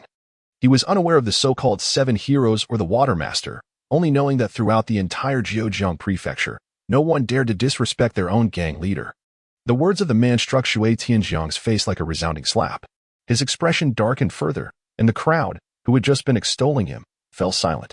They exchanged glances, seemingly incredulous at what they had just heard. After a moment of stunned silence, someone finally reacted, vociferously cursing, "What audacity the Flying Tiger gang possesses! How dare they speak to our master Shui in such a manner? A mere third-rate gang dares to disregard the Seven Heroes Association. Such a faction has no reason to exist in this world. I suggest we obliterate them." The members of the Seven Heroes Association echoed the sentiment, their loyalty to Shui Tianjiang evident. The maxime master s disgrace is a servant s death rang true. As they could hardly contain their outrage even before Shui Tianjiang had spoken. Meanwhile, with a solemn countenance, Shui Tianjiang managed to utter through clenched teeth, "What a bold Flying Tiger gang! Do they truly think I am a feeble creature, merely because I have not shown my might?" Just as he was about to command his subordinates to launch an attack on the Flying Tiger gang's headquarters, a light chuckle wafted from afar. What a foul stench! One person passing gas is already unbearable. A group doing so is utterly intolerable. The crowd turned to see a young man lazily sprawled atop a donkey, ambling towards the headquarters of the Flying Tiger gang. The youth appeared lethargic, his eyes barely open as if he had just awakened. His attire was simple, crafted from coarse fabric, adorned with several conspicuous patches. A curved dagger was sheathed at his waist, appearing rather unremarkable. Although the blade glistened, it lacked even a proper scabbard, casually tucked at his side. "And who might you be to speak so boldly here?" Shui Tianjiang inquired, furrowing his brow, feeling that fortune was not on his side today. He had just been publicly humiliated by a minor gang, and now this unknown vagabond dared to challenge him. "Me?" The youth languidly pointed to himself and grinned. "I, at the very least, possess the courtesy not to pass gas at the doorstep of my host. You have the audacity. I shall slay you first. Then deal with the Flying Tiger gang." Shui Tianjiang's fury erupted. Given his status, he was accustomed to being treated with utmost respect. To be belittled consecutively today ignited his wrath. "Oh, you intend to kill me? I fear you may lack the capability," the youth scoffed. "If your elder brother were to say such a thing, it might carry weight." His hand rested on the hilt of the unsheathed dagger, his appearance grimy. Yet his hands were remarkably clean, long and strong fingers caressing the weapon as if it were a beloved. "Did you hear the spring rain last night? Are you Dagger Duanshalu?"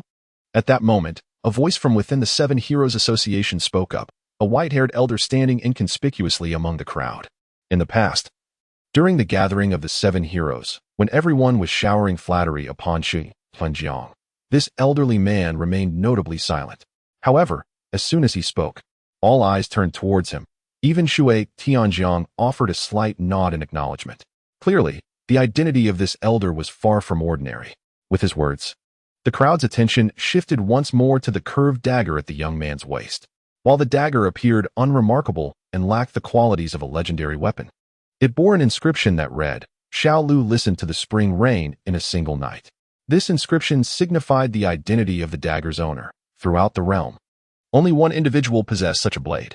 Ranked 40 on the renown list, he was known as the unmatched blade, Duanshalu, who had once slain a spirit aperture realm warrior with a single strike. It seemed the Seven Heroes were not entirely blind. Duanshalu smiled faintly, dismounted from his donkey, and gestured, "Since you have recognized my identity, why do you linger? Are you waiting for me to see you off?" Shui Tianjiang's expression darkened, his heart brimming with rage. Yet he refrained from unleashing it as he had before. Though he too held a position on the list, his rank paled in comparison to Duanshalu's. Ranked 50. He was at a critical juncture. Those within the top 50 could easily overpower those outside it. Even considering Shui Tianjiang's connection to Shui Tianjia, Duanshalu could dispatch him without difficulty. "Brother Duan, the Seven Heroes hold no grievances against you, nor any enmity in recent times. Do you truly wish to stand up for a third-rate faction and oppose us?" Shui Tianjiang spoke in a deep tone. "Perhaps on a day when you cease to mention the Seven Heroes and your elder brother, you may speak with me again." Duanshalu appeared to have lost interest in conversing with Shui Tianjiang, dismissively waving his hand. "Now, those who wish to avoid death should leave." Shui Tianjiang's eyes twitched at Duanshalu's words. Although the Seven Heroes boasted immense power, even a remarkable figure like Duanshalu, ranked within the top 50, was merely a slightly larger ant in their presence. Yet the Seven Heroes felt distant, while Duanshalu stood right before him. Shui Tianjiang understood that if Duanshalu truly wished to kill him, It would be a trivial task. A wise man does not invite trouble upon himself. A lesson imparted by his elder brother in his youth. Very well, Brother Duan, since you have intervened today, I shall grant you this favor. The words were nearly forced through clenched teeth. If Brother Duan has come for the treasures of Jiuzhang County, the outcome remains uncertain. I shall repay today's events tenfold in the future. We shall take our leave. With a fierce glare at Duan Xiaolu, Shui Tianjiang made his exit, accompanied by his subordinates. Duan Xiaolu then approached the underlings of the Feihu gang, clasped his hands in a courteous gesture, and smiled. Would you kindly inform your leader that Duan Xiaolu has come to pay a visit? Little did Lu Yi realize that the first guest he would receive was none other than this individual. Neither the enchanting fairy of Sword God Mountain nor the illustrious Shui Tianjiang of the Seven Heroes Conference. However, he was more renowned and formidable than them all. The absolute blade, Duan Xiaolu. Until he encountered Duan Xiaolu, Li found it exceedingly difficult to associate the disheveled, languid young man before him with the illustrious absolute blade on the rankings. Were it not for this individual having repelled Shui Tianjiang at his doorstep, Lu Yi would have suspected that someone had inexplicably taken his place to scrounge from the Feihu gang. Sensing the peculiar gaze from Lu Yi, Duan Xiaolu awkwardly rubbed his nose, explaining, I earned some money working for fellow villagers on the way here. The donkey I rode also cost quite a bit, which has left me rather dirty, and I have yet to find a place to bathe upon entering the city. Upon hearing Duan Xiaolu's explanation, Li felt no inclination to belittle him. Rather, he harbored a subtle respect. It is worth noting that even the most ordinary postnatal martial artist would find it exceedingly simple to make money, let alone someone as renowned as Duan Xiaolu. No wonder such a distinguished figure remained unnoticed by the martial alliance upon entering Jiuzhang City. Who would associate a man who had been laboring for fellow villagers and appeared so unkempt with the illustrious absolute blade? Brother Duan, if you do not mind, please feel free to stay temporarily at our Feihu gang. Although my accommodations may be humble, I can certainly provide you with a place to bathe, Li said casually. I wonder, Brother Duan, what brings you here today? Why ask the obvious, knowing full well? Duan Xiaolu interjected straightforwardly. I have come regarding the treasure of Jiuzhang City. Someone of your stature is also interested in that treasure? Li inquired, maintaining his composure. Since it is Brother Duan who has spoken, I would be more than willing to share a portion of the treasure with you. It seems that the leader Yi still does not trust me. Duan Xiaolu sighed lightly. The rumors regarding the treasure of Jiuzhang City were intentionally disseminated by the leader Yi, were they not?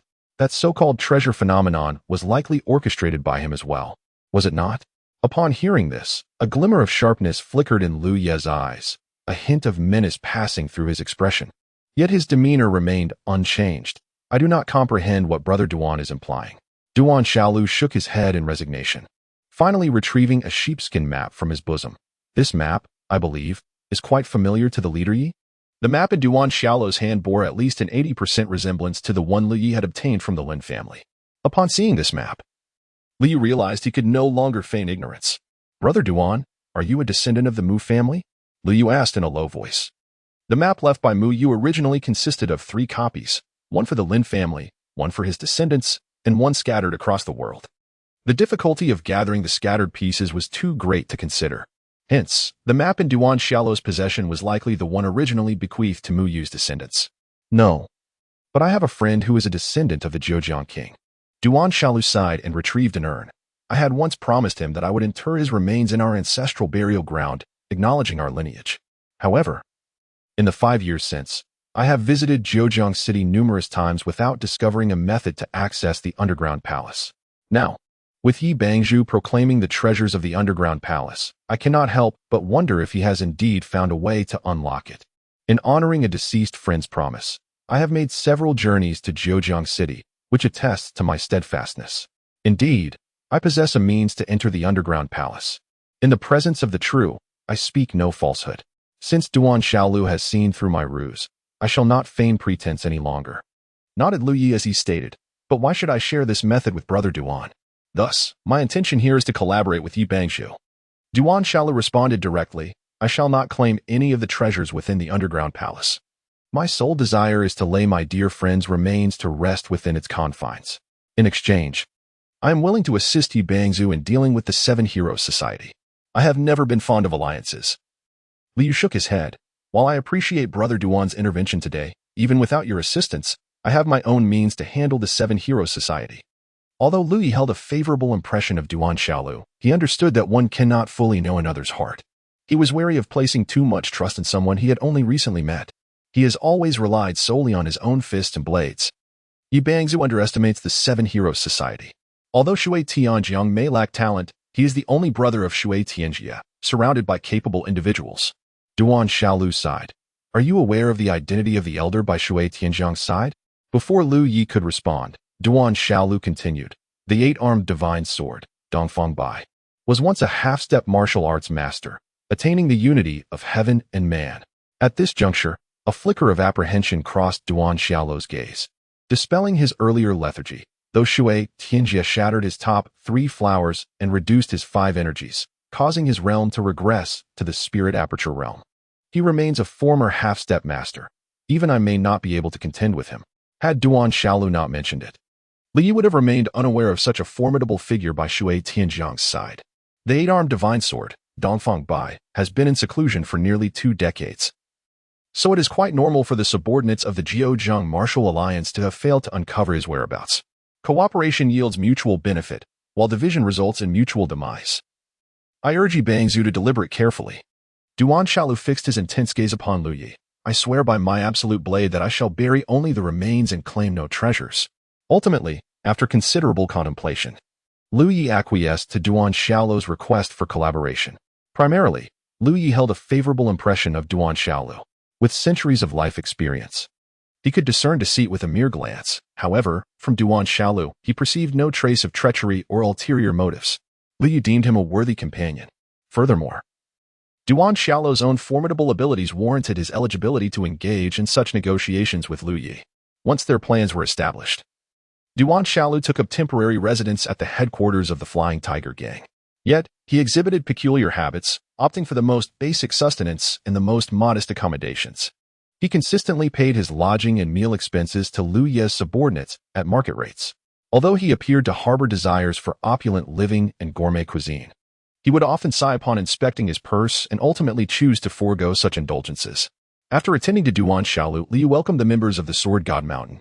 Ren Shou Yue, worthy of the title Sword Fairy, truly resembled a celestial being, exuding a unique aura that captivated all who beheld her. Were it not for Lu Yi's extensive life experience, he might have found himself utterly entranced. Although the remaining members of the Sword God Mountain possessed an innate pride, they were not as arrogant or oppressive as Shui Tianjiang. During a grand banquet, the hosts and guests reveled in merriment. However, after departing from the Flying Tiger Gang, Ren Shou Yue appeared somewhat unsettled. The following day, the collapsed underground ruins were finally cleared. Of course, this so-called clearance was merely information disseminated by Lu Yi. In truth, there had never been any collapse of ruins. It was merely an excuse concocted by Lu Yi to buy time. Now that the guests had nearly arrived, he was concerned that further delays might attract more unforeseen visitors. Thus, Lu Yi announced that the underground ruins had been cleared and were now accessible. Early that day, those who received the news hurried to the entrance of the underground palace. Yet, the entrance was already surrounded, with no one permitted to approach. This time, the encirclement was not by the members of the Jiuzhang Martial Alliance, but rather by the Seven Heroes Society. It was astonishing how swiftly the Seven Heroes Society had mobilized such numbers in just one day.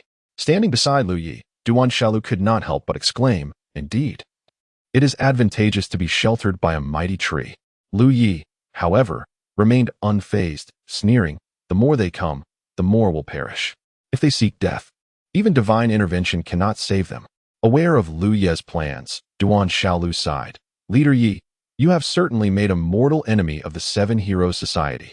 Those who aspire to greatness need not dwell on the past." Lu Yi replied with a light chuckle. "As long as the Seven Heroes Society does not provoke me, all will be well. Otherwise, today I could vanquish Shui Tianjiang, and tomorrow, the Seven Heroes Society may meet the same fate." "I suddenly realize you bear a striking resemblance to someone," Duan Xiaolu remarked, a glimmer in his eyes. "Li Tian of the World Society. You must share common ground with him."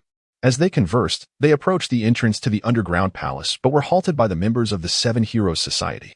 "Duan, I warned you that the grievances of yesterday would inevitably be avenged." At that moment, Shui Tianjiang approached with a group, wearing a smug smile. "I did not expect this day to arrive so swiftly." "What do you mean by that, Shui Tianjiang?" Duan Xiaolu retorted with a cold scoff. This is not the territory of your Seven Heroes Society. Will you still try to dominate here and prevent us from entering? The situation is stronger than the individual. This is what you have taught me, Brother Duan. Shui Tianzhong sneered. Today, anyone who defies me will meet their end. Whoever dares to oppose me will be struck down. Even you, Duan Xiaodao. As his words fell, two figures emerged from behind Shui Tianzhong. One was the eight-armed divine sword, Dongfang Bai, and the other was a burly middle-aged man.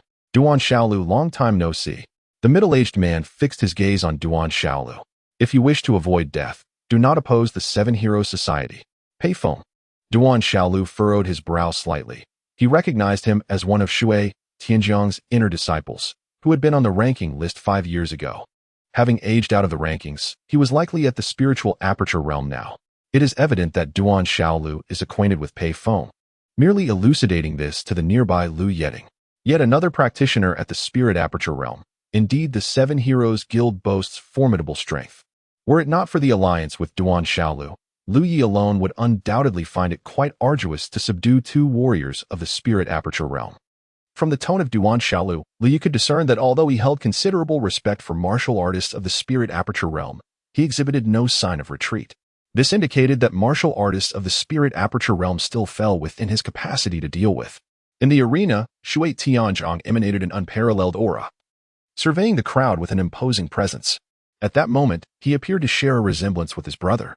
Surely, the Seven Heroes Association is being a bit too domineering? At that juncture, a voice as crisp as a nightingale rang out. In the case of unclaimed relics, everyone has a share. If we truly wish to enter, are you really going to kill us? Ren Xiuyue, leading a contingent of disciples from Sword God Mountain, stepped forward. A true swordsman stands firm and unyielding. They would neither bully others with their strength nor tolerate humiliation. Therefore, despite the formidable strength of the Seven Heroes Association, boasting two spirit aperture realm warriors, the disciples of Sword God Mountain glared at them fiercely, showing no signs of backing down. It was none other than Fairy Run of Sword God Mountain. Upon witnessing her arrival, even the arrogant Shui Tianzhong displayed a flicker of apprehension in his eyes. Yet, it was only Lu Yi, with his centuries of life experience, who perceived the underlying, unabashed desire hidden beneath that apprehension. Although the Seven Heroes Association and Sword God Mountain were both top-tier forces in the world, the strength of Sword God Mountain far surpassed that of the Seven Heroes Association. Shui Tianzhong, despite his bravado, recalled his brother's admonition regarding the major forces one should never provoke, among which was the fiercely protective Sword God Mountain. Fairy Ren, you are welcome to enter. But the Seven Heroes Association must descend first, with you following behind, he declared, leaving no room for debate. Otherwise, do not blame me for being impolite and restricting your freedom. I shall apologize to the esteemed seniors of Sword God Mountain at a later date. You. Ren Xiuyue's face flushed crimson with anger at Shui Tianzhong's words, her hand instinctively gripping her sword. Yet, she unconsciously turned to glance at Lu Yi and Duan Xiaolu.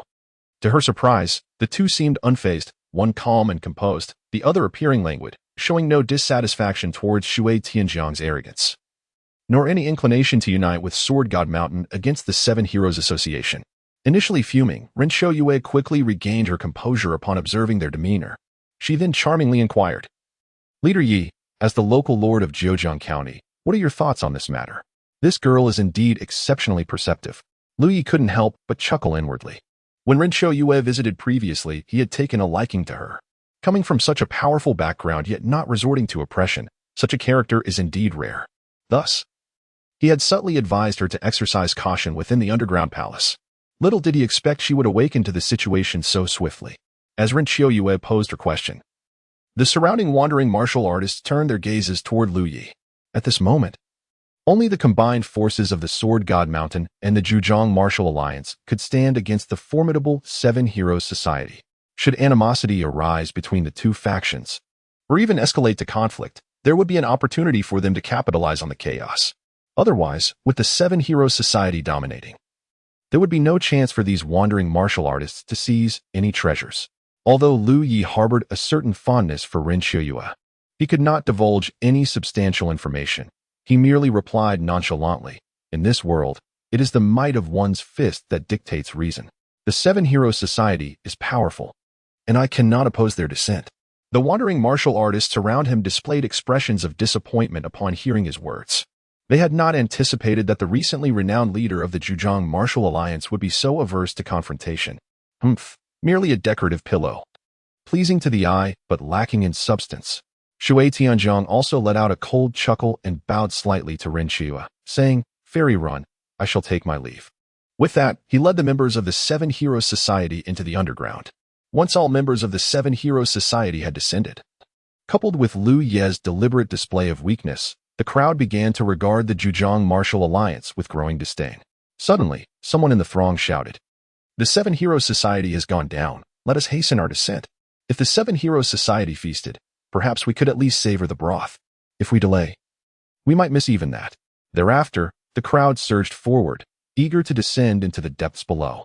As Lu Yi and the members of the Zhejiang Martial Alliance stood idly by, observing the throng of individuals rushing into the underground, the inhabitants of Sword God Mountain could no longer contain their impatience. One among them turned to Ren Qiuyue and exclaimed, "Sister Qiuyue, let us hasten our descent." Ren Qiuyue, gazing at the multitude plunging into the depths, then at the composed Lu Yi and Duan Xiaolu, felt an increasing sense of unease, recalling Lu Ye's subtle warning from earlier. Ultimately, she shook her head resolutely, stating, "There is no rush. We shall descend alongside Chief Yi and the others." A young swordsman, brimming with urgency, protested, "Sister, why wait for that flowery pillow? We must hurry down, lest we find ourselves bereft even of broth." "Little monkey," Ren Qiuyue asserted her authority as a senior, her voice firm. "I have already conveyed to you that our purpose here is merely to observe. As for treasures, the most significant treasure for us swordsmen is the sword that rests in your own hands. Grip it well, and there is no realm you cannot traverse." In the end, Ren Qiuyue reaffirmed her role as a mentor, leading the disciples of Sword God Mountain to follow Lu Yi into the subterranean palace.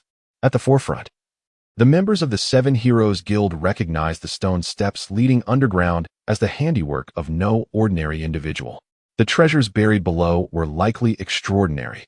They quickened their pace, and upon arriving at the entrance of the underground palace, they beheld the stone tablet before them. Of course, this was a tablet that Lu Yi had already modified. The original had long been destroyed by him. The inscriptions upon the tablet bore little resemblance to the original text, having concealed the information about the treasures within the palace, merely stating that it housed the long-collected treasures of King Mu from Zhejiang. Moreover, of utmost significance is the inscription that states, "Once the grand gate is opened, only the first individual to enter the underground palace shall inherit the legacy of the illustrious King Mu Yu of Zhejiang. Subsequently, the gate shall close, requiring the combined efforts of several half-step martial arts masters to reopen it. Beneath lies the tomb of King Mu Yu, a master of martial arts at the fourth tier of the primordial spirit, who condensed his own law avatar. It is truly astonishing that we have stumbled upon such a treasure this time." Upon witnessing the inscription on the stone tablet, the faces of the seven heroes displayed immense excitement. Their journey to Zhejiang County was initially for treasure hunting, yet their primary objective was to subdue the newly risen Zhejiang Martial Alliance on behalf of Shui Tianzhong. To their surprise, while they did not succeed in subduing the alliance, they uncovered this magnificent treasure instead. This treasure shall undoubtedly belong to Shui Tianzhong.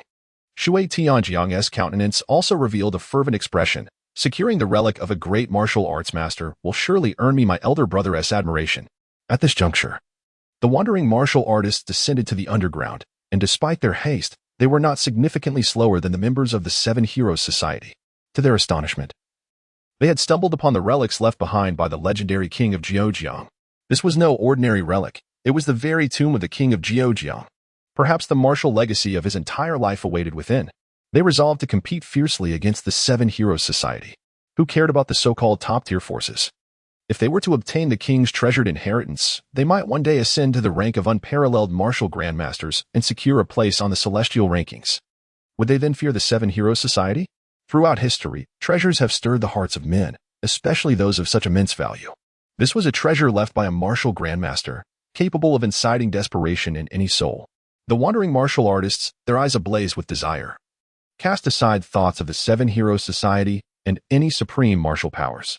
The stone tablet inscribed the truth. Only those who entered the underground chamber first could claim the treasures of the king of Zhejiang. Once the great gate closed, even the mightiest of the Seven Heroes Society would find entry impossible. Immediately, the throng of wandering martial artists descended into a frenzy, their eyes bloodshot as they bellowed and charged toward the warriors of the Seven Heroes Society. The two factions clashed in a chaotic melee, a whirlwind of blood and flesh.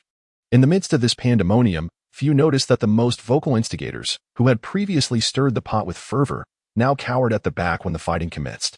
These individuals were none other than the members of the Zhejiang Martial Alliance, secretly orchestrated by Lu Yi to infiltrate the wandering martial artists. Lu Yi, fearing they might not be fierce enough, sought to stoke the flames of conflict. By the time Lu Yi and his companions arrived alongside the disciples of the Sword God Mountain, the battlefield was already a gruesome tableau of slaughter, with corpses strewn across the ground. In such tumultuous times, human life often held little value. Though the disciples of Sword God Mountain were not delicate blooms sheltered from the storm, they had never witnessed such a harrowing spectacle of bloodshed and raw brutality. Even the formidable Seven Heroes Society was disregarded by these frenzied individuals, who would never have believed that these wandering martial artists would dare to assault members of a top-tier martial force. In the past, these individuals had always been deferential, scarcely daring to breathe in the presence of the disciples. Suddenly, the disciples of Sword God Mountain found themselves in complete agreement with Senior Sister Ren's astute decision. Despite their noble lineage and exceptional skills, they were still young and limited in cultivation.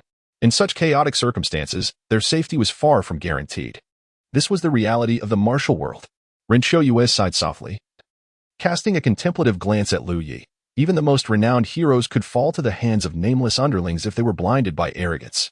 At present, the Seven Heroes Society and the rogue martial artists are engaged in a fierce battle, their conflict resulting in devastating casualties on both sides. While the rogue martial artists have suffered significant losses, the relentless assault from their adversaries has also taken a toll on the Seven Heroes. Amidst the chaos of combat, none of the participants have noticed that the blood spilling onto the ground is quietly coalescing towards the entrance of the underground palace. The gate, absorbing the copious amounts of martial artists' blood, has begun to emanate an increasingly profound glow, resembling an unseen, dark abyss. With a thunderous rumble, it seems that the substantial infusion of blood has triggered a transformative event. While the battle rages on, the entrance to the underground palace suddenly trembles, signaling that the gate is about to open. All eyes turn toward this ominous threshold. "Stop those damned mad dogs!" Shui Tianzhong bellowed. "Pei Feng, Dongfeng Bai. Lead the elite forces and charge forward with me. Only those who reach the underground palace first will inherit the legacy of the king of Zhejiang, after which the gate will close." No one doubts the words inscribed on the stele, for the underground palace had initially collapsed, and no one had been able to enter until today, when it finally reappeared before all. Of course, this presupposes that the reports of its collapse were indeed true. Though the rogue martial artists are numerous, the elite members of the Seven Heroes Society possess superior combat prowess, with Pei Feng and Dongfeng Bai leading the way. Shui Tianzhong successfully breaks through the encirclement, becoming the first to arrive at the entrance of the underground palace. The others can only scramble to follow in his wake. As Shui Tianzhong reveled in his triumph, believing he would be the first to enter the underground palace and claim the treasure of the king of Zhejiang, a voice suddenly called out from behind him, "Be cautious, Master Shui." The warning came from Dongfeng Bai, who, despite having fallen to the realm of the spirit aperture, was once a master of martial arts, having attained the pinnacle of unity between heaven and man. He was the first to sense the impending danger. Grasping Shui Tianzhong's shoulder, he swiftly pulled him back. Almost simultaneously, a torrent of sword energy surged forth before the entrance of the underground palace. The ferocity of this sword energy was beyond anyone's imagination. The majority of individuals were unable to even emit a cry of despair before being cleaved in two by the onslaught. The dense barrage of sword energy rained down upon the martial artists like a relentless downpour, piercing through their bodies. When the sword energy finally ceased, the already diminished ranks of martial artists, who had suffered significant casualties in the skirmish, were drastically reduced further. At that moment, a staggering 99% of the rogue martial artists lay lifeless on the ground. Even among the elite of the Seven Heroes Association, including Shui Tianzhong himself, only a mere 5 managed to escape the horror of that deadly sword energy. The ground was littered with dismembered corpses, and blood flowed like rivers. How could this be possible? How could this be? Gazing upon the carnage, Shui Tianzhong found it hard to believe that the stele bore no mention of such peril. Of course, the stele could not possibly document this danger, for it was nothing more than a fabrication of Lu Yi.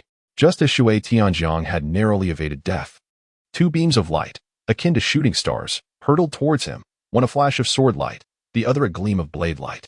It was none other than Lu Yi and Duan Xiaolu who took action. Be cautious, Master Shui. Both Pei Feng and Dong Feng Bai exclaimed in alarm. Having barely escaped with their lives, they were ill-prepared to withstand such a swift onslaught. As if in perfect accord, they simultaneously seized a hard-won elite of the Seven Heroes Association nearby and hurled him towards Lu Yi and Duan Xiaolu. The two bodies fell lifelessly, while they grasped Shui Tianjiang's arms, retreating to a safer position. At this juncture, even Shui Tianjiang, who was not the sharpest tool in the shed, realized he had likely been deceived. He glared at Lu Yi, the first to discover the ruins of the underground palace. The Nine Rivers Martial Alliance, with its numbers, posed the greatest threat. Is it you? You insignificant insect, dare you conspire against me? Shui Tianjiang roared in fury. In that moment, a torrent of rage, humiliation, and shock surged within him. He could scarcely believe that he, the esteemed leader of the Seven Heroes Association, had been outmaneuvered by a seemingly inconspicuous individual. This person, whom he had consistently dismissed, had now caused him a significant downfall, leaving Shui Tianjiang not only astonished but also deeply humiliated. Master Shui, I have long maintained that in this world, only the strong hold sway, Lu Yi remarked, gesturing to his own head, and intellect is equally a facet of strength. Do you truly believe you have secured victory? Shui Tianjiang seethed through gritted teeth. Pei Feng and Dong Feng Bai are not to be trifled with. He did not include himself in that calculation, for while he was unaware of Lu Ye's strength, he was acutely aware of Duan Xiaolu's prowess.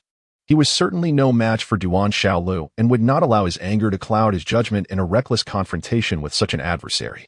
Regrettably, they shall soon meet their end. Duan Xiaolu sighed softly, including you, who will likewise face a swift demise. True to his nature, Duan Xiaolu was neither adept at nor fond of scheming against others. However, this was the condition of his collaboration with Lu Yi. To gain entry into the underground palace, he must assist Lu Yi in eliminating the members of the Seven Heroes Association. The blade in Duan Xiaolu's hand appeared to be merely an ordinary curved iron sword, yet no one dared to underestimate it. For the name of Duan Xiaolu's infamous blade was enough to command respect. Even if he wielded a mere stick, none would dare belittle him. All present, including Pei Feng, Dong Feng Bai, and even the members of Sword God Mountain, focused their attention on Duan Xiaolu. As for Lu Yi, he was instinctively overlooked by everyone. After all, in the eyes of the assembly, Lu Yi was merely an obscure guild leader, albeit one with remarkable cunning. However, in a confrontation of this caliber, he would likely find himself of little use. Duan Xiaolu felt considerable pressure under the scrutinizing gazes of Pei Feng and Dong Feng Bai.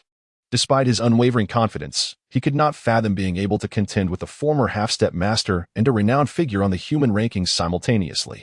Yi Gang's master. If you merely intend to spectate, it seems my life will be forfeit today, Duan Xiaolu remarked with a bitter smile. Rest assured, since we have allied, I shall not stand idly by, Lu Yi replied coolly, stepping forward. Leave Dong Feng Bai to me, and you handle Pei Feng. Upon hearing Lu Yi's assertive declaration to confront Dong Feng Bai, a flicker of surprise passed through Duan Xiaolu's eyes. Although both Pei Feng and Dong Feng Bai now occupied the realm of spiritual apertures, Dong Feng Bai had once been a half-step master of martial arts, possessing insights and techniques that undoubtedly surpassed those of Pei Feng, although he had only recently become acquainted with Lu Yi. Duan Xiaolu understood that this leader was one who calculated before acting, not one to boast recklessly. Uncertain of Lu Yi's confidence in facing Dong Feng Bai, he nodded gratefully. Then I thank you, Yi Gang's master. I have not set foot in the martial world for many years, yet I am astonished to see so many remarkable individuals emerging. Dong Feng Bai scoffed upon hearing this unremarkable figure assertively challenge him. I shall see from whence you draw your audacity to confront me. Given his advanced age, he ought to have retreated into seclusion, perhaps to enjoy a few more years of peace. Lu Yi shook his head. Since you hasten your demise, I shall escort you on your journey. No sooner had the words left his lips than his sword was unleashed. The blade transformed into 7 streaks of starlight, striking at 7 distinct vital points around Dong Feng Bai, enhanced by the innate prowess of Lu Yi's left-hand sword. The 7 stars descend from the sky technique became swifter and more lethal than before. Each beam of sword light could shift between reality and illusion, rendering it nearly impossible to defend against. Even Dong Feng Bai, who had previously regarded Lu Yi with disdain, found his gaze sharpened at the sight of such exquisite swordsmanship. One sword becomes 7 stars, indeed, a remarkable technique. With a sudden tremor of his arm, Dong Feng Bai thrust his sword forward. In an instant, a gust of formidable wind erupted around him, and it appeared as though his arm had transformed into 7 Unlike the illusory sword lights of Lu Yi, Dongfang Bai's 7 arms appeared entirely corporeal, rendering him akin to a 7-armed demon god in that moment. Clang, clang, clang. In the blink of an eye, the dual swords of Lu Yi and Dongfang Bai clashed countless times. Previously, Lu Yi's 7 stars descend from the sky had never failed to claim a life, but now it was entirely thwarted by Dongfang Bai. As the sword light descended, Dongfang Bai remained motionless, while Lu Yi retreated several steps, barely managing to steady himself. Lu Yi, being merely at the initial stage of the external vigor, was indeed inferior to Dongfang Bai in terms of strength and the profoundness of his true qi. The technique of transforming a single sword into 7 stars was undoubtedly exceptional. Dongfang Bai, wielding his longsword, spoke with a stoic expression, "Yet you have forgotten, my nickname is the 8-armed divine sword. In this world, there may be erroneous names, but there are certainly no misnomers when it comes to nicknames." "What of it?" Lu Yi replied, equally expressionless, and thrust his sword once more towards Dongfang Bai. "Humph. Obstinate and unyielding." Dongfang Bai scoffed coldly. "Your swordplay may be exquisite, yet it cannot prevail against me. Today, I shall send you on your way." Clang, clang, clang. A series of clashes echoed, and this time, Dongfang Bai unleashed his full power. As Lu Yi's 7 sword lights were intercepted by Dongfang Bai, suddenly, an additional arm wielding a sword emerged, aiming directly for Lu Yi's chest. The 8-armed divine sword still had 1 arm left, and this arm was lethal enough. Die. Dongfang Bai thrust his sword directly at Lu Yi, and one could almost envision the scene of the sword piercing through Lu Yi's chest. This young man wielded a remarkably exquisite sword technique. Had circumstances been different, Dongfang Bai might have been inclined to admire his talent and take him as a disciple. Yet, he gravely erred in opposing the 7 Heroes Society. All who stood against the 7 Heroes Society were destined to perish. However, Dongfang Bai failed to notice that as he executed this strike, a faint smile appeared at the corner of Lu Yi's mouth. A curved blade had seemingly materialized in Lu Yi's right hand. Its blade, drenched in a crimson hue akin to fresh blood, emanated an aura of chilling power. As if it had been steeped in the essence of countless lives, one could almost hear the mournful wails of vengeful spirits echoing from within. Who knows how many lives had been claimed to imbue this curved blade with such intense malevolence? The blood-drinking demon blade. This bloodthirsty weapon had remained concealed since Lu Yi assumed his new identity, but today it finally emerged into the light once more. The blood-drinking demon blade had undergone complete evolution, nearing the level of a treasured weapon. Its power had significantly increased, now capable of shattering a martial artist's protective aura with its formidable malevolence. As the bloodthirsty demonic blade emerged, a surge of dark energy enveloped Lu Yi's eyes. In an instant, the black mist completely obscured his gaze, casting an aura of icy ruthlessness over his entire being, reminiscent of a demon risen from the depths of hell. The blade gleamed with a sinister light, the crimson curve entwined with tendrils of black radiance. The intertwining of blood and darkness created a perfect fusion of malevolence and demonic energy, elevating this strike to an unprecedented zenith. Gods would be slain, and Buddhas would be cut down. The blade of the slayer descended. Amidst the hazy luminescence lay an overwhelming sense of slaughter and desolation. At that moment, Dongfang Bai, who had once achieved a state of unity with the heavens, found his composure shaken. He felt as though he had entered the depths of the 9 netherworlds. Surrounded by boundless despair and terror, Lu Yi before him had transformed into the sovereign of hell, a demon of the abyss. With a swift motion, the blade sliced through the air, and Dongfang Bai's arm was severed, still clutching a long sword as it soared into the wind. It was only when the excruciating pain coursed through him that he realized what had transpired, awakening from a nightmarish trance that felt half real and half illusory. His arm had been cleaved by this formidable opponent's strike. Such terrifying swordsmanship, such a horrifying essence. This blow had seemingly grazed the very essence of demonic truth. Beads of cold sweat streamed down Dongfang Bai's forehead, uncertain whether it was from the pain or the sheer terror evoked by Lu Yi's dreadful strike. Clutching his empty right shoulder with his left hand, he retreated hastily, his eyes betraying an unmistakable astonishment and fear.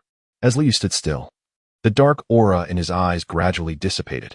With a sword in his left hand and a dagger in his right, he resembled a celestial deity, calmly stating, "I wonder if the 8-armed divine sword, now transformed into a 1-armed divine sword, can still execute such exquisite swordplay. What a fearsome dagger, what a terrifying technique." The dagger in his hand appeared somewhat familiar, as if he had encountered it before. It was the bloodthirsty demon dagger, Lu Yi's weapon, ranked 96th on the human leaderboard. Known as the Bloodslaughter Demon Dagger, the leader of the Flying Tiger Gang, Lu Yi, had recently ascended the rankings after slaying a Lin family warrior within the past year. The exclamations came from the disciples of the Sword God Mountain, who were observing from a distance.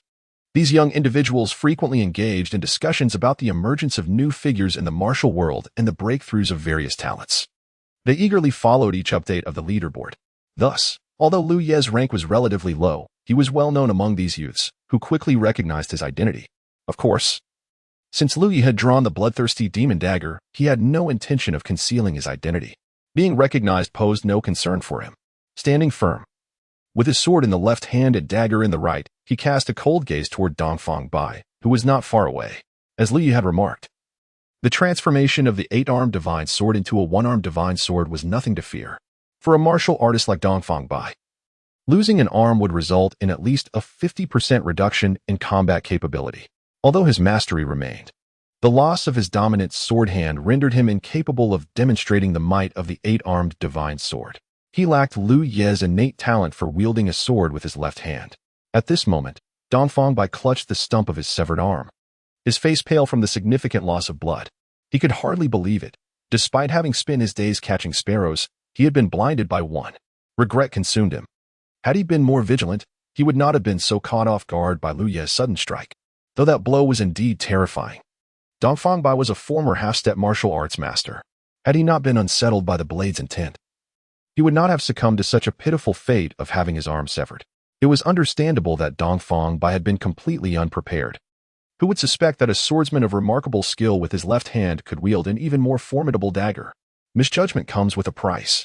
Lu Ye, with an impassive expression, remarked, I have long said that if you were to retreat to the mountains, you might live a few more years.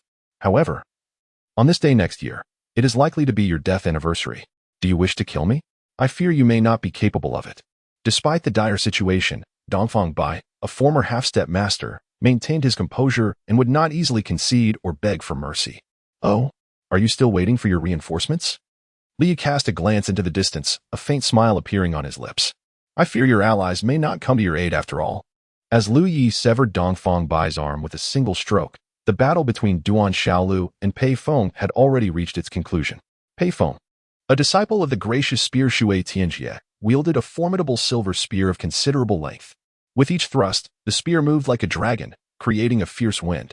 In his hands, the silver spear seemed to transform into a swimming dragon, exhibiting remarkable agility, a testament to Shui Tianjie's teachings. Yet, before Duan Xiaolu, it was insufficient. Duan Xiaolu, shedding his usual languor, emanated an air of solemnity and reverence, as if on a pilgrimage. He raised his curved blade, and in that fleeting moment, it appeared as though he and the blade had merged into a singular entity. The blade transcended its physical form, becoming an extension of his very being. With a single stroke, he unleashed a formidable 12-zhang blade aura. It is noteworthy that even at the pinnacle of the late external aura stage, one could only project a 9-zhang aura, which represents the utmost limit of that realm. Attaining 9-zhang aura is the threshold to break into the spirit aperture realm. And any further advancement, even by an inch, is fraught with insurmountable challenges. However, Duan Xiaolu's strike transcended this limitation, manifesting a 12-zhang blade aura, far exceeding the confines of the external aura stage. What was even more terrifying than the 12-zhang blade aura was the overwhelming momentum behind this strike. It surged forward relentlessly, severing all in its path without a glance back. This stroke was the ultimate blade. Duan Xiaolu's swordsmanship bore a resemblance to Lu Ye's devastating killer blade, both embodying techniques that cleave through everything with terrifying precision. Yet, while Lu Ye's demonic blade infused a sense of dread through the amalgamation of demonic energy and murderous intent, Duan Xiaolu's approach was distinct in its own right. Duan Xiaolu's swordsmanship embodies the essence of his spirit, a profound union where the blade and the wielder become one. With each strike, Duan Xiaolu melds with his blade, transcending the mere act of combat. Even from a distance, one can sense his unwavering resolve and formidable presence. With a resounding crack, Pif Ing exerted every ounce of strength to counter Du Xiaolu's blow. Yet, the fine silver spear in his grasp shattered as if unable to withstand the sheer force and spirit that Du Xiaolu summoned. The overwhelming might of the furious wave's absolute blade truly exemplifies unparalleled mastery. A strange smile flickered across Pif Ing's face. Perhaps, through this strike, you may one day triumph over that individual and reclaim the title of Heavenly Blade for your master. Blood suddenly trickled down Pif's forehead, cascading from his crown to his nose and finally to his chin. In an instant, he was cleaved in twain, resembling the silver spear he wielded. Du-in-Xiolu, too, bore the marks of exhaustion upon his visage. Though the furious wave's absolute blade rivaled Li Y's god of death's blade in ferocity, it exacted a greater toll.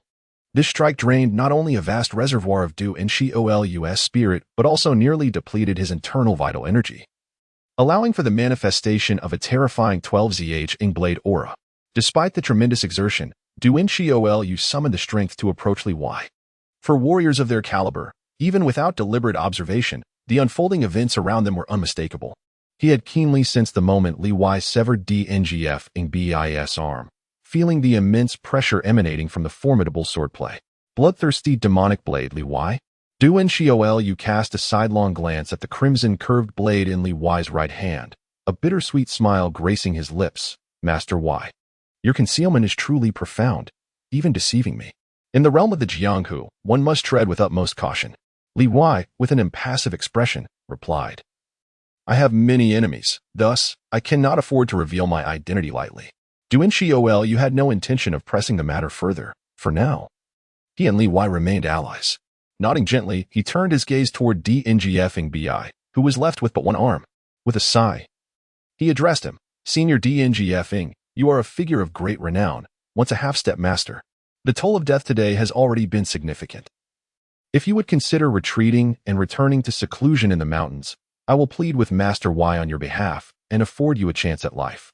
While Du-in-Xiolu's swordsmanship was merciless, he was not a man who sought total annihilation. Upon hearing his words, the three individuals present fell into a contemplative silence.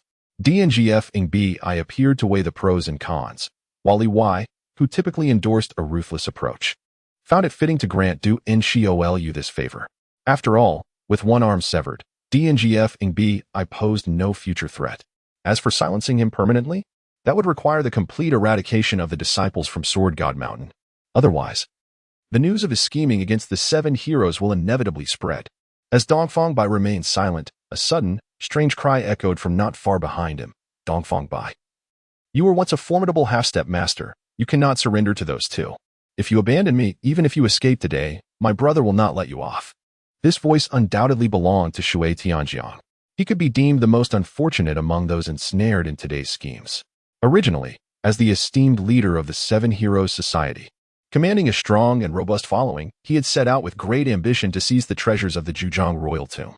However, he found himself ensnared in a trap, with all his subordinates perishing in this place, and he himself stood on the brink of death. The loss of so many men, including even his brother Shui Tianjia's disciple Pei Feng, was a burden he could hardly contemplate at this moment. His foremost concern was safeguarding his own life. Now, Dongfang Bai had become Shui Tianjiang's last glimmer of hope. Should Dongfang Bai choose to abandon him, Shui Tianjiang was all too aware that he could not contend with Lu Yi and Duan Xiaolu. After a prolonged silence, Dongfang Bai finally let out a bitter smile. The name of Absolute Blade Duan Xiaolu is one I can trust. Even in death, you shall not tarnish the reputation of Absolute Blade. However, I am advanced in years, burdened by old injuries, and have no prospect of further breakthroughs in this life. Even if I were to cling to existence, it would be devoid of meaning. He seemed to drift into memories of the past, a wistful expression crossing his face. Once, I was defeated by Shui Tianjie, who shattered my upper 3 flowers and disrupted my inner 5 energies. In a bid to preserve my life, I vowed to safeguard the 7 Heroes Society for 30 years. From that moment on, my life was no longer my own. At this juncture, Dongfang Bai's gaze suddenly shifted to a group of people in the distance at Sword God Mountain.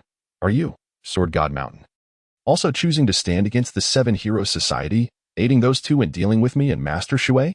We, Sword God Mountain, remain neutral. Ren Shoyue replied after a moment of silence, ultimately shaking her head. We do not wish to involve ourselves in your enmities. Please do not entangle Sword God Mountain in your future affairs. That is reassuring. Dongfang Bai nodded, then, without turning back, called out loudly to Shui Tianjiang, Master Shui, you may leave now. They dare not stop you. Shui Tianjiang appeared somewhat incredulous at Dongfang Bai's words. This old man was no longer the once mighty half-step master. Not only had his cultivation been reduced to the spirit aperture realm, but he had also lost an arm. How could he possibly possess the audacity to make such a statement? Shui Tianjiang tentatively took a few steps, exercising utmost caution. Sensing something amiss, he intended to retreat behind Dongfang Bai at once. However, as Dongfang Bai had remarked, both Lu Yi and Duan Xiaolu seemed utterly unresponsive to his movements. Standing as if ensnared by a spell, not even casting a glance in his direction, Shui Tianjiang exhaled a sigh of relief, feeling as if a dog were at his heels, and hurried towards the stone steps. Glancing back, he discovered that the trio remained rooted in place, each displaying a grave expression, entirely indifferent to his presence. Cursed be Lu Yi and Duan Xiaolu. At that moment, Shui Tianjiang's feelings of enmity surged forth as he internally cursed, vowing that having narrowly escaped today, he would ensure both of them met a dire fate. Despite his deep-seated hatred for the two, he realized that his current lack of strength rendered him incapable of confronting them, compelling him to flee the scene for the time being. In his heart, he swore that once he departed, he would seek relentless vengeance upon these two. As for Lu Yu and Duan Xiaolu, they did not wish to impede Shui Tianjiang's flight, but their instincts as martial artists warned them that any reckless movement could precipitate an unprecedented crisis. Such a crisis, if not approached with utmost caution, could very well lead to demise. Their sense of urgency stems from the formidable figure of Dongfang Bai, not far ahead. It is difficult to fathom how a decrepit elder, clearly at the end of his strength, can evoke such a profound sense of danger. Yet, at their level of cultivation, their sensitivity to peril is remarkably acute. Moreover, the simultaneous emergence of this feeling in both individuals leaves no room for doubt. Duan Xiaolu gazes ahead at Dongfang Bai with a tinge of regret. Is it truly worth sacrificing one's life for such a character? Of course. I do not act for his sake. The once waning presence of Dongfang Bai now radiates a vibrant aura. His white hair dances without wind, standing there as if he were an indomitable pillar. In this moment, Dongfang Bai astonishingly regains a semblance of the celestial unity he once possessed. Generations rise and fall, with each era giving birth to new talents. I am but an old man, aged to the point of nearly forgetting my initial fervor for martial arts. Yet, in Dongfang Bai's keen gaze lies a spark of vitality. Today, this man destined for death desires to witness just how formidable you young ones truly are. As his words resonate, an overwhelming surge of vital energy envelopes Dongfang Bai, manifesting as a crimson aura that blazes like a roaring flame. The countenance of Dongfang Bai bore an unusual flush. Sword, come forth. With a mere gesture, the cherished sword still clasped in his severed arm soared into the air, gracefully returning to the remaining left hand of Dongfang Bai. His gaze fixated intensely upon Lu Yi, and he suddenly proclaimed in a deep voice, "Previously, when you severed my arm, I was not defeated. Had I not been caught off guard, you would not have been able to cleave my arm so effortlessly. Come forth. Let me, with the remnants of my life, witness your unparalleled mastery of swordsmanship once more." At this moment, Dongfang Bai appeared to have reverted to his former self. A half-step martial arts master in harmony with the heavens, exuding an air of invincibility. However, this was not to imply that he had truly regained his former prowess. The disruption of his 3 flowers atop his head and the 5 energies within his chest rendered such a recovery exceedingly difficult. He remained at the spirit aperture realm. Yet he had forcibly ignited the remnants of his vitality, temporarily granting himself a significant augmentation in strength. Although Dongfang Bai was still at the spirit aperture realm, he surpassed many of his peers within the same realm. Observing the self-igniting Dongfang Bai, Liu realized that this man had resolved not to survive today. He was burning his own life force solely to unleash his most formidable strike. In that moment, Liu found himself with no way to evade the impending strike. Should he choose to face it with his back, the only outcome would be a path to certain death. The most formidable attack from Dongfang Bai, one that consumed his very life force, could not be so easily dodged. Otherwise, he would be unworthy of the title 8-armed divine sword. Thus, it was only fitting for Lu Yi to comply with the challenge presented. He nodded slightly and sheathed both the crescent moon sword and the blood drink demon blade. Witnessing Lu Ye's actions, Dongfang Bai erupted in fury. "Boy, do you dare to underestimate me?" What he wished to witness was Lu Ye's unparalleled mastery of sword and blade. Unparalleled mastery of sword and blade? Liu replied nonchalantly, shaking his head. "My greatest strength lies in my fist." Initially, Liu had no intention of revealing his trump card before such an audience. However, as a once-in-a-lifetime genius standing on the brink of mastery, he understood that even with the god of death's blade, he could not confidently withstand what was to come. Only by engaging in a battle of utmost strength against utmost strength could he hope to prevail. Dongfang Bai, taken aback by Lu Ye's assertion that fists were his greatest weapon, let out a wry smile. "I must admit, I have underestimated you. It seems you possess hidden strengths. I shall not regret sacrificing this arm. He bellowed, come forth and let me witness your so-called supreme fist technique. To perish at the hands of one such as you would be a worthy end. With that thunderous declaration, a fierce energy enveloped Dongfang Bai, igniting as if he were about to combust entirely. He shone like a meteor streaking across the sky, dazzling in its moment of glory. Yet, once that brilliance was extinguished, only death awaited. As the energy around Dongfang Bai continued to blaze, it suddenly manifested into 8 ethereal figures behind him. These figures gradually coalesced into one, reintegrating into his being, causing him to ascend into the air. The 8-armed divine sword had merged into a singular strike. This was the pinnacle of his swordplay, a lethal blow that could only be executed by sacrificing his life force. Although it was but a single strike, it encapsulated the entirety of the 8-armed divine sword's essence. Lu Ye's demeanor shifted to one of grave seriousness. His eyes turned a deep crimson, and he slightly shifted his stance, the very air resonating with the sound of thunder rumbling across the heavens. 3 martial avatars materialized before him. Not enough. A frenzied glint ignited in Lu Ye's eyes, and he seemed to meld entirely into the essence of this lethal punch. 4th martial avatar, coalesce. Veins bulged on his forehead as the 4th avatar took form. Were it not for Lu Ye's centuries of life experience and a mind as resolute as iron, he might have succumbed to madness in that instant. Up, down, left, right, kill. From ancient times to the present, kill. In the vast expanse of the cosmos, annihilation reigns. All beings within heaven and earth shall perish. In every direction, destruction prevails, leading to the obliteration of existence itself. This is a death-dealing strike, a blow of unparalleled strength. Li has never unleashed the full extent of annihilation in such a manner, simultaneously unleashing a force capable of obliterating the very heavens and the earth. In a breathtaking display of sacrifice, Dongfang Bai wielded an unparalleled sword strike at the cost of his own life. The earth trembled with a resounding roar as the force of the sword clashed violently with that of the fist, sending shockwaves throughout the subterranean palace. A tempest suddenly erupted from the ground, causing even a figure of Duan Xiaolo's stature to involuntarily pale and retreat repeatedly. In the distance, the disciples of Sword God Mountain, with the exception of Ren Shiyue, stood in astonishment, their mouths agape, seemingly unable to comprehend the spectacle before their eyes. Could this individual truly be ranked only 96th on the human rankings? Surely, there must be some error from the Heavenly Machine Pavilion or the Storm Tower. My heavens! This single punch could not only defeat outer-level warriors but likely obliterate even those of the Spirit Aperture realm. What manner of monster has emerged from the shadows? The disciples of Sword God Mountain engaged in fervent discussions. Among them, a youth leaped up, exclaiming, "Incredible! Simply astounding!"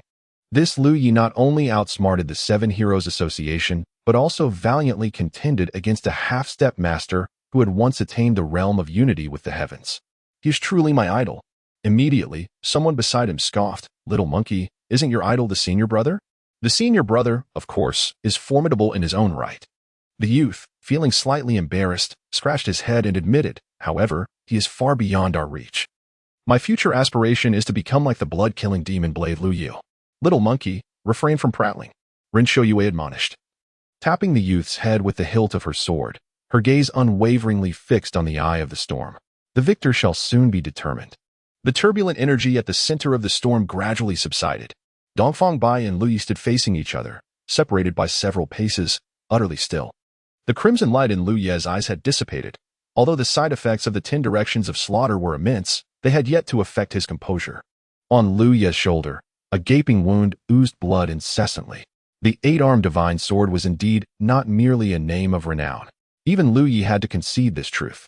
Opposite him, Dongfang Bai's complexion was flushed, his face radiating a brilliant glow, adorned with a distinctive smile.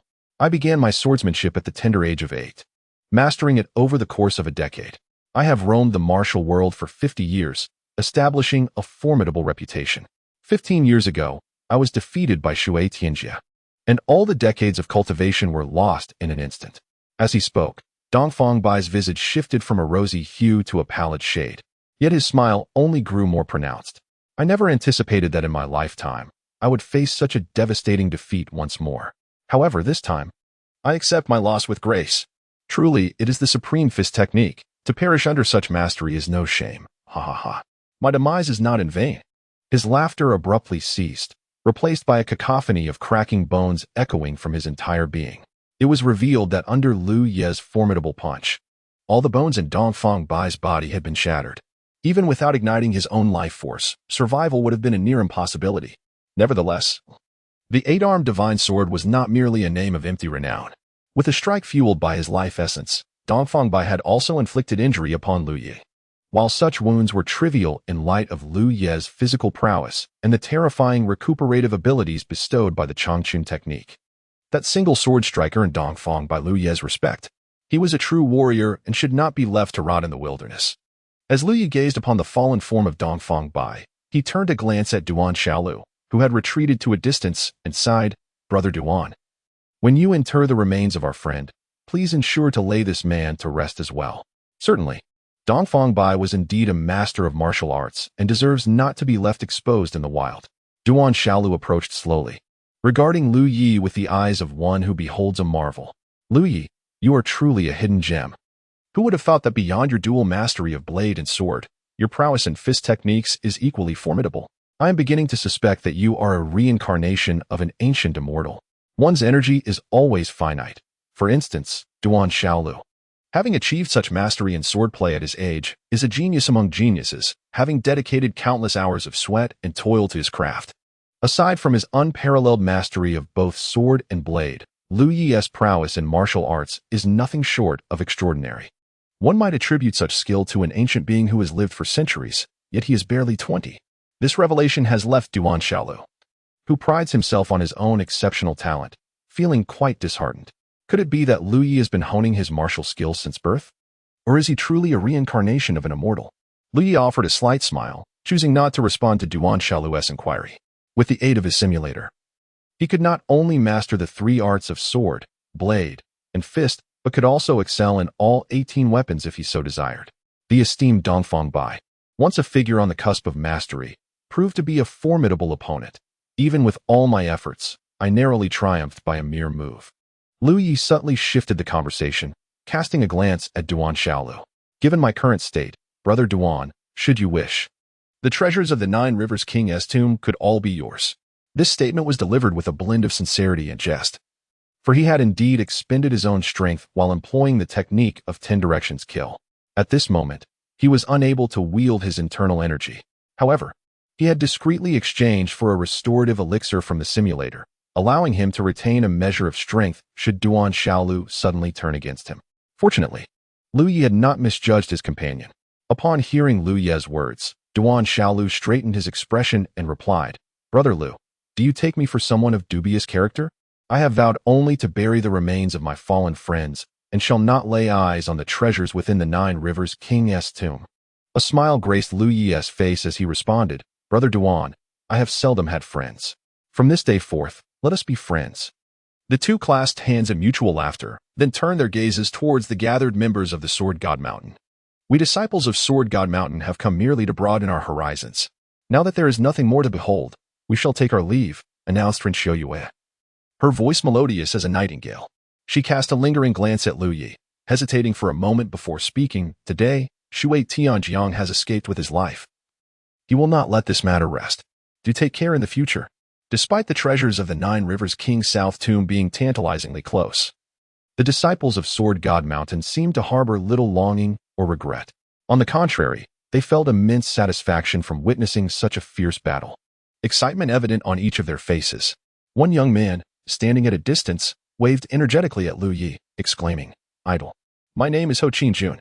Should you ever visit Sword God Mountain, please seek me out. I shall be your guide." The youth was gently tapped on the head by Ren Xiuyue with the hilt of his sword, obediently following behind as they departed from the underground palace. With the departure of the Sword God Mountain's entourage, only Duan Xiaolu and Lu Yi remained in the vicinity. The vast expanse of blood outside had long since caused the sealed door to swing open, and the two entered the underground palace together. Within the grand chamber lay an inner sanctum, the repository of treasures belonging to the king of Zhejiang, Mu Yu. Duan Xiaolu, with great resolve, refrained from entering the inner sanctum and instead sought a secluded spot to lay to rest the remains of his deceased friend and the body of Dongfang Bai. Lu Yi, stepping into the inner sanctum, found little of interest among the ordinary treasures. Only 3 towering platforms captivated his attention. On the first platform rested a broadsword, measuring 4 feet in length, its blade shimmering with a resplendent golden light. unmistakably a relic of extraordinary origin. The hilt of the sword is shaped like a coiled dragon, with a magnificent dragon head that exudes an imposing presence. Even from a distance, one can faintly hear the resonant sound of dragon roars emanating from the blade. The dragon spine, Qian sword. A glimmer of brilliance flashed in Lu Ye's eyes. This sword atop the high platform was none other than the personal weapon of the king of Zhejiang, Mu Yu, the dragon spine Qian sword. Legend has it that this exquisite blade was forged from the true spine of a dragon, combined with two extraordinary stones representing the utmost yin and yang, achieving the esteemed rank of a treasured weapon. Indeed, it is said that the dragon spine reigns supreme, as yin and yang transform the universe. Although the king of Zhejiang, Mu Yu, hailed from the Lin family, which was renowned for its mastery of palm techniques, it was with this very sword that he carved out his illustrious reputation. Turning to the second high platform, however, one finds it utterly devoid of any object. According to the inscription on the stone tablet, it was supposed to house the Lin family's ancestral technique, the ocean of all rivers. Yet, at present, it stands empty. Lu Yi then recalled the secret scroll within the Lin family's concealed chest and deduced that Mu Yu must have had a change of heart at the last moment. Fearing that if he were to pass down the Lin family's martial arts to outsiders, he would be irredeemably guilty. Thus, he likely placed the scroll of the ocean of all rivers into the secret chest and returned it to the Lin family. In the end, it seems that Lu Yi remains the one to benefit. On the third pedestal lies a broken sword, its surface marred by rust, bearing witness to the passage of countless years. Had it not been for Mu Yu's earnest insistence in placing it upon the pedestal, it would likely have been dismissed as mere refuse, garnering no more than a fleeting glance. Lu Yi was the first to approach the first pedestal, reaching out to grasp the hilt of the long-spined Qian sword. In that moment, a resounding roar akin to a dragon's cry reverberated within Lu Ye's mind. Moreover, Lu Yi could distinctly sense an exhilarating emotion emanating from the treasured sword. It was the thrill of having been buried underground for countless years, suddenly presented with the opportunity to bask in the light once more. The most significant distinction between a treasured weapon and an ordinary weapon lies in the fact that the former has birthed its own will. Should this will evolve further into genuine consciousness, achieving the status of a spiritual artifact, it could ascend to become a divine weapon. Lu Ye's blood-drinking demon blade also harbors the potential to become a treasured weapon. The faint echoes of ghostly wails emanating from the blade have the power to disturb the human psyche. Alas, it falls just short. The blade's overwhelming malevolence obstructs the emergence of its weapon will, ultimately preventing it from attaining the true status of a treasured weapon. Before me lies the Dragon Spine Universe Sword, a true treasure of formidable caliber, classified as a mid-grade divine weapon. Its very essence possesses the power to instill fear in warriors within a Tinjiang radius. Since you yearn so fervently to bask in the light of day once more, I shall escort you forth. With a gentle smile, Li Yu raised the Dragon Spine Universe Sword, proclaiming, from this moment onward, I shall honor the illustrious name of the Dragon Spine Universe. A low hum resonated as the blade trembled slightly, emitting a faint dragon's roar, an expression of the weapon's exhilaration. Perhaps having been buried for centuries, it longed to emerge into the world once again, thus it readily accepted Lu Yi as its master. Subsequently, Lu Yi ascended to the third high platform and grasped the rusted broken sword. In an instant, his countenance shifted dramatically. As Lu Yi's hand closed around the fractured blade, he was suddenly enveloped by an overwhelming force that seemed to emanate from the sword itself. Yet that force of attraction was not merely drawing the vital energy within Lu Yi's body, it seemed to ensnare his very soul as well. In that fleeting moment, Lu Yi felt as though his soul was being pulled into an abyss of boundless darkness. This realm was shrouded in pitch black, stretching endlessly like an infinite expanse of night sky. However, devoid of stars, it was filled solely with an interminable void of darkness. In the depths of darkness, a pair of eyes suddenly opened, immense and luminous, akin to two suns suspended in the celestial expanse. These eyes radiated a chilling aura, as if they had traversed countless epochs and dimensions, materializing directly before Lu Yi. A mere glance sent a shiver through Lu Yi's entire being, as though his very soul had been encased in ice. Was this an illusion? What manner of entity was this? At that moment, a wave of terror surged within Lu Yi, as if the mere act of those ethereal eyes gazing upon him once more would shatter his soul into fragments. Awaken! Lu Yi gritted his teeth, blood seeping from the corners of his mouth as he bellowed fervently. Fortunately, with centuries of life experience behind him, his willpower far surpassed that of his peers. In a sudden surge of strength, his soul broke free from the constraints of the void. Returning to the sanctuary of his body, Liu stood resolutely in place, clutching the rusted remnants of a broken sword. Yet now, the sword had regained its former integrity, devoid of any peculiarities. Liu, he gasped for breath, his back drenched in cold sweat. The ordeal he had just faced was undoubtedly the most perilous he had ever encountered, eclipsing any battle he had fought. Had it not been for his extensive willpower accrued over centuries, his soul might have been irreparably shattered, leaving behind nothing but a hollow shell. Who was the master of those eyes? Merely a distant gaze had nearly cost him his life. A sense of dread washed over Liu Yu. No wonder the revered Master Mu Yu had sustained injuries that were deemed incurable. It seemed this broken sword concealed unimaginable secrets. Liu Yi resolved that he would not seek to uncover the sword's mysteries until he ascended to the realm of martial masters, lest he find himself oblivious to the manner of his demise. He cautiously stowed the broken sword within his cosmic pouch, only to discover that his cultivation had inexplicably advanced to the mid-phase of external energy. Not merely any mid-phase, but the pinnacle of that stage, enabling him to unleash 6 zhang of energy with a mere gesture. Could it be that his confrontation with those eyes had awakened latent potential within him? Even Liu Yi himself could not fathom the reasons behind such a phenomenon, and he could only manage a wry smile and a shake of his head. Was this a case of fortune arising from misfortune? Within the 9 Rivers royal tomb, Liu Yi had acquired a treasure all his own.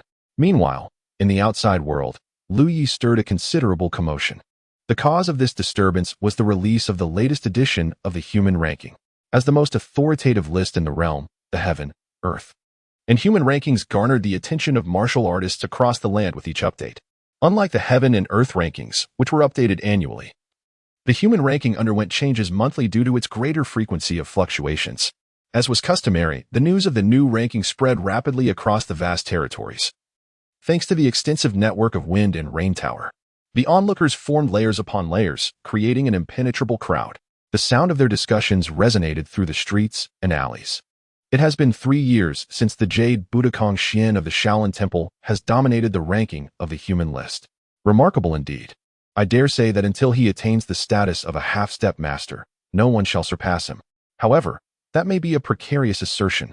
Last month, the Sword Young Mastery Beihan of the Mingjin Manor triumphed over the little celestial master Zhongling Yun at Longhu Mountain of the Tianshi sect with a mere half-move, propelling him into the top 3 of the human list. I foresee that these two shall inevitably clash in the future. As the crowd continued their discourse, their gazes were fixed below. Although the human list tends to fluctuate more than the heavenly and earthly lists, it generally remains stable. After all, it has only been a month since the last list was released, and significant changes are unlikely. At most, there might be slight shifts in the rankings. At that moment, a sudden scream pierced the air. Wait, a significant change has occurred. My heavens, how did blood-killing demon blade Liu Yi transform into 3 extremes blood demon? Moreover, his ranking is surged from 96th to 28th. Is there an error in this list? Based on years of experience, the human list has 3 thresholds. The first threshold lies within the top 50. Those who rank in the top 50 possess combat power that surpasses the innate 3rd realm, reaching the 4th realm of chi control. The next threshold is within the top 30. Those who rank in the top 30 have surpassed the 1st level of the chi control realm, attaining the pinnacle of the 3 flowers gathering at the crown. Finally, the top 10 constitutes yet another threshold. Those who enter the top 10 possess combat power exceeding the 5 chi chao yuan. At present, Liu Ye's ranking has remarkably ascended from 96th to 28th, a leap that could aptly be described as a triple jump. It is a rarity to encounter an individual whose ranking surges so swiftly, an occurrence that may not transpire even once in several decades. The crowd hastily scrutinized Liu Ye's profile, which revealed the following details: name, Liu Yi age, 20 identity, hailing from Guangling County, Donghai Prefecture. He is the leader of the Flying Tiger Gang and the head of the Jiuzhang Martial Arts Alliance.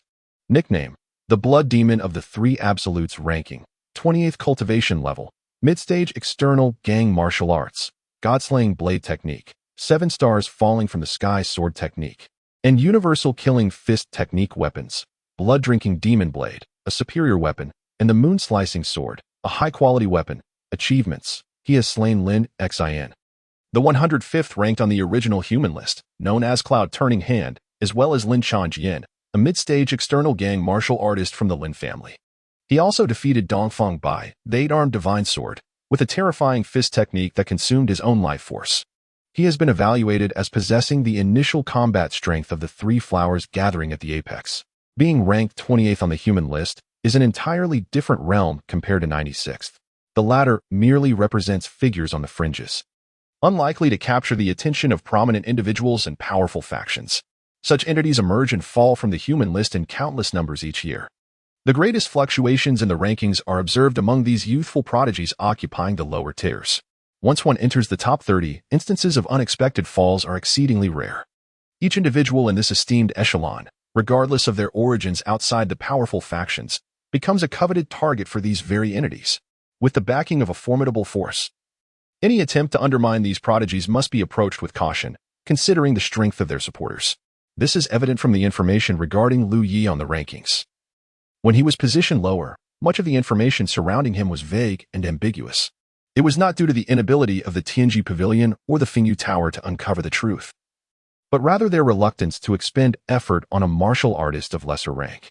On this occasion, the Heavenly Mechanism Pavilion and the Wind and Rain Tower evidently exerted considerable effort, as the personal details of Lu Yi were notably more comprehensive than before. My goodness, he possesses merely a mid-stage outer gang cultivation. How could someone with such a modest level rank within the top 30 of the martial arts leaderboard? When did such an anomaly emerge in the martial world? It has been years since we have witnessed a figure of this caliber, not hailing from a prominent force. Upon realizing that Lu Ye's strength is merely at the mid-stage of outer gang, everyone was left dumbfounded, unable to fathom what lay before their eyes. Were it not for the impeccable reputation of the Heavenly Mechanism Pavilion and the Wind and Rain Tower, casting doubt on the authenticity of this ranking would have been inevitable. It is widely acknowledged that on the martial leaderboard, the lower the cultivation level, the higher the ranking, signifying greater potential in a warrior. To be recognized at the outer gang level implies possessing the combat prowess of an initial stage of the three flowers gathering at the apex. Everyone understands that this individual, known as Lu Yi, is destined to soar to extraordinary heights in the future.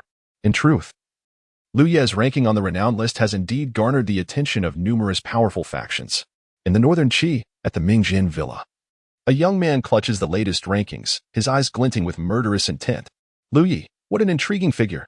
The youth lets out a cold laugh, shattering the list in his grasp. Had I known, I should have dealt with you first. This young man is none other than Yi Beifeng, the fourth young master of Mingjin Villa. His previous ranking was 28th, but Lu Ye's sudden ascent has relegated him to the 29th position. This fills him with regret. Had he heeded Li Xiong's advice to eliminate that young man initially, he would not now be experiencing such vexation. In the Western Jin, at the Tuanxia Society, a middle-aged man, whose stature is akin to a mountain, holds the latest rankings, a mysterious smile playing at the corners of his mouth. Offending the Lin family and slaying members of the Qixing Society, this young man, though not yet of age, exhibits remarkable boldness. Such talent is precisely what our Tianxia Society requires. With a wave of his hand, the middle-aged man commands, Wu Feng, Wu Yun, at your service.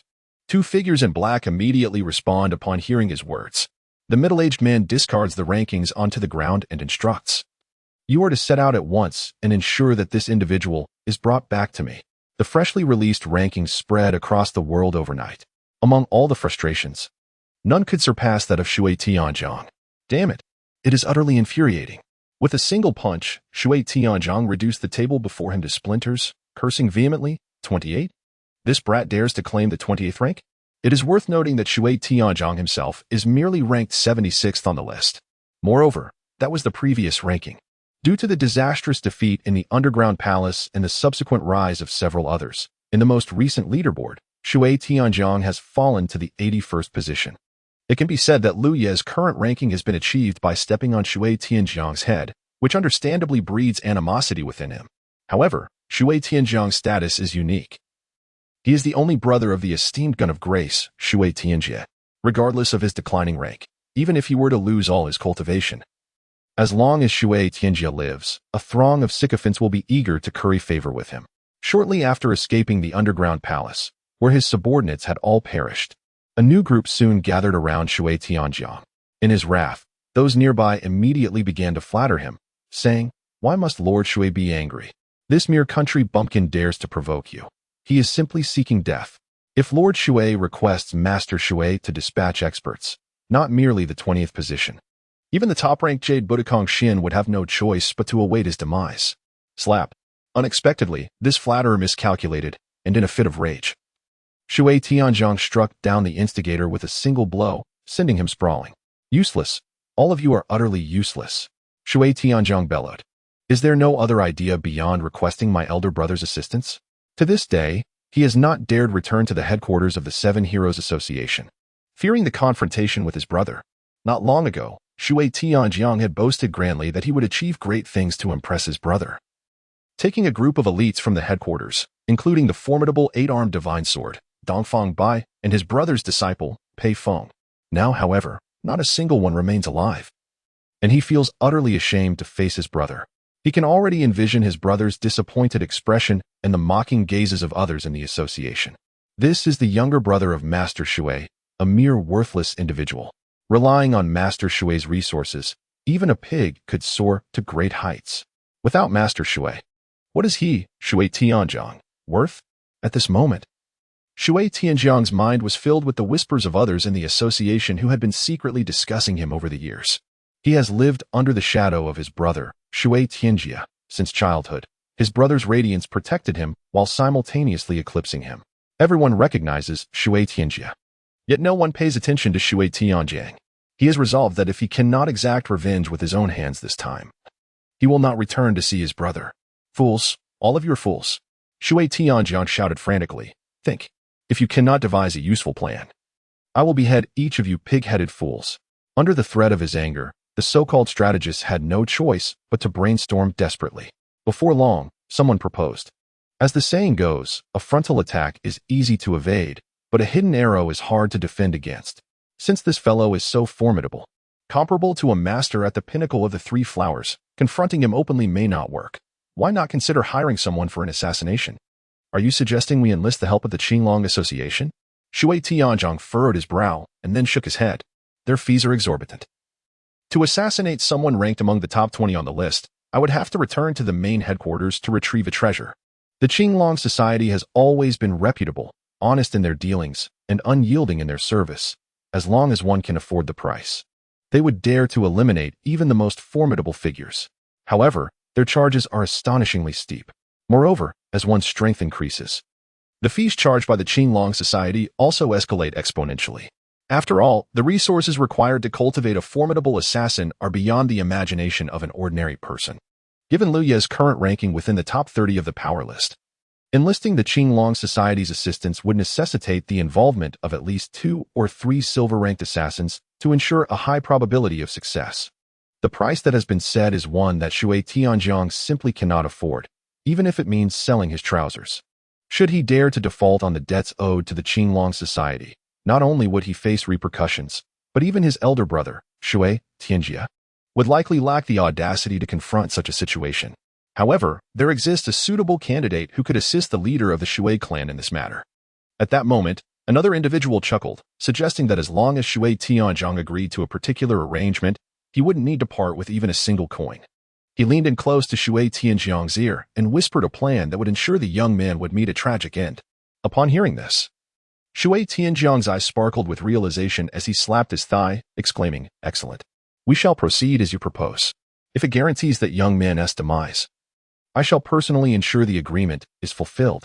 Unbeknownst to him, a wave of retribution was soon to descend upon him. At that moment, Liu Yi had already departed from Zhejiang County and was traversing the borders of the Qi and Chu nations, heading south towards the direction of Chu. The moment he uncovered the treasures of the underground palace and revealed his true identity, it became evident that he could no longer linger in the lawless land of Zhejiang County. Like a towering tree attracting attention, his continued presence there would render him a target. The Lin family and the Seven Heroes Society would not permit his existence, otherwise it would be a blatant affront to these two formidable factions. Thus, vacating Zhejiang County became Liu Ye's sole option. Before his departure, he made certain arrangements for the Zhejiang Martial Alliance.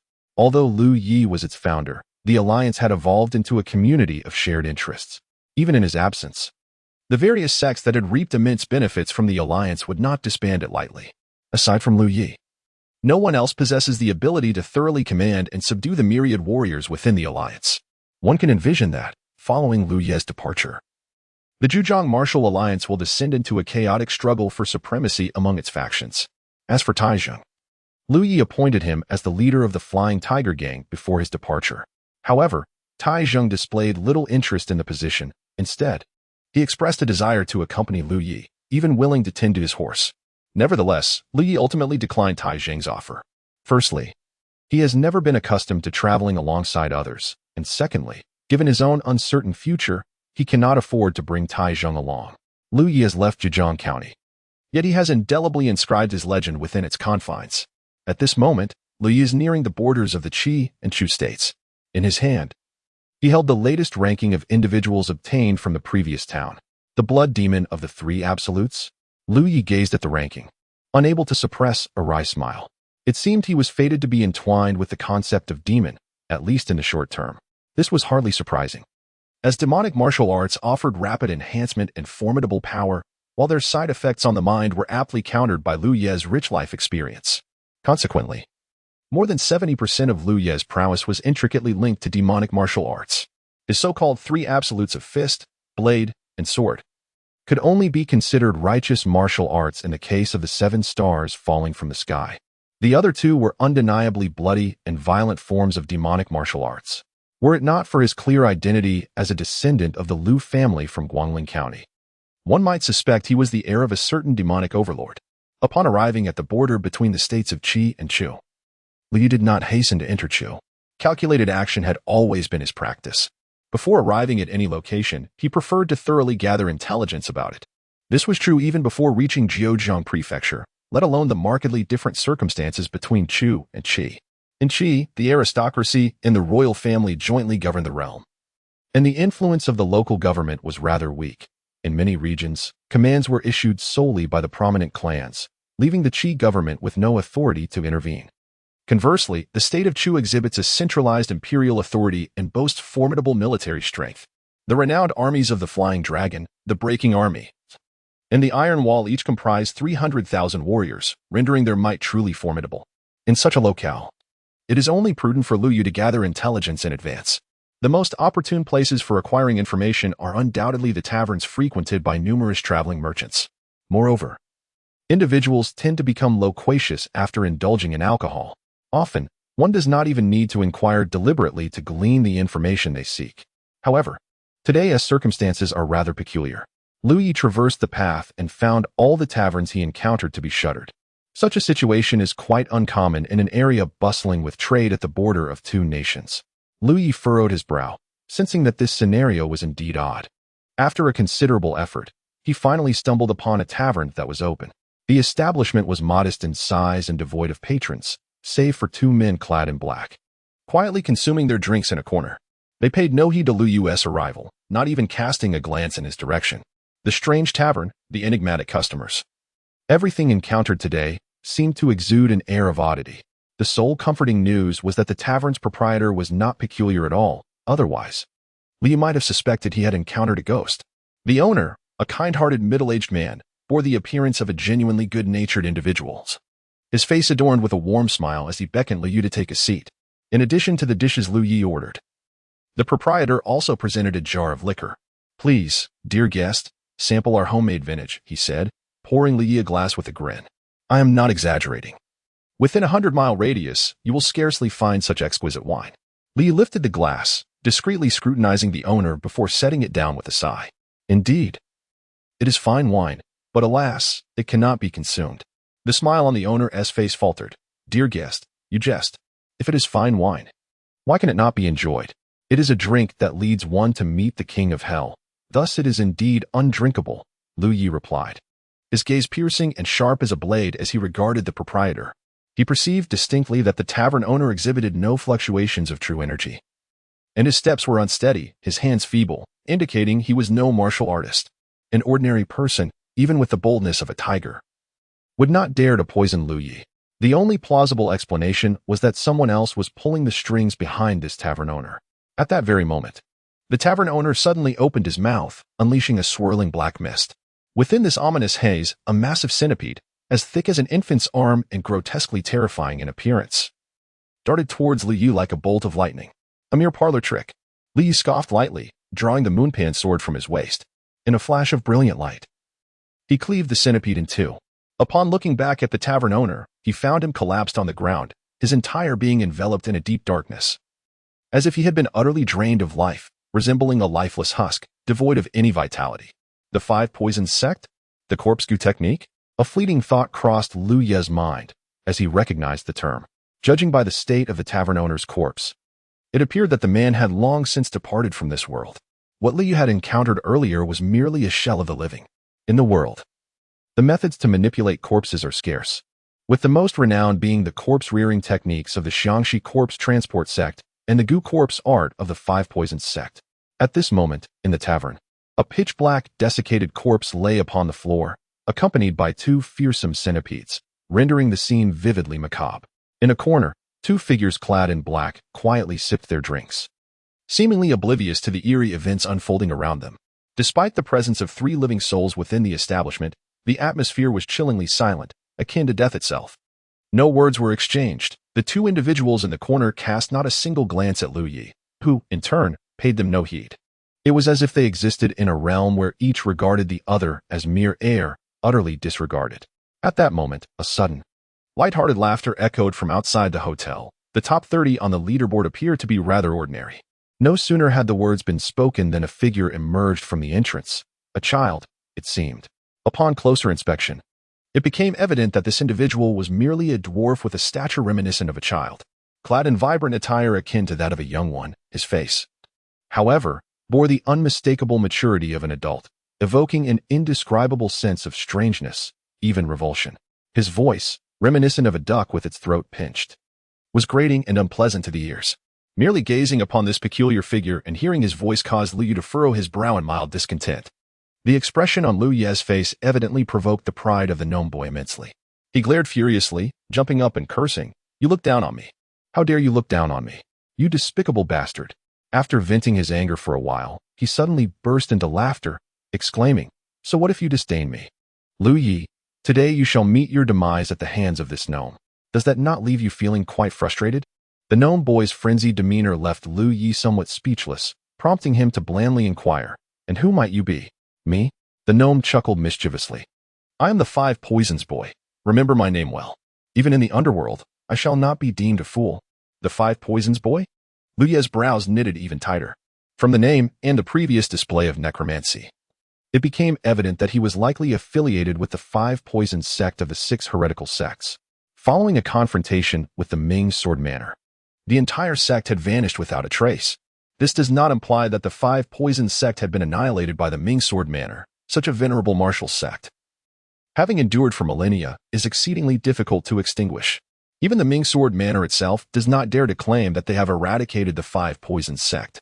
In that fateful encounter, the Ming Sword Manor had suffered heavy losses, managing to slay 4 of the 5 great poison masters of the sect, forcing them into retreat and leaving no further news of their whereabouts. Before me stands a diminutive figure, whose name and methods of poisoning strongly suggest he could very well be a remnant of the infamous Five Poisons sect. Lu Yi, you have only yourself to blame for offending those who should not be trifled with. The poisonous boy of the Five Poisons sneered coldly. That individual has invested a great deal to ensure your demise. To confront you, I have specifically employed the biting silkworm poison, which I painstakingly concocted over 5 years. To perish under such a peculiar venom, even in death, you should find solace in that. Biting silkworm poison? Lu Yu's expression remained unchanged. Your poison may not necessarily affect me. Why not rise and test it? The poisonous boy wore a mocking grin. You are a master ranked within the top 30 on the leaderboard. Eliminating a mere dwarf like me should be an effortless task. No? What is the matter? Have you lost even the strength to stand? Do you think that abstaining from that wine will spare you? The poisonous boy laughed maniacally. That wine was merely a ruse. The biting silkworm poison is colorless and tasteless, impervious even to your protective aura. From the moment you sat here, your death was already sealed. Lu Yi remained unfazed, his fingers lightly tapping the table, producing a rhythmic sound. Since I am already poisoned, why do you not hasten to claim my life? What are you waiting for? Waiting for your death? The poisonous boy pointed to his own nose, grinning. A feeble dwarf like myself must exercise caution when dealing with someone of your caliber. Initially, the biting silkworm poison renders one utterly powerless, unable to harness their internal energy. Yet, before long, the blood vessels and meridians will begin to rupture, ultimately reducing you to a mere puddle of flesh. As he spoke, the poisonous boy dragged over a chair taller than himself and leapt onto it, his feet swinging in the air. Once you are dead, I can simply sever your head and return to fulfill my duty. Why risk my safety? In truth, the poisonous boy was not as helpless as he claimed. However, he was indeed reluctant to take risks. Though he was certain Lu Yi had been stripped of all strength, being a master ranked within the top 30. One could never be too certain of hidden abilities. Thus, the poisonous boy remained cautious, having lingered at the entrance of the tavern from the very start without daring to venture closer. He was merely a hired hand, executing a task for a fee, with no need to gamble with his life. The two sat at a considerable distance from one another, the poisonous boy waiting for Lu Yi to succumb to the poison, while Lu Yi was waiting for something else, of course, an antidote. Just as the poisonous boy had asserted, Lu Yi currently lacked even the strength to rise. Should the poisonous boy choose to end his life at this moment, Lu Yi would have no opportunity to retaliate. Alas, this individual, perhaps due to his natural dwarfism, harbored distrust toward all matters. Even with an unwavering confidence in his own mastery of poison, the same could not be said for others.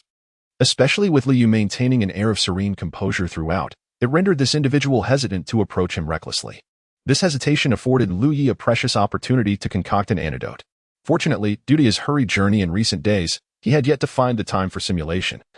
Otherwise, he might have truly met his demise today.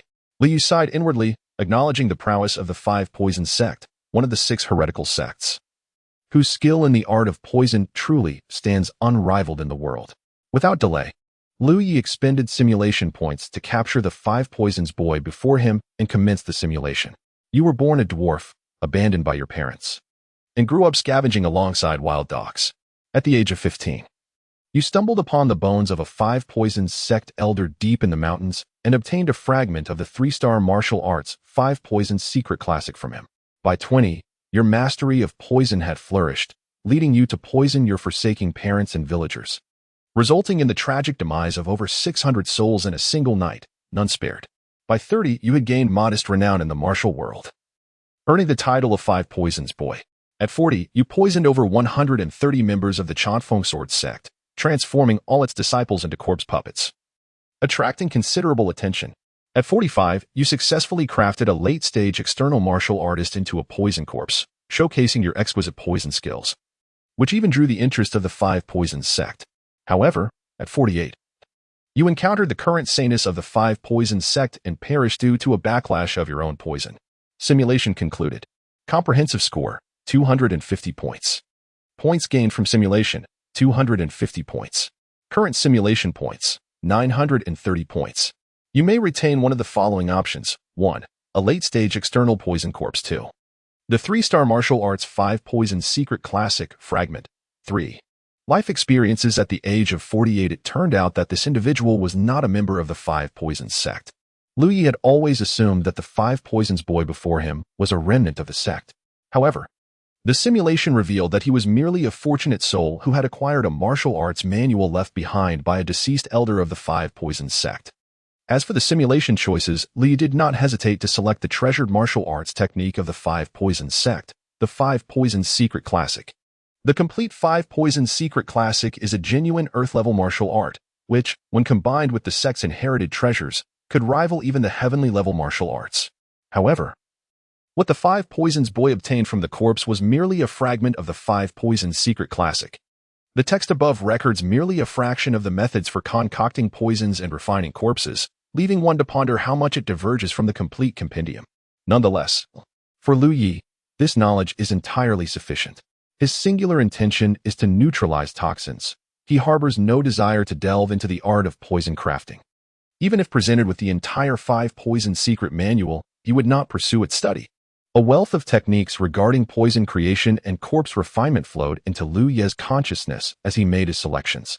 As anticipated, the method for producing the green silkworm goo poison, attributed to the 5 Poisons boy, indeed originated from the 5 Poisons secret manual, which, aside from detailing poison creation, also encompasses antidotal techniques.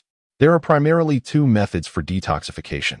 One involves the meticulous preparation of antidotes, while the other employs one's innate vital energy, utilizing a unique technique for purification. Given the current circumstances, it is evident that Lu Yi lacks the time to specifically concoct an antidote. Thus, He must resort to employing his distinctive methods to harness his own vital energy for detoxification. Although this method may not yield immediate results and requires a certain amount of time, it is fortunate to observe the cautious demeanor of the five poisons child. Before Liu collapses, he dares not approach. As time progresses, witnessing Liu still seated in perfect condition, with no signs of the poison taking effect. The expression on the five poisons child's face shifts to one of astonishment and uncertainty. Such a formidable physique. To endure the toxicity of the green silkworm goo for so long. Truly deserving of a position among the top 30 on the human rankings. The five poisons child certainly does not consider that Liu Yi might possess an antidote. He can only attribute it to Liu Yi's extraordinary physical prowess, to the extent that he can withstand toxins. After a while, seeing that Liu Yi still shows no signs of succumbing to the poison, beads of cold sweat begin to trickle down the five poisons child's forehead. At that moment, he suddenly caught sight of Liu Yi displaying a faint smile. "How old are you this year?" he inquired. The five poisons boy was momentarily taken aback, unable to comprehend why Liu Yi would pose such a question. When a flash of cold steel caught his eye, a blood-red scimitar, imbued with formidable energy, cleaved towards him. In an instant, an arm flew through the air. "Ah!" The five poisons boy clutched the severed stump, staggering backward, disbelief etched across his features. "What a pity!" Liu Yi sighed softly, shaking his head. "It appears the poison was not dispelled swiftly enough. This strike did not claim your life." His initial intent had been to sever the five poisons boy's neck. Yet the use of energy to neutralize the poison proved less effective than the use of antidotes. Even after the poison was dispelled, a lingering numbness in his limbs persisted, resulting in what was meant to be a fatal blow turning into the mere severing of an arm. The five poisons boy, now grasping the site of his injury, could hardly register the pain coursing through his body, as an overwhelming sense of psychological terror eclipsed his physical suffering. "This is impossible. How can you move? How can you wield energy?" He shrieked in a voice reminiscent of a quacking duck, his eyes wide with fear. "Are you one of the five poisons sect?" Beyond the five poisons sect, he could hardly fathom who else in this world could possibly neutralize the green silkworm goo poison. The five poisons boy harbors a profound dread of encountering members of the five poisons sect. Despite his self-proclaimed title, he bears no affiliation with the sect whatsoever. The five poisons secret manual is reputed to be the sacred skill of the five poisons sect, and should it fall into the hands of outsiders, there is no doubt that the sect would seek to eliminate any threat. Fortunately, the current state of the five poisons sect is far removed from its former glory. Following a brutal confrontation with the Ming Sword Manor, the sect's strength was significantly diminished, leading to its prolonged disappearance. Otherwise, the five poisons boy would likely have met his demise long ago. This is precisely why he consented to assassinate the formidable figure, Liu Yi, from the ranking of experts. Shui Tianjiang assured him that upon successfully claiming Liu Yi's life, he would facilitate his entry into the Seven Heroes Society, granting him the status of a revered member. With the protection of the Seven Heroes Society, the five poisons boy would no longer need to fear the now weakened five poisons sect. However, the five poisons boy had never anticipated that the very individual he sought to poison would possess the ability to neutralize his unique toxins. The extraordinary poisons of the five poisons sect are renowned throughout the realm, even among the practitioners of the left path's six sects. Such as the Poison Hand Medicine King Valley, considerable effort is required to counteract the sect's strange toxins. Not only was the five poisons boy incredulous, but even the two shadowy figures in black, who had been as inconspicuous as the air itself in the corner, shared a moment of astonishment as they cast their gaze upon Liu Yi. "What of the five poisons sect?" The five poisons boy gritted his teeth, a glint of ferocity igniting in his eyes. Coupled with his diminutive stature, he presented a somewhat comical figure. "I have delved into the secret manual for many years. Even a genuine disciple of the five poisons sect may not surpass my prowess."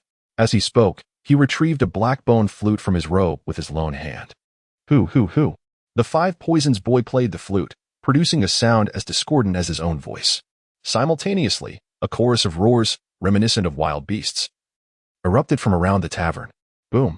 The walls of the tavern collapsed with a thunderous crash, revealing a throng of individuals outside, who were astonishingly dismantling the establishment with their bare hands.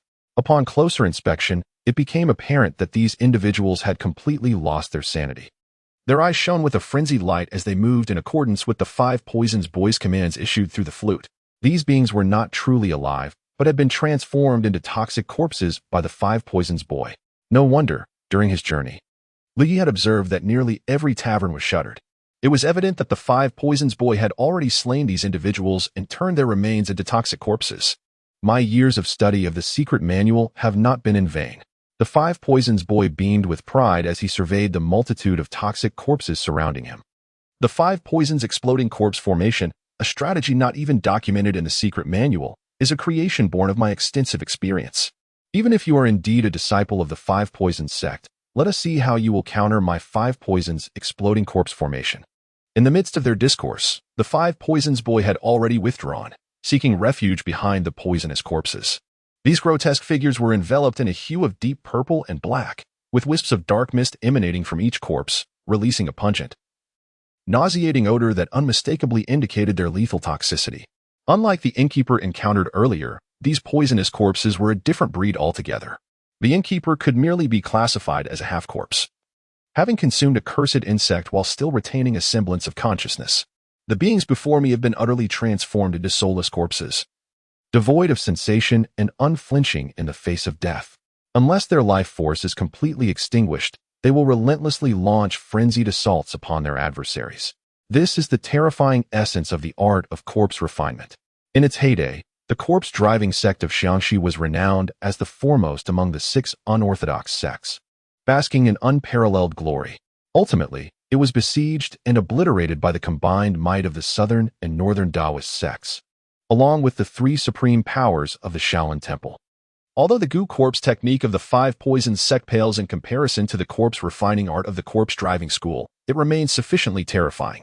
Moreover, the so-called five poisons exploding corpse formation devised by the five poisons boy is a culmination of years of his meticulous research in corpse refinement, a method that is not even recorded in the five poisons secret tome. Thus, Lu Yi must exercise utmost caution.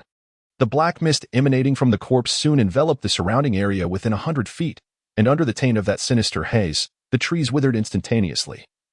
Flowers and grasses perished, and even the serpents, insects, rodents, and ants beneath the ground met their demise. Such formidable venom!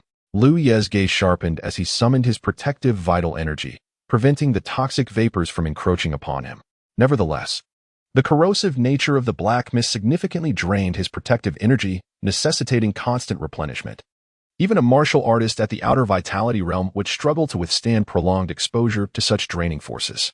Under the manipulation of the five poisons boy, the corpses, while launching frenzied assaults on Lu Yi, maintained a synchronized formation, providing cover for the five poisons boy as he maneuvered through the throngs of the undead.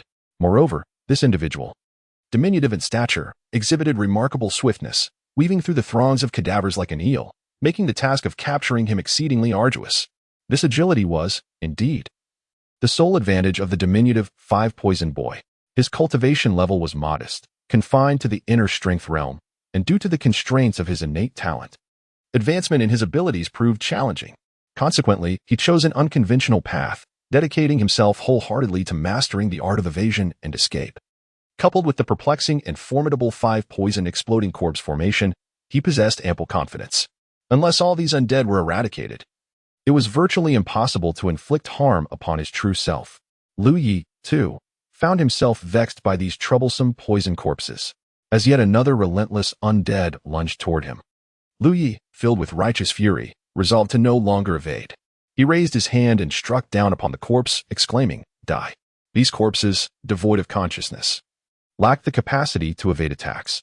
With a single stroke, Lu Yi effortlessly severed the head of the undead.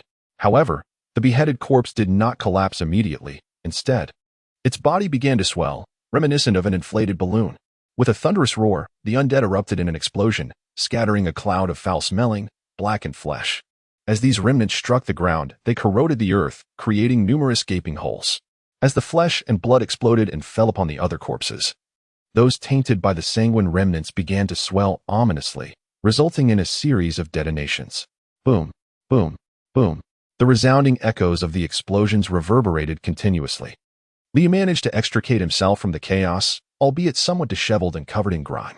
To withstand the force of the blasts, he had expended a considerable amount of his vital energy, and beads of sweat had begun to form on his brow. What a formidable five poison exploding corpse array. This little fellow truly possesses remarkable talent. Liu could not help but marvel inwardly. This individual had managed to conjure such a powerful formation using merely a fragmented tome of the 5 poisons secret technique. If it were not for Lu Ye's vastly superior quantity of true energy compared to his peers, any other mid-stage external martial artist would likely have perished amidst that barrage of explosions, despite his seemingly modest cultivation level. Encountering an adversary so tenacious was indeed a novel experience for Lu Yi. On the other side, concealed among the multitude of corpses, the 5 poisons boy observed Lu Ye's rather disheveled appearance. He emerged from the throng of dead bodies, his large head protruding, a mocking smile plastered across his face. What do you think? My 5 poisons exploding corpse formation is quite formidable, isn't it? Once I refine a few external realm poison corpses and combine them with this formation, even those strong enough to gather the 3 flowers at the crown and summon the 5 chi to the origin can be slain. Unfortunately, you shall not witness that day. You may well find you have no days left. Lu Ye's tone remained calm as he retrieved a dragon-headed broadsword from his cosmic bag. I perceive that your visage does not suggest longevity. It is destined that you shall perish today. Lu Yi did not deceive the diminutive boy, even without Lu Ye's intervention. The 5 poisons boy's fate was already sealed. He had at most only 3 to 5 years left to live. Yet now, the emergence of Lu Yi has hastened his demise. Damn it! Throughout my life, I have loathed charlatans. The 5 poison boy was infuriated by Lu Ye's serene demeanor. Hopping in rage, are you still pretending to be mystical when death is imminent? Perhaps you should ponder how much longer you can endure. With that, he resumed playing his bone flute, summoning a multitude of corpses that lunged toward Lu Yi. At this moment, the weapon in Lu Ye's hand had transformed into the dragon-spined Qian sword, acquired from the royal tomb of Jiujiang. A resounding dragon's roar emanated from the sword, perhaps due to its prolonged seclusion from the outside world, causing the entire blade to tremble with excitement. Friend, on this day of our inaugural battle, allow me to witness your might. Lu Yi gently caressed the blade of the dragon's spine, Qian sword, simultaneously raising the broad sword high above, channeling all his internal energy into its form. A radiant beam of golden light burst forth from the sword, while the dragon's roar grew even more thunderous, causing the very ground beneath him to quiver in response to the awe-inspiring dragon's might. A phantom of a 5-clawed golden dragon materialized amidst the golden radiance. Though somewhat indistinct, it exuded an undeniable aura of genuine dragon power. As this dragon might manifested, the earth trembled. The toxic corpses, already devoid of reason and merely animated shells, became even more sluggish and rigid under the influence of the dragon's presence. Within a Tinjiang radius of Lu Yi, even the act of stepping forward became a Herculean effort. Despite the poison boy exerting all his strength to blow the bone flute, the movements of the corpses remained as slow as a tortoise's crawl. At such a pace, they posed no threat to Lu Yi whatsoever. Such a treasured weapon. Curse it! The poison boy exclaimed in frustration, hurling the bone flute to the ground and cursing vehemently. How could you possess a treasured weapon? Why didn't that fellow inform me? It was no wonder the poison boy was so enraged. A treasured weapon was not something just anyone could possess. Weapons imbued with a will of their own were exceedingly rare, even among the highest echelons of power. Among the top 30 on the ranking list, no more than 10 individuals wielded such treasured weapons. Individuals hailing from humble backgrounds, like Lu Yi, devoid of substantial connections, are unlikely to possess a treasured weapon. The one who sought to purchase the 5 poisons boy did not mention Lu Ye's possession of such a weapon. Had they been aware of Lu Ye's treasure, it would have been utterly inconceivable for them to brazenly appear before him. The will of a treasured weapon is beyond the comprehension of these intellectually challenged corpses. The dragon spine universe sword, forged from the essence of the dragon spine and infused with the enigmatic stones of yin and yang, not only emanates a dragon's might that influences the wills of enemies within a Tinjiang radius, but also transmutes the martial artist's vital energy into the dual forces of yin and yang. As Lu Yi raised his sword, his vital energy instantaneously transformed into a torrent of frigid air. Where the cold passed, those poisoned corpses were instantaneously frozen into sculptures of ice. By sparing the integrity of these poisoned corpses, Lu Yi denied them even the chance of self-detonation. Curse be it! I shall no longer partake in this venture. Witnessing his prized poisoned corpses transformed into mere ice sculptures, the 5 poisons boy realized that without them, he stood no chance against Lu Yi. Gritting his teeth and stamping his foot, he turned and fled without a moment's hesitation. Although the terms offered were exceedingly tempting, one must possess life to savor them. This fellow neither feared the green silkworm goo poison nor lacked a treasured weapon. The five poisons exploding corpse formation could not contend with him. If he lingered any longer, he would surely meet his demise. Yet, with matters having escalated to this juncture, Li would not permit this scoundrel to escape. A beam of sword light surged forth from a distance toward the five poisons boy, accompanied by the resounding roar of a dragon echoing through the heavens. In his frantic flight, the five poisons boy felt a sharp pain in his waist. Looking down, he discovered that while his lower half continued to run, his upper half had remained behind on the ground. What a swift sort! This was the last utterance of the five poisons boy left in this world. Then, he closed his eyes forever. Though this individual was merely at the inner vitality stage, his methods were devious and exceedingly troublesome, more so than opponents of the outer vitality stage. This is a common trait among the 6 heterodox sects. Had they not possessed a multitude of peculiar techniques, these unorthodox practitioners would have surely been eradicated by the righteous sects of the world long ago. Even the combined efforts of the southern and northern Dao sects alongside the Shaolin Temple failed to annihilate the ghostly corpse sect of Xiangxi, one of the 6 heterodox sects. The tenacity of the 6 heterodox sects is thus evident. Lu Yi sheathed the dragon spine universe sword back into his chinkoan bag, and then strode toward the 2 black-clad individuals who were still indulging in their drink. His gaze fixed upon a token at their waists. Even the recent confrontation between Lu Yi and the five poisons boy had failed to disturb these two. The terrifying toxic gas emanating from those sinister corpses dissipated beyond a distance of 3 zhang from the 2 individuals. Even someone as frenzied as the five poisons boy never once contemplated launching an attack against them, all due to the medallion that hung from their waists. This medallion, resplendent in gold, was strikingly conspicuous, adorned on its front with the grandiose characters. In the current world, only one force would dare to display such a bold and ostentatious medallion in public.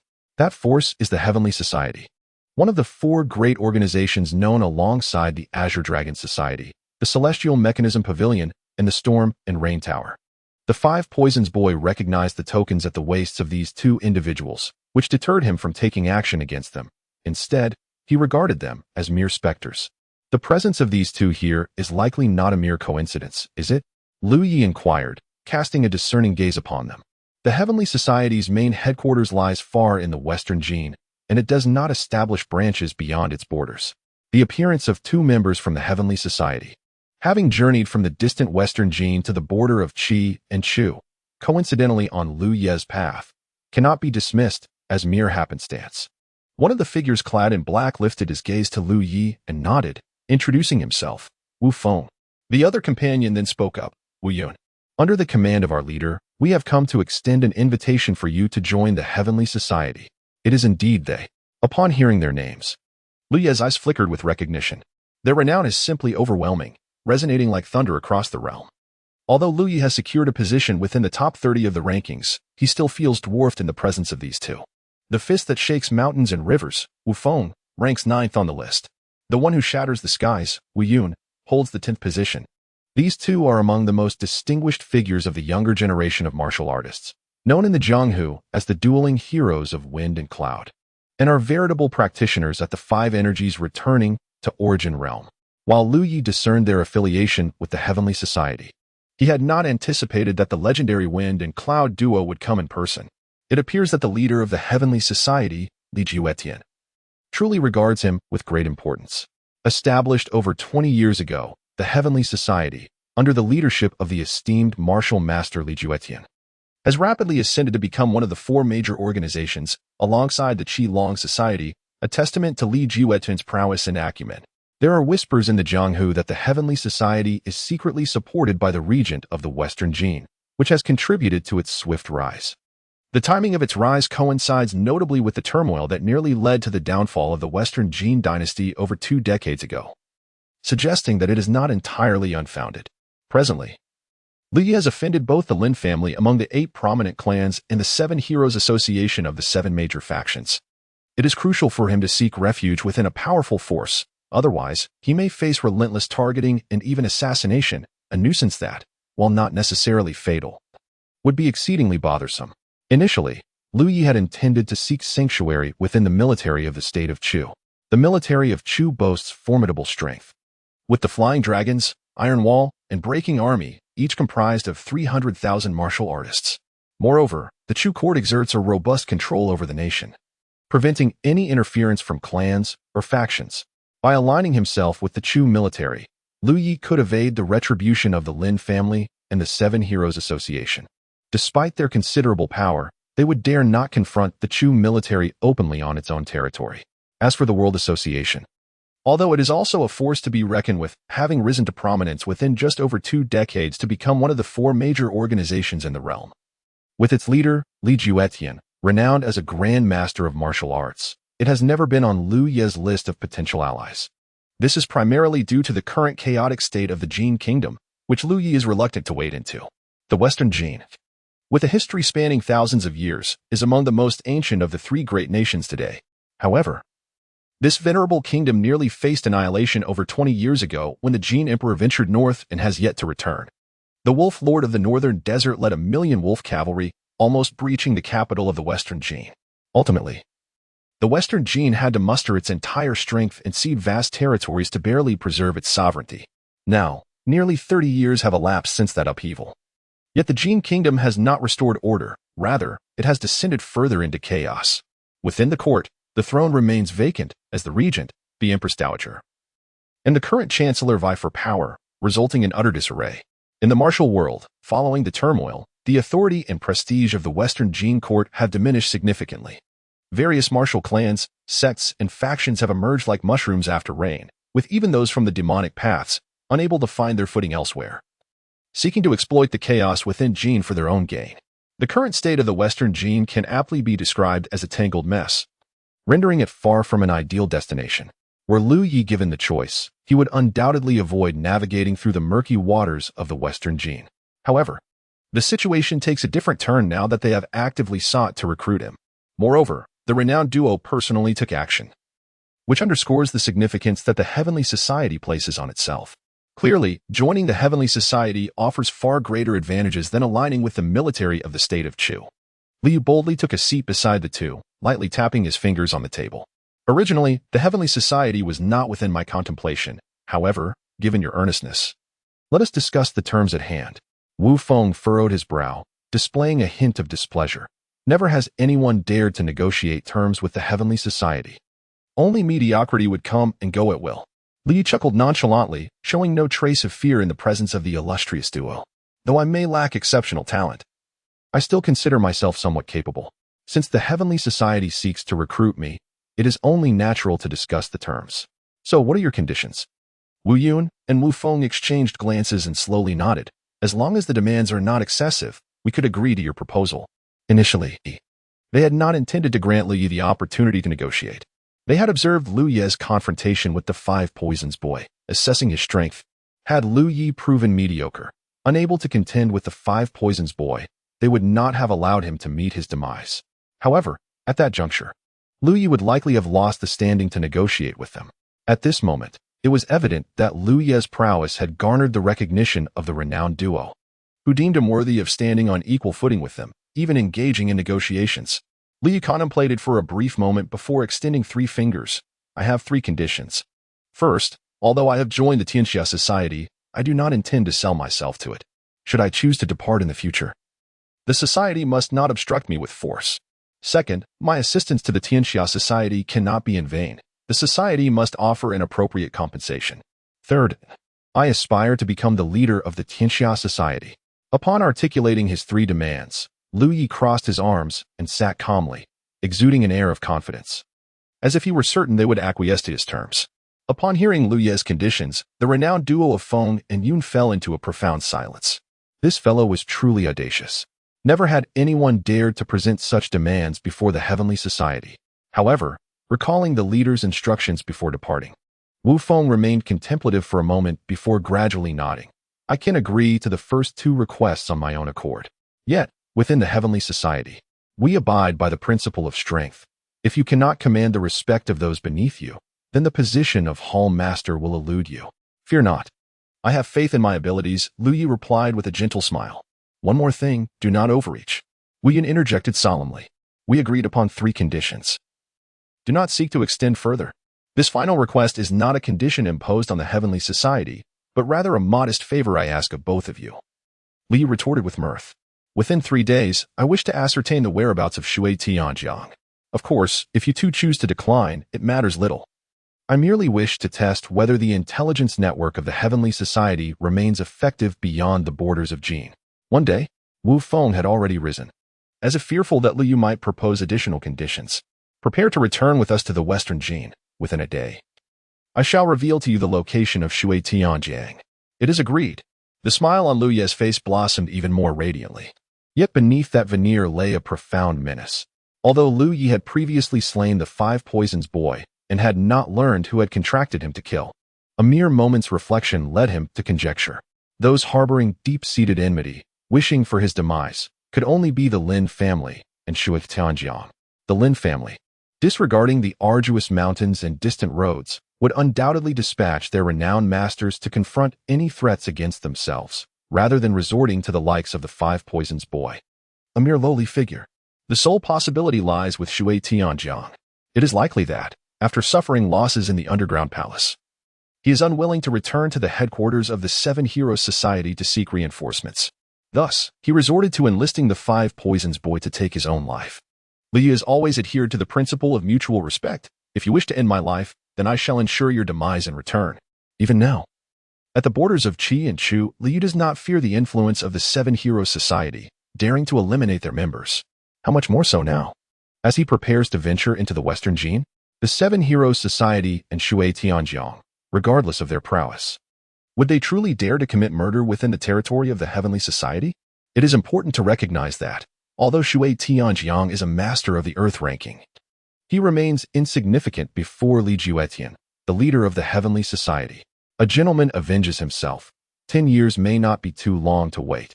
However, Liu Yi has never considered himself a gentleman. Thus, he seeks revenge without a moment's delay. Just as Liu Yi anticipated, after enlisting the Five Poisons boy, Shui Tianjiang did not hasten to depart, but instead lingered in the nearby city of Huku, awaiting news from the Five Poisons boy. Moreover, this individual exhibits a lack of discretion, creating quite a stir in Huku County. Thus, despite the absence of a branch of the Tianxia Society in the territories of Qi and Chu, they were able to uncover the whereabouts of Shui Tianjiang within a mere day. Huku County, is it?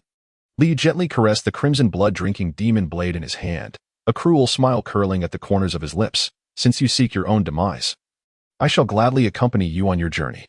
The three major factions in Huku County are vying to curry favor with the younger brother of the leader of the Water Society. Though they possess few masters, their numbers are considerable. Wu Yun, with an impassive expression, cautioned, we shall not intervene in your feud with him. Should you perish, do not blame others.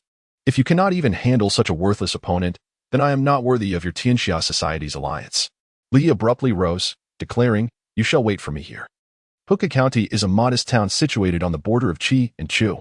While its martial arts influence may not rival that of Zhejiang Prefecture, it surpasses that of the Guangling County where Liu once resided. Huku County boasts 3 significant martial arts factions, each fortified by warriors of the external gang realm, alongside a myriad of other smaller forces, totaling over a dozen.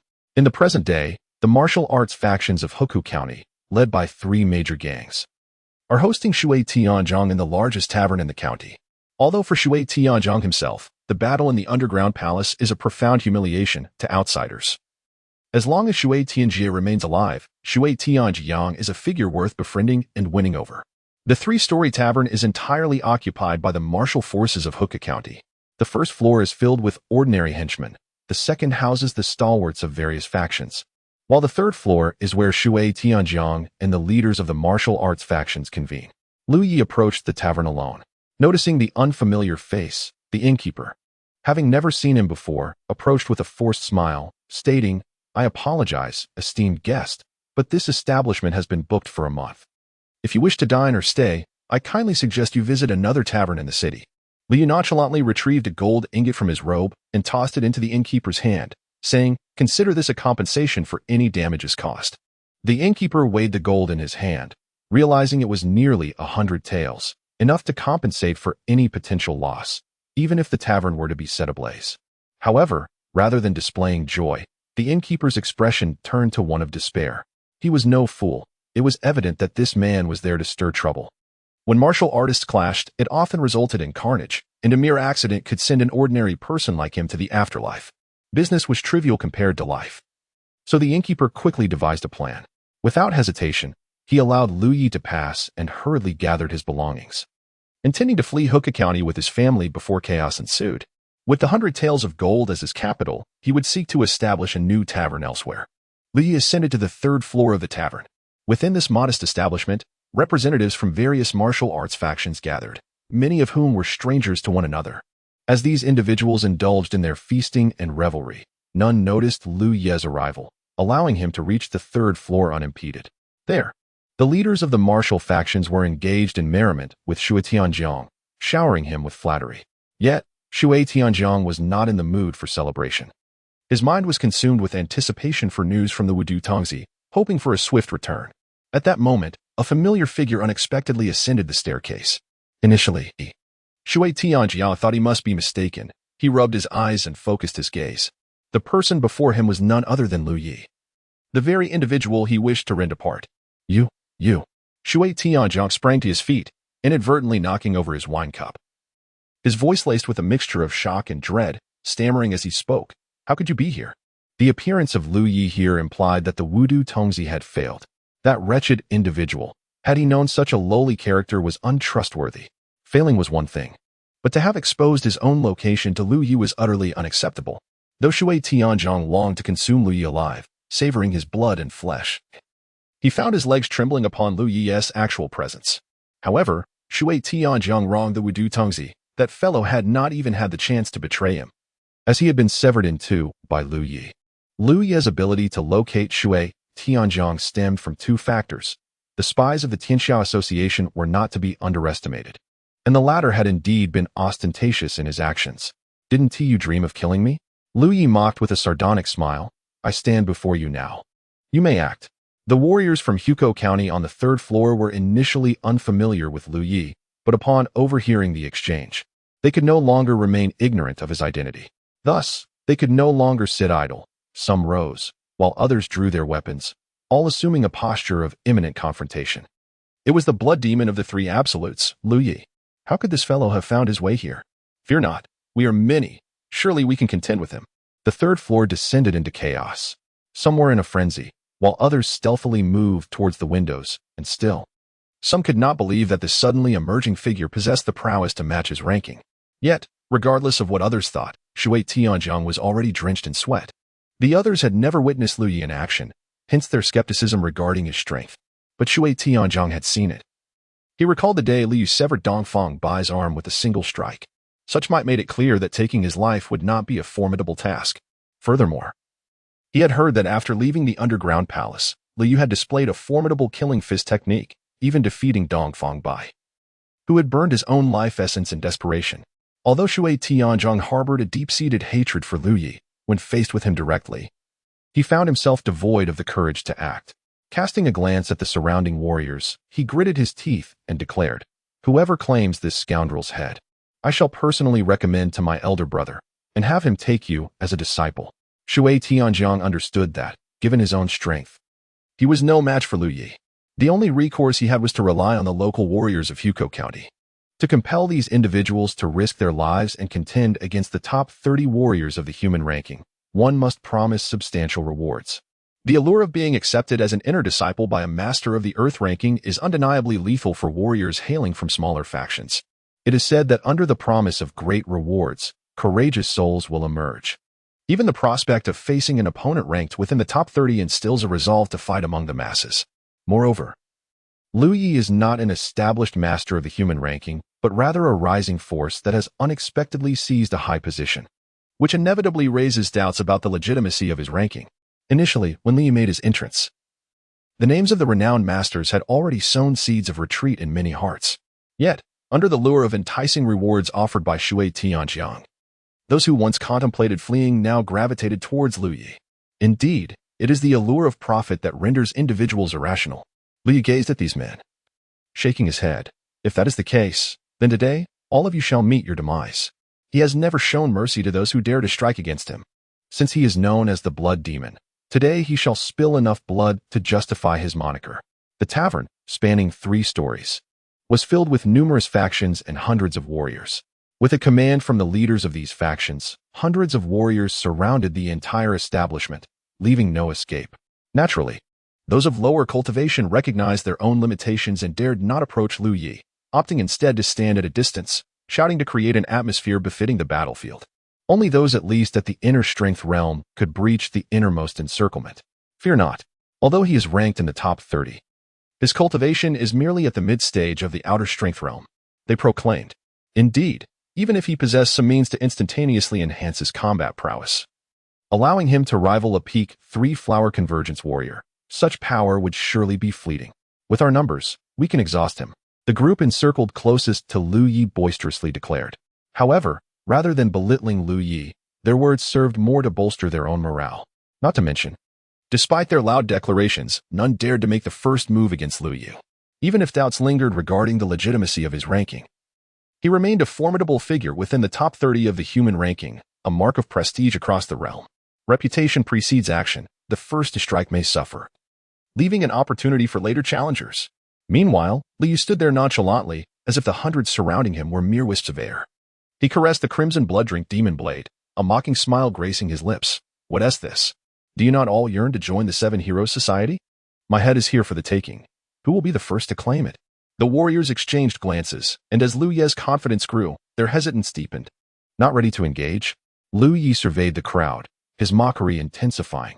Very well, if none of you shall act, then I shall make the first move. As his words fell, his figure surged forth like a tempest, stirring up fierce gusts around him. Liu locked onto an unfortunate soul, raising his blood-drink demon blade and striking directly at the individual. This blow was not the fabled kill goddess slash, but merely a straightforward horizontal cut. Yet, with Lu Ye's current prowess, even such a basic strike bore a might that few could withstand. The six-shung blade aura, sharp and unmatched, caused the face of the targeted miscreant to pale dramatically. This man, possessing mid-stage internal energy, had some renown in Hoku County. But he stood no chance against Lu Ye's blade. In an instant, the flash of the blade seemed to carve a blood-red crescent in the air, and soon after, a head soared into the sky. The unfortunate fellow had no time to defend himself before Lu Yi severed his head. What a swift strike! Lu Ye's execution of an internal energy practitioner left all present in shock, recalibrating their assessment of his strength. Truly, he was one of the top 30 martial artists on the human ranking, living up to his illustrious reputation. Someone shouted, "Everyone, attack together. If we let this fellow take us out one by one, we shall all perish." Thus, the crowd advanced to besiege Lu Yu. Although these martial artists from small counties lacked extraordinary skills, their years of experience had endowed them with considerable combat acumen. Many were collaborating for the first time. Yet their movements displayed a certain order. Some attacked, others defended, while others circled the fray. Despite their numbers, they appeared remarkably coordinated. Alas, they overlooked the fact that absolute strength could effectuate a crushing victory. No matter how intricate the coordination, it was trivial in the face of overwhelming power. Lu Yi snorted coldly, and black mist began to swirl around his curved blade, causing the temperature in the vicinity to plummet. Kill goddess slash. Although this second strike lacked the tripled lethality of the first, it remained fearsome. The six-zhang blade aura, infused with boundless murderous intent and demonic energy, rendered all within a 3-zhang radius of Lu Ye's presence with crimson eyes and labored breaths, as if they could be consumed by madness at any moment. With one stroke, he cleaved a massive breach in the throng. Those caught in the terrifying blade aura were mercilessly ground into a pile of flesh.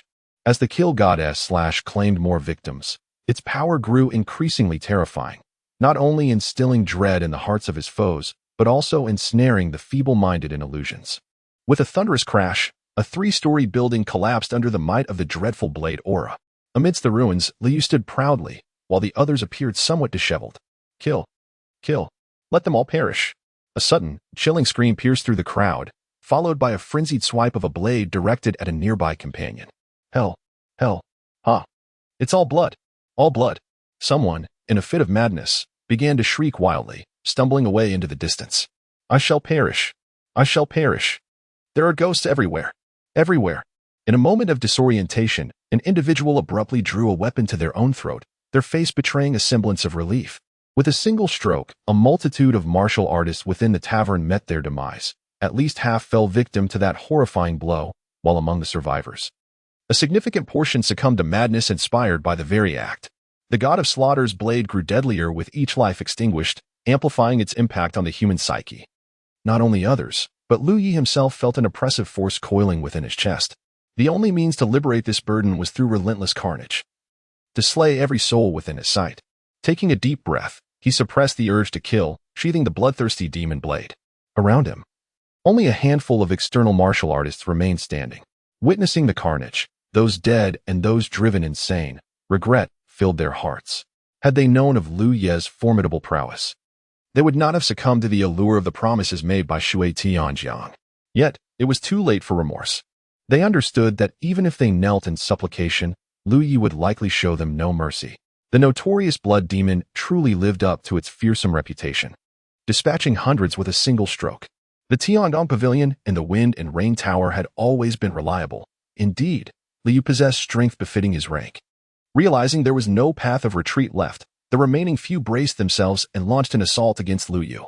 As Lu Yu sheathed his curved blade, a semi-transparent longsword manifested in his left hand. The 7 stars descended from the heavens, one sword transforming into the 7 stars. Flashes of sword light flickered, and once it settled, several lifeless bodies riddled with bloodied holes lay strewn across the ground. The blood demon of the 3 absolutes was indeed as formidable as its reputation suggested. In that moment, Li Yi appeared as an unparalleled war god. The ground was littered with corpses, leaving only Lu Yi and Shui Tianjiang as the living souls. With a sword in his left hand and a dagger in his right, though the dagger was sheathed and the sword returned to its place, his mere presence exuded an intangible pressure. He gazed at Shui Tianjiang in the distance, as if regarding a corpse. Were it not for your fortunate elder brother, you would scarcely have survived this day. In your next life, open your eyes and tread carefully. Do not provoke those you ought not to. Silence. You country bumpkin, you have no right to criticize me. Shui Tianjiang, filled with disdain, could not suppress his anger at being compared to his esteemed brother, even in this moment of peril. Do you think victory is already yours today? As he spoke, a silver spear appeared in his hand. Shui Tianjia, known as the Spear of Benevolence, wielded a renowned dragon gallbladder silver spear, unmatched by adversaries. Although Shui Tianjiang detested comparisons to his brother, he constantly found himself emulating him. If you allow me to depart today, we can erase our grievances from this moment forth, Shui Tianjiang gritted through his teeth. Otherwise, it remains uncertain who shall prevail. It seemed he harbored some hidden trump card, yet his words betrayed a lack of confidence. Yet, Lu Yu remained indifferent to the hidden cards that Shui Tianjiang might possess. Unless his elder brother, Shui Tianjia, were to personally intervene, there was no escaping death for him today. As for the notion of settling matters with a clean slate, Lu Yu did not believe a single word of it. To cut the grass without uprooting the roots would only allow it to sprout anew with the spring breeze. Lu Yu would not be foolish enough to release his adversary when the moment of reckoning had arrived. This is what you have forced upon me. Seeing that Lu Yi remained unmoved, a trace of malevolence emerged on Shui Tianjiang's face. In that case, you shall meet your demise. With that, he unexpectedly turned the gun on himself, thrusting it fiercely into his own chest. This action momentarily startled Lu Yi. He had thought this man was prepared to fight to the death, yet instead, he appeared to be taking his own life. However, Shui Tianjiang had no intention of committing suicide. The bullet that pierced through him did not claim his life. Instead, a brilliant green light suddenly emanated from his chest. To his astonishment, the blood flowing from his chest was of a striking green hue. A hybrid bloodline? A glimmer of realization sparked in Lu Ye's eyes. A human warrior, no matter how diligently they cultivate, cannot transform their blood into such a color, unless this individual has merged with an alien bloodline, thus no longer remaining a pure human. However, warriors who integrate foreign bloodlines typically exhibit various peculiar traits. Yet, the man before him, Shui Tianjiang, appeared utterly ordinary, devoid of any signs of a mutated lineage. Unless, of course, the vibrant green blood coursing from his chest did not, in fact, belong to him. As the verdant blood flowed from the chest of Shui Tianjiang, staining the silver spear in his grasp, a brilliant radiance suddenly erupted from the spear. Buzz! The silver shaft trembled and astonishingly soared into the air. Amidst the resplendent radiance, the ethereal form of a cerulean dragon gradually materialized. Roar! The phantom of the azure dragon raised its head toward the heavens, its piercing gaze fixated on Lu Yi.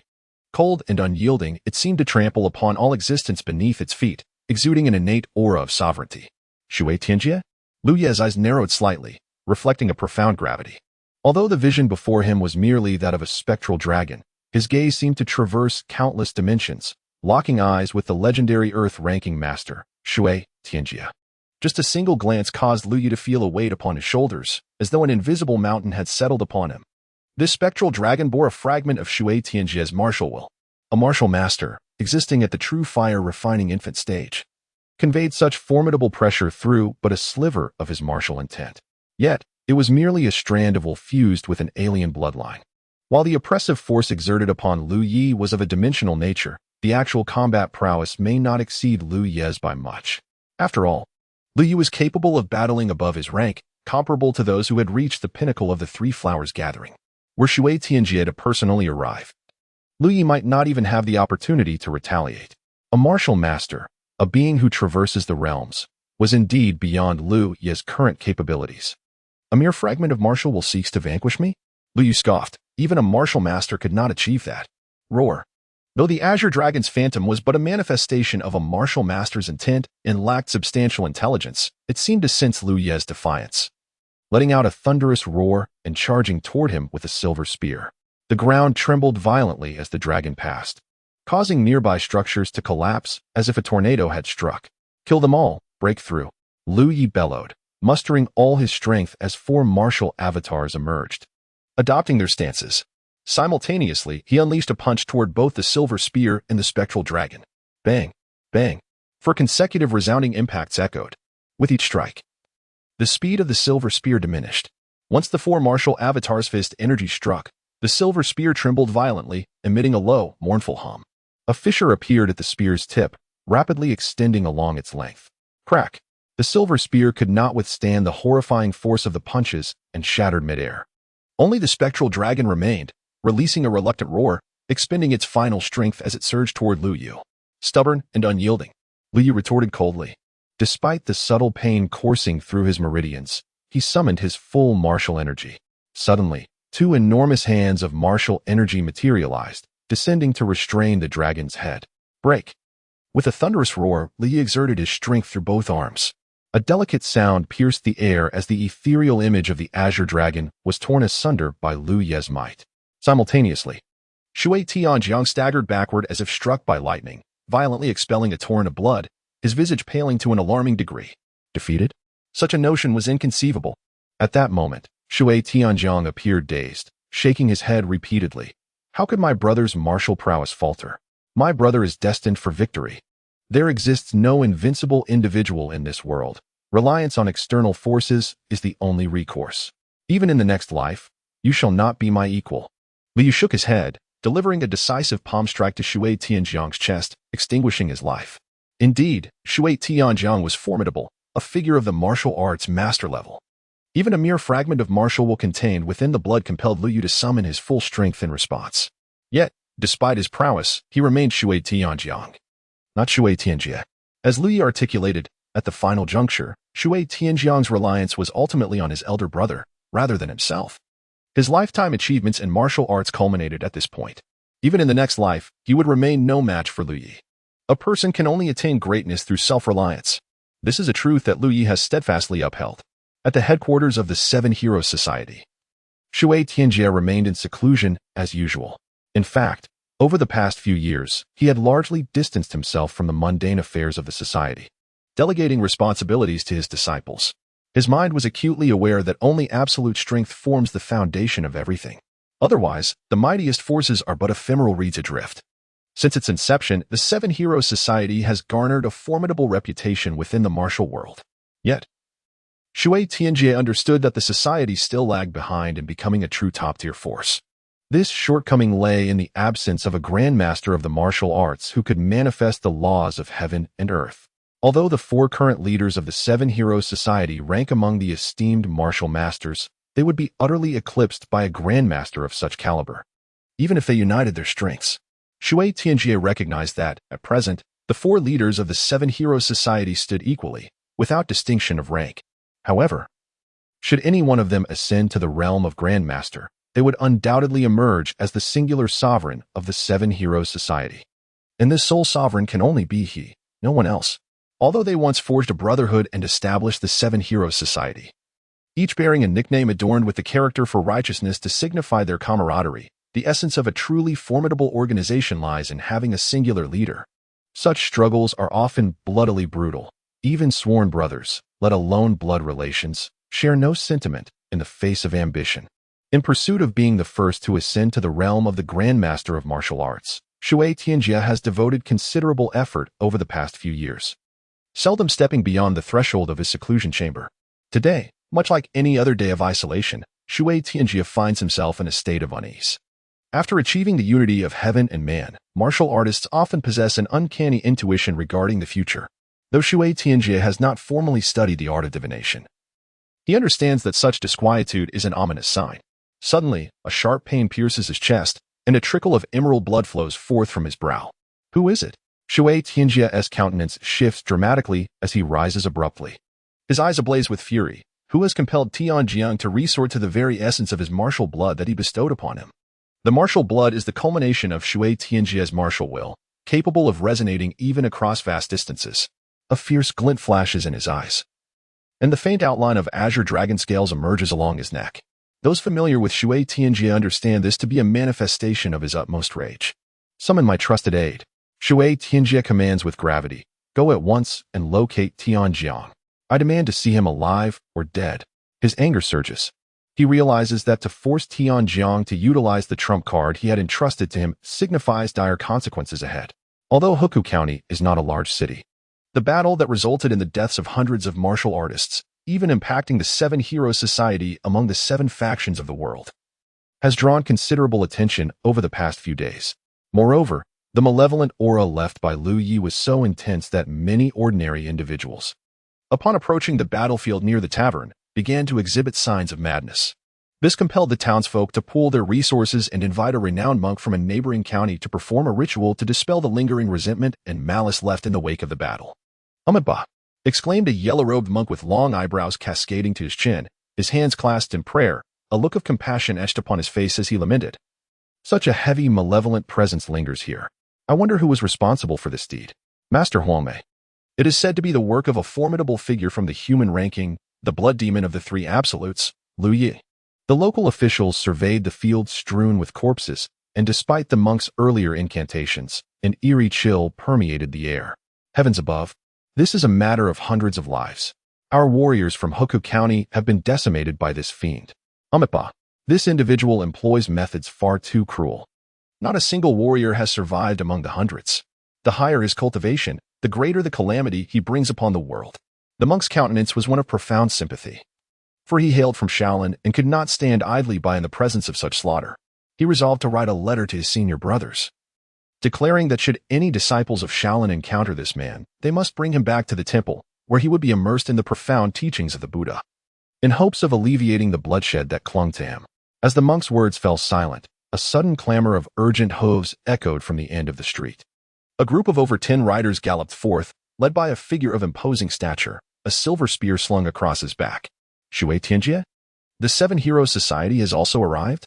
The monk's expression shifted as he instantly recognized Shui Tianjie's identity. Shui Tianjie was one of the prominent leaders of the 7 Hero Society, and the only reason for his personal presence here could only be the body of his beloved younger brother, Shui Tianjiang, which lay among the fallen. Trailing behind Shui Tianjie were his 12 disciples. Originally, his disciples were known as the 13 Guardians of the 7 Hero Society, yet now only 12 remained. The one who murdered his inner disciple and took the life of his own brother was the same individual. Upon receiving this news, Shui Tianjie was so consumed by fury that he shattered the confines of his meditation chamber. He had commanded all members of his sect to exert every effort in locating Lu Yi, insisting on capturing him alive, forbidding any harm. To kill Lu Yi would be too lenient. Shui Tianjie yearned to carve away his flesh piece by piece, to extract his sinews one by one. For only then could his heart's resentment be assuaged. Although Shui Tianjie had previously learned of Shui Tianjiang's demise and had already expressed his rage, the sight of his only brother lying desolate on the ground rendered him unable to suppress his trembling. A frigid aura of murderous intent emanated from him, causing the temperature around to plummet several degrees. Not only did the others retreat, but even his 12 closest disciples instinctively stepped back, daunted by the overwhelming malevolence. With a face as stern as water, Shui Tianjie advanced step by step towards the lifeless form of Shui Tianjiang.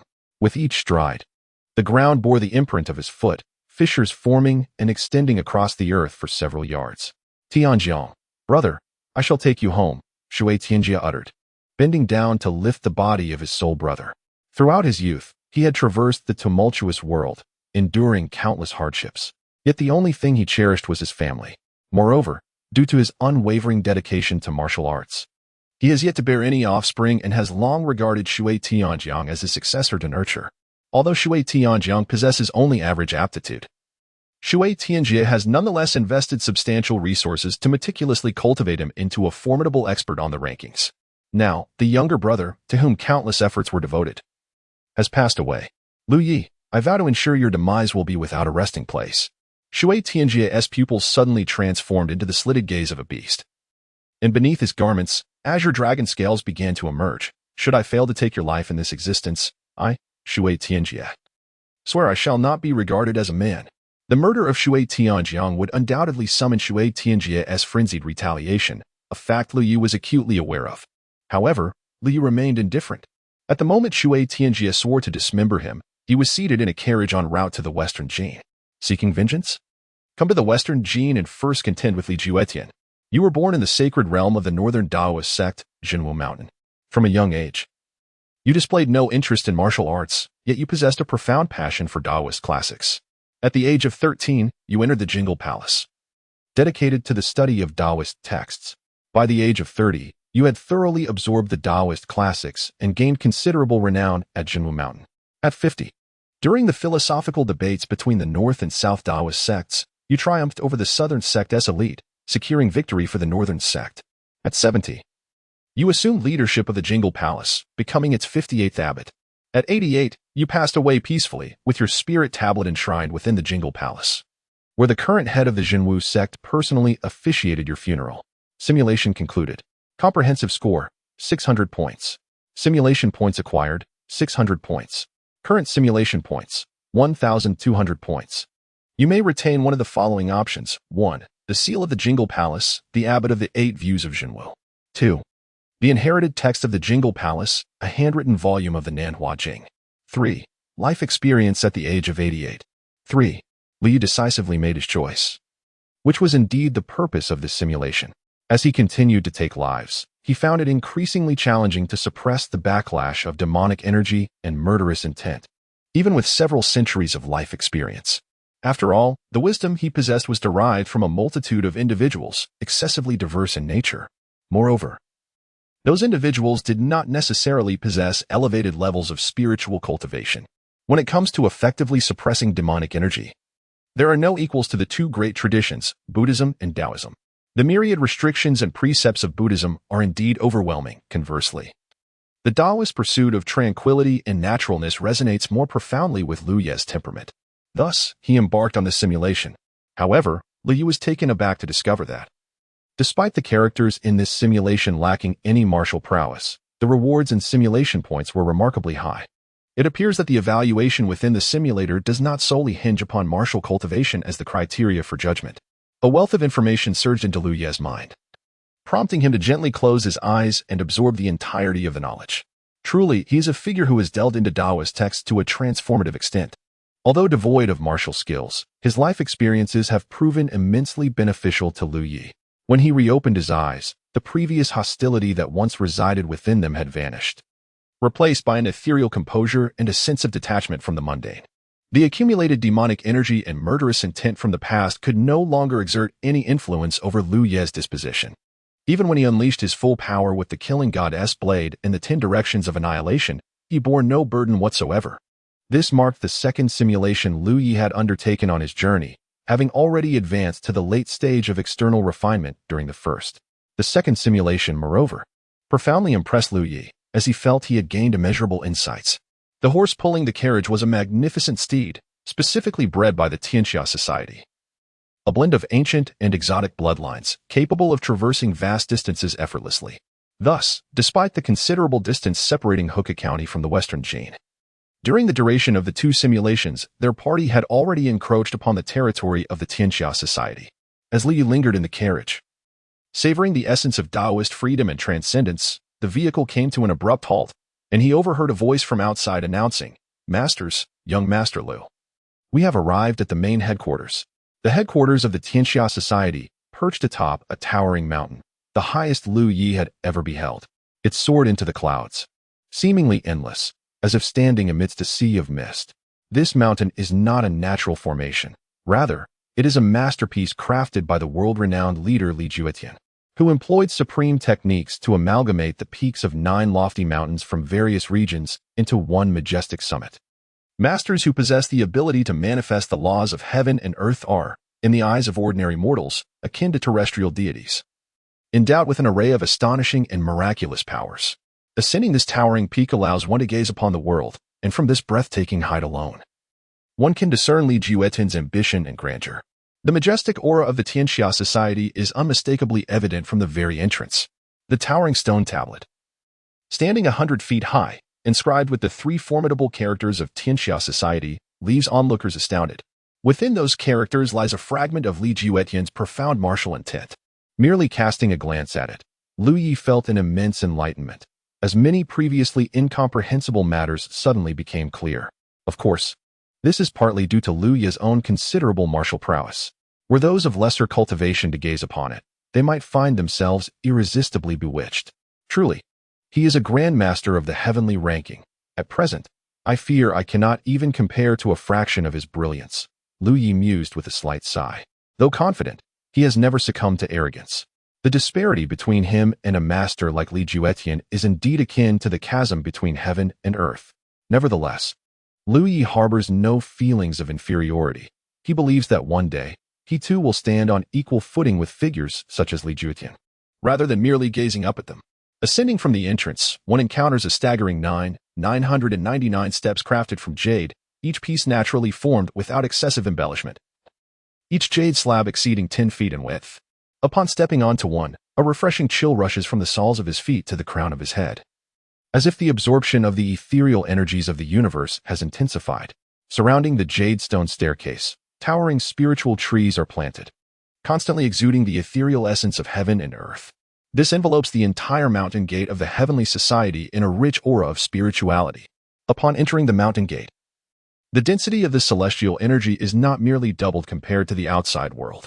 Such grandeur and magnificence are unlike anything Lu Yi has ever witnessed, showcasing the formidable strength and wealth of the heavenly society. It is truly deserving of its reputation as one of the 4 great organizations of the world. Lu Yi believes that if one could cultivate in such an environment over an extended period, even without the aid of a simulator, one's cultivation would undoubtedly soar to remarkable heights. In comparison to the main headquarters of the heavenly society, the places Lu Yi had previously inhabited, whether familial or gang-related, seem utterly insignificant. Before me stands a breathtaking headquarters of a guild that has only risen to prominence in a mere span of 20 years. In such a brief period, the establishment and flourishing of a faction to this extent is truly an extraordinary feat, one that is beyond the capabilities of an ordinary individual. Even Lu Yi, upon reflection, admits that he himself could not accomplish such a task at this stage. Li Juetian, the renowned master of the heavenly ranking, although they have yet to meet, Lu Yi already harbors a certain degree of admiration for him in his heart. Disciple Feng, please wait here with him while I inform the guild leader, Lu Yi instructed. Upon arriving at the front of the heavenly hall, both Wu Feng and Wu Yun halted simultaneously, though they held positions of high authority as hall masters within the guild. The heavenly hall served as a critical venue for discussions. Entry was strictly prohibited without the guild leader's permission. No need for that. You may enter. At that moment, a voice boomed from within the heavenly hall, resonating like thunder and causing Lu Yi's eardrums to ache slightly. A person of Li Juetian's caliber did not need to exert any show of dominance over Lu Yi. The natural aura of martial prowess emanating from his voice alone was more than most could bear. As Lu Yi stepped into the heavenly hall, he finally came face to face with the legendary master of the heavenly ranking. Li Juetian's first impression on Lu Yi was one of stature. This height was not merely a reflection of his martial prowess, but rather a physical presence that towered above others, much like the towering mountain beneath their feet. Lu Yi, though not a hulking figure akin to a muscle-bound giant, had cultivated a lean and elongated physique after refining his body through the postnatal realm. In contemporary terms, he possessed the ideal physique of a male model. Yet, standing before Li Juetian, Liu could barely reach the height of his chest. Moreover, Li Juetian exuded an aura akin to that of a towering mountain. Standing there, he resembled an insurmountable peak, seemingly intent on trampling all beings beneath his feet. The landscape was picturesque, and Li Juetian was indeed a sight to behold. This was the first encounter for Lu Yi with the legendary Grandmaster of Martial Arts. As she assessed Li Juetian, a glimmer of brilliance flickered in her eyes. The moniker picturesque landscape was synonymous with Li Juetian in the martial world. Much like Lu Yi's own mastery of the three disciplines of fist, blade, and sword, Li Juetian was equally adept in both unarmed combat and leg techniques. His signature fist technique was known as the picturesque landscape fist, while his signature leg technique was referred to as the divine wind-shattering star's leg. Among these, the picturesque landscape fist garnered worldwide acclaim, leaving adversaries in its wake. Over time, this earned him his esteemed title, Wu Feng and Wu Yun. Each having inherited a unique skill from Li Juetian, found themselves ranked among the top 10 on the martial arts leaderboard. This illustrates the sheer terror of Li Juetian's martial prowess. As Lu Yi scrutinized Li Juetian, the latter was equally observant of Lu Yi. Indeed, to maintain such an unyielding yet composed demeanor upon their first encounter speaks volumes of one's character. A faint smile graced Li Juetian's lips as he nodded, acknowledging the merit of sending Feng and Yun on a long journey to retrieve Lu Yi. However, before Lu Yi could respond, Li Juetian's expression shifted dramatically, and he intoned with gravity, "How dare you negotiate terms with me? Do you not realize that sending someone to fetch you has already conferred upon you immense favor? In this world, no one dares to barter with me." Although Lu Yi and his companions had just arrived at the headquarters of the Tianxiao Association, their reputation had already been disseminated via the association's spies. As Li Juetian's voice resonated with authority, a tremendous force surged forth like a colossal wave, crashing towards Lu Yi. He felt as if he were a small vessel in the midst of a tempest, on the verge of being engulfed by the raging storm. Yet, despite the immense pressure, Lu Yi's composure remained steadfast as he calmly replied, "I have already informed the two hall masters that only mediocrity is summoned at will. I am no mediocre individual." Li Juetian paused, then suddenly erupted into joyous laughter. "Ha! Truly a remarkable young man. No wonder you dare to offend both the Lin family and the Seven Heroes Association. However, now that you have joined the Tianxia Association, you need not worry about those individuals anymore. Those who dare to harm my subordinates have yet to make their entrance into this world." After his laughter subsided, he regained his composure and gestured towards the seat of the association leader behind him, saying, "What I cherish most is talent. As long as you possess sufficient strength, even the position of the leader can be relinquished to you. In short, once you join the Tianxia Association, I shall be your staunchest ally. We at the Tianxia Association have never feared offending others. We only fear a lack of capability. Indeed, it is no surprise that this individual has managed to elevate the Tianxia Association into one of the 4 great organizations in just over 20 years. Li Juetian is not lacking in ambition, strategy, or tolerance." When Duan Xiaolu remarked that Lu Yi bore a resemblance to Li Juetian, it was not without merit.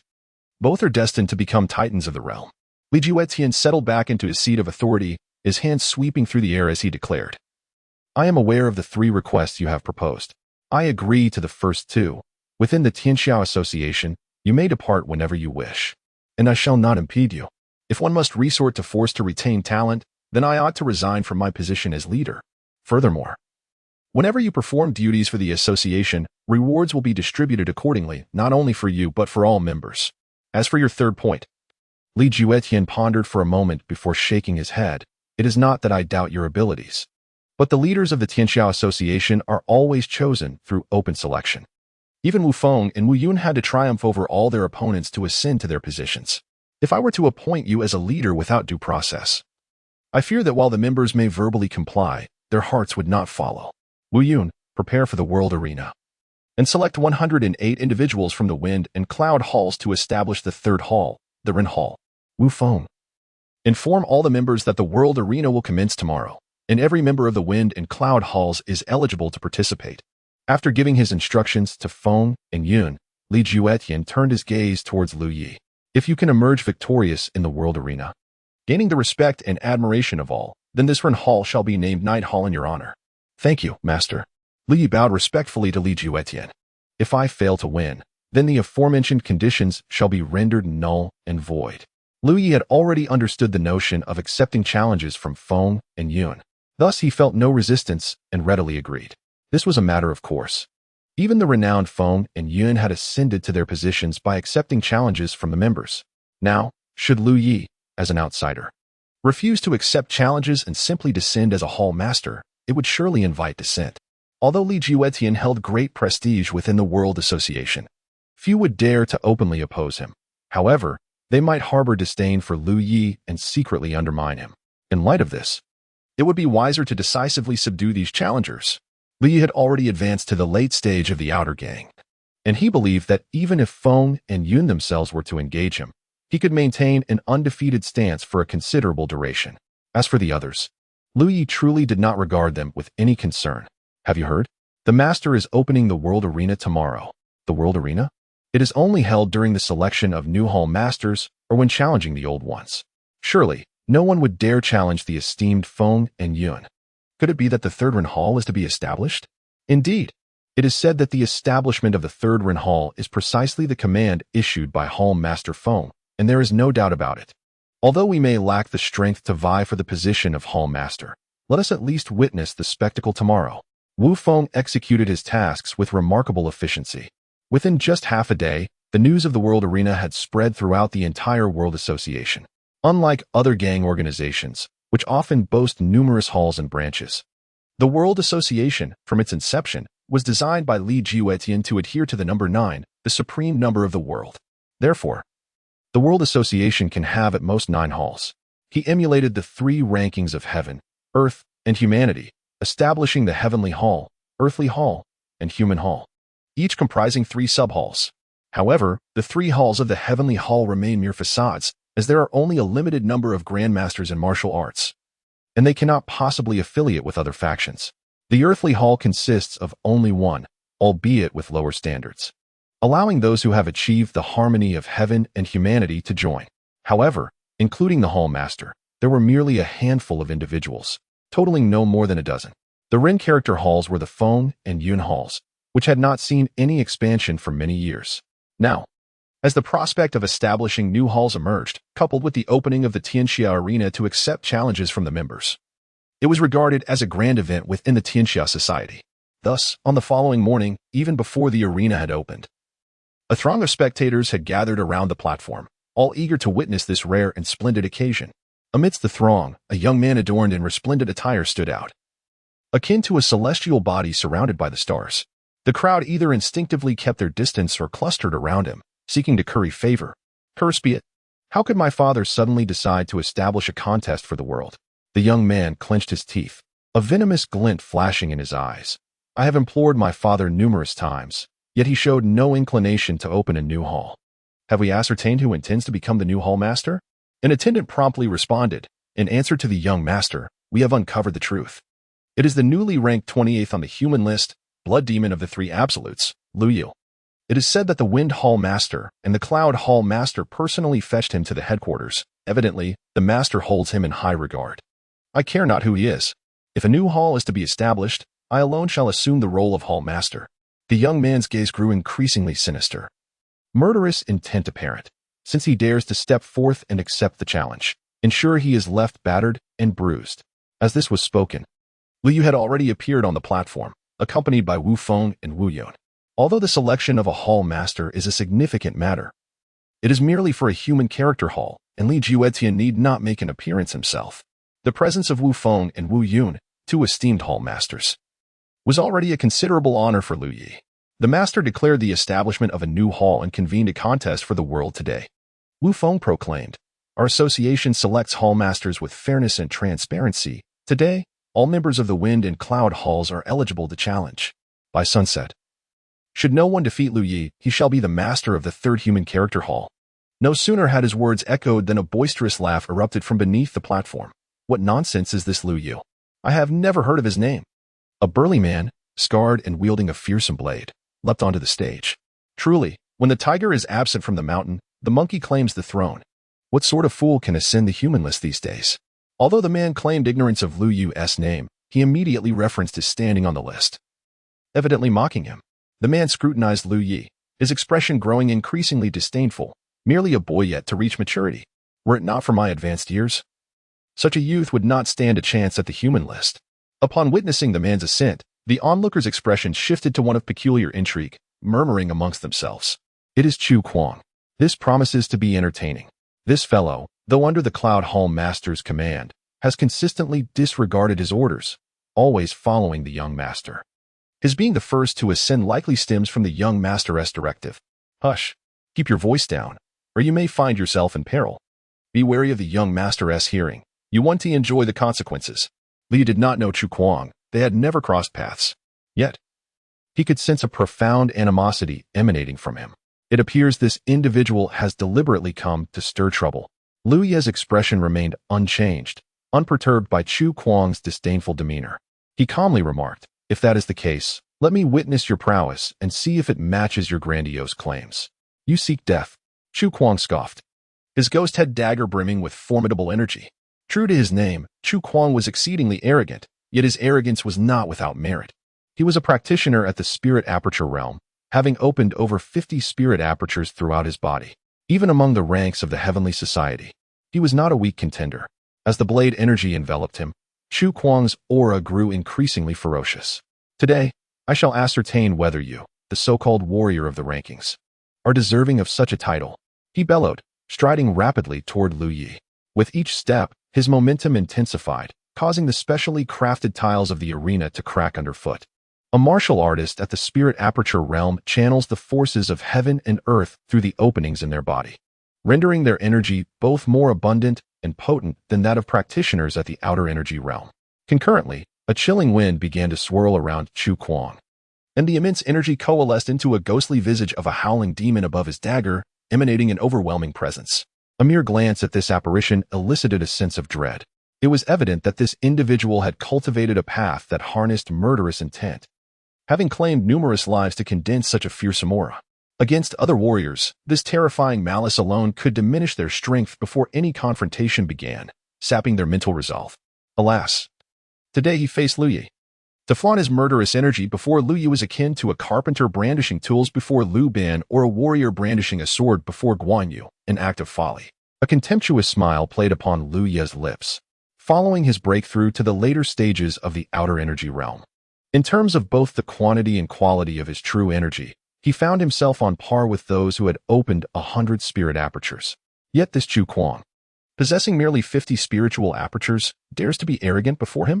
Not to mention, the ability of Chu Kuang to condense killing intent seems utterly trivial in the eyes of Lu Yi.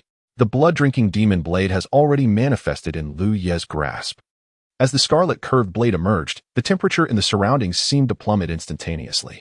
"Get down," Lu Yi uttered a cold snort, simultaneously drawing his enchanted blade through the air, carving out a blood-red arc. Chu Kuang's ghostly blade, akin to Lu Yi's, also embodied a concentration of murderous intent, enhancing its wielder's prowess.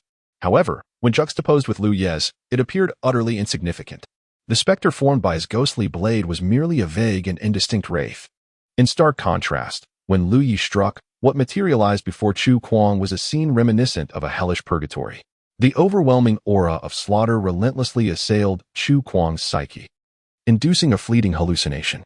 Before his eyes unfolded a nightmarish vision of the underworld, replete with corpses and rivers of blood. The path of slaughter he had once taken pride in paled into insignificance against such a nightmarish tableau. Chu Kuang's eyes blazed crimson as he suddenly let out a ghastly shriek, his grip on the blade faltering. In that fleeting moment, Lu Yi's blade aura had already descended upon Chu Kuang with lethal intent. Caught in this critical juncture, Chu Kuang regained his senses and summoned every ounce of strength to parry the strike.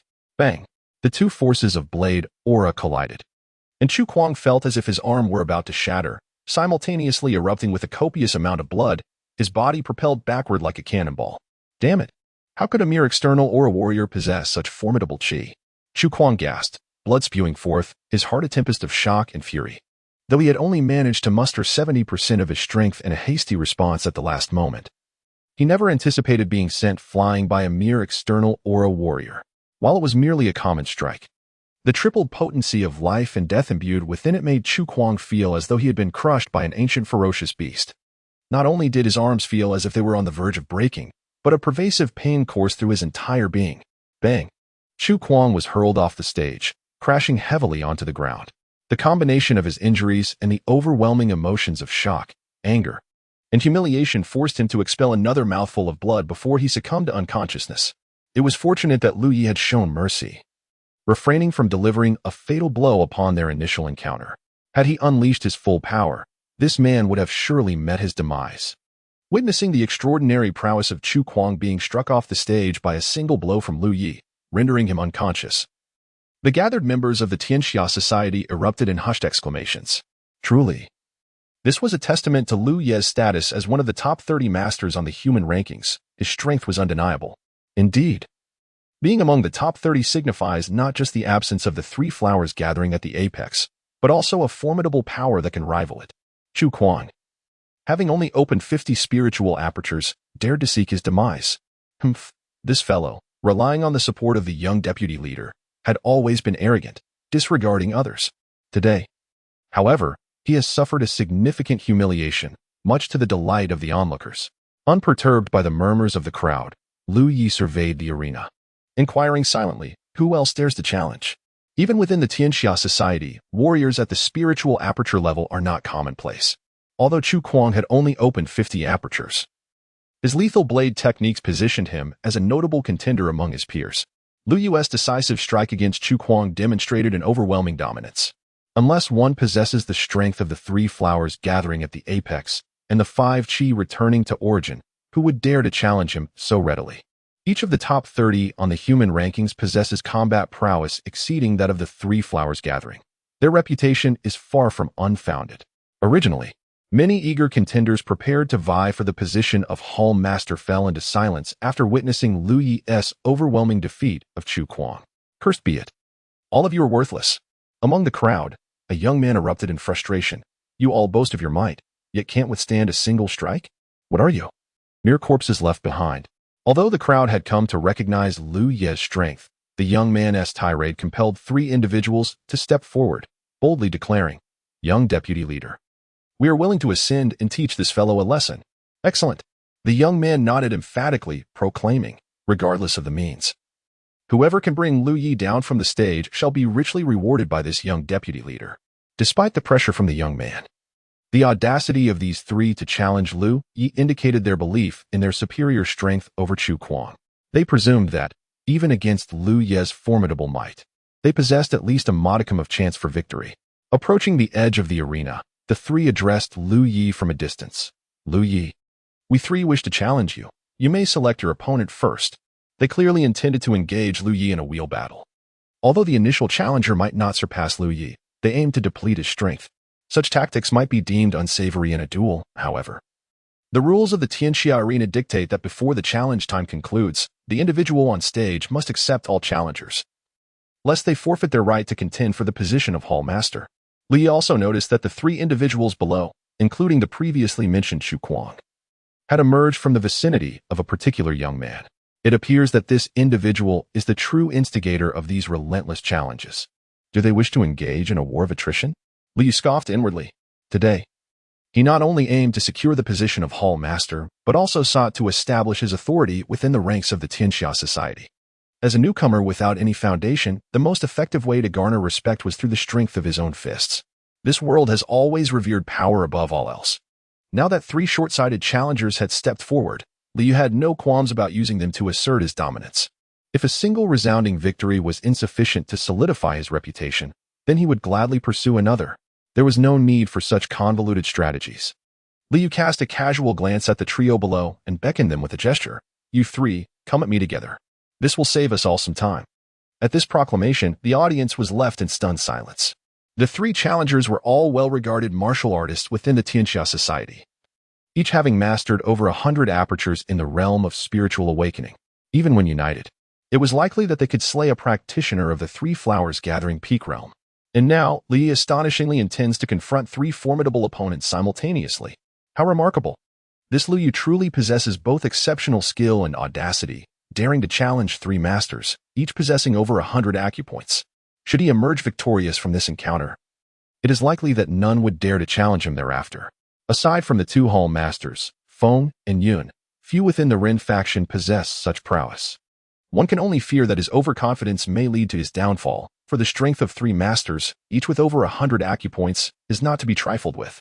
Upon hearing that Lu Yi intends to face 3 renowned martial artists from the Tiantian Society alone, the onlookers among the gang members could only express their astonishment. The three individuals exchanged glances, collectively acknowledging that, in comparison to a battle of attrition, their chances of victory were significantly enhanced by confronting their opponent together. Thus, they leaped onto the stage. Although traditionally, battles in the arena were one-on-one contests, with the victor emerging as the candidate for the position of Hall Master to face subsequent challengers, there was no explicit rule prohibiting an individual from facing multiple opponents simultaneously. Given that both the challengers and the challenged had no objections, bystanders refrained from interjecting. Upon ascending the platform, the trio subtly formed a triangular formation, encircling Lu Yi at the center. Hu Feng, possessing a mastery of 101 spiritual acupoints. Zhang Qing, wielding a mastery of 103 spiritual acupoints. Yan Heng, commanding a mastery of 105 spiritual acupoints, as they were all members of the same organization. Their conflict stemmed not from personal vendettas typical of the martial world. Moreover, the trio's 3-on-1 approach lacked a sense of honor. Consequently, instead of immediately engaging, they introduced themselves to Lu Yi, disclosing their names and levels of cultivation, serving as an implicit reminder for him to prepare. The human body contains a total of 108 spiritual acupoints, corresponding to the celestial number. Thus, achieving mastery over 108 acupoints signifies a complete realization of the spiritual acupoint realm, enabling one to attempt the convergence of the three flowers atop the head. Warriors possessing over 100 acupoints are regarded as the pinnacle of the spiritual acupoint realm. The prowess of the three individuals before me has exceeded this threshold, and when united, they could likely contend with even the most formidable practitioners of the three flowers gathering at the crown. In the presence of these three formidable martial artists, Li stood with his hands clasped behind his back, even sheathing his bloodthirsty demon blade, exuding an air of calm and confidence, unperturbed and resolute. There is no need for further words. Strike if you will. The trio did not underestimate him merely because he had put away his weapon. They were acutely aware of Lu Ye's moniker, the blood demon of the three absolutes, and knew that his prowess extended beyond blades and swords. His fists were equally formidable. Thus, from the outset, they unleashed their most powerful techniques, striving to vanquish Lu Yi in a single strike. Their attacks converged from three distinct directions. Hu Feng wielded a willow leaf curved blade, executing techniques that were both enigmatic and extraordinarily swift. The blade's force conjured a tempest, whipping up a gale that stung the skin from a considerable distance. Meanwhile, Zhang Qing employed two longswords, one embodying the essence of yin and the other of yang, drawing upon Taoist martial arts that harmonized these opposing forces. The dual swords, in a yin-yang configuration, performed a harmonious dance, their energies intertwined, embodying the perpetual cycle of existence within the essence of their blade's aura. Among the trio, Yan Heng wields the most uncommon weapon. He brandishes a flexible whip, which in his hands resembles a sinuous serpent, elusive and unpredictable, alternating between rigidity and suppleness.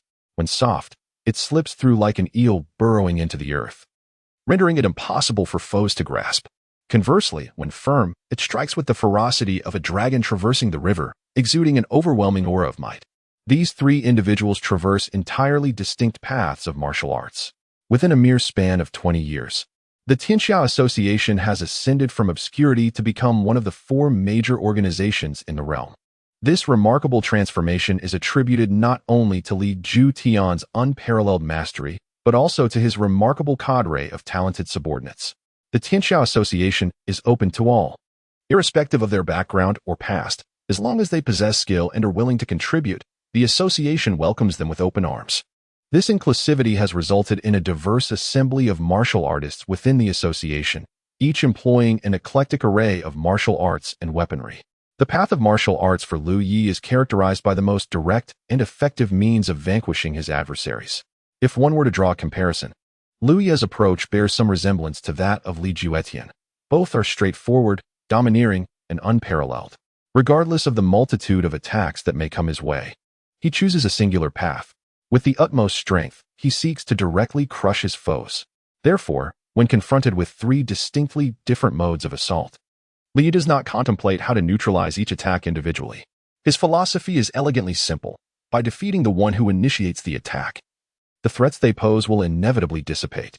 To simultaneously vanquish three adept martial artists, one must possess an overwhelming force. Lu Yi subtly assumed a stance, his fists clenched, while a faint crimson hue emerged in his eyes. All corners are slaughtered, and the heavens are annihilated. Lu Yi, from the very outset, unleashed his killing move, aiming to defeat his adversaries in a single stroke and firmly establish his prestige within the association. Beside Hu Feng, Zhang Cheng, and Yin Heng, an indistinct martial avatar materialized, exuding an immense and formidable aura as it surged toward the trio with unrelenting power. In that fleeting moment, the three felt as though the very fabric of space had contracted, leaving only themselves and the martial avatar before them. The fist of the martial arts avatar continuously magnified before his eyes. This strike was inescapable, unavoidable. The colossal fist seemed to envelop the entire realm, crushing everything in its path and annihilating all life. From the heavens to the earth, death reigned supreme. Witnessing the might of this punch, not only did the three individuals on stage change their expressions dramatically, but even the seemingly indifferent Wu Feng and Wu Yun, who had been observing from the sidelines, were taken aback. What an overwhelming intent! What fierce killing aura! Wu Yun's eyes sparkled with brilliance. This punch bore the essence of a true master. Truly, the blood demon of the three absolutes. This technique undeniably embodies the term absolute. Similarly, Wu Feng, well-versed in the art of boxing, displayed a fierce fighting spirit. If only he could advance quickly enough, a confrontation between them would be inevitable. Bang! Bang! The fist's force of the martial arts avatar crashed directly into the trio. Despite their utmost efforts to withstand the assault, they found themselves continually retreating under the relentless might of the punch. They retreated to the very edge of the arena before barely managing to steady themselves. Their faces flushed. They gasped for breath, struggling to suppress the tumultuous blood within. To have three martial artists of the 100 Orifices realm simultaneously attacked and forced to spit blood was indeed a profound embarrassment. Yet, while they did not suffer the same humiliation as Chu Kuang did earlier, Lu Ye's punch utterly shattered their fighting spirit. Standing his ground, Lu Yi made no attempt to pursue. He had only utilized 3 avatars of the martial arts, and thus still retained considerable strength. With an air of superiority, he stood with his hands clasped behind his back. Do you wish to continue? The 3 exchanged glances, sharing a rueful smile and shaking their heads. How could they possibly continue? The disparity between them was glaringly evident. Would they recklessly seek their own demise? Master Lu, your prowess is unparalleled. We hold you in high esteem. The 3 on the stage put away their weapons, bowed respectfully to Lu Yi, and descended from the arena. Simultaneously, they altered their address for Lu Yi, shifting from casual familiarity to now addressing him as Master Lu. Clearly, they recognized that with the strength Lu Yi had exhibited, none among the subordinates of the Feng and Yun halls could rival him for the position of the 3rd hall master, just as they surmised. After Lu Yi had dispatched Chu Kuang and defeated Hu Feng and the others with a single strike, his strength garnered the acknowledgement of the vast majority. Even those martial artists with the 3 flowers gathering at the peak realm in the audience weighed their chances and ultimately shook their heads, relinquishing any thoughts of challenging Lu Yi. While Lu Ye's prowess might not surpass that of the hall masters Feng and Yun, his greatest advantage lay not in his cultivation, but in his youth. At merely 20 years of age, he has already secured a position among the top 30 on the leaderboard, showcasing boundless potential.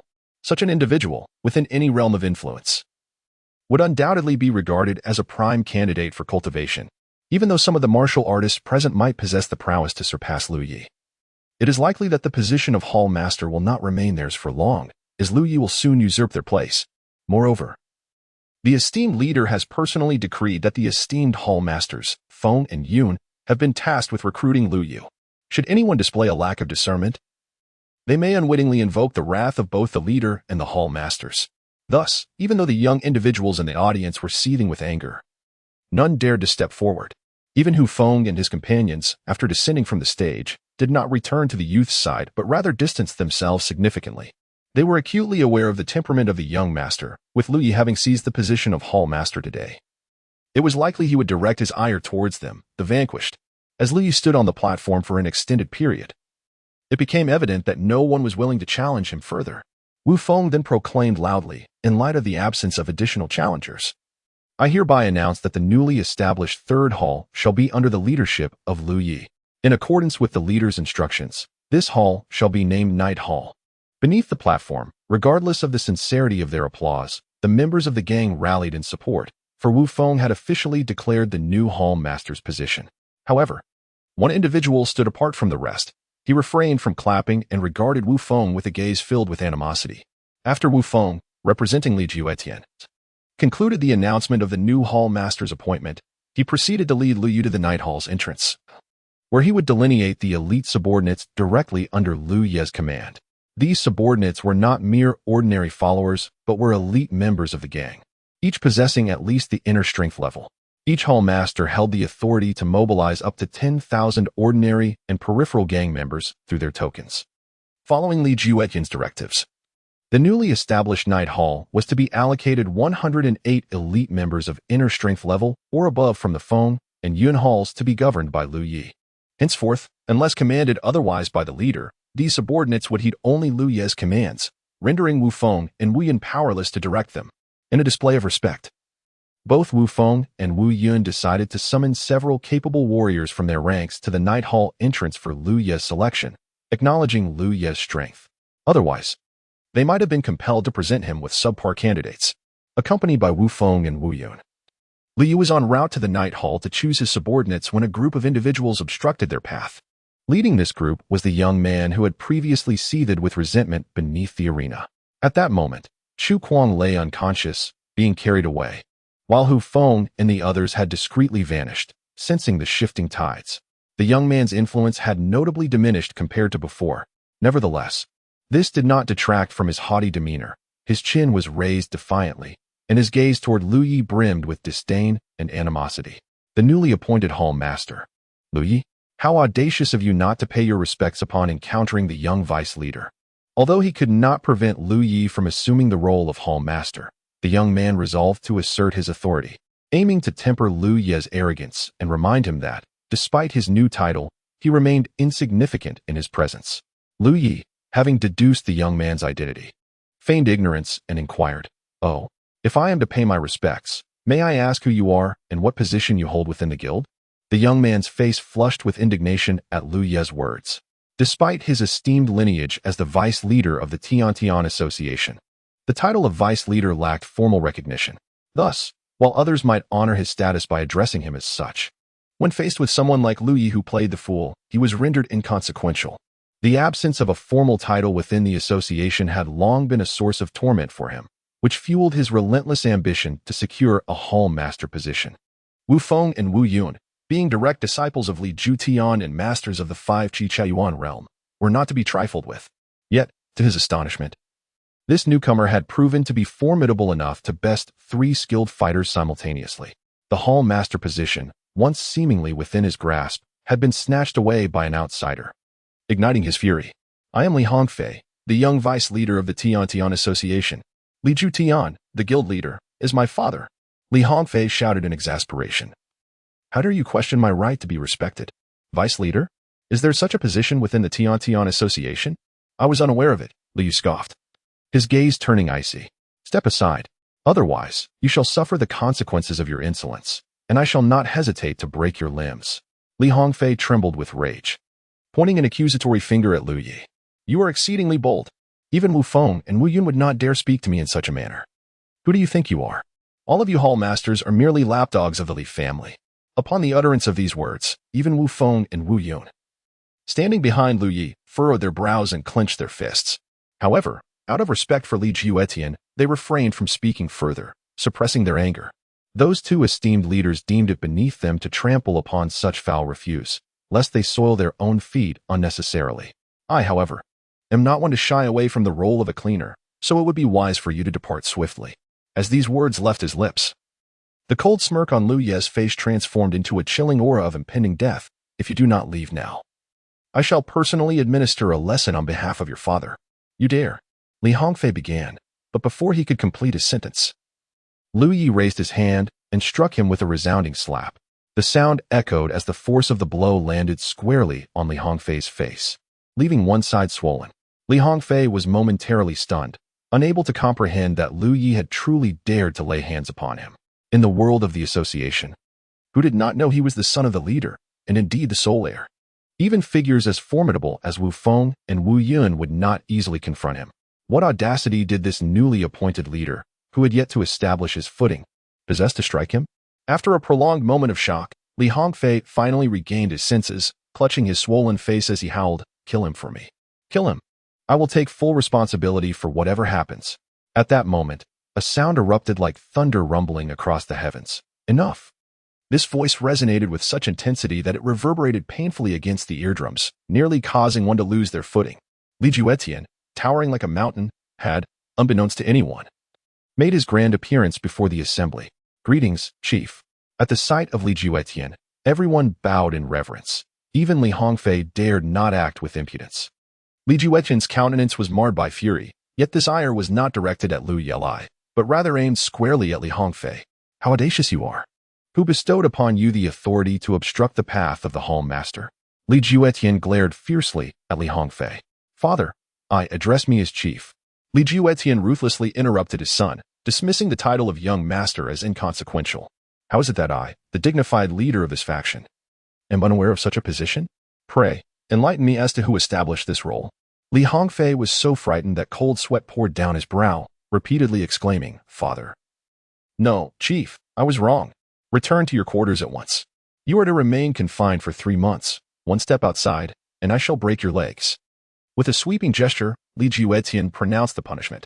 Consider yourself fortunate that this is the Tianxia society, else the consequences from Hall Master Lu would not be so trivial.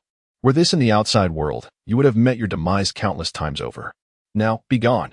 He then addressed Lu Yi and Feng Yun, saying, You two should proceed to allocate the personnel of the Night Hall, then come to the Tianxia Hall. I have further tasks for you. Once the father and son of the Li family departed, Li Yu shook his head in contemplation, silently reflecting, this father-son duo is indeed intriguing. Even Lu Yi, with centuries of life experience, found it difficult to discern the true nature of their relationship.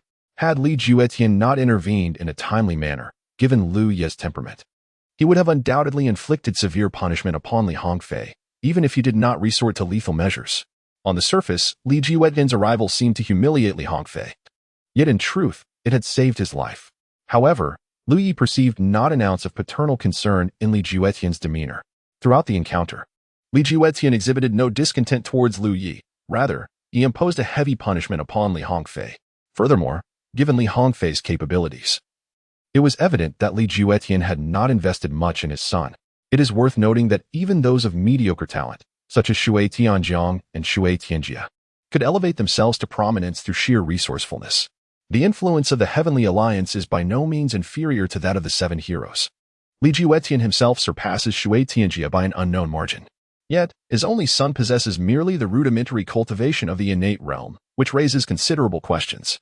Lu Yi pondered for quite some time, but failed to comprehend the peculiarities of the father-son duo, ultimately deciding to relinquish the matter from his mind. At least for the next few months, Li Hongfei would pose no trouble for him. Accompanied by Feng and Yun, Lu Yi arrived at the entrance of the Night Hall. Though it could not rival the grandeur of the Heavenly Hall, it was nonetheless resplendent. In front of the hall stood 8 towering pillars, each capable of being embraced by 10 men, adorned with magnificent 5-clawed golden dragons that exuded an imposing aura. Behind the grand hall lies Lu Ye's residence, which encompasses a study, a retreat chamber, and various other rooms, all meticulously furnished. The number of servants and maidens at his disposal amounts to several hundred, a testament to the immense wealth and power of the heavenly society. By the time Lu Yi and his companions entered the grand hall, they were met by hundreds of martial artists selected from the wind and cloud halls, all awaiting their arrival. Among these individuals, the weakest possessed mid-level internal strength, with some even reaching the pinnacle of the 3 flowers convergence realm. Wu Feng and Wu Yun were certainly not treating Lu Yi with indifference. In addition to their most capable subordinates, they had also summoned numerous elites to attend. Among these individuals, Li even recognized several familiar figures. Hu Feng, Zhang Qing, and Yin Heng were among them. They were not selected by Wu Feng or Wu Yun, but had taken the initiative to approach. Previously, the trio had joined forces and suffered defeat at Lu Ye's hands, thus holding a deep admiration for his strength. Furthermore, their earlier failure had caused them to lose favor in front of Li Hongfei. After some deliberation, they decided to abandon their previous endeavors and directly pledge their allegiance to Lu Yi. Despite having previously bested them, Lu Yi did not regard them with disdain. On the contrary, he held a high regard for their abilities. Had they not encountered a prodigy like himself, their combined strength would likely have posed a significant challenge even to masters at the 3 flowers gathered at the apex realm. Consequently, Lu Yi did not hesitate to select the 3 of them. Additionally, among several masters at the 3 flowers gathered at the apex level, He chose an elder named Hu Qingchuan. This elder appeared quite ordinary compared to the others. He was humble and submissive, lacking the demeanor typically associated with a master of his caliber. His posture was perpetually stooped, and the wrinkles on his face resembled a labyrinth of valleys. Nevertheless, Liu singled him out from the other masters and chose not to select any others from that realm. With Hu Qingchuan as the leader among the 3 flowers gathered at the apex, Hu Feng and the other 300 apertures warriors, along with a dozen spirit aperture practitioners and several outer and inner strength cultivators, Liu Ye's foundation for his organization was beginning to take shape. After the initial formation of the team, Liu scarcely had the opportunity to familiarize himself with his new subordinates before he, along with Feng and Yun, hastened to Tianxia Hall. Upon arrival, Li Jutian unceremoniously tossed 3 pieces of yellow paper before them. "Your respective tasks are inscribed upon these," he declared, his tone brooking no argument or refusal. "I grant you 7 days. Should you fail to accomplish your missions, you may relinquish your positions as hall masters." Before Liu Yi, the newly appointed master of the Night Hall, could settle into his role, he was presented with a task from Li Jutian. He glanced down at the yellow paper in his hand, narrowing his eyes slightly as he fell into contemplation. The task assigned to Liu Yi was quite straightforward: to kill. For him, this was as routine as eating or drinking. However, the assignment was far from simple, as the target was no ordinary individual. The master of Golden Arm Manor, known as Iron Arm Jingang, Zheng Nan, was not only a formidable expert at the pinnacle of the 3 Flowers Gathering realm, but also held a significant identity. He was a lay disciple of the Shaolin Temple. The Shaolin Temple is a revered establishment that even the Tianxia society regards with trepidation. Recognized as the foremost among the 3 great Buddhist temples, Shaolin boasts immense power and a legacy spanning millennia. Currently, 2 grandmasters of the heavenly rankings reside within the temple, not to mention the numerous enigmatic figures hidden within the Golden Pavilion and the Relic Pagoda, whose numbers remain unknown. The lay disciples of Shaolin, though not officially recognized as such, have always exhibited a remarkable sense of unity, proudly identifying themselves as members of the Shaolin lineage. When one of their own is wronged, they swarm like a nest of hornets, rallying together in fierce solidarity. There was an instance when a criminal gang mistakenly killed a lay disciple of Shaolin. As a consequence, this group swiftly annihilated the entire gang. The leader of that gang was relentlessly pursued for 3 years, ultimately meeting a tragic end. These individuals are indeed formidable adversaries, not to be underestimated.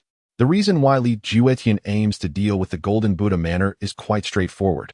This individual is obstinate. Nearly 3 decades ago, following the nationwide turmoil of the Western Jin dynasty, the martial forces of the entire nation became entangled like a ball of yarn. Not only did local martial powers surge forth like mushrooms after rain, but external warriors also flocked into the Western Jin, eager to seize a share of the chaotic situation. In that era, the Jingang Manor emerged as a formidable martial arts force. Although the Tianxia society has rapidly evolved over the years into a significant power, many martial arts factions within the Western Jin dynasty remain indifferent to its authority. The leading martial arts sects need not be mentioned. Even numerous medium and small-sized factions treat this upstart with disdain, often covertly creating troubles for it. Jingang Manor is one such entity. Its master, Zheng Nan, emboldened by the support of Shaolin Temple, frequently makes disparaging remarks about the Tianxia society in public forums. Moreover, he has secretly allied with various medium and small martial arts factions within the Western Jin, preparing to unite against the encroachment of such dominant forces as the Tianxia society. Naturally, the domineering Li Juetian cannot tolerate such provocations. This time, Zheng Nan is poised to host a gathering.